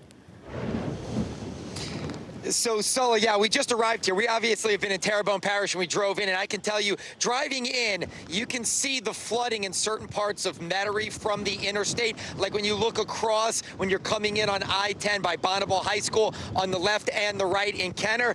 And the flooding here, all of the cars are turning around. They're not trying to go from Clearview here. That's small sliders on the corner down there. And we've got some flooding here. I'm gonna walk in it. I think Lawrence can still see me here. So these cars are mostly doing a U-turn here right now. I don't, they may be able to get through it and get to Veterans, but I don't know. So better safe than sorry. So any cars right now that are exiting I-10 at the Clearview Veterans exit are doing U-turns, as you can see right here. Here's a truck coming through, a big deuce-and-a-half looking truck, and you can see how high it is over there. Look at that. Look at the tires and how high. And look, that's a big deuce-and-a-half right there. That looks like a power truck of some kind. And we almost had a wreck there on live TV, unfortunately. But yeah, people are getting off here, turning around, and you saw how high it was for this truck coming through here right now. That's actually a fire department truck, JPSO fire department truck, obviously coming through the water. Oh, look, let's see. Somebody's going to try to get through it here right now. Let's see if they make it. So this is an SUV. They're staying to the left, kind of on the higher part, and it looks like they're doing okay. The next car is going to make a U-turn. That car is going towards Veterans. Obviously, no power here in this part of Jefferson Parish. And the car down there looks like it made it through, and it's getting towards Veterans right now. And now we have cars coming up the opposite side of the street here, of the interstate as well. So we have a little congestion. I think some people want to try to make it to Veterans and go towards the lake. Other people are going to try to turn around and not go that far. But nonetheless, we have several feet of floodwater here. I'm going to go this way. And again, I think you can still see me here.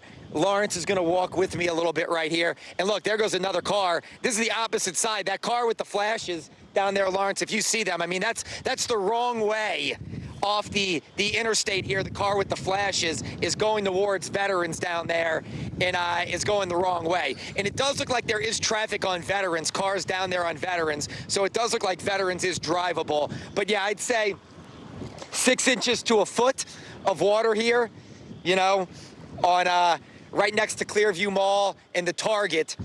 6 inches of water. Gets a little worse as you go down towards Veterans, but it does look like it may be passable, at least here. We're going to continue checking out other areas of Jefferson Parish. We just left Terrebonne, and this is the wind and rain that we were feeling, and it passed, and we drove right back into it because obviously it has now reached the greater New Orleans area and the metro New Orleans area. But nonetheless, a lot of cars not chancing it. Some did, some made it, but about 6 inches to maybe a foot here. We're going to go closer in. We hear there's some more flooding by Bonneville going towards the lake, so we'll check that out, and we'll have another live report coming up in a few minutes. Fletcher, first of all, it's Gina here. You're making me nervous out there because people are out on the roadways. There's no real traffic signal, so please be careful as you are out there reporting. But are you surprised to see the number of cars that are actually out there? I thought people were still kind of hunkered down, but there seems to be a good bit of traffic where you are. So let me say this, Gina. We left Terrebonne Parish, and it's a ghost town. There is no one on the streets in Terrebonne Parish. In Houma, you can't find a car or a person anywhere, and there's law enforcement anywhere. So it is a little surprising to see all these cars. We just came to a cluster of about a dozen, and there's, look, a 4Runner over there trying to come through the water here. I'll kind of do some play-by-play with you all, seeing if that car is going to make it, because it certainly looks like it's going for it right now. They both look like they're going for it. But yes, I am surprised, considering that all of the elected leaders in Orleans and Jefferson and surrounding parishes said, please stay at home. Look, people have emergencies, people have jobs, we're working, but nonetheless, it's supposed to be for emergency workers right now. So considering that in Terrebonne Parish, as a comparison that I just left, had no one on the streets anywhere, it is a little surprising to see some cars and some traffic, but I do know, obviously, Jefferson and Orleans, a more populated area that people may have to get out and do something, and those cars did make it. So good news, it's not taking cars in this flooded area. It's definitely flooded. It's definitely dicey, but nonetheless, we've now seen several cars able to pass here. But the people that are driving on both sides of the interstate, that is just a recipe for disaster. Even the off ramps, if you think you can make it going up the wrong side, obviously just a horrible idea, driving through the water and then trying to make your own route by going on the wrong side of the roadway. Horrible, horrible, horrible idea if anybody needs to go out. There's also, Lawrence is going to flip around here. The other side of Veterans, south, has power. You can see that the other side is lit up like a Roman candle. This side, no power, but the other side behind us does have power. So again, we'll continue to survey Jefferson Parish, and we'll have more live reports, unless you all have any more questions right now. Yeah, that's what I was going to ask you. Actually, I'm looking at the outage map, Fletcher. I reported 69,000 power outages earlier, but since you've been on, it went down to 65,000 power outages. So are you noticing linemen or crews out there restoring power? Are they working to restore power right now? Do you see anyone? I haven't, Sulla, but to be honest with you, we drove straight in from Houma, got right off at Clearview and Vets, so this is our first stop. I was just amazed to see power in certain parts of Jefferson Parish on the south side, if you will, going away from the lake side of Jefferson Parish, anything going towards the lake, Veterans, till about the interstate, no power. The other side of Jefferson Parish, south, that going towards River Road, that is an area where there's power, it seems to be. But again, we'll continue to survey and let you know if we see any trucks or anybody working on the power lines out here. We do have a medical truck that's turning around, deciding not to go through. It looks like LCMC or one of the hospitals, and that ambulance is going to try to make its way. I guess it could be going to East Jeff. Oh no, look, LCMC's right here. So this ambulance is probably just making it back to its home base right here. This looks like it's an LCMC facility, and you can see on that truck, look how high the water is on that truck right there. So yeah, so again, we'll continue to survey the scene here in Jefferson, and we'll be back with more live reports soon. Yeah. All right. Fletcher Mackel reporting live for us from Clearview. And again, I'm getting so many emails and texts from friends and viewers out there in Metairie. Gina, even Bucktown, Metairie, flooding about a foot of water, just like Fletcher mentioned. And people are saying these are places that hasn't flooded since Katrina. So they're seeing an overabundance of water in areas that normally don't flood during a typical hurricane season. Yeah, we'll talk to JP Council member in just a moment. But first, we want to check in with Devin. Lucy, was there a new alert that just came out? What do people need to know right now? Well, that's the thing. This isn't anything new. This is just the extension of the flash flood emergency. So your devices just went off again. I know mine did, and I'm showing it right here. So I'm just on to let you know there is nothing more new coming your way. But because of all that flooding that hasn't happened since Katrina, we've got still a ton of water that's there. You can see Fletcher, that obviously with the standing water. So we still have the extension of the flash flood emergency. That's going to go until 1:45 in the morning. There's another map here I want to show that will have all the alerts that are there. Flash flood warnings now extend all the way to even Morgan City once again.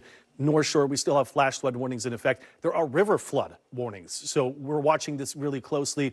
The Bogaflaya and some of the other rivers that direction in the North Shore. I just took a look at some of the graphs of if we're expecting major flooding to come with it. Now, we haven't had that rainfall move through just yet.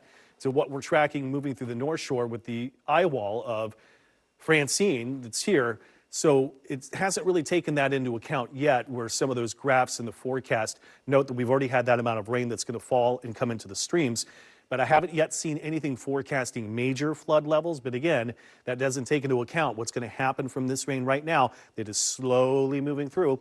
And of course, what we're talking about, and this is what we just talked about, what we're dealing with in Metairie and northern Jefferson Parish and parts of New Orleans Metro here too. So that's the latest update. Just want to put you at ease that that alert that just came on your phone, it's nothing new, just the extension of the flash flood emergency and warning.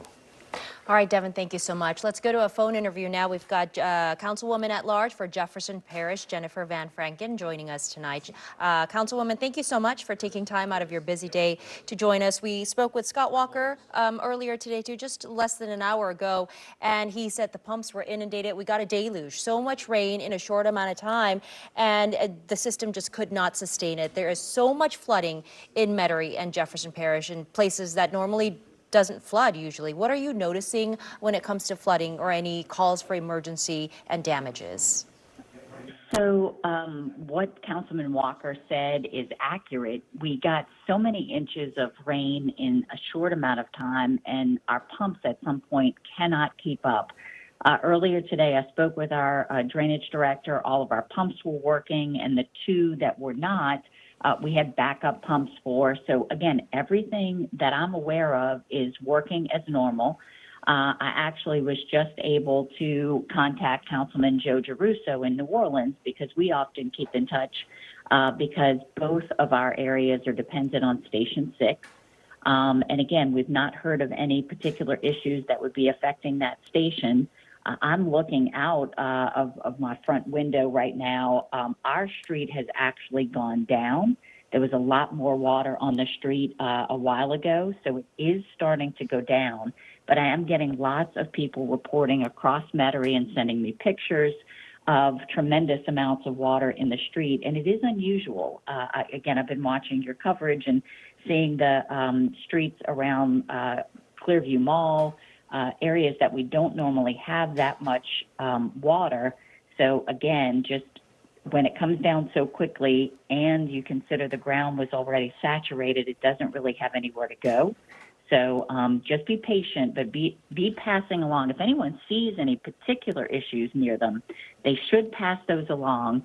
Our Emergency Operations Center has an email as well as a phone number, so they can call 504-349-5360 or 3360 rather, or they can email jpeoc@jeffparish.gov. That's really our nerve center, and they're taking in any problems and trying to address them as quickly as we can.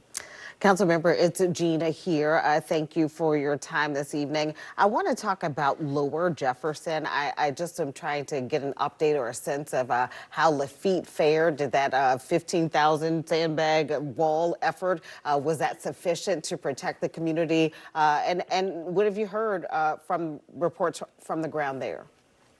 I've not actually bothered the mayor. I try to keep in touch with him. I spoke with him earlier, and so I will be checking in just a little bit. But right now, really, the calls that I had been getting were related to the flooding on the streets of Metairie, where flooding, has not normally been as high as we're seeing this evening.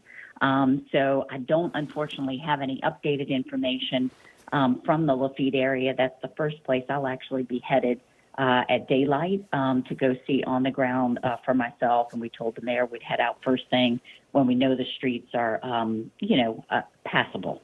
Councilwoman, power outage. Flooding is an issue in JP, and power outage is also an issue. I'm looking at the Entergy map, and Jefferson Parish right now has the most power outages at 65,000 customers without power. That's the most. The second highest place right now is Orleans Parish at 42,000, and then third is Terrebonne. Tell me just about the power outages. You knew this was going to be an issue. We anticipated this. And Entergy crews, I know, have to wait till conditions are favorable and safe to go out there and restore power. What are you hearing when it comes to how quickly power will be restored? So the first thing that we had this morning was relatively early this morning. We lost power in Metairie. I know people were very frustrated by that because the wind and bad weather had not even hit.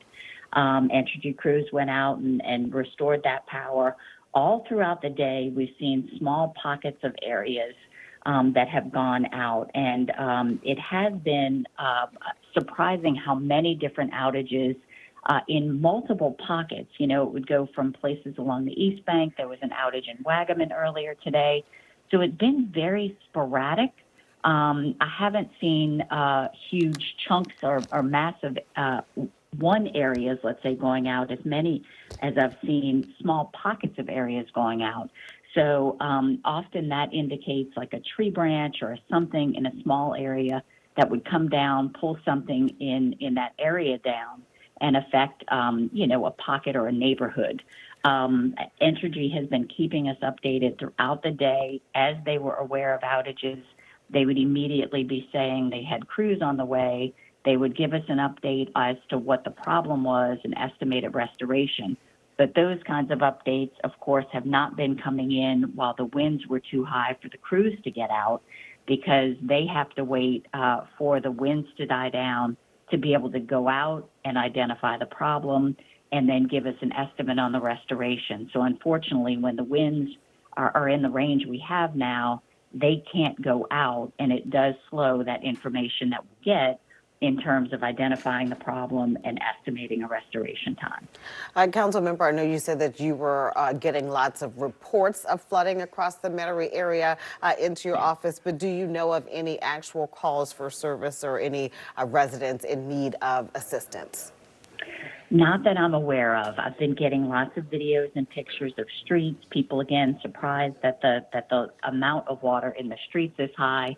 I've not gotten any notifications from anyone by email or by text yet that we are having anyone in danger. Now, of course, what we say all the time is if there's an emergency kind of scenario, you want to call 911, because our emergency responders are the ones who will, be able to get you, particularly as streets start to clear. Like I'm looking at a completely clear street outside of my home in Metairie. And so we do know that it's going down as the pumps catch up and as the winds start to die down, as I'm seeing not as much activity again in looking out of my window, then our crews will be able to get out there and start restoring power. But no, fortunately, I've not heard of anyone in distress or seen anything coming into our office of that nature.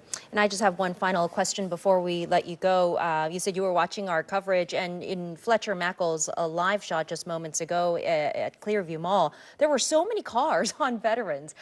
Is this a good time? You want to remind viewers to just stay home once again because it's so dark outside and conditions are still dangerous, even though the worst is probably, away from us right now. I thought there was a lot of cars on Veterans. What were your thoughts about that? I totally agree, and I've seen your reporters continuing to remind people. Our parish president did that earlier.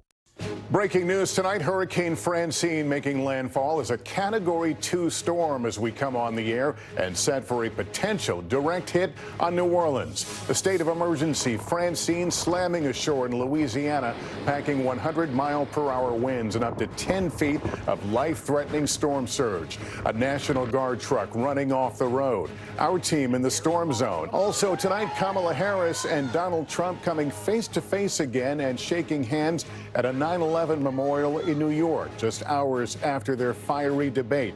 The candidates clashing over the economy, abortion, the border, and the moment the former president pushed a baseless and shocking claim about immigrants in Ohio. Did the debate sway voters, and will there be a rematch? Plus, the impact the endorsement from Taylor Swift is already having. The raging California wildfire exploding 10 times in size in just 24 hours. Dozens of homes destroyed, dramatic rescues, and word tonight of people trapped, including an off-duty officer, plus the arson arrest in another massive inferno. Inflation cooling to 2.5% with the Fed set to cut rates. Justin Timberlake after his DWI arrest this summer reaching a plea deal. And there is good news tonight, a special story time from space. This is NBC Nightly News with Lester Holt. Good evening and welcome. We want to take you right to New Orleans, where Hurricane Francine is taking direct aim with maximum sustained winds of 100 miles per hour. The now Category 2 strength hurricane making its landfall tonight close to Morgan City, Louisiana.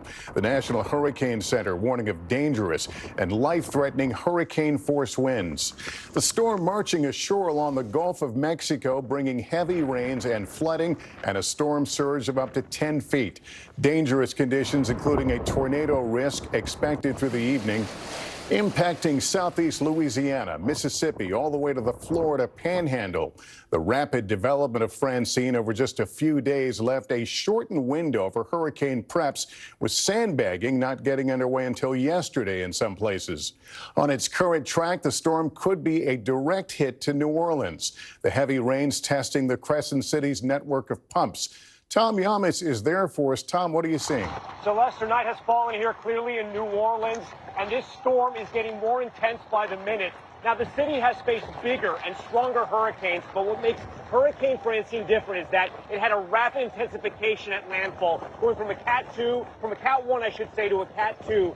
Now those 100-mile-per-hour wind gusts could hit the Big Easy. The city, as you know, sits between Lake Pontchartrain here and the Mississippi River, so water is always a big fear here because 50% of the city is below sea level, so they're always worried about that massive storm surge that could happen. Tonight, Hurricane Francine lashing the Louisiana coast. The massive storm barreling into the New Orleans area and drenching surrounding communities. Take this storm seriously. It is a serious storm. The warm waters of the Gulf strengthening the powerful system, now a Category 2 hurricane. Wind gusts churning at 100 miles per hour. Dangerous storm surge slamming into the coast, with pounding rain and flash flooding threatening many neighborhoods. I wasn't really taking it serious until now. I see it's really real. And besides dealing with the hurricane, first responders in New Orleans also putting out a fire in the Bywater district. You can see the firefighters actually inside that structure, the massive hole caused by the fire as the rain bands from Hurricane Francis come down on them. Gas stations shut down, flights canceled, businesses boarded up, and the National Guard on the move. A National Guard truck sliding off the road. No injuries were reported. The president approving a FEMA emergency declaration for the state. The time to evacuate has now passed. It is the time to go to ground and hunker down. Flood watches are in place for 9 million people from Louisiana to Florida. These are communities that still bear the scars of past hurricanes. Tonight, they're once again bracing as another massive storm makes its move. I'm just praying and asking the Lord to protect us.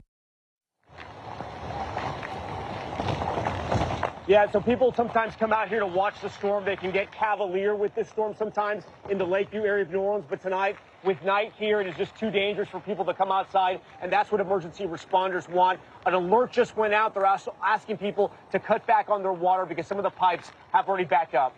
Lester, back to you. All right, let's get right to Bill Cairns now, who's tracking Francine. Bill, it's going to be a long night along the Gulf Coast. A lot of people wondering if they're going to lose power, if they haven't already, and those numbers are growing quickly because that eye wall has a lot of punch to it. We've already seen wind gusts up to 96 miles per hour inland. That's not over the water, so that's very impressive. And the bright reds here, this is the area of concern. You see where New Orleans is here in Baton Rouge, highly populated area in between. All of those locations have to go through a portion of this huge eye of this storm. So here's the New Orleans area here, and they're only roughly about 20 to 30 miles away from that really intense band. So if the New Orleans area, you're going to lose power. It'll likely happen as we go throughout the next couple hours. By about midnight, everything should begin to calm down. So about till 11 p.m., the worst conditions in New Orleans, we could see as much as 4 to 6 inches of rainfall. And there's still a threat of some isolated tornadoes throughout the region, not just New Orleans, but also in areas of eastern Louisiana and southern Mississippi. And everyone here that has a chance of getting 50 to plus mile per hour winds has a chance to lose power as we go throughout the night. It's going to be a lot of cleanup from this one, Lester. That jump to a Category 2 made a big difference. All right, Bill Cairns, thanks very much. Now to the race for the White House. The day after their heated debate, Vice President Harris and former President Trump were together again, this time marking the anniversary of the 9/11 terror attacks. Here's Peter Alexander. At Ground Zero today, Vice President Harris and former President Trump shaking hands again, both appearing at the solemn ceremony commemorating the 23rd anniversary of the 9/11 terror attack and the nearly 3,000 Americans who lost their lives. Jack, Charles, Aaron. Joshua, Todd, Aaron. Later, in a show of unity, President Biden briefly wearing a Trump hat handed to him by a supporter of the former president. It comes as the Harris campaign is touting her performance in last night's debate, calling for a second one. The former president, who had insisted on multiple debates, now non-committal. Are we going to do a rematch? I just don't know. I would do NBC. I'd do Fox, too. It follows their historic face-off, the first ever meeting between the two, that began with an unexpected greeting initiated by the vice president. Kamala Harris. Let's have a good debate. Have fun. But the pleasantries did not last long. This is so rich, coming from someone who has been prosecuted. I probably took a bullet to the head because of the things that they say about me. For 90 minutes, Harris delivered on her strategy to try to provoke outbursts from the former president, mocking his rallies. And what you will also notice is that people start leaving his rallies early out of exhaustion and boredom. Trump repeatedly taking the bait. She said people start leaving. People don't go to her rallies. There's no reason to go. Harris pressing her rival on his refusal to accept the 2020 election results. Donald Trump was fired by 81 million people. Clearly, he is having a very difficult time processing that. And in another dramatic moment, slamming him for praising the repeal of Roe v. Wade.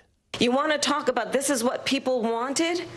Pregnant women who want to carry a pregnancy to term, suffering from a miscarriage, being denied care in an emergency room because the healthcare providers are afraid they might go to jail, and she's bleeding out in a car in the parking lot? She didn't want that. Though Harris did not specify if she supports any restrictions on abortion. Trump targeted Harris for her record on the economy. I've never seen a worse period of time. People can't go out and buy cereal or bacon or eggs or anything else. And on the border. They've destroyed the fabric of our country. Millions of people let in. Also going after her recent reversals on progressive policies like a fracking ban that she has since said she opposes. She will never allow fracking in Pennsylvania. If she won the election, fracking in Pennsylvania will end on day one. The vice president closing the debate on an optimistic note. We can chart a new way forward. And a vision of that includes having a plan, understanding the aspirations, the dreams, the hopes, the ambition of the American people. While Trump argued Harris is all talk and no action. They've had 3.5 years to fix the border. They've had 3.5 years to create jobs and all the things we talked about. Why hasn't she done it?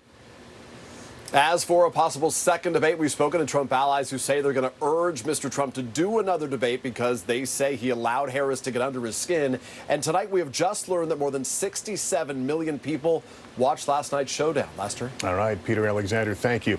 One of the most inflammatory comments of last night's debate was a baseless claim by former President Trump about immigrants in Springfield, Ohio. Yamiche Alcindor traveled there for us tonight. Let's have a good debate. See, have fun. Thank you.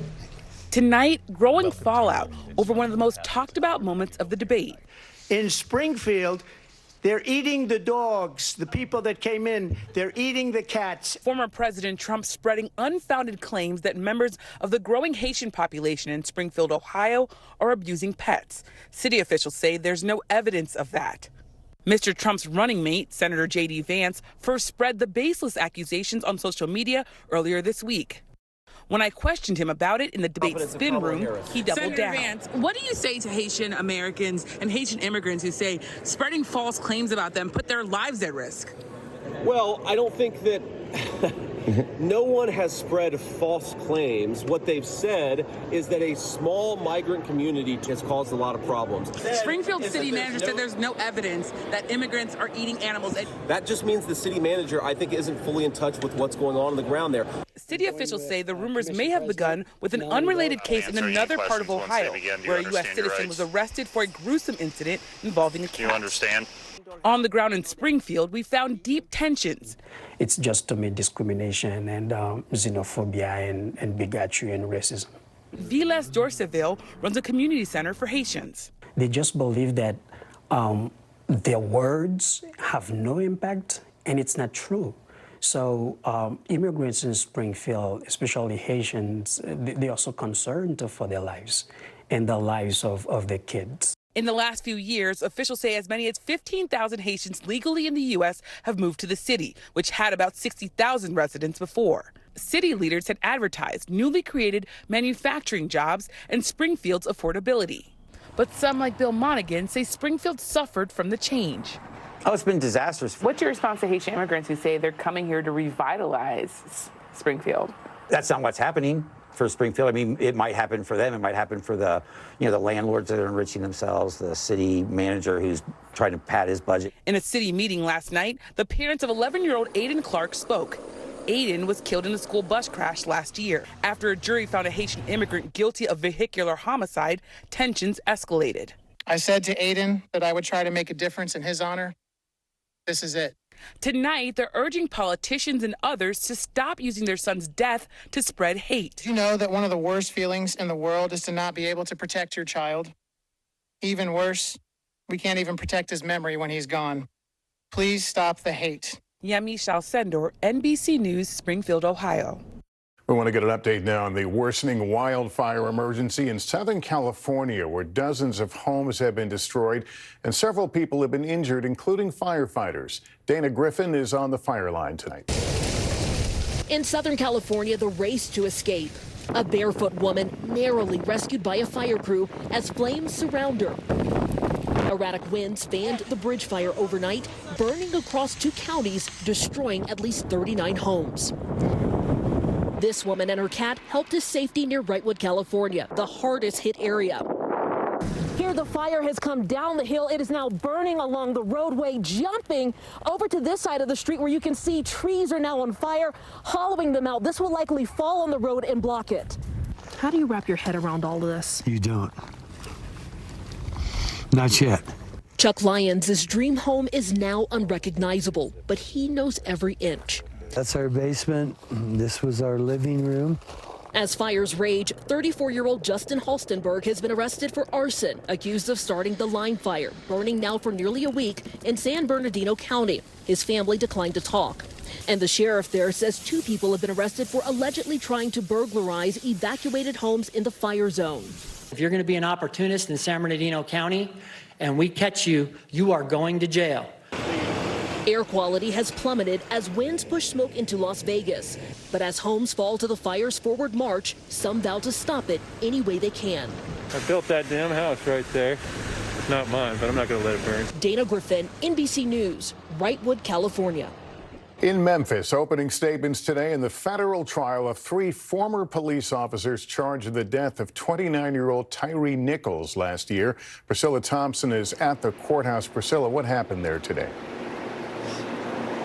Well, Lester, Tadarius Bean, Demetrius Haley, and Justin Smith have all pleaded not guilty to using excessive force, failure to intervene, witness tampering, and more. Federal prosecutors today argued that these officers took turns beating Tyree Nichols, but the defense said that the cops' actions were in line with their training. Now, two other ex-officers, Desmond Mills and Emmett Martin III, have pleaded guilty and will testify, prosecutors said. The three men could face life in prison if convicted. Lester? Okay, Priscilla, thank you. In 60 seconds, inflation is coming down, so are mortgage rates. But there's one big problem for those looking to buy a home.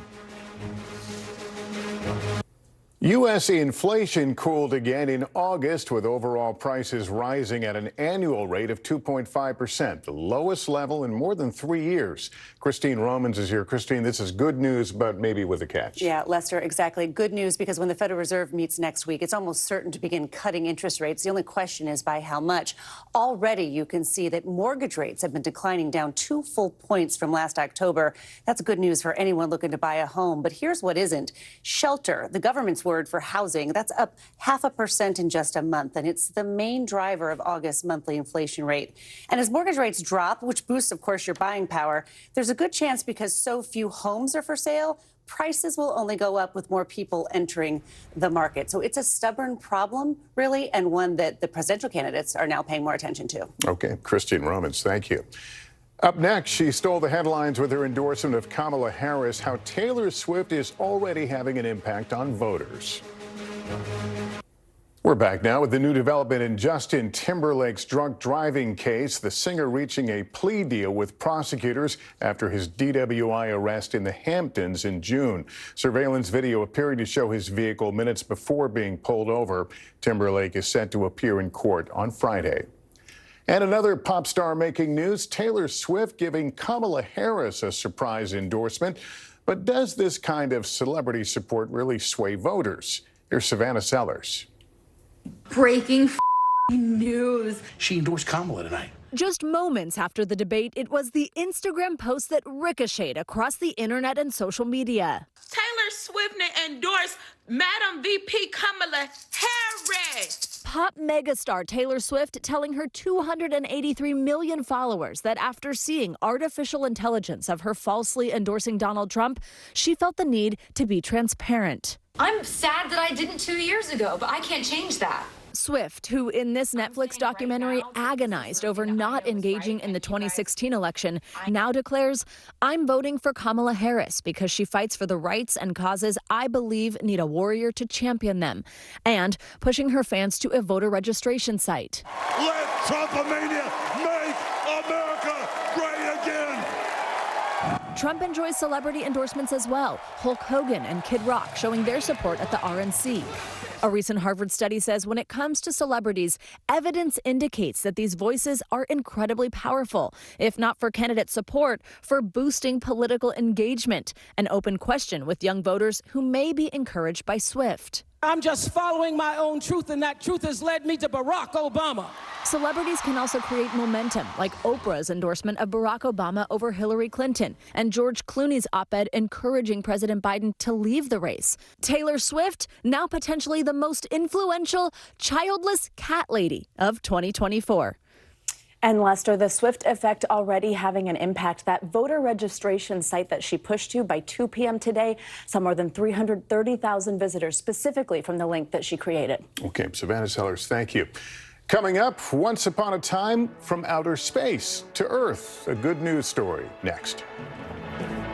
Finally, there's good news tonight about a story bringing people together across the universe. Here's Aaron McLaughlin. Polaris Dawn's mission to space is now in its second day. For astronaut Anna Menon, this mission is about more than distance. It's about connection. This morning from the Dragon capsule, Menon hosted a very special story time. The SpaceX medical officer read her book, Kisses from Space, to a select group back on Earth, including her own kids and children with cancer. Proceeds from the book will benefit St. Jude's life-saving work. Higher and higher we rose through the sky. Who knew that a dragon could fly up so high. At the end of the story, 7-year-old St. Jude patient Micah asked an important question. Do people live in space, and do you want to live in space? For now, we're living in space for 5 days, and we'll be home pretty soon. What was it like to ask an astronaut in space a question? It was cool. 2 years ago, Micah was diagnosed with acute lymphoblastic leukemia. Now cancer-free, his mom Rebecca says experiences like this have helped the family find joy. It kind of makes you special because people want to bless you and love on you and let you know that you're not alone. Tonight, as Anna Menon floats among the stars, Micah's family is now inspired to embark on their own mission to pay it forward. Erin McLaughlin, NBC News. As we leave you, we would be remiss if we didn't acknowledge this solemn date. A nation once more pausing to remember what happened here 23 years ago. With all that is going on in our lives, in our country, in our time, the perfect blue sky of a September day reminds us our hearts have not yet fully healed. That's Nightly News. Thank you for watching, everyone. I'm Lester Holt. Please take care of yourself and each other. Good night.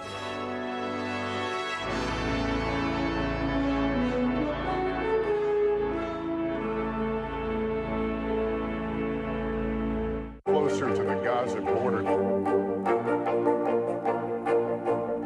A story of resilience and hope. Please take care of yourself and each other. Democracy is happening now. We have a lot to get to on this historic night. Things are happening here in Chicago. Now never stops. They are energized by the idea that this is a real fight. People were on their feet. Folks were fired up here. Now is where it counts. How confident are you that Donald Trump wins in November? Are younger people excited about this new Democratic ticket? The moment is now. The only voice that really matters are the voice of the voters. News for the generation of now is NBC News Now. Closer to the Gaza border. A story of resilience and hope. Please take care of yourself and each other. News lives in the now. Look at this. You can't even see anything anymore. Let's break down what we know. You gotta see this. News for the generation of now is NBC News Now.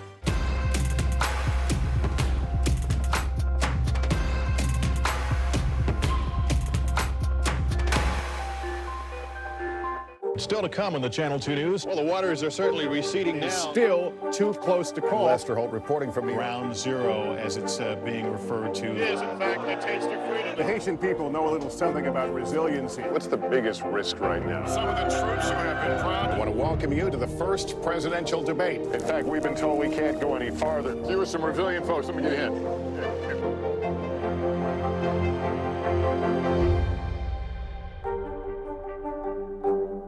Breaking news tonight, Hurricane Francine making landfall as a Category 2 storm as we come on the air and set for a potential direct hit on New Orleans. The state of emergency, Francine slamming ashore in Louisiana, packing 100-mile-per-hour winds and up to 10 feet of life-threatening storm surge. A National Guard truck running off the road. Our team in the storm zone. Also tonight, Kamala Harris and Donald Trump coming face-to-face again and shaking hands at a 9/11 memorial in New York, just hours after their fiery debate. The candidates clashing over the economy, abortion, the border, and the moment the former president pushed a baseless and shocking claim about immigrants in Ohio. Did the debate sway voters, and will there be a rematch? Plus the impact the endorsement from Taylor Swift is already having. The raging California wildfire exploding 10 times in size in just 24 hours. Dozens of homes destroyed, dramatic rescues, and word tonight of people trapped, including an off-duty officer, plus the arson arrest in another massive inferno. Inflation cooling to 2.5% with the Fed set to cut rates. Justin Timberlake, after his DWI arrest this summer, reaching a plea deal. And there is good news tonight, a special story time from space. This is NBC Nightly News with Lester Holt. Good evening and welcome. We want to take you right to New Orleans, where Hurricane Francine is taking direct aim with maximum sustained winds of 100 miles per hour. The now Category 2 strength hurricane making its landfall tonight close to Morgan City, Louisiana. The National Hurricane Center warning of dangerous and life-threatening hurricane force winds. The storm marching ashore along the Gulf of Mexico, bringing heavy rains and flooding and a storm surge of up to 10 feet. Dangerous conditions, including a tornado risk expected through the evening, impacting southeast Louisiana, Mississippi, all the way to the Florida Panhandle. The rapid development of Francine over just a few days left a shortened window for hurricane preps, with sandbagging not getting underway until yesterday in some places. On its current track, the storm could be a direct hit to New Orleans. The heavy rains testing the Crescent City's network of pumps. Tom Yamas is there for us. Tom, what are you seeing?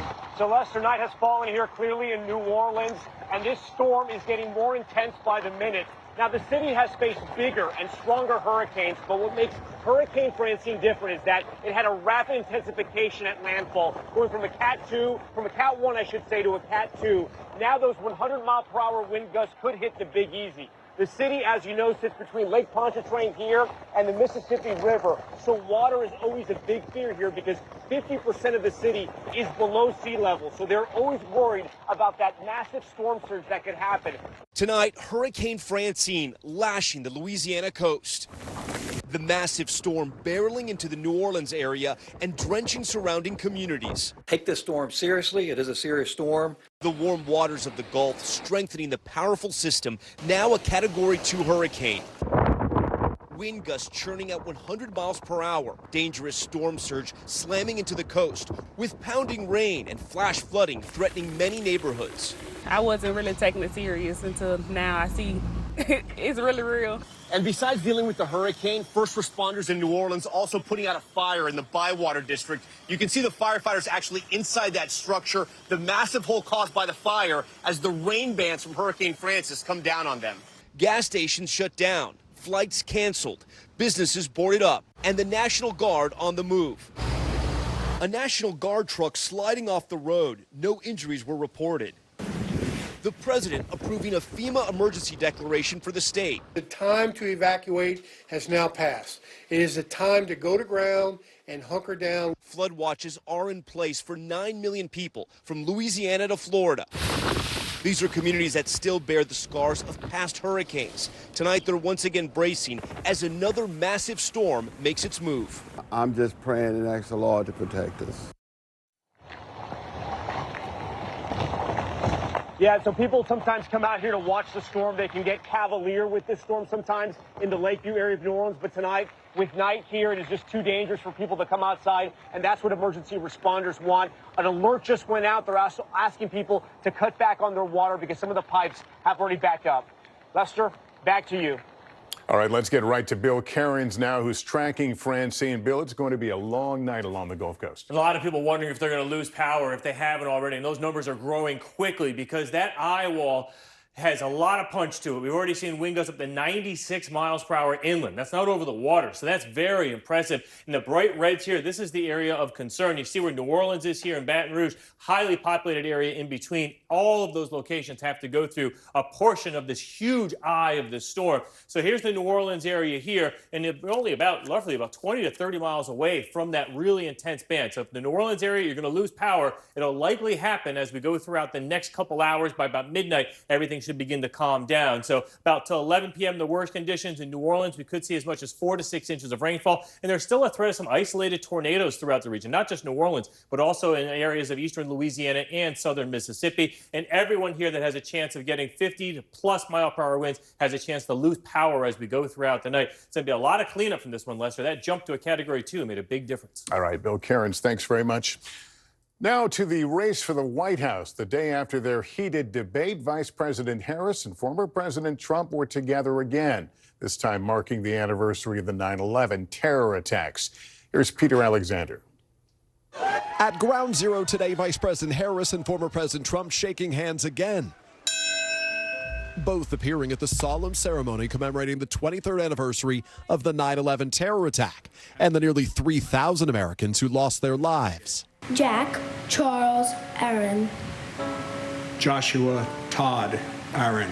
Later, in a show of unity, President Biden briefly wearing a Trump hat handed to him by a supporter of the former president. It comes as the Harris campaign is touting her performance in last night's debate, calling for a second one. The former president, who had insisted on multiple debates, now non-committal. Are we going to do a rematch? I just don't know. I would do NBC. I'd do Fox, too. It follows their historic face-off, the first ever meeting between the two, that began with an unexpected greeting initiated by the vice president. Kamala Harris, let's have a good debate. But the pleasantries did not last long.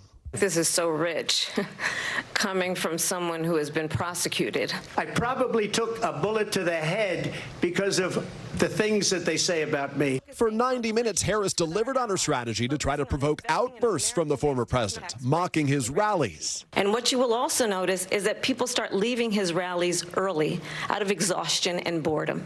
Trump repeatedly taking the bait. She said people start leaving. People don't go to her rallies. There's no reason to go. Harris pressing her rival on his refusal to accept the 2020 election results. Donald Trump was fired by 81 million people. Clearly, he is having a very difficult time processing that. And in another dramatic moment, slamming him for praising the repeal of Roe v. Wade. You want to talk about this is what people wanted? Pregnant women who want to carry a pregnancy to term, suffering from a miscarriage, being denied care in an emergency room because the healthcare providers are afraid they might go to jail, and she's bleeding out in a car in the parking lot? She didn't want that. Though Harris did not specify if she supports any restrictions on abortion. Trump targeted Harris for her record on the economy. I've never seen a worse period of time. People can't go out and buy cereal or bacon or eggs or anything else. And on the border. They've destroyed the fabric of our country. Millions of people let in. Also going after her recent reversals on progressive policies like a fracking ban that she has since said she opposes. She will never allow fracking in Pennsylvania. If she won the election, fracking in Pennsylvania will end on day one. The vice president closing the debate on an optimistic note. We can chart a new way forward. And a vision of that includes having a plan, understanding the aspirations, the dreams, the hopes, the ambition of the American people. While Trump argued Harris is all talk and no action. They've had 3.5 years to fix the border. They've had 3.5 years to create jobs and all the things we talked about. Why hasn't she done it? As for a possible second debate, we've spoken to Trump allies who say they're going to urge Mr. Trump to do another debate because they say he allowed Harris to get under his skin. And tonight we have just learned that more than 67 million people watched last night's showdown. Lester? All right, Peter Alexander, thank you. One of the most inflammatory comments of last night's debate was a baseless claim by former President Trump about immigrants in Springfield, Ohio. Yamiche Alcindor traveled there for us tonight. Let's have a good debate. Have fun. Thank you. Tonight, growing fallout over one of the most talked about moments of the debate. In Springfield, they're eating the dogs, the people that came in, they're eating the cats. Former President Trump spreading unfounded claims that members of the growing Haitian population in Springfield, Ohio, are abusing pets. City officials say there's no evidence of that. Mr. Trump's running mate, Senator J.D. Vance, first spread the baseless accusations on social media earlier this week. When I questioned him about it in the debate spin room, he doubled down. Senator Vance, what do you say to Haitian Americans and Haitian immigrants who say spreading false claims about them put their lives at risk? Well, I don't think that no one has spread false claims. What they've said is that a small migrant community has caused a lot of problems. Springfield city manager said there's no evidence that immigrants are eating animals. That just means the city manager, I think, isn't fully in touch with what's going on the ground there. City officials say the rumors may have begun with an unrelated case in another part of Ohio, where a U.S. citizen was arrested for a gruesome incident involving a cat. You understand? On the ground in Springfield, we found deep tensions. It's just to me discrimination and xenophobia and bigotry and racism. Vilas Dorseville runs a community center for Haitians. They just believe that their words have no impact, and it's not true. So immigrants in Springfield, especially Haitians, they are so concerned for their lives and the lives of their kids. In the last few years, officials say as many as 15,000 Haitians legally in the U.S. have moved to the city, which had about 60,000 residents before. City leaders had advertised newly created manufacturing jobs and Springfield's affordability. But some, like Bill Monaghan, say Springfield suffered from the change.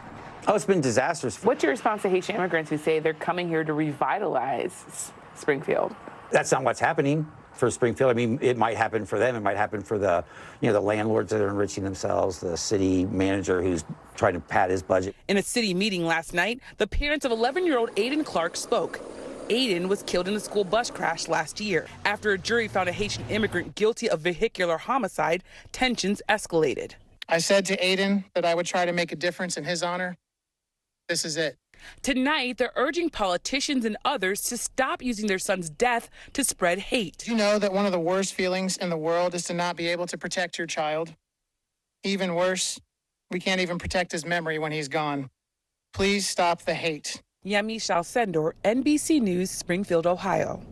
We want to get an update now on the worsening wildfire emergency in Southern California, where dozens of homes have been destroyed and several people have been injured, including firefighters. Dana Griffin is on the fire line tonight. In Southern California, the race to escape. A barefoot woman narrowly rescued by a fire crew as flames surround her. Erratic winds fanned the bridge fire overnight, burning across 2 counties, destroying at least 39 homes. This woman and her cat helped to safety near Wrightwood, California, the hardest hit area. Here, the fire has come down the hill. It is now burning along the roadway, jumping over to this side of the street where you can see trees are now on fire, hollowing them out. This will likely fall on the road and block it. How do you wrap your head around all of this? You don't. Not yet.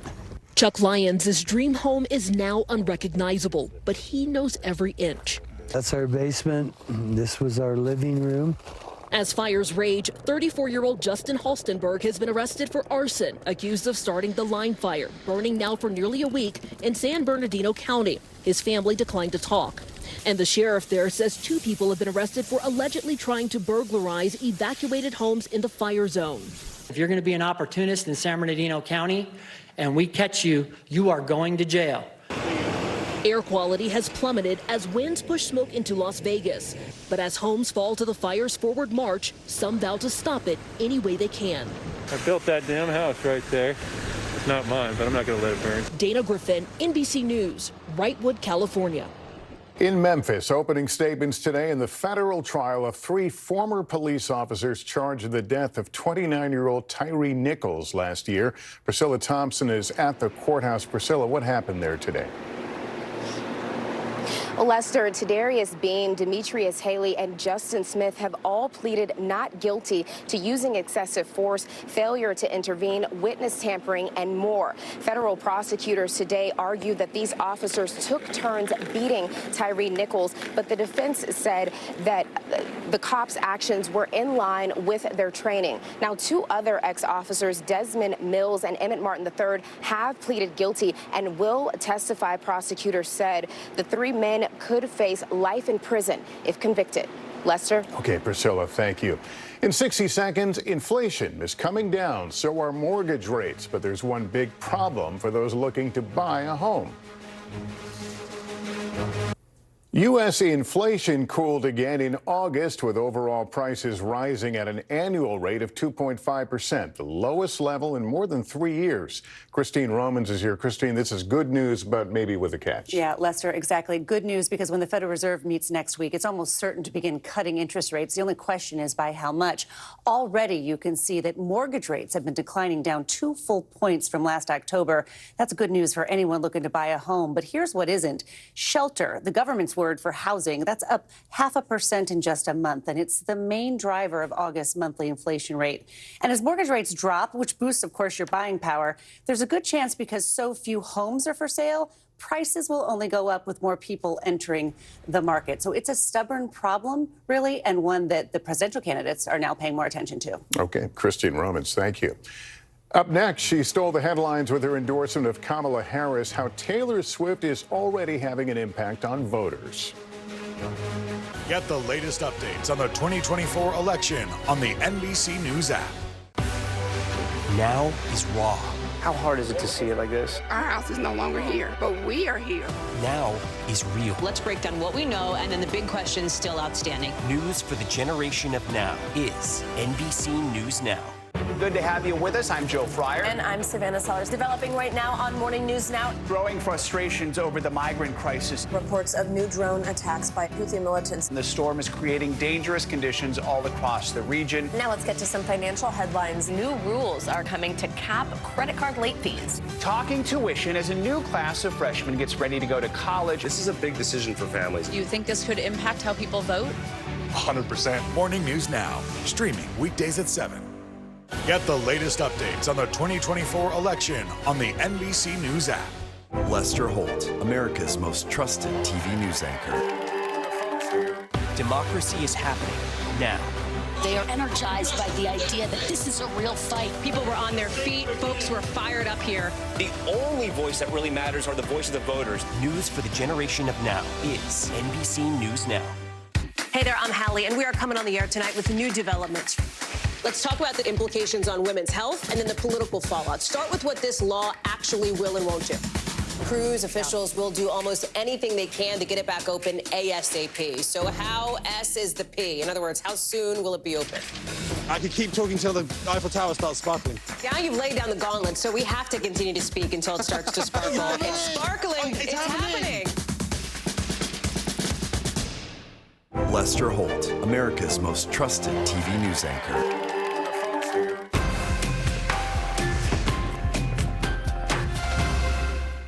Good to have you with us. I'm Joe Fryer. And I'm Savannah Sellers. Developing right now on Morning News Now. Growing frustrations over the migrant crisis. Reports of new drone attacks by Houthi militants. The storm is creating dangerous conditions all across the region. Now let's get to some financial headlines. New rules are coming to cap credit card late fees. Talking tuition as a new class of freshmen gets ready to go to college. This is a big decision for families. Do you think this could impact how people vote? 100%. Morning News Now, streaming weekdays at 7.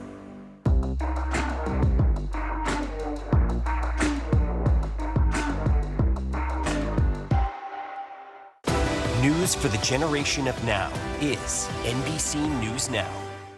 Breaking news tonight, Hurricane Francine making landfall as a Category 2 storm as we come on the air and set for a potential direct hit on New Orleans. The state of emergency, Francine slamming ashore in Louisiana, packing 100-mile-per-hour winds and up to 10 feet of life-threatening storm surge. A National Guard truck running off the road. Our team in the storm zone. Also tonight, Kamala Harris and Donald Trump coming face-to-face again and shaking hands at a 9/11 memorial in New York, just hours after their fiery debate. The candidates clashing over the economy, abortion, the border, and the moment the former president pushed a baseless and shocking claim about immigrants in Ohio. Did the debate sway voters, and will there be a rematch? Plus the impact the endorsement from Taylor Swift is already having. The raging California wildfire exploding 10 times in size in just 24 hours. Dozens of homes destroyed, dramatic rescues, and word tonight of people trapped, including an off-duty officer, plus the arson arrest in another massive inferno. Inflation cooling to 2.5% with the Fed set to cut rates. Justin Timberlake, after his DWI arrest this summer, reaching a plea deal. And there is good news tonight, a special story time from space. This is NBC Nightly News with Lester Holt. Good evening and welcome. We want to take you right to New Orleans, where Hurricane Francine is taking direct aim with maximum sustained winds of 100 miles per hour. The now Category 2 strength hurricane making its landfall tonight close to Morgan City, Louisiana. The National Hurricane Center warning of dangerous and life-threatening hurricane force winds. The storm marching ashore along the Gulf of Mexico, bringing heavy rains and flooding and a storm surge of up to 10 feet. Dangerous conditions, including a tornado risk expected through the evening, impacting southeast Louisiana, Mississippi, all the way to the Florida Panhandle. The rapid development of Francine over just a few days left a shortened window for hurricane preps, with sandbagging not getting underway until yesterday in some places. On its current track, the storm could be a direct hit to New Orleans. The heavy rains testing the Crescent City's network of pumps. Tom Yamas is there for us. Tom, what are you seeing? So Lester, night has fallen here clearly in New Orleans, and this storm is getting more intense by the minute.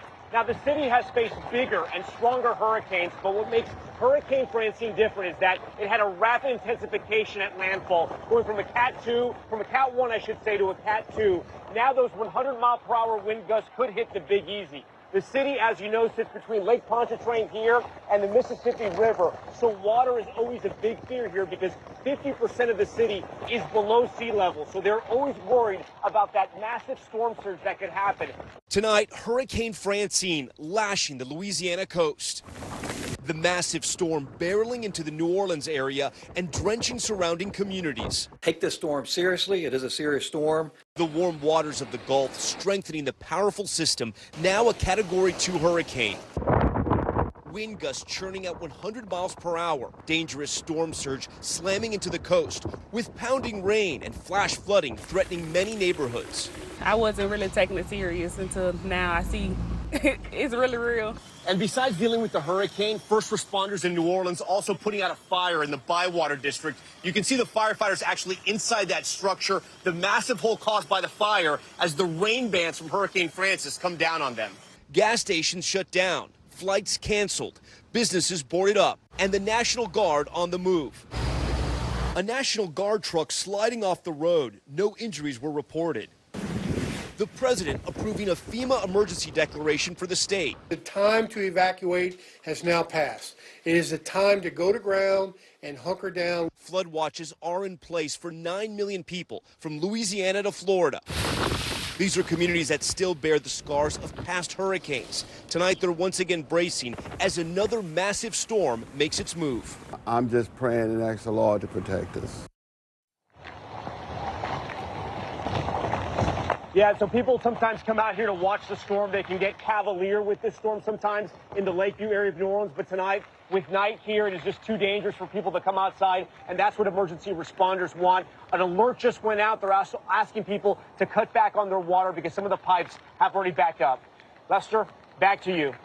All right, let's get right to Bill Cairns now, who's tracking Francine. Bill, it's going to be a long night along the Gulf Coast. A lot of people wondering if they're going to lose power, if they haven't already, and those numbers are growing quickly because that eye wall has a lot of punch to it. We've already seen wind gusts up to 96 miles per hour inland. That's not over the water, so that's very impressive. And the bright reds here, this is the area of concern. You see where New Orleans is here in Baton Rouge, highly populated area in between. All of those locations have to go through a portion of this huge eye of this storm. So here's the New Orleans area here, and they're only roughly about 20 to 30 miles away from that really intense band. So if the New Orleans area, you're going to lose power. It'll likely happen as we go throughout the next couple hours. By about midnight, everything should begin to calm down. So about till 11 p.m., the worst conditions in New Orleans, we could see as much as 4 to 6 inches of rainfall. And there's still a threat of some isolated tornadoes throughout the region, not just New Orleans, but also in areas of eastern Louisiana and southern Mississippi. And everyone here that has a chance of getting 50 to plus mile per hour winds has a chance to lose power as we go throughout the night. It's going to be a lot of cleanup from this one, Lester. That jump to a Category 2 made a big difference. All right, Bill Cairns, thanks very much. Now to the race for the White House. The day after their heated debate, Vice President Harris and former President Trump were together again, this time marking the anniversary of the 9/11 terror attacks. Here's Peter Alexander. At Ground Zero today, Vice President Harris and former President Trump shaking hands again, both appearing at the solemn ceremony commemorating the 23rd anniversary of the 9/11 terror attack and the nearly 3,000 Americans who lost their lives. Jack, Charles, Aaron. Joshua, Todd, Aaron. Later, in a show of unity, President Biden briefly wearing a Trump hat handed to him by a supporter of the former president. It comes as the Harris campaign is touting her performance in last night's debate, calling for a second one. The former president, who had insisted on multiple debates, now non-committal. Are we going to do a rematch? I just don't know. I would do NBC. I'd do Fox, too. It follows their historic face-off, the first ever meeting between the two, that began with an unexpected greeting initiated by the vice president. Kamala Harris. Let's have a good debate. But the pleasantries did not last long. This is so rich, coming from someone who has been prosecuted. I probably took a bullet to the head because of the things that they say about me. For 90 minutes, Harris delivered on her strategy to try to provoke outbursts from the former president, mocking his rallies. And what you will also notice is that people start leaving his rallies early out of exhaustion and boredom. Trump repeatedly taking the bait. She said people start leaving. People don't go to her rallies. There's no reason to go. Harris pressing her rival on his refusal to accept the 2020 election results. Donald Trump was fired by 81 million people. Clearly, he is having a very difficult time processing that. And in another dramatic moment, slamming him for praising the repeal of Roe v. Wade. You want to talk about this is what people wanted? Pregnant women who want to carry a pregnancy to term, suffering from a miscarriage, being denied care in an emergency room because the healthcare providers are afraid they might go to jail, and she's bleeding out in a car in the parking lot? She didn't want that? Though Harris did not specify if she supports any restrictions on abortion. Trump targeted Harris for her record on the economy.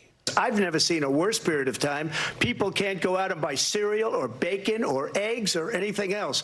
And on the border. They've destroyed the fabric of our country. Millions of people let in. Also going after her recent reversals on progressive policies like a fracking ban that she has since said she opposes. She will never allow fracking in Pennsylvania. If she won the election, fracking in Pennsylvania will end on day one. The vice president closing the debate on an optimistic note. We can chart a new way forward. And a vision of that includes having a plan, understanding the aspirations, the dreams, the hopes, the ambition of the American people. While Trump argued Harris is all talk and no action. They've had 3.5 years to fix the border. They've had 3.5 years to create jobs and all the things we talked about. Why hasn't she done it? As for a possible second debate, we've spoken to Trump allies who say they're going to urge Mr. Trump to do another debate because they say he allowed Harris to get under his skin. And tonight we have just learned that more than 67 million people watched last night's showdown. Lester? All right, Peter Alexander, thank you. One of the most inflammatory comments of last night's debate was a baseless claim by former President Trump about immigrants in Springfield, Ohio. Yamiche Alcindor traveled there for us tonight. Let's have a good debate. Nice to see you. Have fun. Thank you. Tonight, growing fallout over one of the most talked about moments of the debate. In Springfield, they're eating the dogs, the people that came in. They're eating the cats. Former President Trump spreading unfounded claims that members of the growing Haitian population in Springfield, Ohio, are abusing pets. City officials say there's no evidence of that. Mr. Trump's running mate, Senator J.D. Vance, first spread the baseless accusations on social media earlier this week. When I questioned him about it in the debate spin room, he doubled Senator down. Vance, what do you say to Haitian Americans and Haitian immigrants who say spreading false claims about them put their lives at risk? Well, I don't think that no one has spread false claims. What they've said is that a small migrant community has caused a lot of problems. Springfield city manager said there's no evidence that immigrants are eating animals. That just means the city manager, I think, isn't fully in touch with what's going on the ground there. City officials say the rumors may have begun with an unrelated case in another part of Ohio, where a U.S. citizen was arrested for a gruesome incident involving a cat. You understand? On the ground in Springfield, we found deep tensions. It's just to meet discrimination and xenophobia and bigotry and racism. Vilas Dorseville runs a community center for Haitians. They just believe that their words have no impact, and it's not true.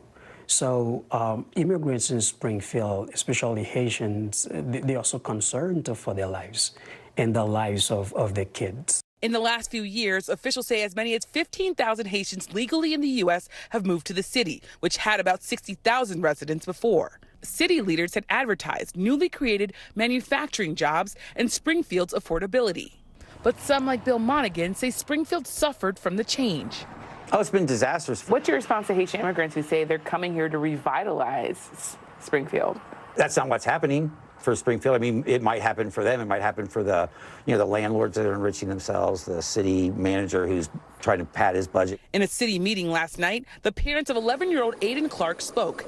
Aiden was killed in a school bus crash last year. After a jury found a Haitian immigrant guilty of vehicular homicide, tensions escalated. I said to Aiden that I would try to make a difference in his honor. This is it. Tonight, they're urging politicians and others to stop using their son's death to spread hate. You know that one of the worst feelings in the world is to not be able to protect your child. Even worse, we can't even protect his memory when he's gone.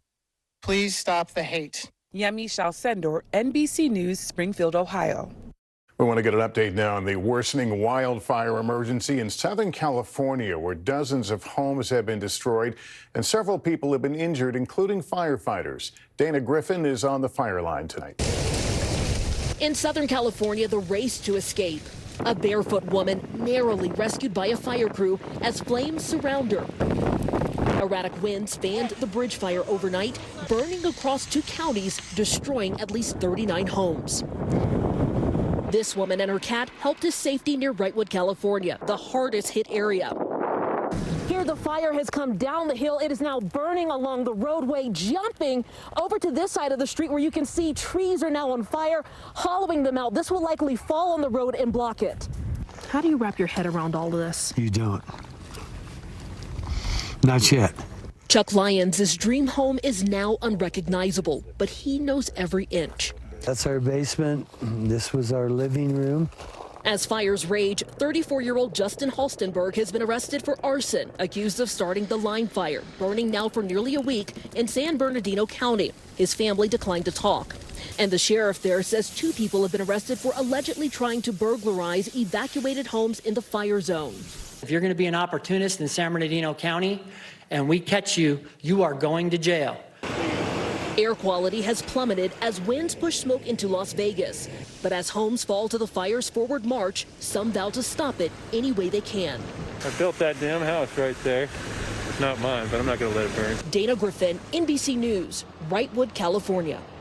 In Memphis, opening statements today in the federal trial of 3 former police officers charged in the death of 29-year-old Tyree Nichols last year. Priscilla Thompson is at the courthouse. Priscilla, what happened there today? Lester, Tadarius Beam, Demetrius Haley, and Justin Smith have all pleaded not guilty to using excessive force, failure to intervene, witness tampering, and more. Federal prosecutors today argued that these officers took turns beating Tyree Nichols, but the defense said that the cops' actions were in line with their training. Now, 2 other ex-officers, Desmond Mills and Emmett Martin III, have pleaded guilty and will testify, prosecutors said. The 3 men could face life in prison if convicted. Lester? Okay, Priscilla, thank you. In 60 seconds, inflation is coming down, so are mortgage rates. But there's one big problem for those looking to buy a home. News lives in the now. The front lines are still very active. This is like quicksand, and officials say an entire town is cut off. This close to actually understand why people had to jump in the ocean. News for the generation of now is NBC News Now. Lester Holt, America's most trusted TV news anchor.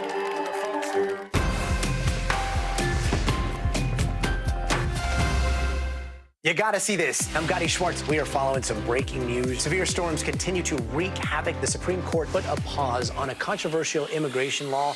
Protesters have redoubled their numbers right here at this makeshift barricade. The future of TikTok as we know it is at risk. Is this a ban or not? The craziest ride I have ever hitched. That is totality. Do you see yourselves in space? I could go to space. How you feeling? I feel great. Stay tuned now, weeknights at 8 Eastern, 5 Pacific on NBC News Now. Good to have you with us. I'm Joe Fryer. And I'm Savannah Sellers. Developing right now on Morning News Now. Growing frustrations over the migrant crisis. Reports of new drone attacks by Houthi militants. The storm is creating dangerous conditions all across the region. Now let's get to some financial headlines. New rules are coming to cap credit card late fees. Talking tuition as a new class of freshmen gets ready to go to college. This is a big decision for families. Do you think this could impact how people vote? 100%. Morning News Now, streaming weekdays at 7. News for the generation of now is NBC News Now. Top story live from Paris. Top story live in Tel Aviv. We are here in Butler, Pennsylvania, covering breaking news. President Trump was speaking on the other side of the barn. Our reporters are spread out across the convention floor as this historic evening unfolds. Fans here at the Betsy Arena going wild for Team USA. I know it's been a long time coming. Yeah, gosh, it feels good. Every night, it's your news playlist. Top Story with Tom Llamas, streaming weeknights at 7 on NBC News Now. For the very latest on the 2024 election, get the NBC News app, your trusted source for the latest breaking news, analysis, on-the-ground reporting, and newsmaker interviews. Download the NBC News app now. News lives in the now. The front lines are still very active. This is like quicksand, and officials say an entire town is cut off. This close to actually understand why people had to jump in the ocean. News for the generation of now is NBC News Now. NBC News Daily is #1 for afternoon news across all of television. I'm Morgan Radford. I'm Vicki Wynn. I'm Kate Snow. And I'm Zinklea Samwat. What's happening around the world? Israel's military is building up there along the border. And what matters here at home? New numbers are out today showing more encouraging signs for our economy. Let's zero in on exercise. We know we're supposed to be doing it. What does it do for our health? What needs to change for social media to be a safer place? NBC News Daily, weekdays from 12 to 4 on NBC News Now. Horrible knowing the person that you love is dead and then you're being looked at for it. Imagine you're shaken in the dead of night. My ears were ringing. I thought I was dreaming. In bed right next to you, your husband murdered. Hard to get that one out of your head, isn't it? Yeah. And here's the twist. You're the suspect. It's the worst feeling thinking that you're gonna play for your husband. Could she have been the killer? Or was someone keeping a secret? I said, what did you do? What did you do? I don't know what to tell you. Just the truth. Here's Keith Morrison with While They Were Sleeping.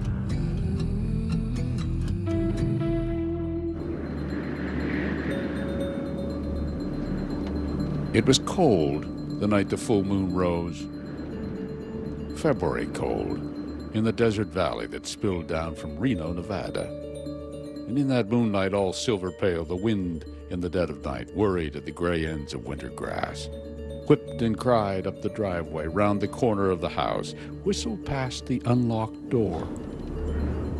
Something evil afoot, something here, inside, where the moon peered through the window and into the master bedroom. A little after 3 in the morning. It's really, really bad. What's really bad? My husband. Strange, the things that happen to people under a full moon. Good people, not so good people. Under that moon that night, it was hard to tell which was which, who was who. This is a case built on lies and deception and a cat and mouse. Who knew what it was? But the story, when it began back in 2005, was about love, or what certainly felt like it. In fact, fair to say it was two kinds of love. There was what happened to Ben when he met Melissa. As soon as he met Melissa, he was something I'd never seen. Just, just for no reason, he'd call her and say, I love you.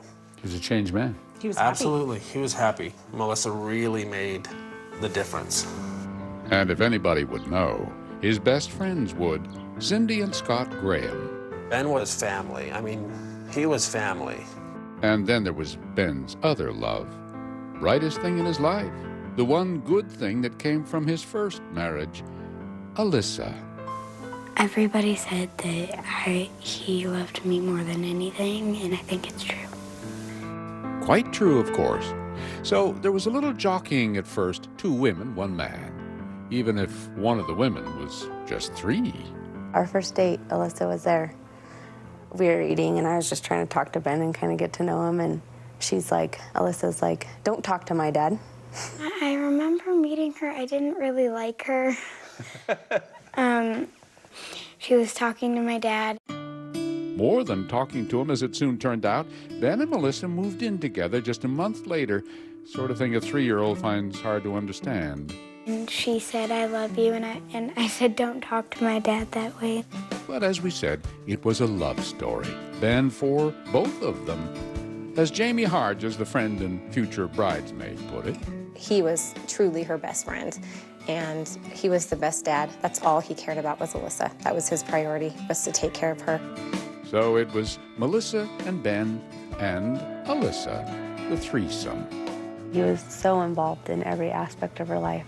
They were really like two peas in a pod. And one September day in 2006, as the sun was setting into the Sierra Nevada mountains, Ben and Melissa got married. The ceremony at nearby Lake Tahoe. Melissa was a glowing bride. Alyssa, the little flower girl. It wasn't just Melissa and Ben getting married, it was Melissa marrying Alyssa, too. Seriously? They made a particular ceremony of it. Alyssa, will you promise to share in the love of this family? If so, will you please say, I will?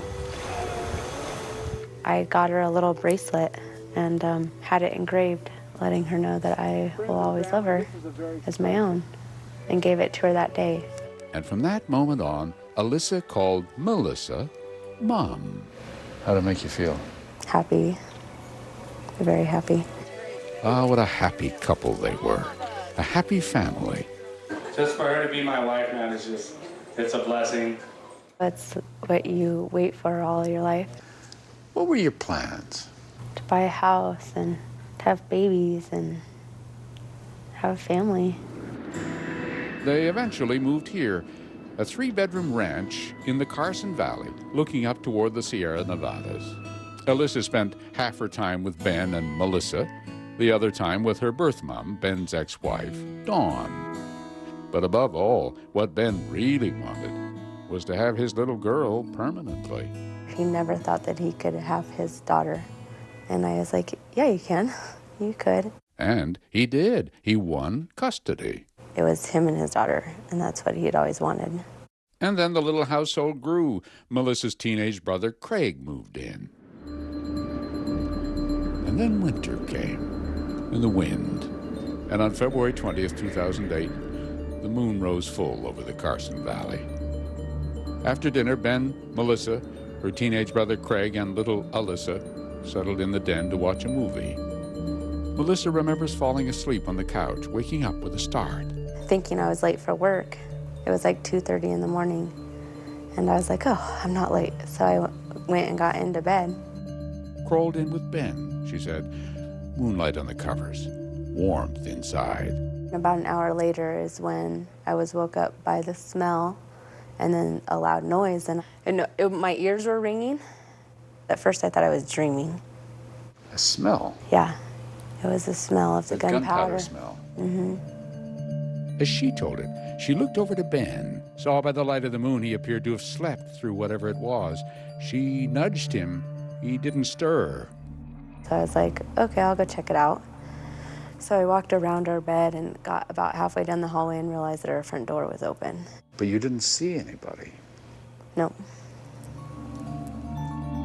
Halfway down the hall, she said, cold air rushing in. She knew something was very wrong. So she ran back to the bedroom, turned on the light.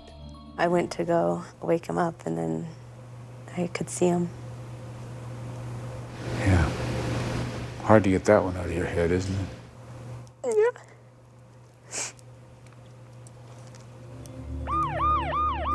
And thus her call to 911, and the detective who rushed over to find out what happened and discovered that he could not tell.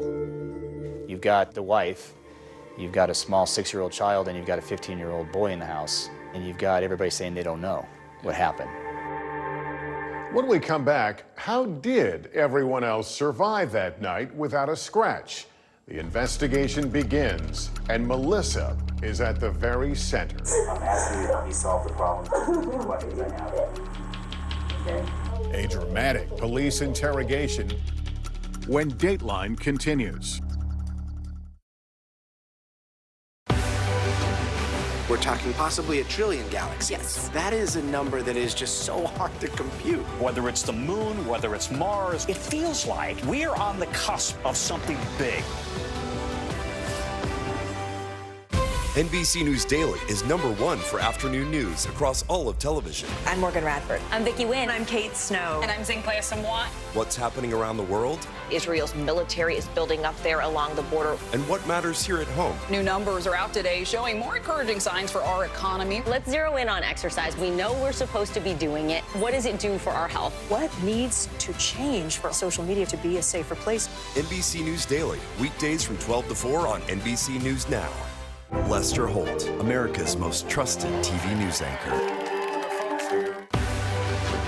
News lives in the now. It's coming at us every second from all over the world. We have a full team. News is more now than ever. Just outside of the Israeli military headquarters, they're asking that the hostages, demanding that the hostages be released. Now is raw. This tunnel just goes on and on and on. Now is real. This is it. We get to see democracy in action for the very first time in the 2024 race. Now is constant. Morning News Now, we're breaking news. NBC News special report. You gotta see this. The future is now. News for the generation of now is NBC News Now. Hey there, I'm Hallie, and we are coming on the air tonight with new developments.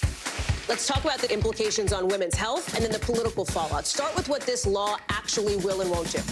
Cruise officials will do almost anything they can to get it back open ASAP. So how S is the P? In other words, how soon will it be open? I could keep talking till the Eiffel Tower starts sparkling. Now you've laid down the gauntlet, so we have to continue to speak until it starts to sparkle. It's sparkling. It's happening. What is going to happen now? Going back and forth because Go ahead. This is it, right?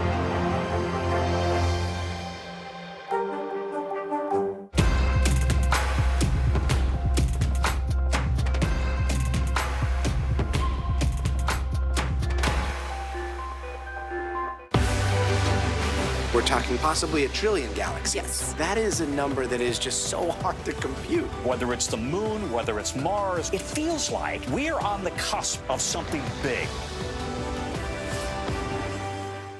Hey there, I'm Hallie, and we are coming on the air tonight with new developments. Let's talk about the implications on women's health and then the political fallout. Start with what this law actually will and won't do. Cruise officials will do almost anything they can to get it back open ASAP. So how S is the P? In other words, how soon will it be open? I could keep talking till the Eiffel Tower starts sparkling. Now you've laid down the gauntlet, so we have to continue to speak until it starts to sparkle. It's sparkling. It's happening.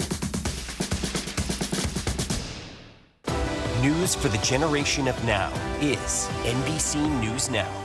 Fire has grown leaps and bounds. You see behind me is typical. How you doing? Pretty bad. Kristen Welker hosts Meet the Press every Sunday on NBC.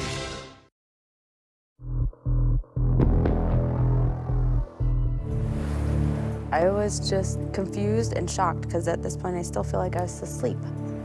On February 21st, 2008 at 3 o'clock in the morning, Melissa Oxley called 911. Okay, so this gun noise is like a gunshot? Yeah, I turned up the light to wake up my husband, and it's really, really bad. It certainly was. Ben Oxley had been shot point blank in the head.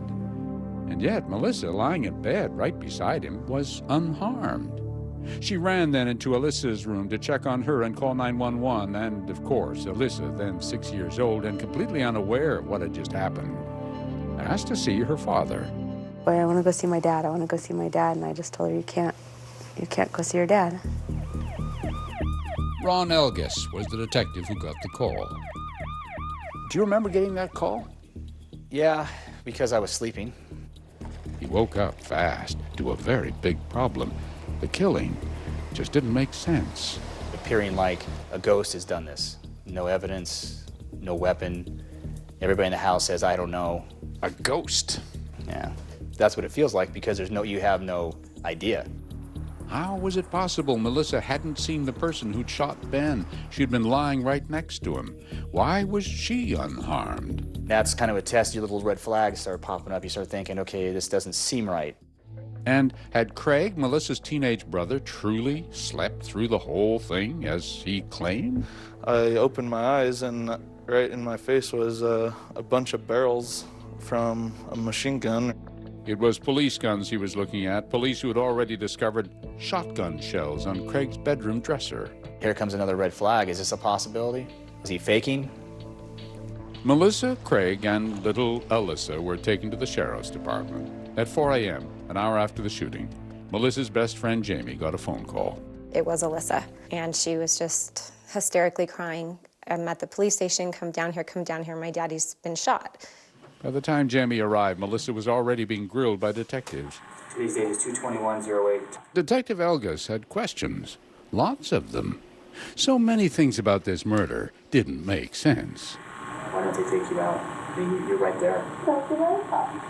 Another thing I don't understand is why somebody shoots him, why did you not see anything? I don't know. I honestly don't know. Maybe it was the man Ben warned her about, she said. A rough customer who'd once dated Ben's ex-wife Dawn and apparently threatened to kill both Dawn and any man she'd been with. Was the story true? Just to be safe, Detective Elgas sent officers to Dawn's house where they woke her up, sleepy but unharmed, and discovered that the man in question was hundreds of miles away when the murder happened. So, again, the questions were for Melissa. Sometimes people know more than they want to tell or share. And I really need it all. Alyssa was 6 by this time, was the only person who remembered seeing anything unusual, and she told the detective right away. Well, I slept off to sleep, but I woke up and heard this creak after I saw someone walking in. And then I just went back and... Do you know who they were? I don't know who it was. She saw a shadow in her doorway looking at her, and then the shadow left. She went back to sleep, and then Melissa came in and grabbed her and was talking to 911. The detective discovered the bullet that killed Ben was a number 8 birdshot, same ammunition they discovered in Craig's room. And so the question to Craig. And I apologize for doing it, but I have to. You know, did you kill Ben? No, I did not. Okay. And sure enough, when they tested Craig for gunshot residue or blood cast off, he was clean, could not have fired that gun. And so back to Melissa. I know it doesn't make sense to you. It doesn't make sense to you. It's necessarily a huge bad thing, but it's stuff that I have. It's the worst feeling thinking that you're going to blame for your husband's death. Listen, understand that I'm not blaming you. I'm asking you to help me solve the problems and the questions I have. Okay? Because there was blood on Melissa and gunshot residue. I don't know what to tell you. Just the truth is all I'm hoping you're giving me. Melissa's friend Jamie was there when she came out of the interrogation room. I mean, Melissa just dropped to the floor when she saw me, and she had a little bit of blood on her. She just said, I didn't do this, and I know you didn't do it. But Jamie knew there were others, and not just the police, who were very suspicious of Melissa. She's the prime suspect. She's the wife. She was laying in bed with him. It doesn't make sense that she wasn't shot. Did Melissa do it? Well, geez, I hope not, but I mean, she could have. Why wasn't she shot? I thought if she did commit the murder, she's going to make a mistake. You can only live that lie so long. Coming up, a new clue. What police believe might be a reason for murder. So a $400,000 life insurance policy. She had the motivation to want this to happen. When Dateline continues. You gotta see this. I'm Gotti Schwartz. We are following some breaking news. Severe storms continue to wreak havoc. The Supreme Court put a pause on a controversial immigration law. Protesters have redoubled their numbers right here at this makeshift barricade.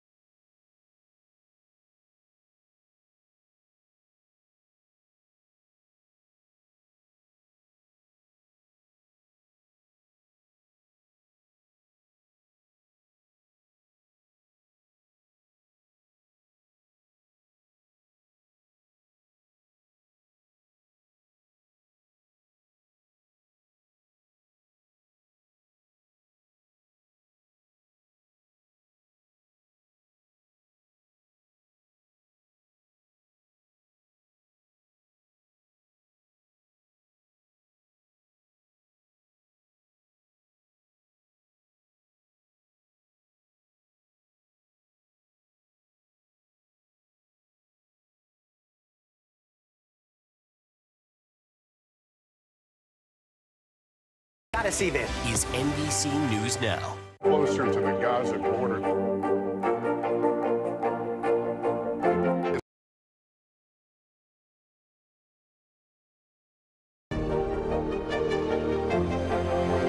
Please take care of yourself and each other. Democracy is happening now. We have a lot to get to on this historic night. Things are happening here in Chicago. Now never stops. They are energized by the idea that this is a real fight. People were on their feet. Folks were fired up here. Now is where it counts. How confident are you that Donald Trump wins in November? Are younger people excited about this new Democratic ticket? The moment is now. The only voice that really matters are the voice of the voters. News for the generation of now is NBC News Now.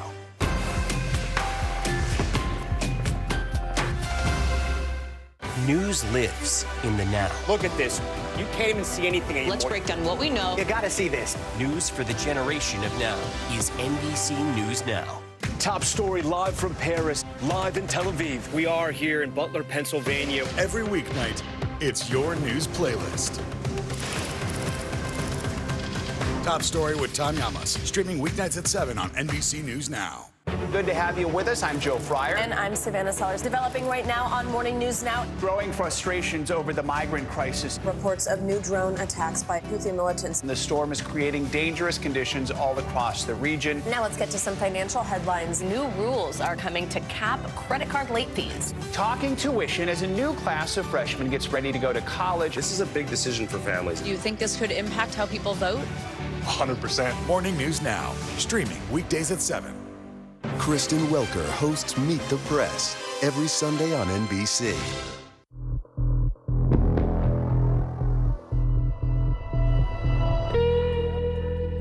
It all came down to this place, this moment.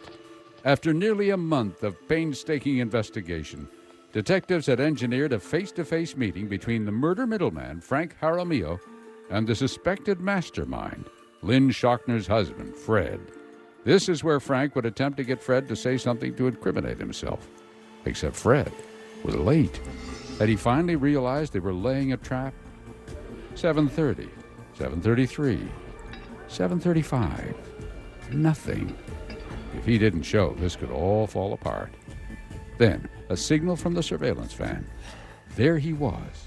The guys outside saw him kind of casing the place to make sure he was already really paranoid about being set up. And Clearly. Came in with his notepad. Hey, old man, how you feeling? Now, all eyes were on Frank and Fred. And they both, at this point, looked like they'd been rode hard and put away wet. I mean, just Jaramillo's tired looking, and, you know, you can imagine the amount of stress that must be going through him. And then the old man, who didn't look like he was doing particularly well either. Did he look frightened or something? Yeah, they both look scared. They both look like trapped rats on a burning ship, you know. And, as they feared, Fred was suspicious. He sat down, said not a word, but he'd written something on his notepad. At which point Fred Shockner lifted that note up that says, "Are you wired?" Oh, no. Very possible. I thought he was going to walk. You know, I thought, you know, this guy's going to come to his senses and realize this. Stand up and turn out and walk out the restaurant. But he didn't. He stayed, and they talked. Frank tried to get Fred to admit his role. Fred deflecting his attempts. You know, you and I would not be sitting here if you didn't want Lynn killed. You know that. But Frank kept going at him, and Fred finally let something slip. I'm scared, Fred. I don't know. I understand you're scared too. You have to understand, we would not be in this position if it wasn't for her. If it wasn't for Lynn, we would not be here. That's true. If it hadn't been sloppy on Nick's part. Fred referring to Nick Harvey, the hired killer, for the first time connecting himself to Lynn's murder. But Frank kept going after him, as if he knew they needed more. We would not be here if it wasn't for you. We would not be here. We wouldn't. And we wouldn't be here if it wasn't for the way up by you. It's not a question of being up. What's done is done. Okay? Mina up. He's doing you a favor, not me. He's doing you a favor. If he up and got caught, that's him. He's doing the time for you. Okay, if you know that. It's like watching two old married couple arguing back and forth about whose fault it was that the, dinner was cold or something. But of course, this argument was deadly serious. You have to understand, we need to erase this problem. This is your problem, okay? You have to understand, listen to me. No, it's not my problem, it's our problem. Isn't it? I would have to say it's more your problem. Fred was still very suspicious of Frank, asked a few more times if he was wired. And Frank, frustrated now, tried to goad him. I killed Lynn? You're saying that I killed Lynn? Nope, you arranged. You're saying I killed Lynn? Nope. Who wanted her dead? You answer me that question. Who wanted her dead? Who benefited from that, Fred? Nobody did. Frank argued like a man who wasn't acting. Maybe he wasn't. Oh, really? Then who wanted her dead? Me? Answer me that question. Who wanted her dead? Not me. The tension between the two seemed to reach a breaking point. If you would back off, allow us to think and talk together. You have to understand, that's why I'm here. No, what you're here is trying to incite me and to do things. Oh, you really? Keep on saying this. Okay, over you know, and Fred, over why don't you and just go over. home? Why don't you just go home? And thank you very much. And I'll tell Nick the same. Have a good evening, Fred. Why don't you leave, bud? Have a good evening. Thank you for everything. Whatever money I owe you, I'll pay you back. Get the out of my face. Because you really me, you really Nick. And don't worry about me no more. Okay, if I answer you a simple question, you cannot answer it. And just as Fred was walking away, Frank gave it one last shot. Why don't you admit what you did wrong? You haven't done anything wrong. Okay. And I did everything, right? No, you haven't done anything either, have you? No. That's what you told me on the phone? You need a quiet Nick's family. What? You need a quiet Nick's family on your part, not mine. I don't have the chance to quiet Nick's family because you have all my cash. And I'll So see what if you want to give me the cash, I'll give it back to you, and you can do what you want. And that was it. Maybe not exactly the words Detective Birdsell hoped to hear, but after weeks of dead ends and intense pressure, getting Fred on tape saying those things finally made his case. What was the mood in the van you were sitting in? It was elation. We got enough. Finally, enough evidence to arrest him. But they didn't. They let him go home just to see what he'd do. Let's just see if he reaches out to somebody, because now he's scared. Back at the restaurant, Frank waited for an all-clear signal from the detectives. And the waiter, who'd frequently served the Schockner family, stopped by to reminisce about Lynn. Putting Frank in a very uncomfortable spot. There's nothing that anybody can say can... He wasn't able to complete his thought. And soon Fred would be having a very different kind of conversation with the police. Coming up, what a mess. And Fred forgot to clean up. He didn't throw out his trash in time. No. When Dateline continues. Good to have you with us. I'm Joe Fryer. And I'm Savannah Sellers. Developing right now on Morning News Now. Growing frustrations over the migrant crisis. Reports of new drone attacks by Houthi militants. The storm is creating dangerous conditions all across the region. Now let's get to some financial headlines. New rules are coming to cap credit card late fees. Talking tuition as a new class of freshmen gets ready to go to college. This is a big decision for families. Do you think this could impact how people vote? 100%. Morning News Now, streaming weekdays at 7.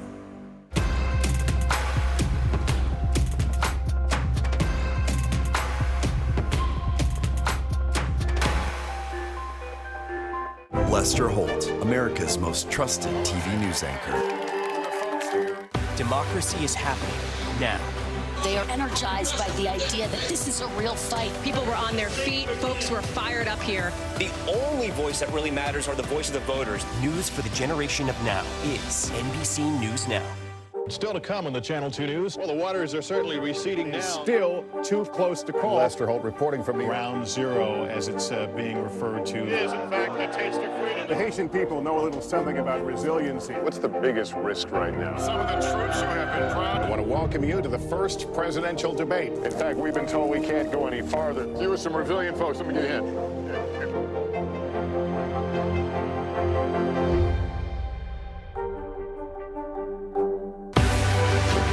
News lives in the now.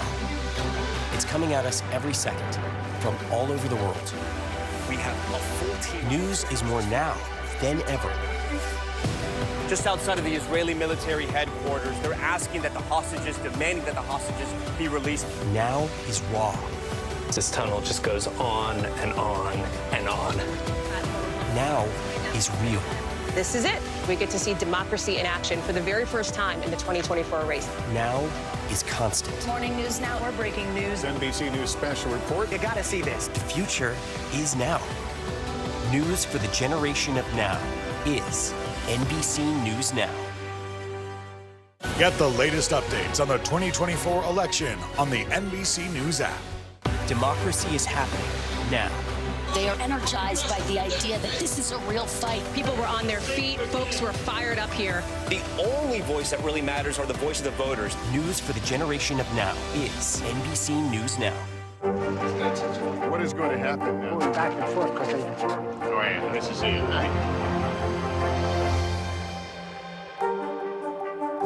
Kristen Welker hosts Meet the Press every Sunday on NBC. What is going to happen now? Going back and forth because Go ahead. Nice to see you. You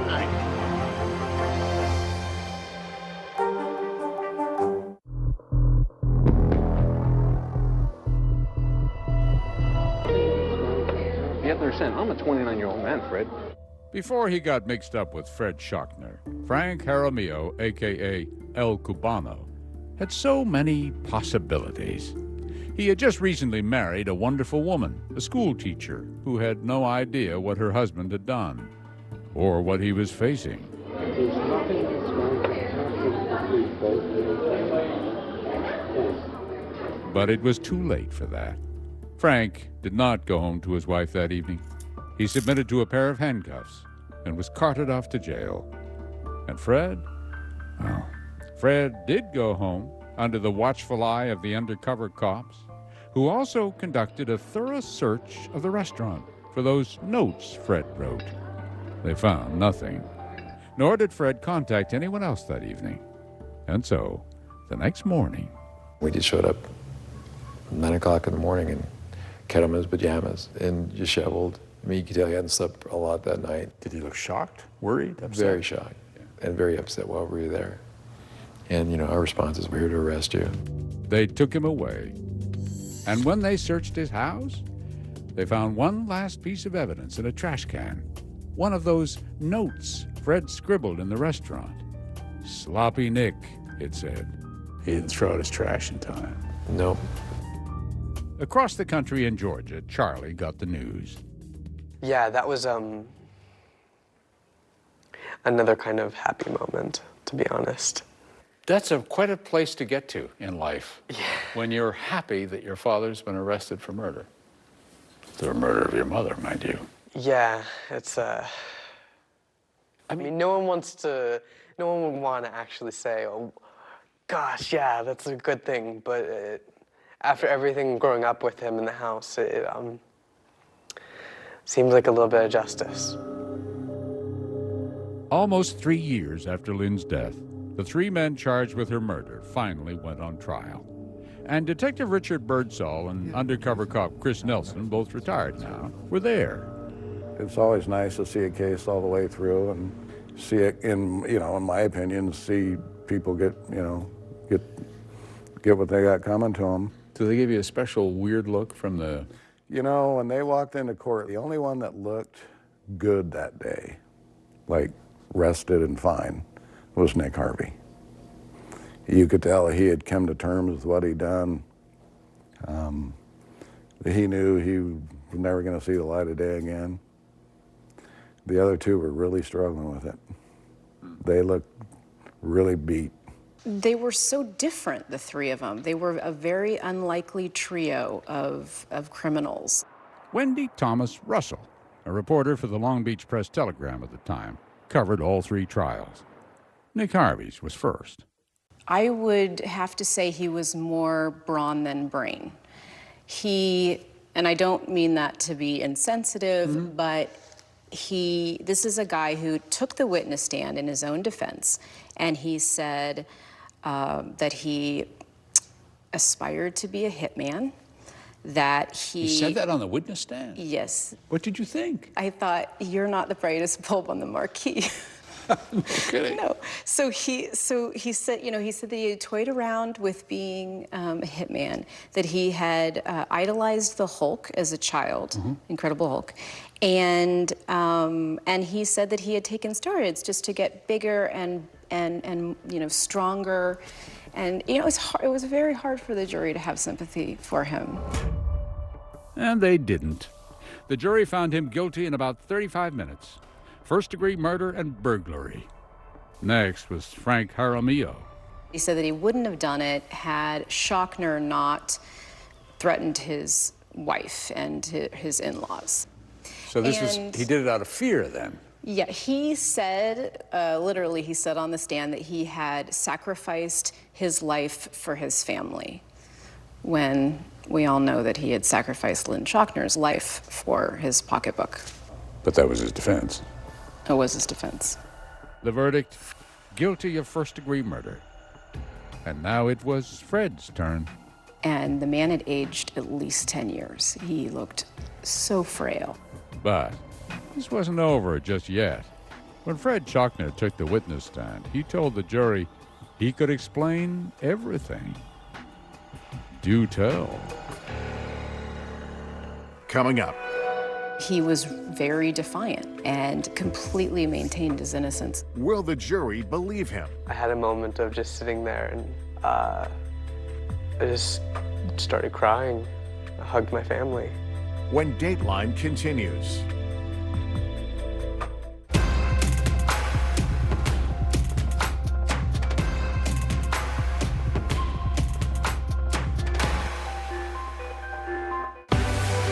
What's the message that you're trying to get out to young people? Know what is in the drug supply. We've got important news this hour about your money. Mental health, big picture, why is it so tough right now? News for the generation of now is NBC News Now.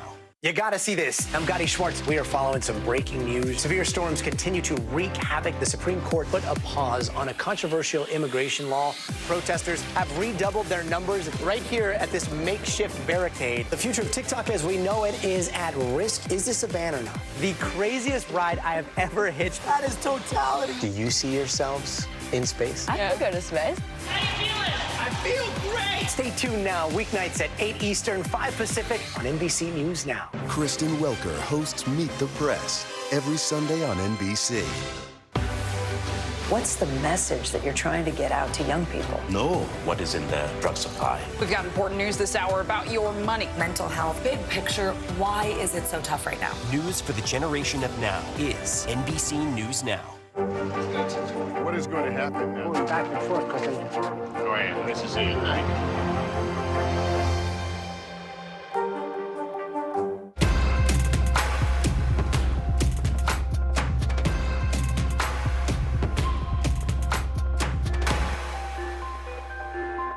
Hey there, I'm Hallie, and we are coming on the air tonight with new developments.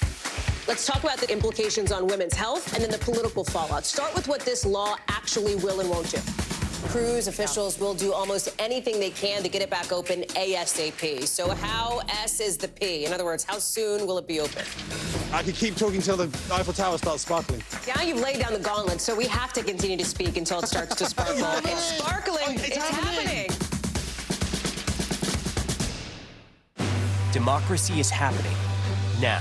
We have a lot to get to on this historic night. Things are happening here in Chicago.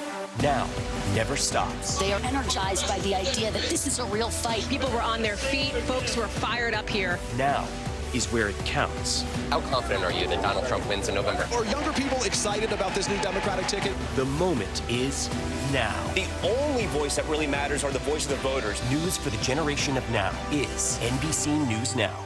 Top story live from Paris. Top story live in Tel Aviv. We are here in Butler, Pennsylvania, covering breaking news. President Trump was speaking on the other side of the barn. Our reporters are spread out across the convention floor as this historic evening unfolds. Fans here at the Med-C Arena going wild for Team USA. I know it's been a long time coming. Yeah, gosh, it feels good. Every night, it's your news playlist. Top story with Tom Llamas. Streaming weeknights at 7 on NBC News Now. Closer to the Gaza border. A story of resilience and hope. Please take care of yourself and each other. Get the latest updates on the 2024 election on the NBC News app. Lester Holt, America's most trusted TV news anchor.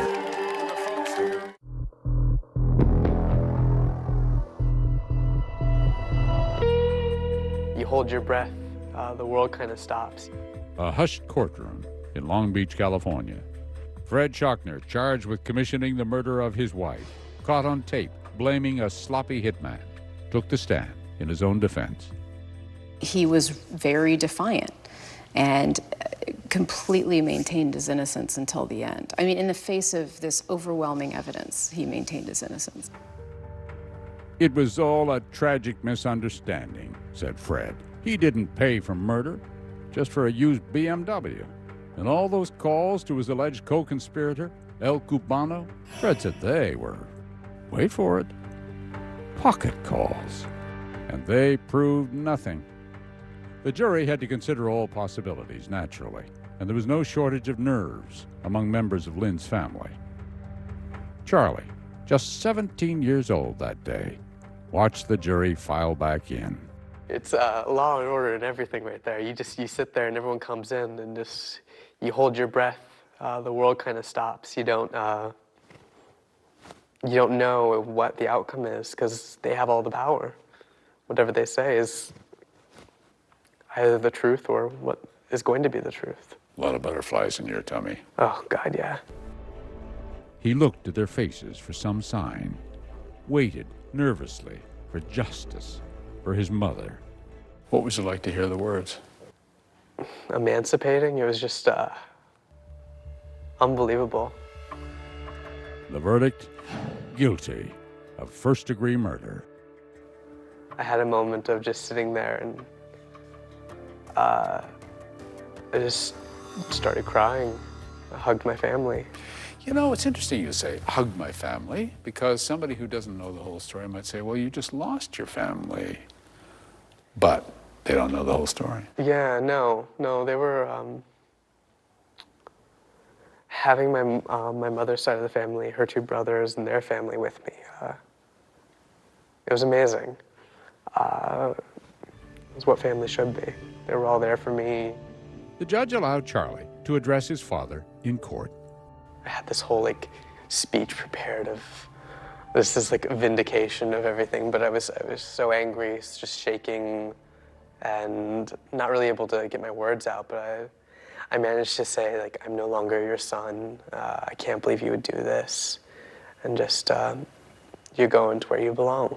That would be a pretty scary moment. I mean, a nervous-making moment. Oh, it was terrifying. To know that it was actually going to happen, that this was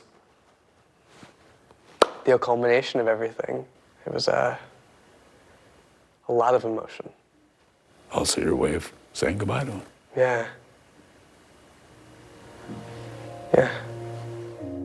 Through all of this, Fred Schochner maintained his innocence. In fact, even before his trial began, Fred did carry out a threat he uttered right after the murder. He launched a lawsuit against the Long Beach Police Department for not protecting his wife, Lynn. He went to the city and filed a claim, which is a precursor to a lawsuit against the city of Long Beach, blaming the Long Beach Police Department for not preventing the murder of his wife because they had not, followed proper procedure. Wait a minute, it's their fault because they didn't prevent me from killing my wife? That's right, exactly. Yeah. The claim was rejected, but now, on the day of his sentencing, he tried the same argument again. Chutzpah. That was the judge's response too. He called it sophistry, and he called him a disgusting human being, and he did not mince words. Fred was sentenced to life without parole. They all were. In a few sentences, what you think the motive in this murder was? Money. Well, in one word, apparently. For whatever reason, 3 or 4 million was not enough for Manfred Schachtner. He wanted 6 or 8. Even from prison, Fred Schachtner fought to keep it all for himself. Fought his own son, his own blood. Tried to prevent Charlie from getting a share of the Schachtner estate. And though Charlie was eventually granted some of the money, Fred kept millions for himself. Though how he'd managed to spend it in prison was unclear. We wrote letters to all 3 of them, Nick Harvey, Frank Jaramillo, and Fred Schachtner, asking to hear from them what happened. Fred wrote back and said he was convicted on highly skeptical circumstantial evidence and that there should have been more than enough to prove my innocence. Nick, now in his 30s, called us. He has matured in prison, he said, was mad at the world back then, but has found God now. But listen to this. Though he takes full responsibility for what he did, he's also been nursing a strange and very lonely conspiracy theory. I've always believed the police were involved. You mean that they intentionally sent her back there to be killed? Yes. You don't still believe that, though? Well, I'm not a big believer in coincidence, especially in situations like this. Lots of time to think in prison about things like that, but also about Charlie. Oh, young Charlie. He, what I did to Charlie is haunts me every day. Yeah. I took so much from him. But whether Nick knew it or not, Charlie was in the very capable hands of his Uncle Mark, who'd received a commission from his worried sister Lynn before she was murdered. If anything happens to me, take care of my son. And he did. How do you feel about that, boy? Love him. Yeah. Yeah, this one's going to be tough. I always look back at that moment as the greatest gift I ever received from the man who I still hate more than any person I've ever known. And my wife and I didn't have children of our own. Now I've got the best son in the world. Well, it's been great. Mark and Susan are just, they're great. I love them so much. And so, in a sad, strange way, out of unimaginable evil and loss came love. A real family. An unexpected blessing. What's he done for you personally? Having him in your life? It's like getting another life. Like somebody opening a door and say, here's a second chance. Got a reason to get up in the morning these days. Damn straight. A reason to live. Run out of players. Mark and Susan are now his mom and dad. He has taken their last name. And Charlie has more than survived. He is thriving. I'm going somewhere, and I'm going fast. He got his master's and landed his dream job in theme park design. And he has learned, in spite of everything, that rarest of lessons, to accept and move on. I mean, I know it happened, and I know it's influencing me, but it's not defining me. But there is one thing that defines him. His mother's character. And that follows him everywhere. My mother was just ethereal. She holds a very special place. She's just everything that you think of as good, everything that you think of as kind, everything that is just great about people. It's what she embodied. And I'm gonna carry that with me. That's all for now. I'm Lester Holt. Thanks for joining us.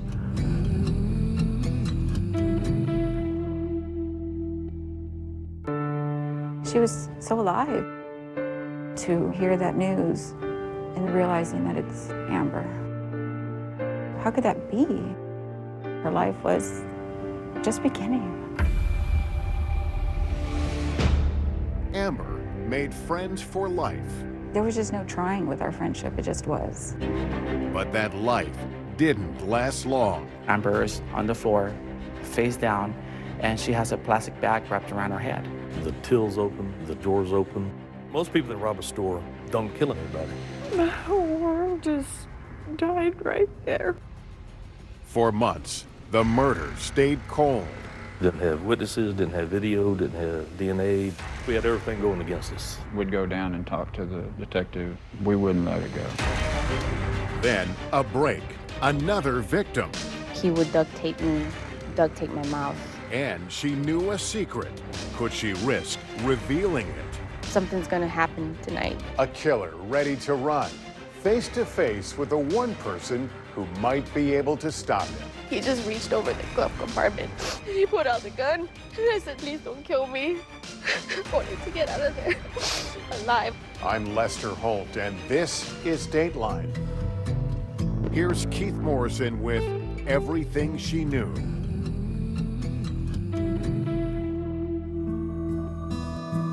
It was a Monday morning in January 2007, 9:08 a.m. A young woman in San Antonio texted her boyfriend, "I love you." That's all it said, "I love you," nothing more. Downtown, the Alamo had just opened its doors. A few tourists began boarding little boats to gaze at remnants of Texas history along urban stretches of the San Antonio River. And several miles away in the farther reaches of the modern city, the manager of a video game store began his daily ritual. His name was Mariano Rivera. The store opens at 10, but the managers typically get to at 9 in the morning. Get the tills ready, grab the money, take it with you, and go to the bank. Similar process in a sister store. Same company, not far away. That one managed by the woman who sent the text to her boyfriend. Except this was strange. As the morning slipped by, her store remained closed. Mariano got a call from the district manager. Can you go over there and maybe you can see something, you see what's going on? He did. He saw a white car in the parking lot, looked like the young woman's car. He peered into the store window. Nobody there. And I thought, man, this is strange. Like, where is she? So I kept calling, nothing. Her name was Amber Belkin. Tiny, just 5'2", 100 pounds, but energetic, ambitious, and very much in charge. She was a firecracker. That's the easiest way to put it. Matt Pena is in Texas politics nowadays, but back then he worked in Amber Belkin's store. She would let you know what she wanted, but I think she was one of the kindest souls ever that I've ever met. So I guess it depended on what side you met her on and how much you made her mad. She could be tough. Oh, most certainly. She loved her job. She did. Monica Peck and Ashley Flores were Amber's best friends. Was she cut out to be a manager? Yeah. Oh, yeah. Oh, yeah. She was fierce. But she still was friendly. Yeah. She loved all her employees. Yeah. And she loved all of her customers. She was only 25. She was a store manager. And so it was a very good sense of she's doing it. She's making something of her life. Like, she had goals, she had ambitions, and then she wanted to go back to school. She wanted all of it. Not that she set out to work in a game store. She wanted to be a veterinarian. She was just so loving. We couldn't pass a turtle on the road. She had to turn around and pick it up and take it to her house. She would find these random animals on the side of the road. It's like, how did you find that animal? Like her little dog, Buddy. Amber's parents, Lee and Randy. She actually ran for Buddy across the expressway and the hair was all matted up, looked like dreadlocks. And she said, well, I can't put it back out on the roads. It'll get killed. So I just opened the door and let it in. Amber was their only child. They doted on her from the day she was born, and she was good in return. She helped anybody that needed it. They didn't even have to ask. She was going to make sure that you were protected. But now, where was Amber? Why was her store not open? Why didn't she answer the phone? Early afternoon, still no sign of Amber. So again, the district manager called Mariano. Something is just strange. And sent him back for a second look. So again, Mariano looked in through the big front window. But this time, he saw someone.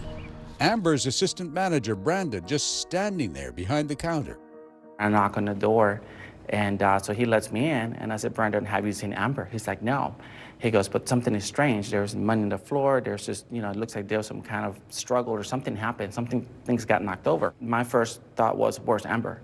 And so he said he didn't know. And, of course, right away I'm thinking, what is going on with this guy? He clearly sees there's something wrong. Yeah. He must know her, recognize her car. I'm thinking, that's her car outside. You see it. You see there's things on the floor. Why haven't you reacted right away and, call someone or check the rest of the store? But he hadn't. So Mariano ran to the back office, the only other room in the store. Not a moment he'll ever forget. Not for the rest of his life. And when I run to the back, I find that Amber is on the floor, face down, and she has a plastic bag wrapped around her head. And instantly, I knew what happened. One mystery solved. Amber was no longer missing. But a much bigger mystery remained. When we return...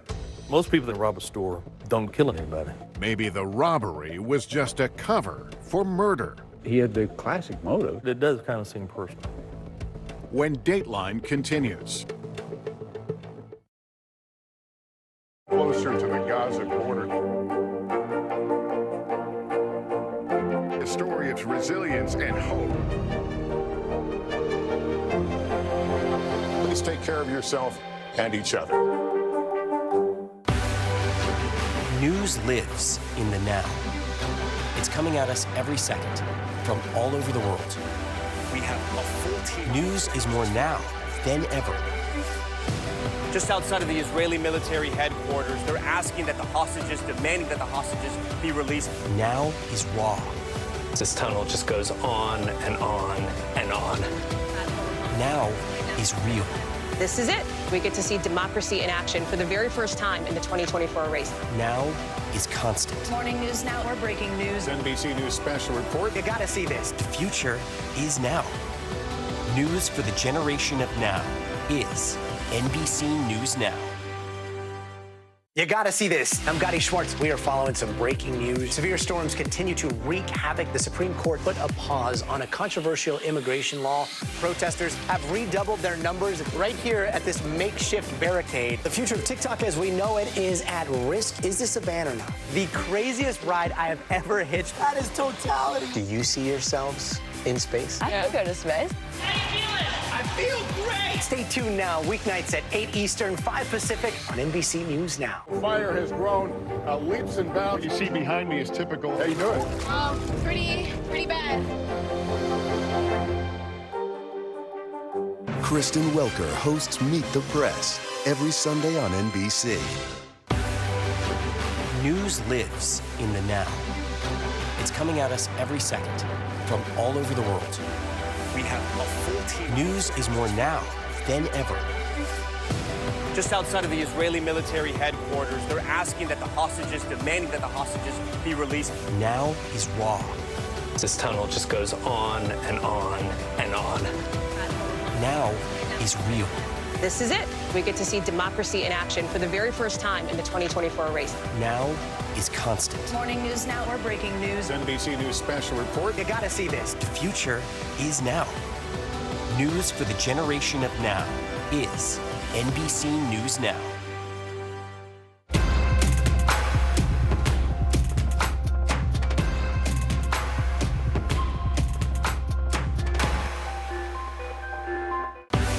News News lives in the now.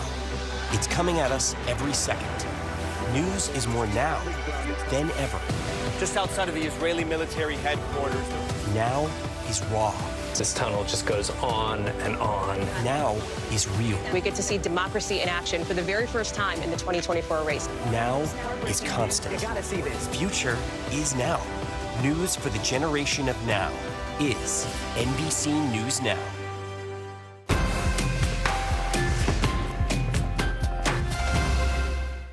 Hey there, I'm Hallie, and we are coming on the air tonight with new developments.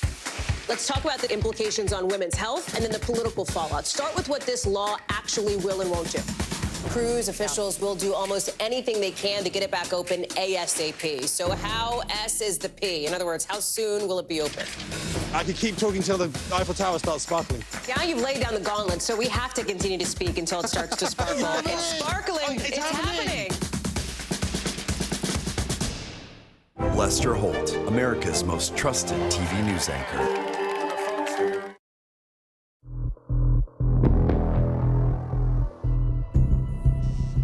There are some things which, once seen, can never be unseen.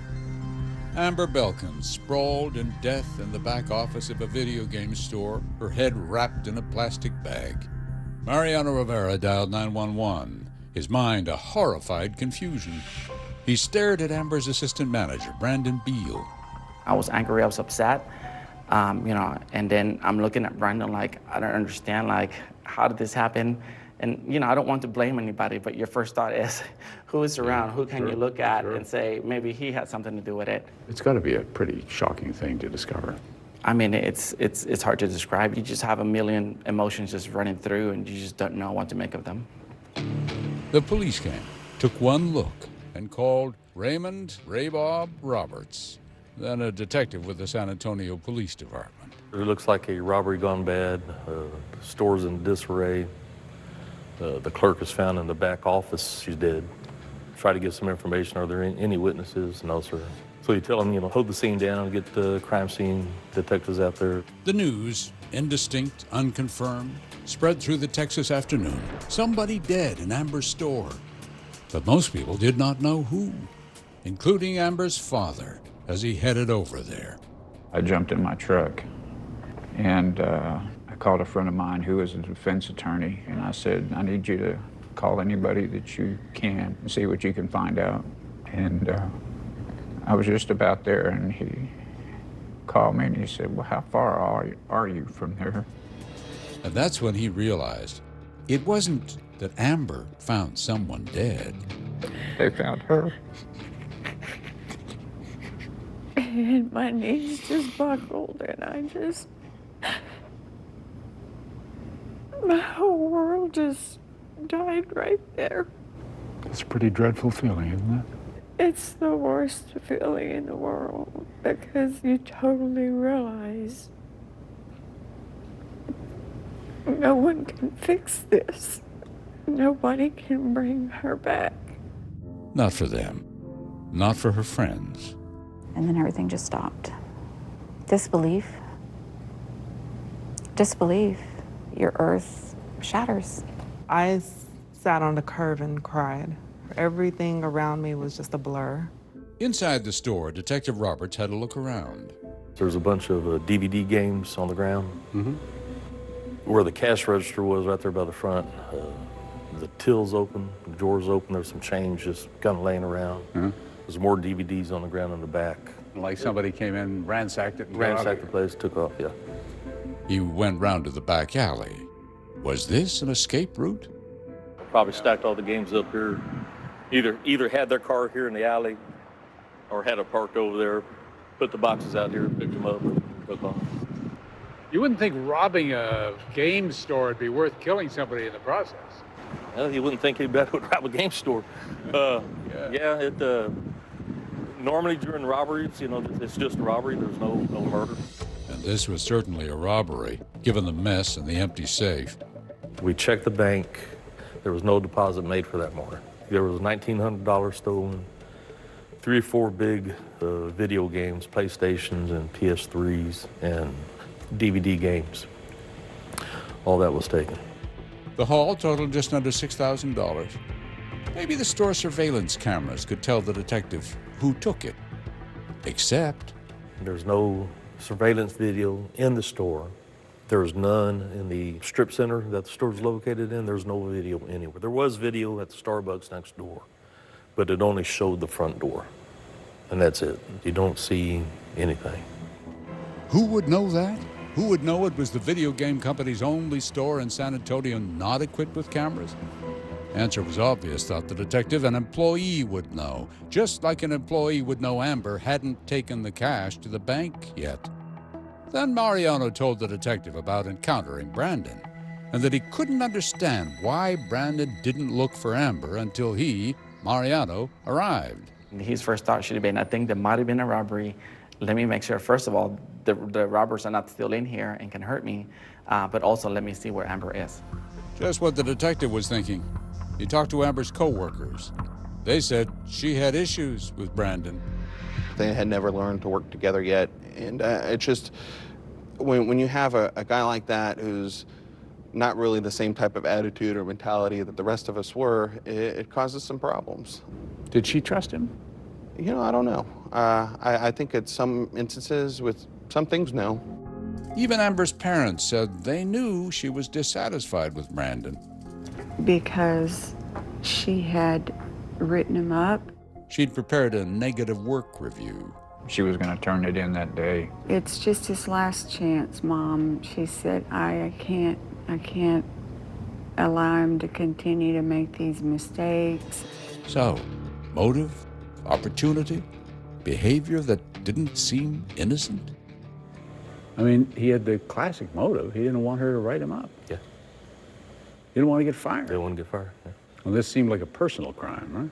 Could have been. Most people that go in and rob a store don't go with the intentions of killing anybody. They just go in there, do the robbery, and leave. Putting a plastic bag on her head. Squeezing it tight and holding it Squeezing it tight. long. Takes 4 or 5 minutes, probably. It takes commitment.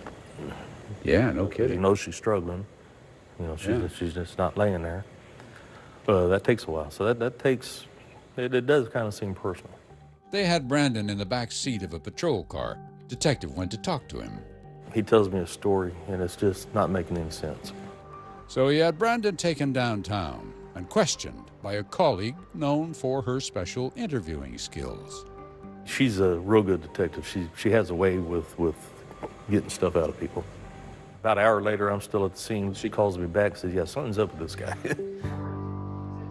Coming up, Amber's parents were convinced it was Brandon. Everything pointed to him.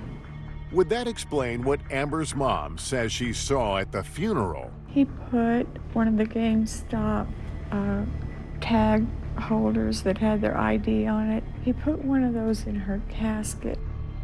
When Dateline continues. News for the generation of now is NBC News Now.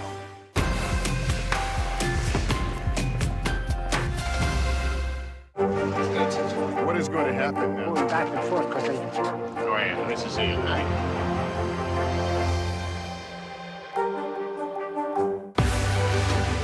We're talking possibly 1 trillion galaxies. Yes. That is a number that is just so hard to compute. Whether it's the moon, whether it's Mars, it feels like we're on the cusp of something big.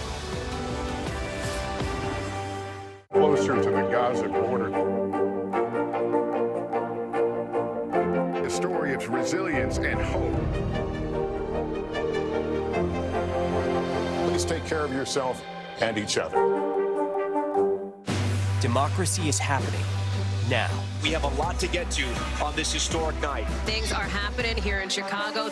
Now never stops. They are energized by the idea that this is a real fight. People were on their feet. Folks were fired up here. Now is where it counts. How confident are you that Donald Trump wins in November? Are younger people excited about this new Democratic ticket? The moment is now. The only voice that really matters are the voice of the voters. News for the generation of now is NBC News Now.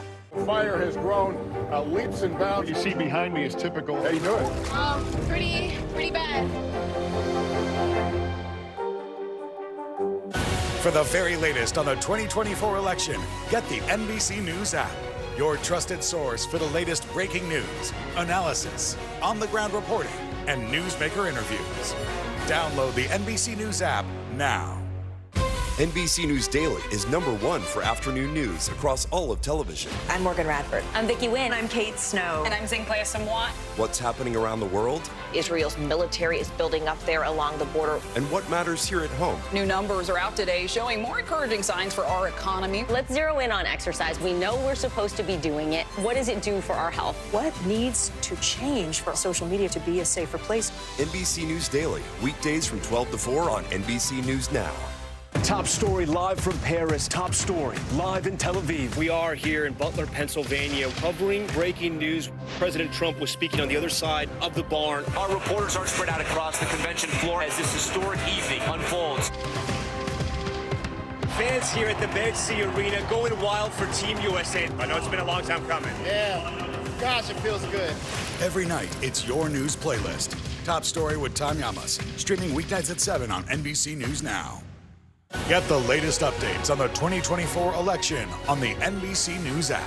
You gotta see this. I'm Gotti Schwartz. We are following some breaking news. Severe storms continue to wreak havoc. The Supreme Court put a pause on a controversial immigration law.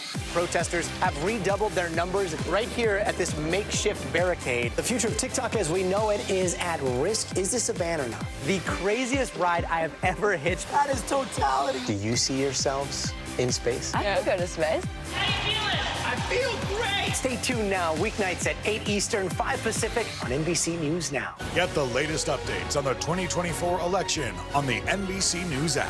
News lives in the now. The front lines are still very active. This is like quicksand, and officials say an entire town is cut off. This close to actually understand why people had to jump in the ocean. News for the generation of now is NBC News Now. Get the latest updates on the 2024 election on the NBC News app. Top story live from Paris. Live in Tel Aviv. We are here in Butler, Pennsylvania. Every weeknight, it's your news playlist. Top Story with Tom Llamas, streaming weeknights at 7 on NBC News Now. It was 4 days after that awful morning in the video game store. Amber Belkin's funeral was huge, as if in death she'd been adopted by the community around her. Over 600 people, and the ones that couldn't get into the chapel waited in the lobby and in the parking lot. Was that a comfort? A very big comfort that she touched that many lives. They loved Amber. They said, we love Amber. I did. As Amber's parents watched, they could not stop seeing in their heads another scene, the one in the back room of the video game store, the way she was killed. They told me it was personal. She had to be so frightened. And when she tried to pick up the phone, I know it was to call us. And he yanked the phone out of the wall. Was it Brandon Beal? By the day of the funeral, they were sure. We definitely thought Brandon did it. Everything pointed to him. And then, as mourners filed by to pay their respects, suddenly, there he was, at the funeral, in front of them, Brandon Beal. Did you think, my God, her killer has come to the funeral? Oh, he came in and shook my hand, and I got up, and my knees just felt weak, and I just fell. And then, said Amber's mother, she was sure she saw Brandon walk right up to the casket and put something into it. He put one of the GameStop tag holders that had their ID on it. He put one of those in her casket, and I got that thing out of there as fast as I could and put it in a tissue and put it in my purse because I thought, that's the last thing I want buried with my daughter. Was that ID potential evidence, she wondered? Was Brandon trying to bury evidence with Amber's body? So Mom was automatically thinking Brandon did it. It's got to be Brandon. A week after the murder, Detective Roberts questioned Brandon on videotape. I'm going back over everybody we talked to, trying to figure this thing out. Brandon repeated the story he'd been telling from the start. He was nowhere near the store that morning. Just got up, let my dog out, March Sports Center. Then At 9:45, I left because I had to go help my fiance's parents move a big item that goes in the kitchen. He didn't get to the store, he said, until after 2 p.m. for afternoon shift. And when he got there, he insisted it was still closed. So he panicked. Was he supposed to open that morning? So I'm about to put, my stuff in so I can check the computer. He looks around and sees the DVDs on the floor, the cashier's drawer open. He sees all this and thought, So he starts going about to open the store. He thought, Yeah, so, he's not looking for Amber or not looking for anybody that's supposed to be working.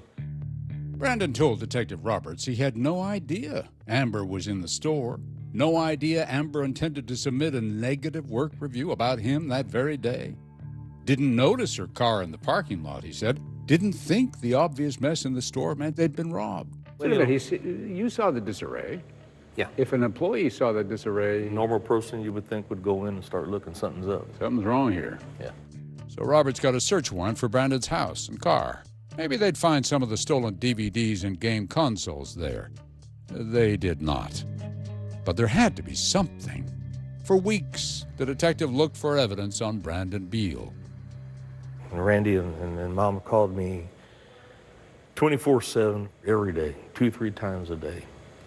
Brandon is Brandon. Detectives questioned his fiancée, her parents. They scoured his phone records. We did everything we could to try to get some kind of evidence on Brandon, and there was none there. Yeah. And there was none there because he didn't do it. That alibi about helping his fiancée's parents checked out. And his phone records revealed he was miles from the store when Amber was murdered. Finally, Brandon Beal was cleared. Did you, at some point, think, I'm going to be charged with murder? Yes, I did. The memory's still fresh. Had nightmares of going to jail. It was hard for me to sleep. That terrible day? My whole thought process was, let me get this store open because, I think I screwed up. Right, I screwed up. Why didn't he notice they'd been robbed? Some stores a little messier than others. Sure. So maybe that meant that whoever was on the night before didn't put things away. That was my thought process. Totally opposite of, hey, there's somebody dead here, or there was a robbery. Brandon was 23 then, and terrified. I'm just thinking, they're really just trying to put this on this young black man, When they questioned his fiancée, now wife, they was trying to convince her that I did it. They would say things to her like, how can you sleep with a murderer? He did it, you're possibly next. When they searched his house, it seemed like a scene out of a movie. Just when going through drawers, throwing their clothes, they left my house a wreck. Even when he was finally cleared, he said no one told him. Nor, he said, was he told Amber had written him up, though he agreed they hadn't always seen eye to eye on some things. And until we spoke with him, he said, he had no idea Amber's mother believed she saw him put something into Amber's coffin. Did you walk over to the casket and put in a lanyard or something? That's the most absurd thing I've heard. No. That was my very first funeral, so I didn't even get that close to the casket. But Brandon is a father now, 2 kids. So, he told us, he thinks of Amber's parents and understands. I couldn't imagine, losing one of my children. But if Brandon Beal didn't kill Amber Belkin, then who did? Coming up. I'm sitting at the office and the phone rings. A caller reluctant to give his name, but gives up someone else's. I said, well, I know who killed this girl. When Dateline continues.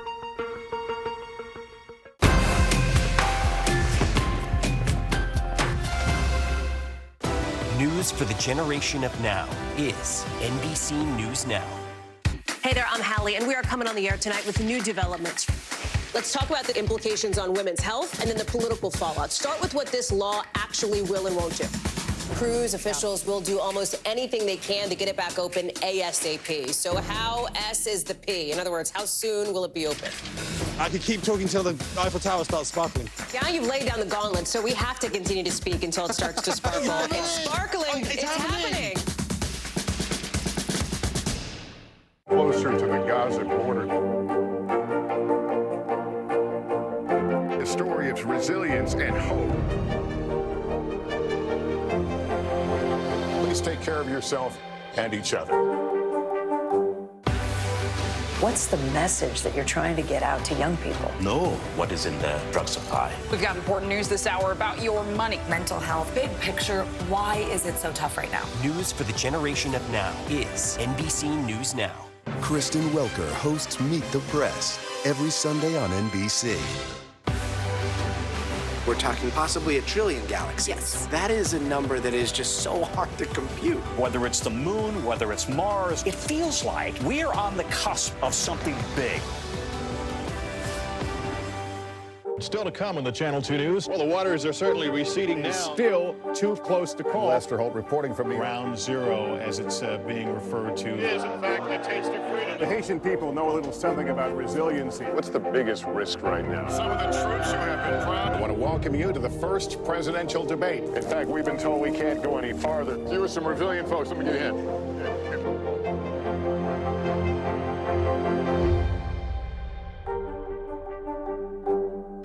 Democracy is happening now. We have a lot to get to on this historic night. Things are happening here in Chicago. Now never stops. They are energized by the idea that this is a real fight. People were on their feet. Folks were fired up here. Now is where it counts. How confident are you that Donald Trump wins in November? Are younger people excited about this new Democratic ticket? The moment is now. The only voice that really matters are the voice of the voters. News for the generation of now is NBC News Now. Get the latest updates on the 2024 election on the NBC News app. We're talking possibly a trillion galaxies. Yes. That is a number that is just so hard to compute. Whether it's the moon, whether it's Mars, it feels like we're on the cusp of something big.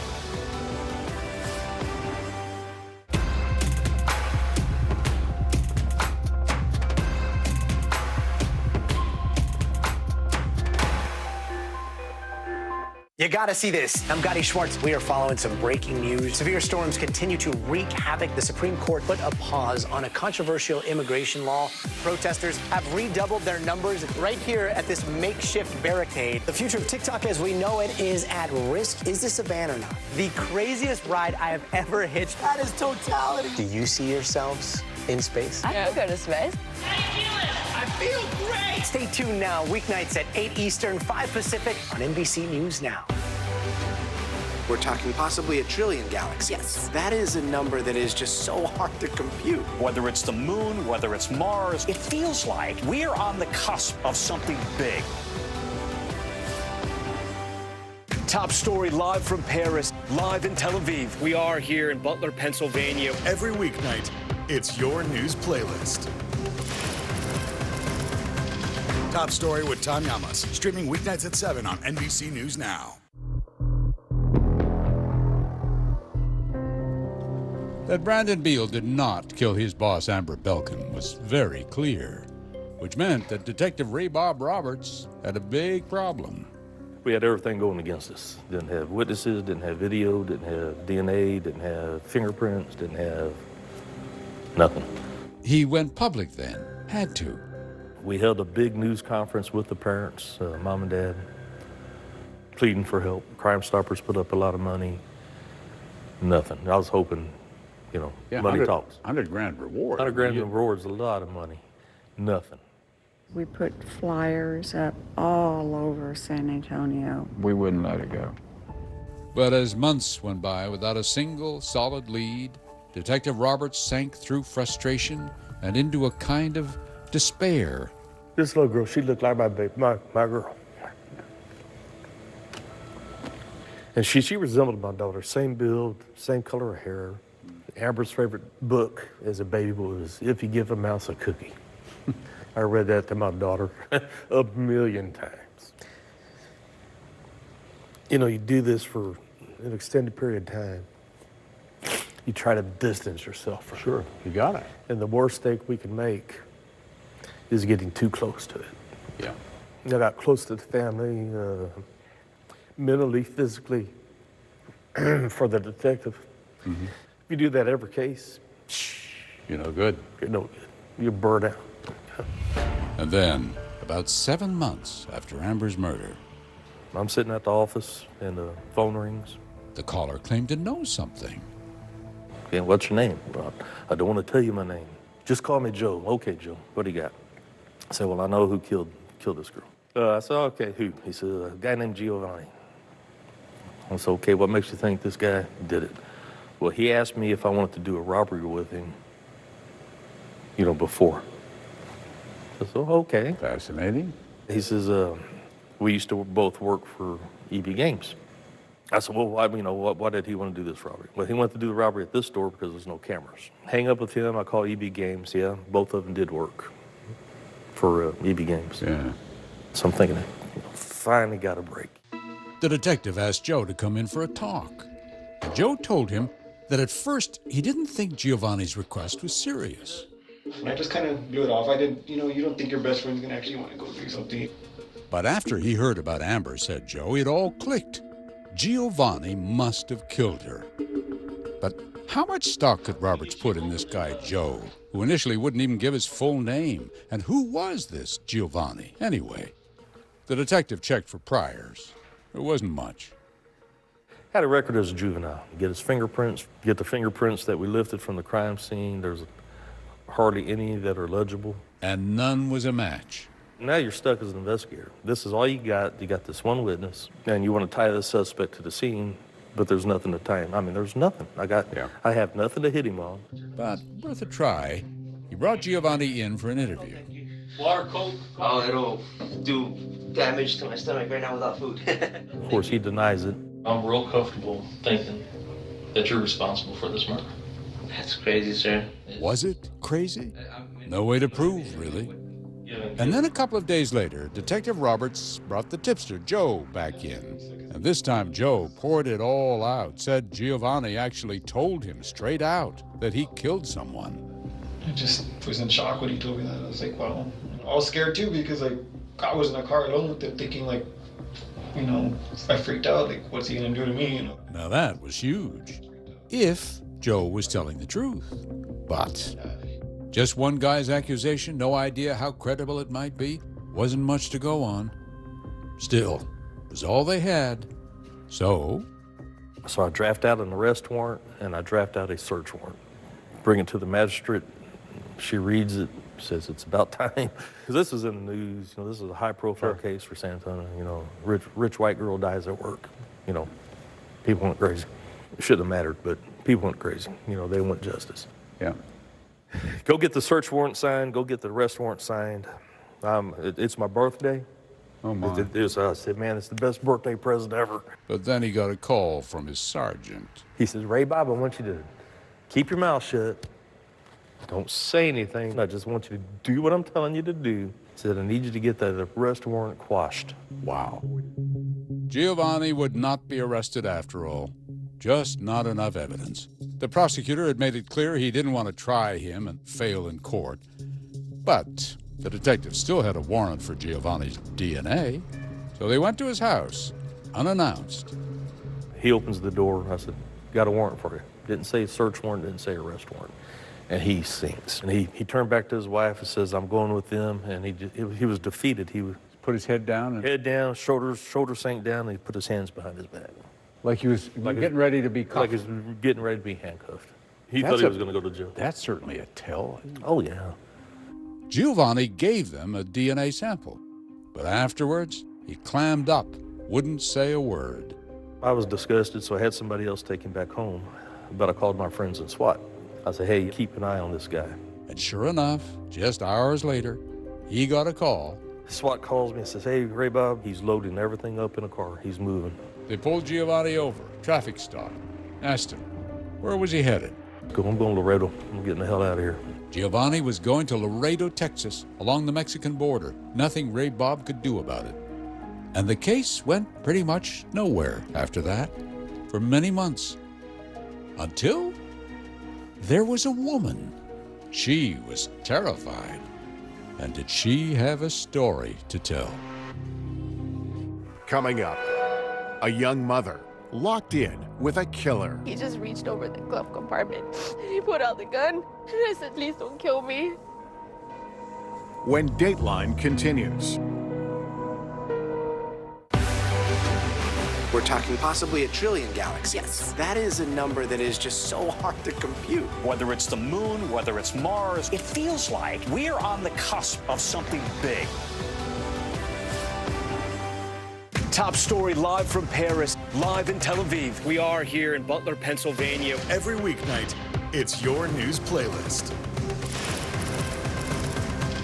Top Story with Tom Llamas, streaming weeknights at 7 on NBC News Now. News lives in the now. The front lines are still very active. This is like quicksand, and officials say an entire town is cut off. This close to actually understand why people had to jump in the ocean. News for the generation of now is NBC News Now. Top story live from Paris. Top story live in Tel Aviv. We are here in Butler, Pennsylvania, covering breaking news. President Trump was speaking on the other side of the barn. Our reporters are spread out across the convention floor as this historic evening unfolds. Fans here at the Med C Arena going wild for Team USA. I know it's been a long time coming. Yeah, gosh, it feels good. Every night, it's your news playlist. Top Story with Tom Llamas, streaming weeknights at 7 on NBC News Now. Get the latest updates on the 2024 election on the NBC News app. Hey there, I'm Hallie, and we are coming on the air tonight with new developments. Let's talk about the implications on women's health and then the political fallout. Start with what this law actually will and won't do. Cruise officials will do almost anything they can to get it back open ASAP. So how S is the P? In other words, how soon will it be open? I could keep talking till the Eiffel Tower starts sparkling. Now you've laid down the gauntlet, so we have to continue to speak until it starts to sparkle. It's sparkling. It's happening. News lives in the now. It's coming at us every second. News is more now than ever. Just outside of the Israeli military headquarters. Now is raw. This tunnel just goes on and on. Now is real. We get to see democracy in action for the very first time in the 2024 race. Now is constant. You gotta see this. Future is now. News for the generation of now is NBC News Now. Top story live from Paris, live in Tel Aviv. We are here in Butler, Pennsylvania. Every weeknight, it's your news playlist. Top Story with Tom Llamas, streaming weeknights at 7 on NBC News Now. News lives in the now. It's coming at us every second from all over the world. We have a full team. News is more now than ever. Just outside of the Israeli military headquarters, they're asking that the hostages, demanding that the hostages be released. Now is raw. This tunnel just goes on and on and on. Now is real. This is it. We get to see democracy in action for the very first time in the 2024 race. Now is constant. Morning News Now, we're breaking news. NBC News special report. You gotta see this. The future is now. News for the generation of now is NBC News Now. Still to come on the Channel 2 News. Well, the waters are certainly receding now. Still too close to call. Lester Holt reporting from Ground Zero, as it's being referred to. It is, in fact, a taste of freedom. The Haitian people know a little something about resiliency. What's the biggest risk right now? Some of the troops who have been proud. I want to welcome you to the first presidential debate. In fact, we've been told we can't go any farther. You were some resilient folks. Let me get in.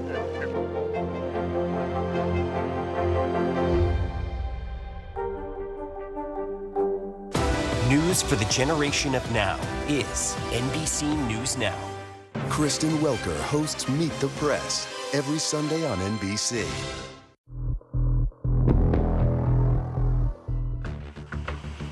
Late June, almost a year and a half after the murder of Amber Belkin, Detective Ray Bob Roberts roared down the highway to Laredo. He had just gotten a call from the police there. Giovanni's wife wanted to talk. Her name was Veronica, and what a story she told. I made a dumb choice. I was really young, and I got pregnant really young. Still in high school? And, yeah. She'd tried to resist him, she said, wasn't attracted that way, but he was so insistent. And once she was pregnant, Our family would insist that we get married, and I listened to everyone except my own feelings. and once they were married, she said, he demanded sex whenever he wanted it. Whenever he touched me, I would feel sick, and I would tell him to stop. There were times when he would get angry or frustrated, and Then he would force himself on me. And right beside sleeping children in their one small bedroom, He would duct tape me, duct tape my mouth, duct tape, my wrists to the leg of a chair, and just to keep me quiet. I was very afraid, and again, I was young. much too afraid to tell.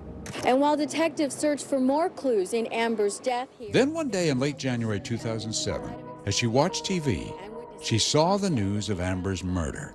And I said, look at this. Wow, isn't that crazy? And he just looked and he just said, wow, that's... He mirrored my reaction to it. Like, wow, wow, I can't believe it. I never thought for 1 second, like he just acted normal that whole time. That is, until after the police knocked at their door in the fall of 2007. After Joe reported Giovanni. After Detective Roberts got that search warrant for Giovanni's DNA. We were asleep, and it was early in the morning. And then we hear a pounding at the door, boom, boom, boom, like just... And that woke us up, that woke me up. And we were like, what's that? And he got up first, and he went to go check. And then he returned and told her, it's the police. They think I killed someone. I was like, did you? What's it like to hear that? I was shocked and mortified. And he says, it's because I did kill someone. And that's all he said. He said, I killed someone. Who? Why? And I'm assuming it was maybe he had like an altercation with someone, like maybe a friend or some guy down the street. I don't know. But Giovanni only said, we're gonna move to Laredo. Let's just go. That very day? The next day. A very rapid move, unprepared, and it's just fast. Veronica was beside herself, paralyzed by fear. How do I tell somebody? Do I call the police? Do I tell a family member? What do I do? And I just stayed quiet, and I was so afraid to say something. And then one night she worked up the courage to ask him a question. I asked him, did this have anything to do with what I saw in the news that day? And he said, yes, I did that. That was me. What was that like to hear? I just started crying, sobbing, and like, oh my God. I go, why? Why did you do that? And he said, we needed the money. She begged him, turn yourself in. Instead, he went to his mother. She would cry to him, like, no, please don't go. You don't want to leave your children. They're never going to see you again. And I'm just there, like, crying. Why? Like, inside, like, I'm trying to do it as peacefully as I can without making him angry toward me. And then, around dinner time one evening, Veronica finally told him she'd had enough. The marriage was over. Then he said, you know what, let's go for a drive. Let's go get the kids something to eat. Instead, he drove her to a secluded area. It was just dirt all around, empty, and no people, no one in sight. That's when he pushed the lock. Yeah, the car lock. The car lock, and it locked all the doors, and that's when I was like, okay, like, something's gonna happen tonight. Like, something's gonna happen. Because we were in the middle of nowhere, and I didn't know he was gonna kill me. And I was thinking, how am I gonna get out of this? And I look over and he just reached over the glove compartment and he put out the gun. And I said, please don't kill me. He said, don't worry, I'll just do what I say. Get into the back seat, he ordered. He followed her. And then he raped me back there. And I started crying. I just started praying. Just, God, please. I wanted to get out of there alive. But it wasn't Veronica who would die. It was Giovanni. He pulled her out of the car. Take the gun, he said. Shoot me. I was like, I can't do that. He's like, yes, you're gonna do it. Because if you don't do it, I'm gonna come after you. I'm gonna come after the children. I'm gonna come after your family. And whoever you end up with, I'm gonna come after him too. So you need to end my life tonight. Joe, I can't do this. I cannot kill you. I cannot be like you. I can't do this. She tried to reason with him, she said. Told him if she killed him and went to prison, their children would have no parents. I just said anything I could say just to get him out of this mentality. And it worked. He drove home, told her what she had to do. He had me lay down next to him. He made sure that I was right there. I was awake the whole night because I was afraid that he would do something while I was asleep or to the children or just do something crazy. Then the next morning, he said, I'm just going to disappear. He drove Veronica and the kids to her mother's house, and he took off. What did it feel like to walk away from him? Like I'm almost there, it's almost over. And I run in there and I said, I need to make a phone call. I need to tell the police what happened. And she did. They asked me the same, why'd you take so long? I was just so afraid. But I'm here now and I'm telling you everything I know, everything that he told me. But now, he was truly gone. Coming up. We're in a jail, a cold, stinky, loud jail. Confronting a killer, healing a wound. They were grateful that I said something, that I did the right thing. When Dateline continues. Closer to the Gaza border. A story of resilience and hope. Please take care of yourself and each other.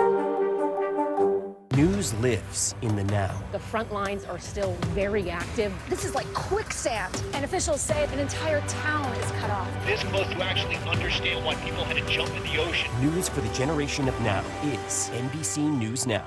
The fire has grown leaps and bounds. You see behind me is typical. How you doing? Pretty bad. Democracy is happening now. We have a lot to get to on this historic night. Things are happening here in Chicago. Now never stops. They are energized by the idea that this is a real fight. People were on their feet. Folks were fired up here. Now is where it counts. How confident are you that Donald Trump wins in November? Are younger people excited about this new Democratic ticket? The moment is now. The only voice that really matters are the voice of the voters. News for the generation of now is NBC News Now. Top story live from Paris, live in Tel Aviv. We are here in Butler, Pennsylvania. Every weeknight, it's your news playlist. Top story with Tom Llamas, streaming weeknights at 7 on NBC News Now. News lives in the now. The front lines are still very active. This is like quicksand, and officials say an entire town is cut off. This close to actually understand why people had to jump in the ocean. News for the generation of now is NBC News Now. Get the latest updates on the 2024 election on the NBC News app. Good to have you with us. I'm Joe Fryer. And I'm Savannah Sellers. Developing right now on Morning News Now. Growing frustrations over the migrant crisis. Reports of new drone attacks by Houthi militants. The storm is creating dangerous conditions all across the region. Now let's get to some financial headlines. New rules are coming to cap credit card late fees. Talking tuition as a new class of freshmen gets ready to go to college. This is a big decision for families. Do you think this could impact how people vote? 100%. Morning News Now, streaming weekdays at 7.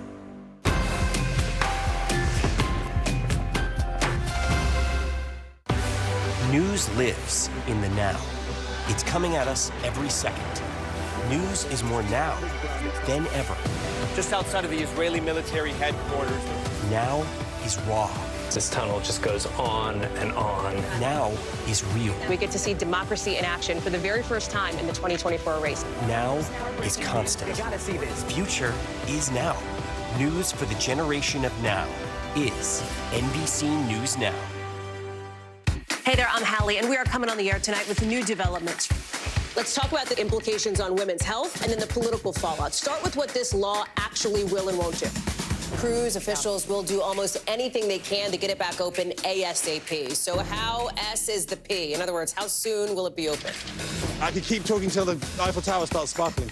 Now you've laid down the gauntlet, so we have to continue to speak until it starts to sparkle. It's sparkling. It's happening.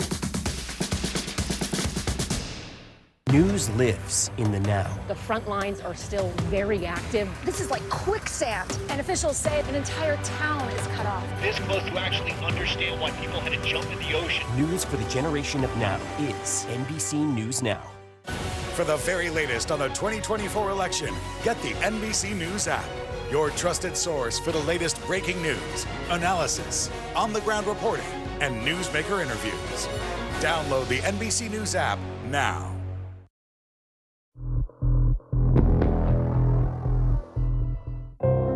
The day Veronica called the police was the beginning of the end for Giovanni Rivera. I'm drafting an arrest warrant where if I'm going to get son of a bitch, you know? Not that easy. All they knew was he'd gone somewhere, probably Mexico. But it was a full 6 weeks before they tracked him down, surprised him at a relative's house, sure enough, in Mexico, as he played one of the video games he stole from Amber's store. Detective Roberts finally got his suspect exactly where he wanted him. We're in a jail. Yeah. A cold, stinky, loud jail. I'm Detective Roberts, Raymond Roberts, San Antonio Police Department. All this background noise, we read Giovanni's rights. You have the right to remain silent. And he starts talking. I've had this guilt for a long time. I've been wanting to turn myself in, so.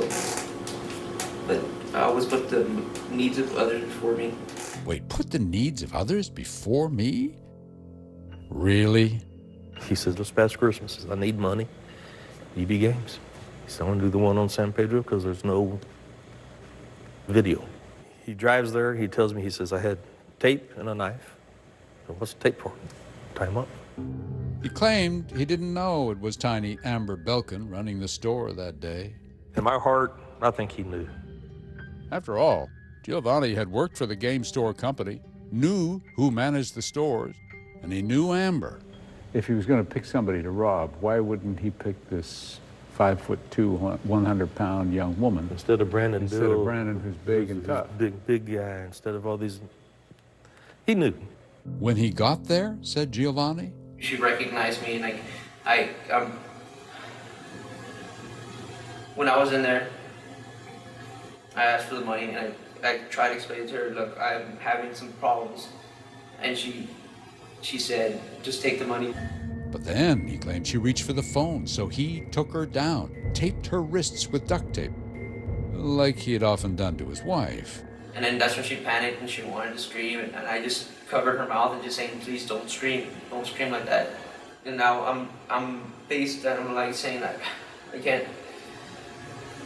can't lose everything I gained, my family, and I've already hit the point of no return, and I just grabbed a bag and I just told her, just be quiet, just be quiet. He put a bag on her head, he said. He squeezed it tight, round her neck. He held it there.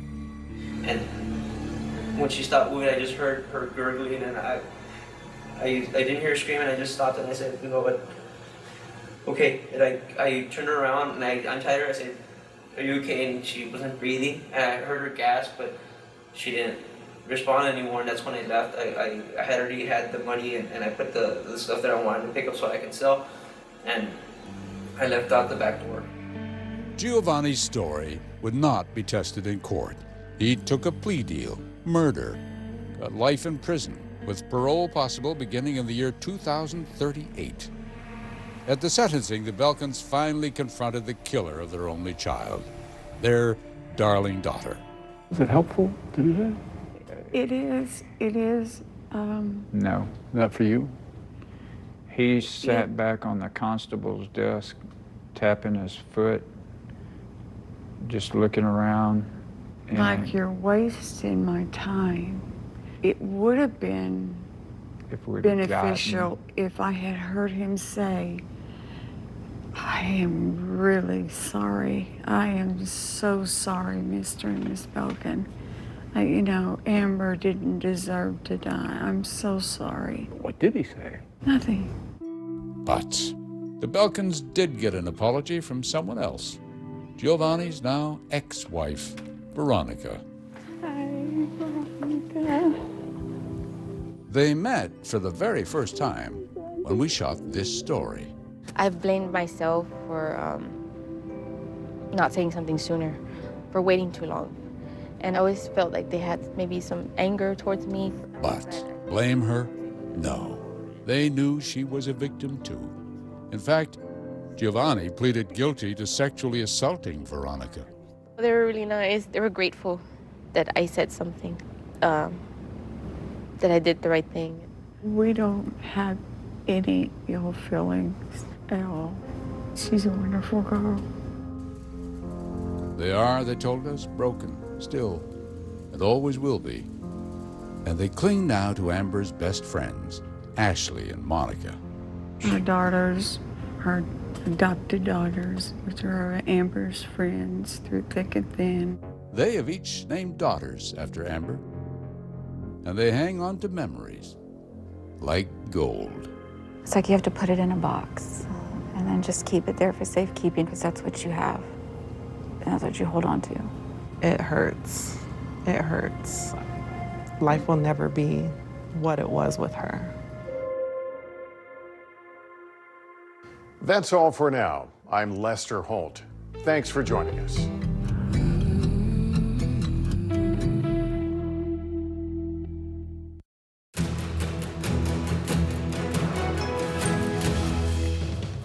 Breaking overnight, Hurricane Francine makes landfall in Louisiana. The storm lashing the Bayou State with powerful winds and widespread flooding. Over 350,000 residents left in the dark after losing power. NBC meteorologist Angie Lassman is tracking the path of Francine for us. Over 67 million people watched Donald Trump and Kamala Harris go toe-to-toe on the debate stage. Now the candidates will go state to state to try and win over voters. We're live with the Battleground Blitz kicking off today. And it didn't take a fortnight how Taylor Swift's endorsement of Kamala Harris is already having an impact on the race just one day later.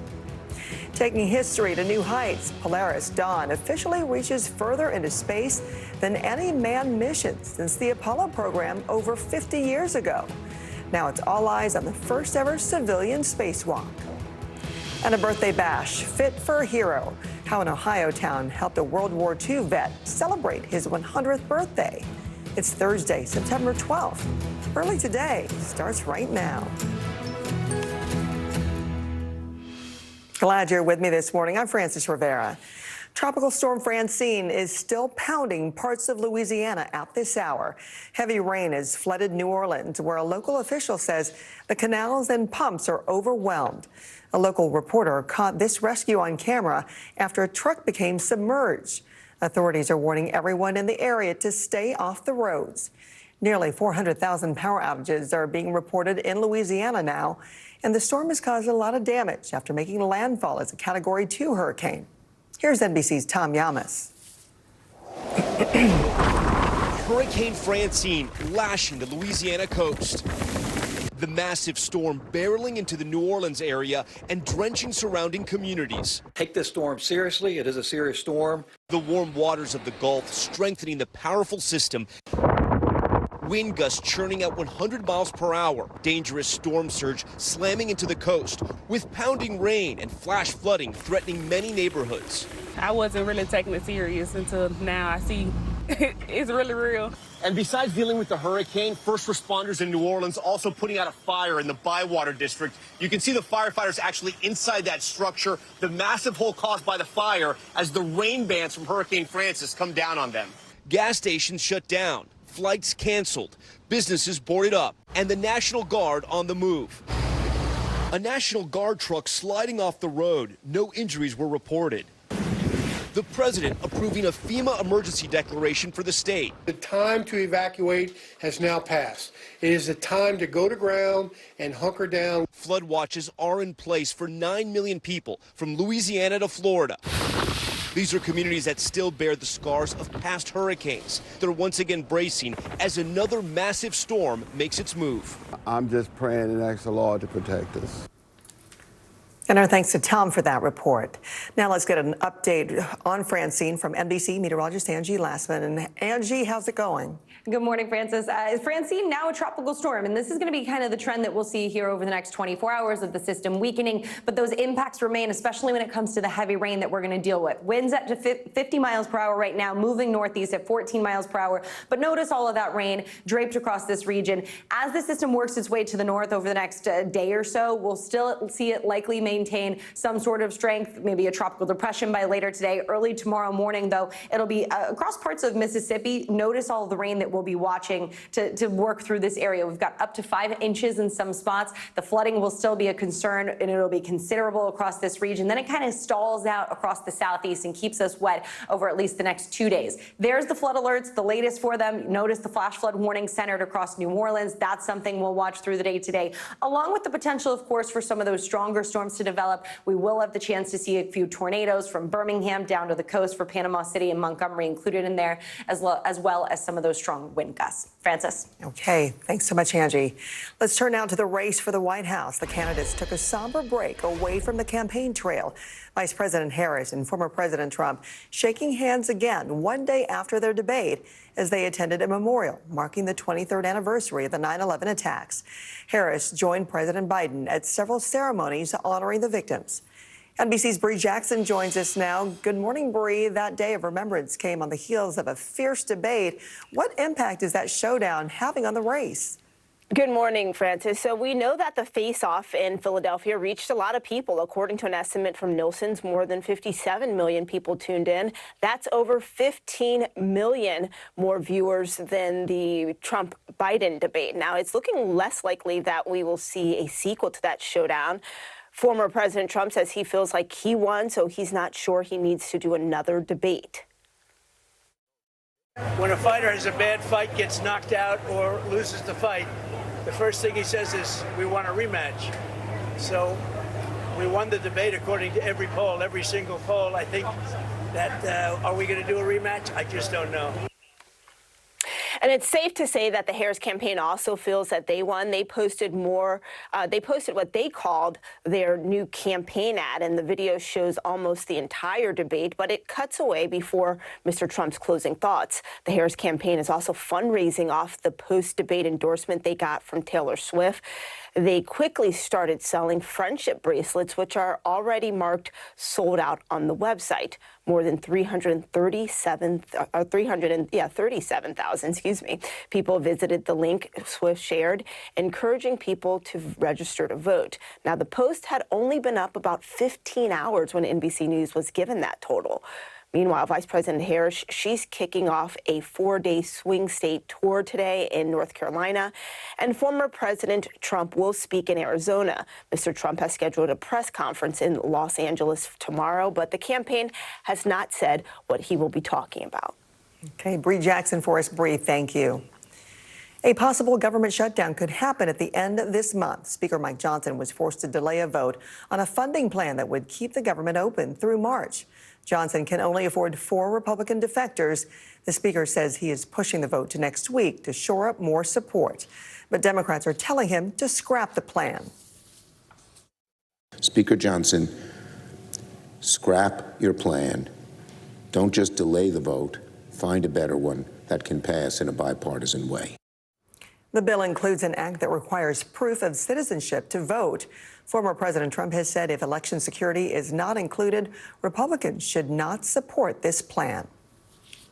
Good news for wallets everywhere. U.S. inflation cooled again in August, with overall prices rising 2.5% year over year. The cost of food rose just over 2%, while energy prices fell 4%. And next week, the Fed could cut interest rates for the first time in years. Already, you can see mortgage rates falling almost 2 full points from last October. The U.S. and U.K. are pledging another $1.5 billion in aid for Ukraine as their top diplomats visited Kyiv Wednesday. Secretary of State Antony Blinken and U.K. Foreign Secretary David Lammy met with Ukrainian officials, saying they continue to stand shoulder to shoulder with Ukraine. The bottom line is this: we want Ukraine to win, and we're fully committed to keep marshaling the support that it needs for its brave defenders and citizens to do just that.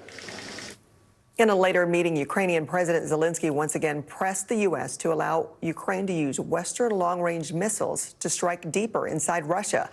Blinken said he would bring the request to President Biden. In Memphis, the federal trial is underway for 3 former police officers charged in the death of Tyree Nichols last year. Prosecutors say the officers took turns beating the 29-year-old. Tadarius Bean, Demetrius Haley, and Justin Smith have all pleaded not guilty to using excessive force, as well as several other charges. During opening statements, defense attorneys say the cops' actions were in line with training. Prosecutors say 2 other former officers have pleaded guilty and will testify. Nichols' mother spoke outside the courthouse yesterday. Our hope is that they're found guilty and to show the world that my son was a good person and he wasn't the criminal that they're trying to make him out to be. The trial is expected to last several weeks. The officers could face life in prison if convicted. Turning now to Southern California, where conditions continue to deteriorate as multiple wildfires wreak havoc. Several people have been injured, including firefighters. Multiple rescue evacuations have been performed in mountain communities. The bridge fire, now burning across Los Angeles and San Bernardino counties, has grown more than 10 times in size in 24 hours. It has become the state's largest wildfire, torching more than 50,000 acres and destroying at least 39 homes. California's governor declaring a state of emergency in response to the blaze, as well as the airport fire, which has grown over 23,000 acres. State officials are deploying a massive air and ground response to contain the infernos. Meanwhile, a suspect has been arrested for arson in connection with a nearby line fire, now more than 36,000 acres in size. 34-year-old Justin Halstenberg is expected to appear in a San Bernardino court today. Let's turn now to NBC meteorologist Angie Lassman, who is tracking the conditions out west, fueling these fires to see when they're going to get that relief so needed, Angie. Definitely, Francis. And unfortunately, we have more of the same today. We've got the potential for, of course, that fire weather with all the ingredients, the low humidity, the elevated winds. We have some of those red flag warnings in place near LA in Southern California, but we've got a whole lot more of them stretch across the Great Basin as well as into parts of the plains. 5 million people included in this, from Denver stretching up to Bismarck. We'll be watching for those conditions to last through the day today. Otherwise, it's the warm temperatures that'll get your attention from Minneapolis to Denver. We've got the 90s on tap for Denver today. Cincinnati heads to the upper 80s. By tomorrow, not much of a difference. We'll continue to see more of this heat kind of stuck in place across this region for the northern tier of the country, and that takes us right into the weekend. Let's look at the weather across the country. Let's see what's happening in your neighborhood. 83 degrees in Jacksonville today with showers and thunderstorms in the forecast across parts of the southeast. We've got mid-80s for Detroit and Cleveland, full sunshine expected for Scranton, 79 degrees rather in New York City with mostly sunny conditions. And that's a look at your forecast, Francis. Back to you. Thanks so much, Angie. History set to happen in space this morning with the first ever private spacewalk. 2 members of the all-civilian crew aboard the SpaceX Polaris Dawn are expected to take turns walking along guardrails on the capsule. Their mission was pushed from 2:20 Eastern Time this morning to 5:58. Their main goal is to test out their new SpaceX suits. The 4 astronauts on the mission have already traveled higher above Earth than any human since NASA's Apollo program. We're back in a minute with a plea deal for Justin Timberlake after his DWI arrest, and star power, the big impact celebrities can have on an election. Democracy is happening now. They are energized by the idea that this is a real fight. People were on their feet. Folks were fired up here. The only voice that really matters are the voice of the voters. News for the generation of now is NBC News Now. The fire has grown leaps and bounds. You see behind me is typical. How you doing? Pretty bad. News lives in the now. The front lines are still very active. This is like quicksand, and officials say an entire town is cut off. This close to actually understand why people had to jump in the ocean. News for the generation of now is NBC News Now. NBC News Daily is #1 for afternoon news across all of television. I'm Morgan Radford. I'm Vicki Wynn. I'm Kate Snow. And I'm Zinklaya Samwat. What's happening around the world? Israel's military is building up there along the border. And what matters here at home? New numbers are out today showing more encouraging signs for our economy. Let's zero in on exercise. We know we're supposed to be doing it. What does it do for our health? What needs to change for social media to be a safer place? NBC News Daily, weekdays from 12 to 4 on NBC News Now. News lives in the now. Look at this. You can't even see anything anymore. Let's break down what we know. You gotta see this. News for the generation of now is NBC News Now. Lester Holt, America's most trusted TV news anchor. News lives in the now. The front lines are still very active. This is like quicksand, and officials say an entire town is cut off. This close to actually understand why people had to jump in the ocean. News for the generation of now is NBC News Now. Get the latest updates on the 2024 election on the NBC News app. News lives in the now. Look at this. You can't even see anything anymore. Let's break down what we know. You gotta see this. News for the generation of now is NBC News Now. Lester Holt, America's most trusted TV news anchor.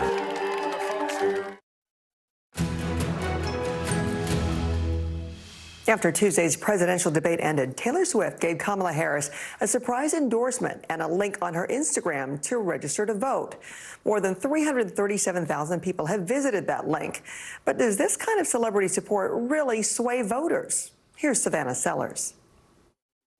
Breaking news. She endorsed Kamala tonight. Just moments after the debate, it was the Instagram post that ricocheted across the internet and social media. Taylor Swift endorsed Madam VP Kamala Harris. Pop megastar Taylor Swift telling her 283 million followers that after seeing artificial intelligence of her falsely endorsing Donald Trump, she felt the need to be transparent. I'm sad that I didn't 2 years ago, but I can't change that. Swift, who in this Netflix documentary agonized over not engaging in the 2016 election, now declares, "I'm voting for Kamala Harris because she fights for the rights and causes I believe need a warrior to champion them," and pushing her fans to a voter registration site.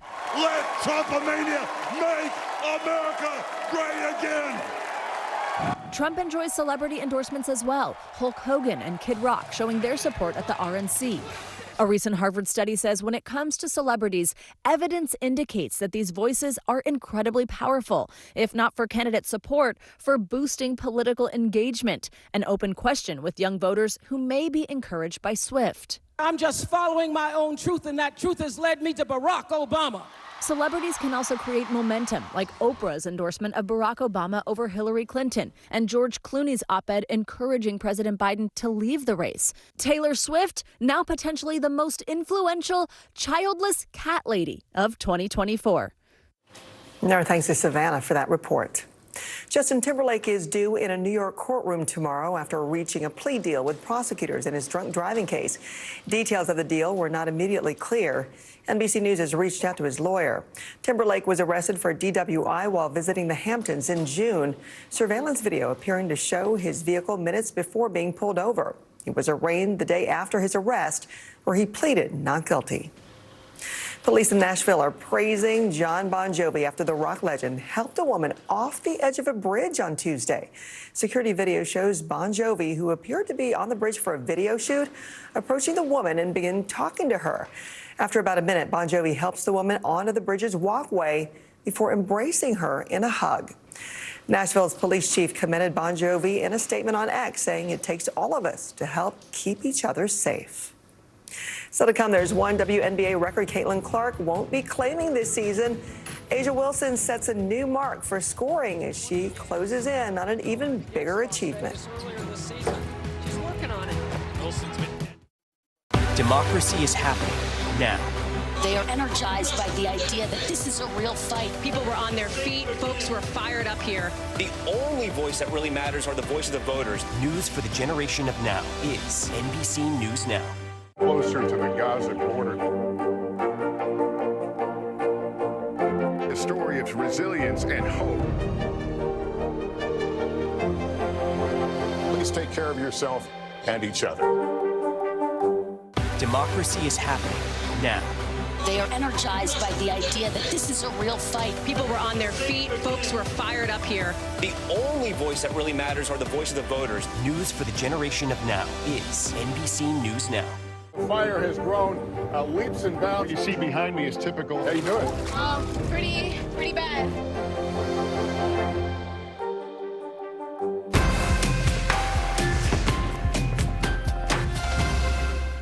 News lives in the now. Look at this. You can't even see anything anymore. Let's break down what we know. You gotta see this. News for the generation of now is NBC News Now. Hey there, I'm Hallie, and we are coming on the air tonight with new developments. Let's talk about the implications on women's health and then the political fallout. Start with what this law actually will and won't do. Cruise officials will do almost anything they can to get it back open ASAP. So how S is the P? In other words, how soon will it be open? I could keep talking till the Eiffel Tower starts sparkling. Now you've laid down the gauntlet, so we have to continue to speak until it starts to sparkle. It's sparkling. It's happening. The fire has grown leaps and bounds. You see behind me is typical. How you doing? Pretty bad. You gotta see this. I'm Gotti Schwartz. We are following some breaking news. Severe storms continue to wreak havoc. The Supreme Court put a pause on a controversial immigration law. Protesters have redoubled their numbers right here at this makeshift barricade. The future of TikTok as we know it is at risk. Is this a ban or not? The craziest ride I have ever hitched. That is totality. Do you see yourselves in space? I could go to space. How you feeling? I feel great. Stay tuned now, weeknights at 8 Eastern, 5 Pacific on NBC News Now. Now is raw. How hard is it to see it like this? Our house is no longer here, but we are here. Now is real. Let's break down what we know and then the big questions still outstanding. News for the generation of now is NBC News Now. Fire has grown leaps and bounds. What you see behind me is typical. How you doing? Pretty bad.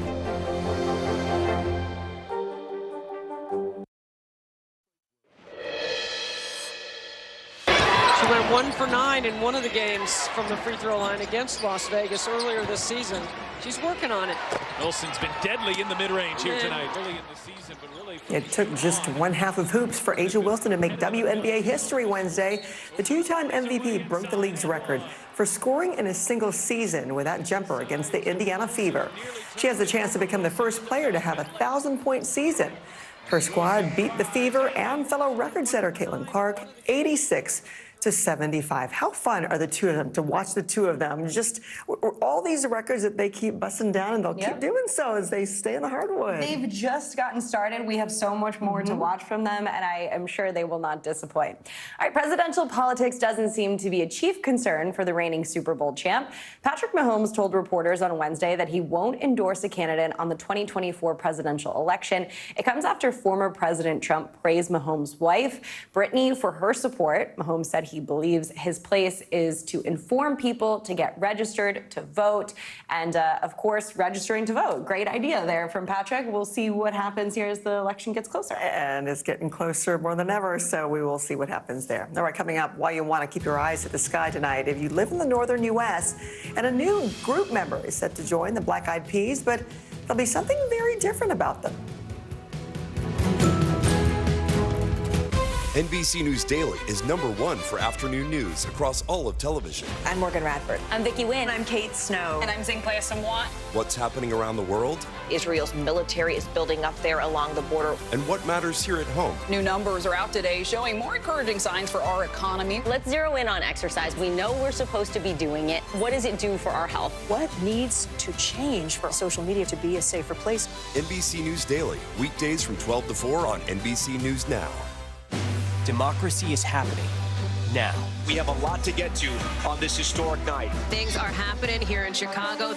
Now never stops. They are energized by the idea that this is a real fight. People were on their feet. Folks were fired up here. Now is where it counts. How confident are you that Donald Trump wins in November? Are younger people excited about this new Democratic ticket? The moment is now. The only voice that really matters are the voice of the voters. News for the generation of now is NBC News Now. Top story live from Paris, live in Tel Aviv. We are here in Butler, Pennsylvania. Every weeknight, it's your news playlist. Top Story with Tom Yamas, streaming weeknights at 7 on NBC News Now. Get the latest updates on the 2024 election on the NBC News app. News lives in the now. It's coming at us every second from all over the world. We have a full team. News is more now than ever. Just outside of the Israeli military headquarters, they're asking that the hostages, demanding that the hostages be released. Now is raw. This tunnel just goes on and on and on. Now is real. This is it. We get to see democracy in action for the very first time in the 2024 race. Now is constant. Morning News Now. We're breaking news. NBC News special report. You gotta see this. The future is now. News for the generation of now is NBC News Now. Top story live from Paris, live in Tel Aviv. We are here in Butler, Pennsylvania. Every weeknight, it's your news playlist. Top Story with Tom Yamas, streaming weeknights at 7 on NBC News Now. Kristen Welker hosts Meet the Press every Sunday on NBC. Lester Holt, America's most trusted TV news anchor. Here's what's making headlines this morning. The Carnival Spirit cruise ship struck a piece of ice while cruising in Alaska last week. Carnival Cruise Line telling CNN and Business Insider the ship was not damaged and no one was hurt. After more than 155 years, the Campbell Soup Company is changing its name to simply the Campbell Company. Campbell's president and CEO said the company has been on a transformative journey over the past 5 years, and the name change reflects who they are today. The Black Eyed Peas will begin their Las Vegas residency next year with an AI-generated new group member named Vita. Fans can experience the new high-tech edition beginning February 15th. Tickets go on sale Saturday. And the Northern Lights will be visible again tonight in 17 northern states. They include Washington, Oregon, Montana, Iowa, Illinois, New York, and Vermont.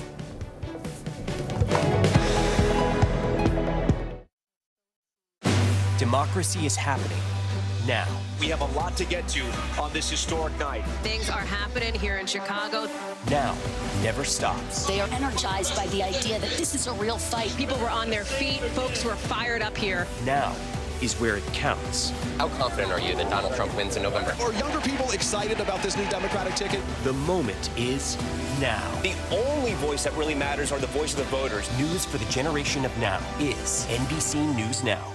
Good to have you with us. I'm Joe Fryer. And I'm Savannah Sellers. Developing right now on Morning News Now. Growing frustrations over the migrant crisis. Reports of new drone attacks by Houthi militants. The storm is creating dangerous conditions all across the region. Now let's get to some financial headlines. New rules are coming to cap credit card late fees. Talking tuition as a new class of freshmen gets ready to go to college. This is a big decision for families. Do you think this could impact how people vote?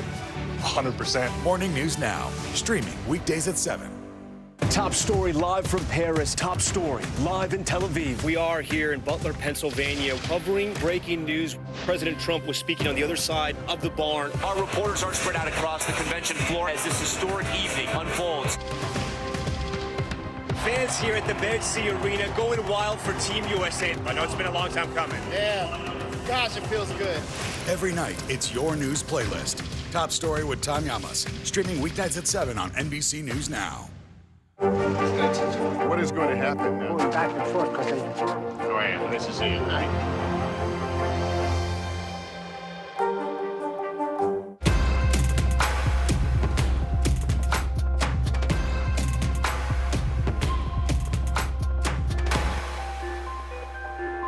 Lester Holt, America's most trusted TV news anchor.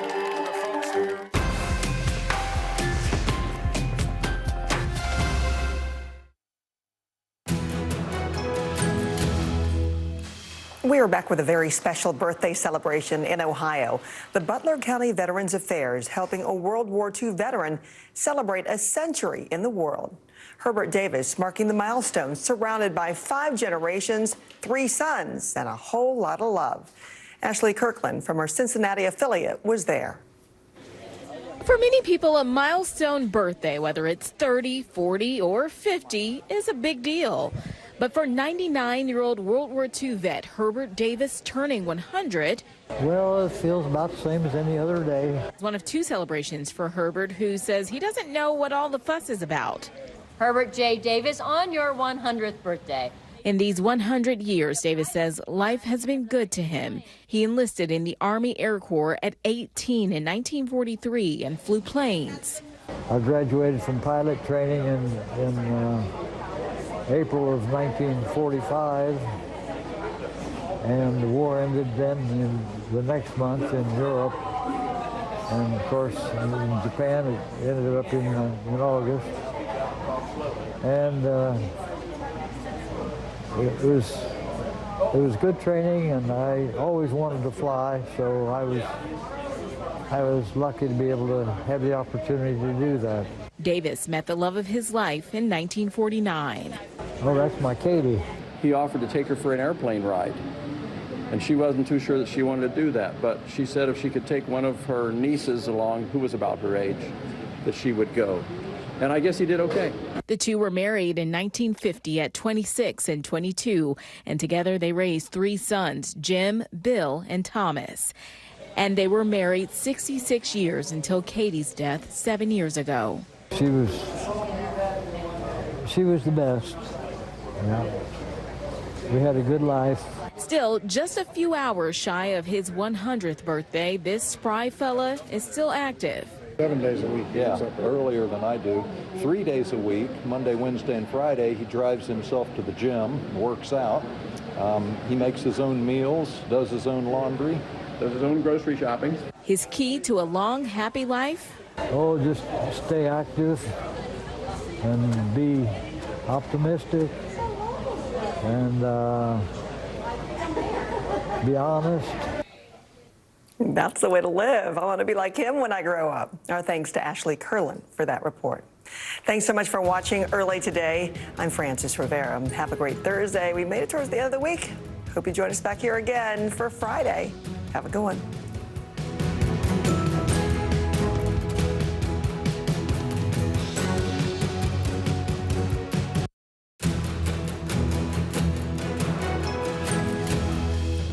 Francine lashes Louisiana. The storm made landfall as a Category 2 hurricane, packing torrential rains and destructive winds, knocking out power to hundreds of thousands in the Bayou State.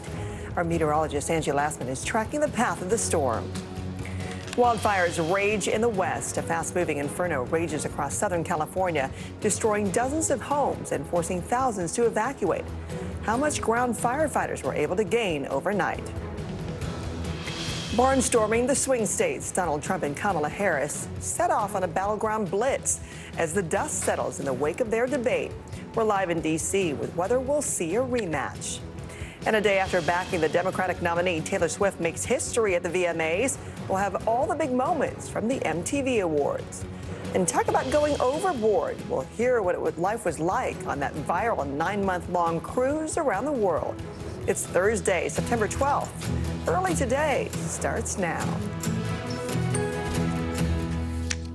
Good morning. Glad to be with you. I'm Frances Rivera. We begin in Louisiana, where Tropical Storm Francine is still bringing dangerous conditions. Heavy rain has flooded New Orleans. A local official says the canals and pumps are overwhelmed. This rescue was caught on camera and shows a Good Samaritan breaking the window of a truck to help get the driver to safety. Francine has weakened to a tropical storm but made landfall as a Category 2 hurricane. Nearly 400,000 power outages are being reported this morning in Francine's path. NBC's Jay Gray has more from Louisiana. New Orleans is beginning to feel some of the stronger effects of Francine, the storm that made landfall as a Category 2 hurricane and now pushing inland, bringing with it strong winds, gusts over 100 miles an hour, and a driving rain. Some areas have already seen 7 inches of rain, and that's going to increase as this storm moves through. Of course, very low-lying area in New Orleans, most of the city below sea level, and so that water really has nowhere to go. It will continue to build, and flash flooding, again, is going to be a very serious problem here. Evacuation orders remain in effect, obviously, along the coastline. Shelters are open, not only here in Orleans Parish, but across several parishes in the state. We know that electrical and power crews are waiting, as well as recovery teams just outside the strike zone. And as soon as this storm clears, they will move in. The storm had picked up some momentum, shifted to a Category 2 with sustained winds of 100 miles an hour just before landfall. It seemed to have slowed a bit. That could be an issue with the flooding problems, because if this storm lingers, those water totals are just going to grow, and that's where you're going to see a major problem. Of course, the wind is something you have to watch. We already know that there are tens of thousands just in the New Orleans area without power. That number is expected to grow as this storm moves through, and it's just going to be a rough ride here and along the path of Francine for the next several hours. That's the latest here in New Orleans. I'm Jay Gray. Back to you now. Okay, Jay, thank you, and hope people stay safe. For now, let's get an update on Francine's path. NBC meteorologist Angie Lassman is tracking this storm. What are you watching now, Angie? Hey there, Frances. We're watching the system continue to weaken here over the next 24 hours, but still have a whole lot of rain associated with it and those impacts of wind, and of course, some strong storms still possible. It's got winds right now, 50 miles per hour, sitting just to the northwest of New Orleans, about 20 miles. Plenty of rain still to come for folks here as this system lifts to the north. It will likely maintain tropical tropical storm strength here as we get through at least tomorrow morning, then significantly weakens as it kind of stalls out across parts of this region. Still going to be bringing considerable flooding as we've got another maybe 3 to 5 inches of rain with this system. Notice where the flood alerts are right now. We've got flood watches for a good chunk of people, but we've also got flash flood warnings near the New Orleans area, where we've seen that those low-lying areas really be dealing with a whole lot in the way of rainfall with nowhere for that water to go. So flooding will be widespread for that area. The chance for some of those stronger storms that I mentioned from Panama City to Birmingham is there today. We'll see a couple of tornadoes likely as we still have that circulation that could cause some spin-ups from this system. The wind gusts will be upwards of 60 miles per hour, Francis. Angie, thank you. Let's turn now to the race for the White House. The candidates took a somber break away from the campaign trail. Vice President Harris and former President Trump shaking hands again one day after their debate as they attended a memorial marking the 23rd anniversary of the 9/11 attacks. Harris joined President Biden at several ceremonies honoring the victims. NBC's Bree Jackson joins us now. Good morning, Bree. That day of remembrance came on the heels of a fierce debate. So what impact is that showdown having on the race now? Good morning, Francis. So we know that face-off in Philadelphia did reach a lot of people. According to an estimate from Nielsen, more than 67 million people tuned in. That's over 15 million more viewers than the Trump-Biden debate. Now, it's looking less likely that we'll see a sequel to that showdown. Former President Trump says he feels like he won, so he's not sure he needs to do another debate. When a fighter has a bad fight, gets knocked out or loses the fight, the first thing he says is, we want a rematch. So we won the debate according to every poll, every single poll. I think that, are we going to do a rematch? I just don't know. And it's safe to say the Harris campaign also feels they won. They posted what they called their new campaign ad, and the video shows almost the entire debate, but it cuts away before Mr. Trump's closing thoughts. The Harris campaign is also fundraising off the post-debate endorsement they got from Taylor Swift. They quickly started selling friendship bracelets, which are already marked sold out on their website. More than 337,000 people visited the link Swift shared, encouraging people to register to vote. The post had only been up about 15 hours when NBC News was given that total. Meanwhile, Vice President Harris is kicking off a 4-day swing state tour today in North Carolina, and former President Trump will speak in Arizona. Mr. Trump has scheduled a press conference in Los Angeles tomorrow, but the campaign has not said what he will be talking about. Francis. Bree, thank you. State election officials are accusing the U.S. Postal Service of failing to adequately prepare for the upcoming presidential election. They say the Postmaster General has failed to address multiple shortcomings that could lead to fewer people voting and a loss of trust in the electoral system. This includes long mail delivery times. In a statement, the USPS spokesperson said they are currently delivering mail in 2.7 days on average. They recommend voter mail their completed ballots at least 1 week prior to their state's deadline. In Memphis, the federal trial is underway for 3 former police officers charged in the death of Tyree Nichols last year. Prosecutors say the officers took turns beating the 29-year-old. Tadarius Bean, Demetrius Haley, and Justin Smith have all pleaded not guilty to using excessive force, as well as several other charges. During opening statements, defense attorneys say the cops' actions were in line with training. Prosecutors say 2 other former officers have pleaded guilty and will testify. The officers could face life in prison if convicted. Turning to the worsening wildfire emergency in Southern California, where dozens of homes have been destroyed and several people injured, including firefighters. NBC's Dana Griffin has the latest. In Southern California, the race to escape. A barefoot woman narrowly rescued by a fire crew as flames surround her. Erratic winds fanned the bridge fire, burning across 2 counties, destroying at least 39 homes. This woman and her cat helped to safety near Wrightwood, California, the hardest hit area. Here, the fire has come down the hill. It is now burning along the roadway, jumping over to this side of the street where you can see trees are now on fire, hollowing them out. This will likely fall on the road and block it. How do you wrap your head around all of this? You don't. Not yet. Chuck Lyons' dream home is now unrecognizable, but he knows every inch. That's our basement. This was our living room. As fires rage, 34-year-old Justin Halstenberg has been arrested for arson, accused of starting the line fire, burning now for nearly a week in San Bernardino County. His family declined to talk.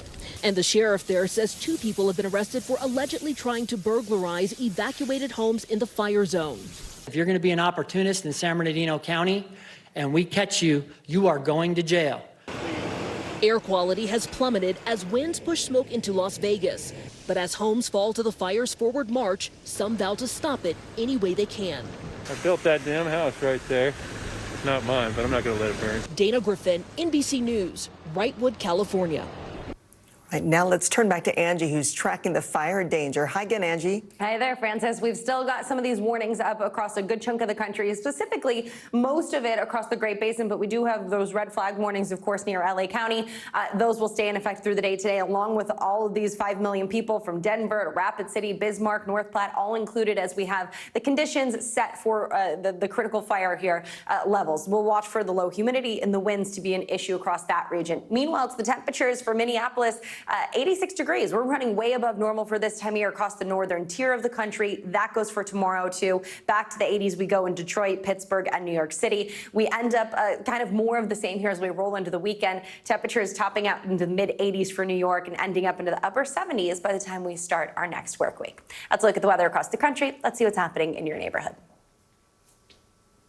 83 degrees in Jacksonville. We'll see some showers and thunderstorms across parts of the southeast. Plenty of sunshine, though, for the Midwest.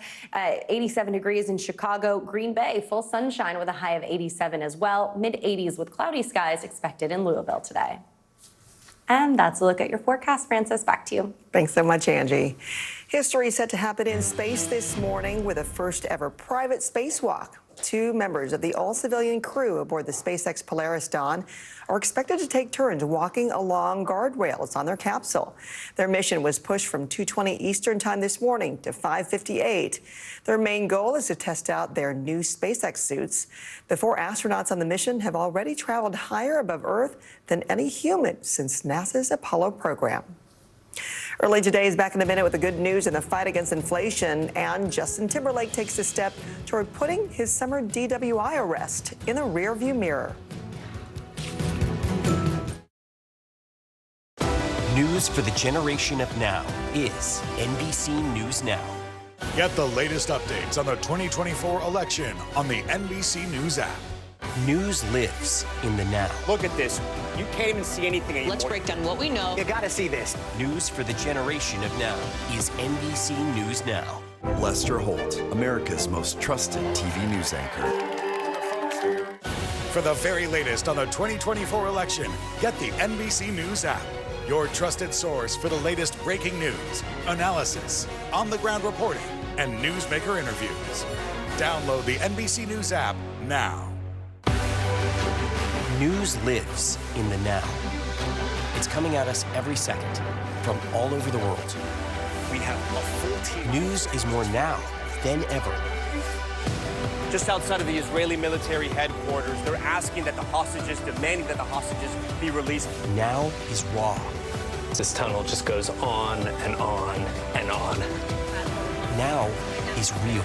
This is it. We get to see democracy in action for the very first time in the 2024 race. Now is constant. Morning News Now, we're breaking news. NBC News special report. You gotta see this. The future is now. News for the generation of now is NBC News Now. You gotta see this. I'm Gotti Schwartz. We are following some breaking news. Severe storms continue to wreak havoc. The Supreme Court put a pause on a controversial immigration law. Protesters have redoubled their numbers right here at this makeshift barricade. The future of TikTok as we know it is at risk. Is this a ban or not? The craziest ride I have ever hitched. That is totality. Do you see yourselves in space? I could go to space. How you feeling? I feel great. Stay tuned now, weeknights at 8 Eastern, 5 Pacific on NBC News Now. Lester Holt, America's most trusted TV news anchor.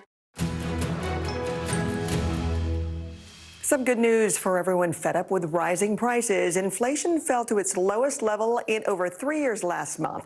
Wall Street cheered the news with the Dow jumping about 125 points, while the NASDAQ was up nearly 370.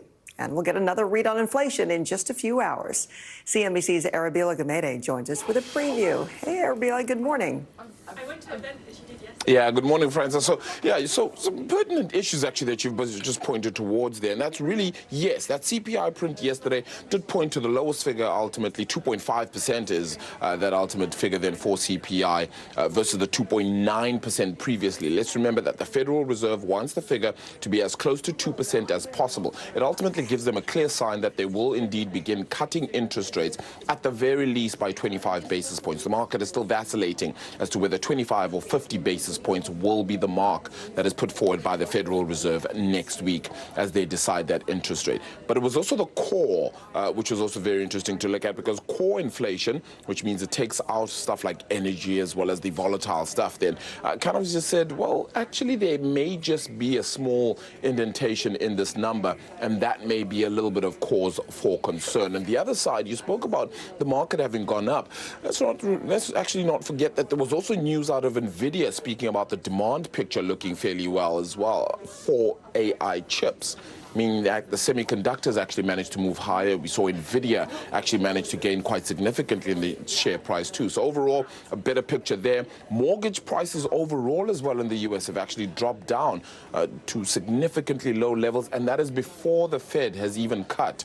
So that tells you a clear story. Once they do, mortgage rates are set to go down even further, Francis. Oh, a lot of home buyers really looking forward to that. Okay, Arabella, thank you. The rail company involved in the toxic derailment in East Palestine, Ohio, has now fired its CEO. This just days after CNBC reported Norfolk Southern was investigating Alan Shaw over an alleged inappropriate workplace relationship.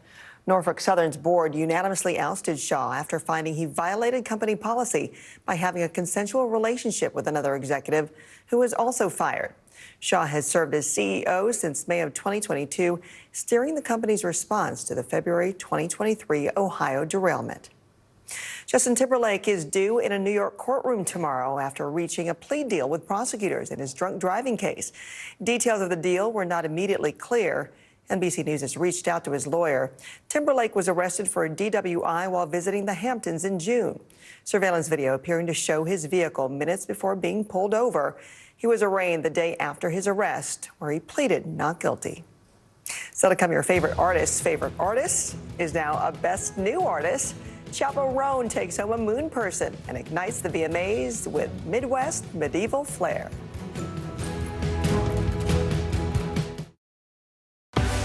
News lives in the now. It's coming at us every second. News is more now than ever. Just outside of the Israeli military headquarters. Now is raw. This tunnel just goes on and on. Now is real. We get to see democracy in action for the very first time in the 2024 race. Now is constant. You gotta see this. Future is now. News for the generation of now is NBC News Now. Kristen Welker hosts Meet the Press every Sunday on NBC. Closer to the Gaza border. A story of resilience and hope. Please take care of yourself and each other. Democracy is happening now. We have a lot to get to on this historic night. Things are happening here in Chicago. Now never stops. They are energized by the idea that this is a real fight. People were on their feet. Folks were fired up here. Now is where it counts. How confident are you that Donald Trump wins in November? Are younger people excited about this new Democratic ticket? The moment is now. The only voice that really matters are the voice of the voters. News for the generation of now is NBC News Now. Still to come on the Channel 2 News. Well, the waters are certainly receding now. Still too close to call. Lester Holt reporting from New York. Ground zero, as it's being referred to. It is, in fact, the taste of freedom. The Haitian people know a little something about resiliency. What's the biggest risk right now? Some of the troops who have been proud. I want to welcome you to the first presidential debate. In fact, we've been told we can't go any farther. You with some resilient folks. Let me get a hand.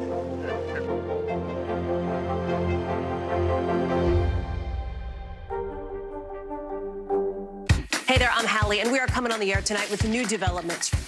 Let's talk about the implications on women's health and then the political fallout. Start with what this law actually will and won't do.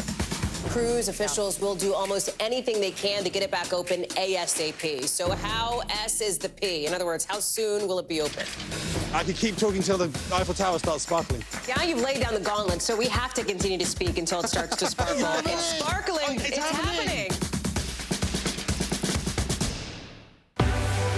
What's the message that you're trying to get out to young people? Know what is in the drug supply. We've got important news this hour about your money. Mental health, big picture. Why is it so tough right now? News for the generation of now is NBC News Now.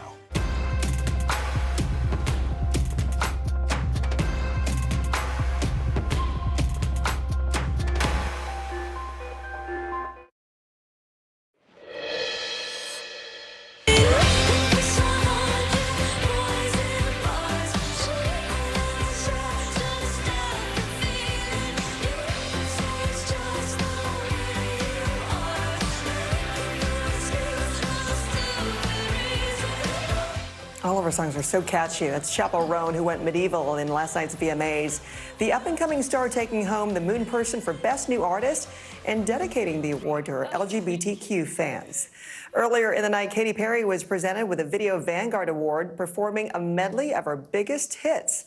But things circled back, as they always do these days, to Taylor Swift. While we didn't get Reputation, Taylor's version, the superstar ended the night with 7 awards in all, including her 3rd straight trophy for Video of the Year for Fortnite, which she directed herself. Swift is now tied with Beyonce for winningest artist in VMA history with 30 total. Some people are saying her outfit was an Easter egg to maybe Reputation coming, her version coming later on. But I love the shout out. She got her award because she directed Fortnite, right? And Travis was there cheering her on the entire time. And she said whatever he touches brings like magic, fun. And happiness. It shows you exactly why she is with him, I think. All of those great qualities. They support each other and all their success. John Bon Jovi wasn't up for any VMAs this year, but he could be in the running for a Good Samaritan Award. The rock legend is being praised by Nashville police after helping a woman off the edge of a bridge on Tuesday. Security video shows Bon Jovi appeared on the bridge, who appeared to be on the bridge for a video shoot, approach the woman and begin talking to her. After about a minute, Bon Jovi helps the woman onto the bridge's walkway before embracing her in a hug.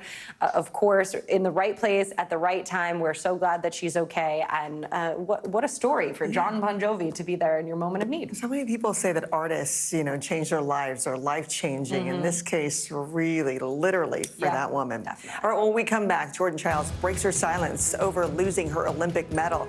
And she's already a 2-time MVP and Defensive Player of the Year. Now she's added a new record to that list.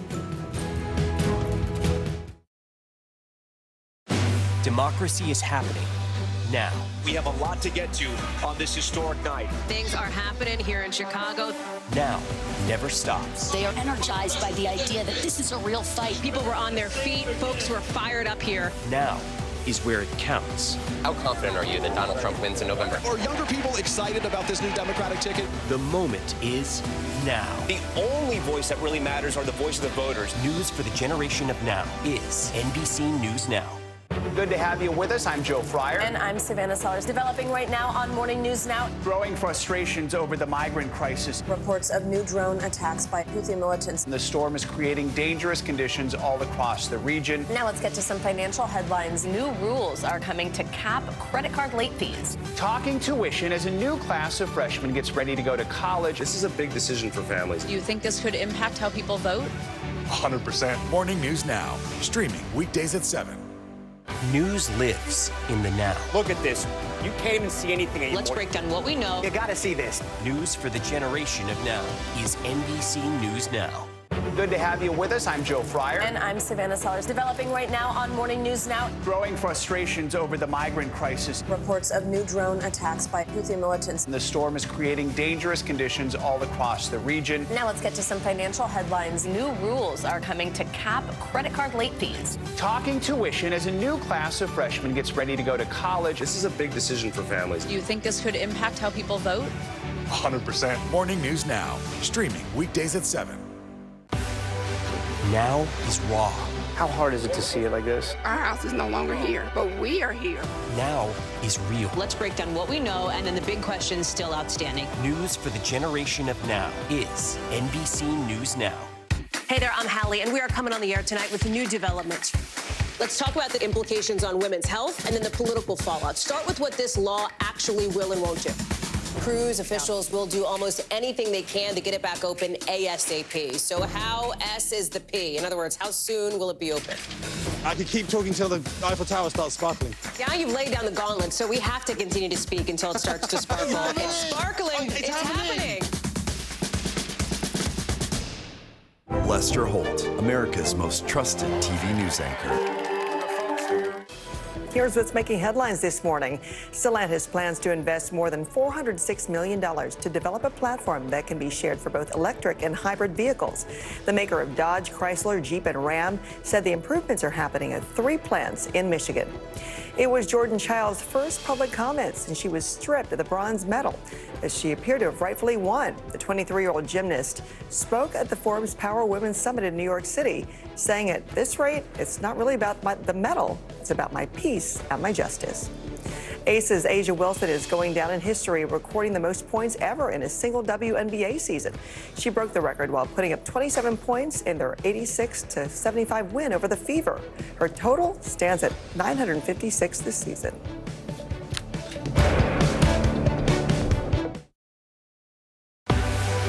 What's the message that you're trying to get out to young people? Know what is in there.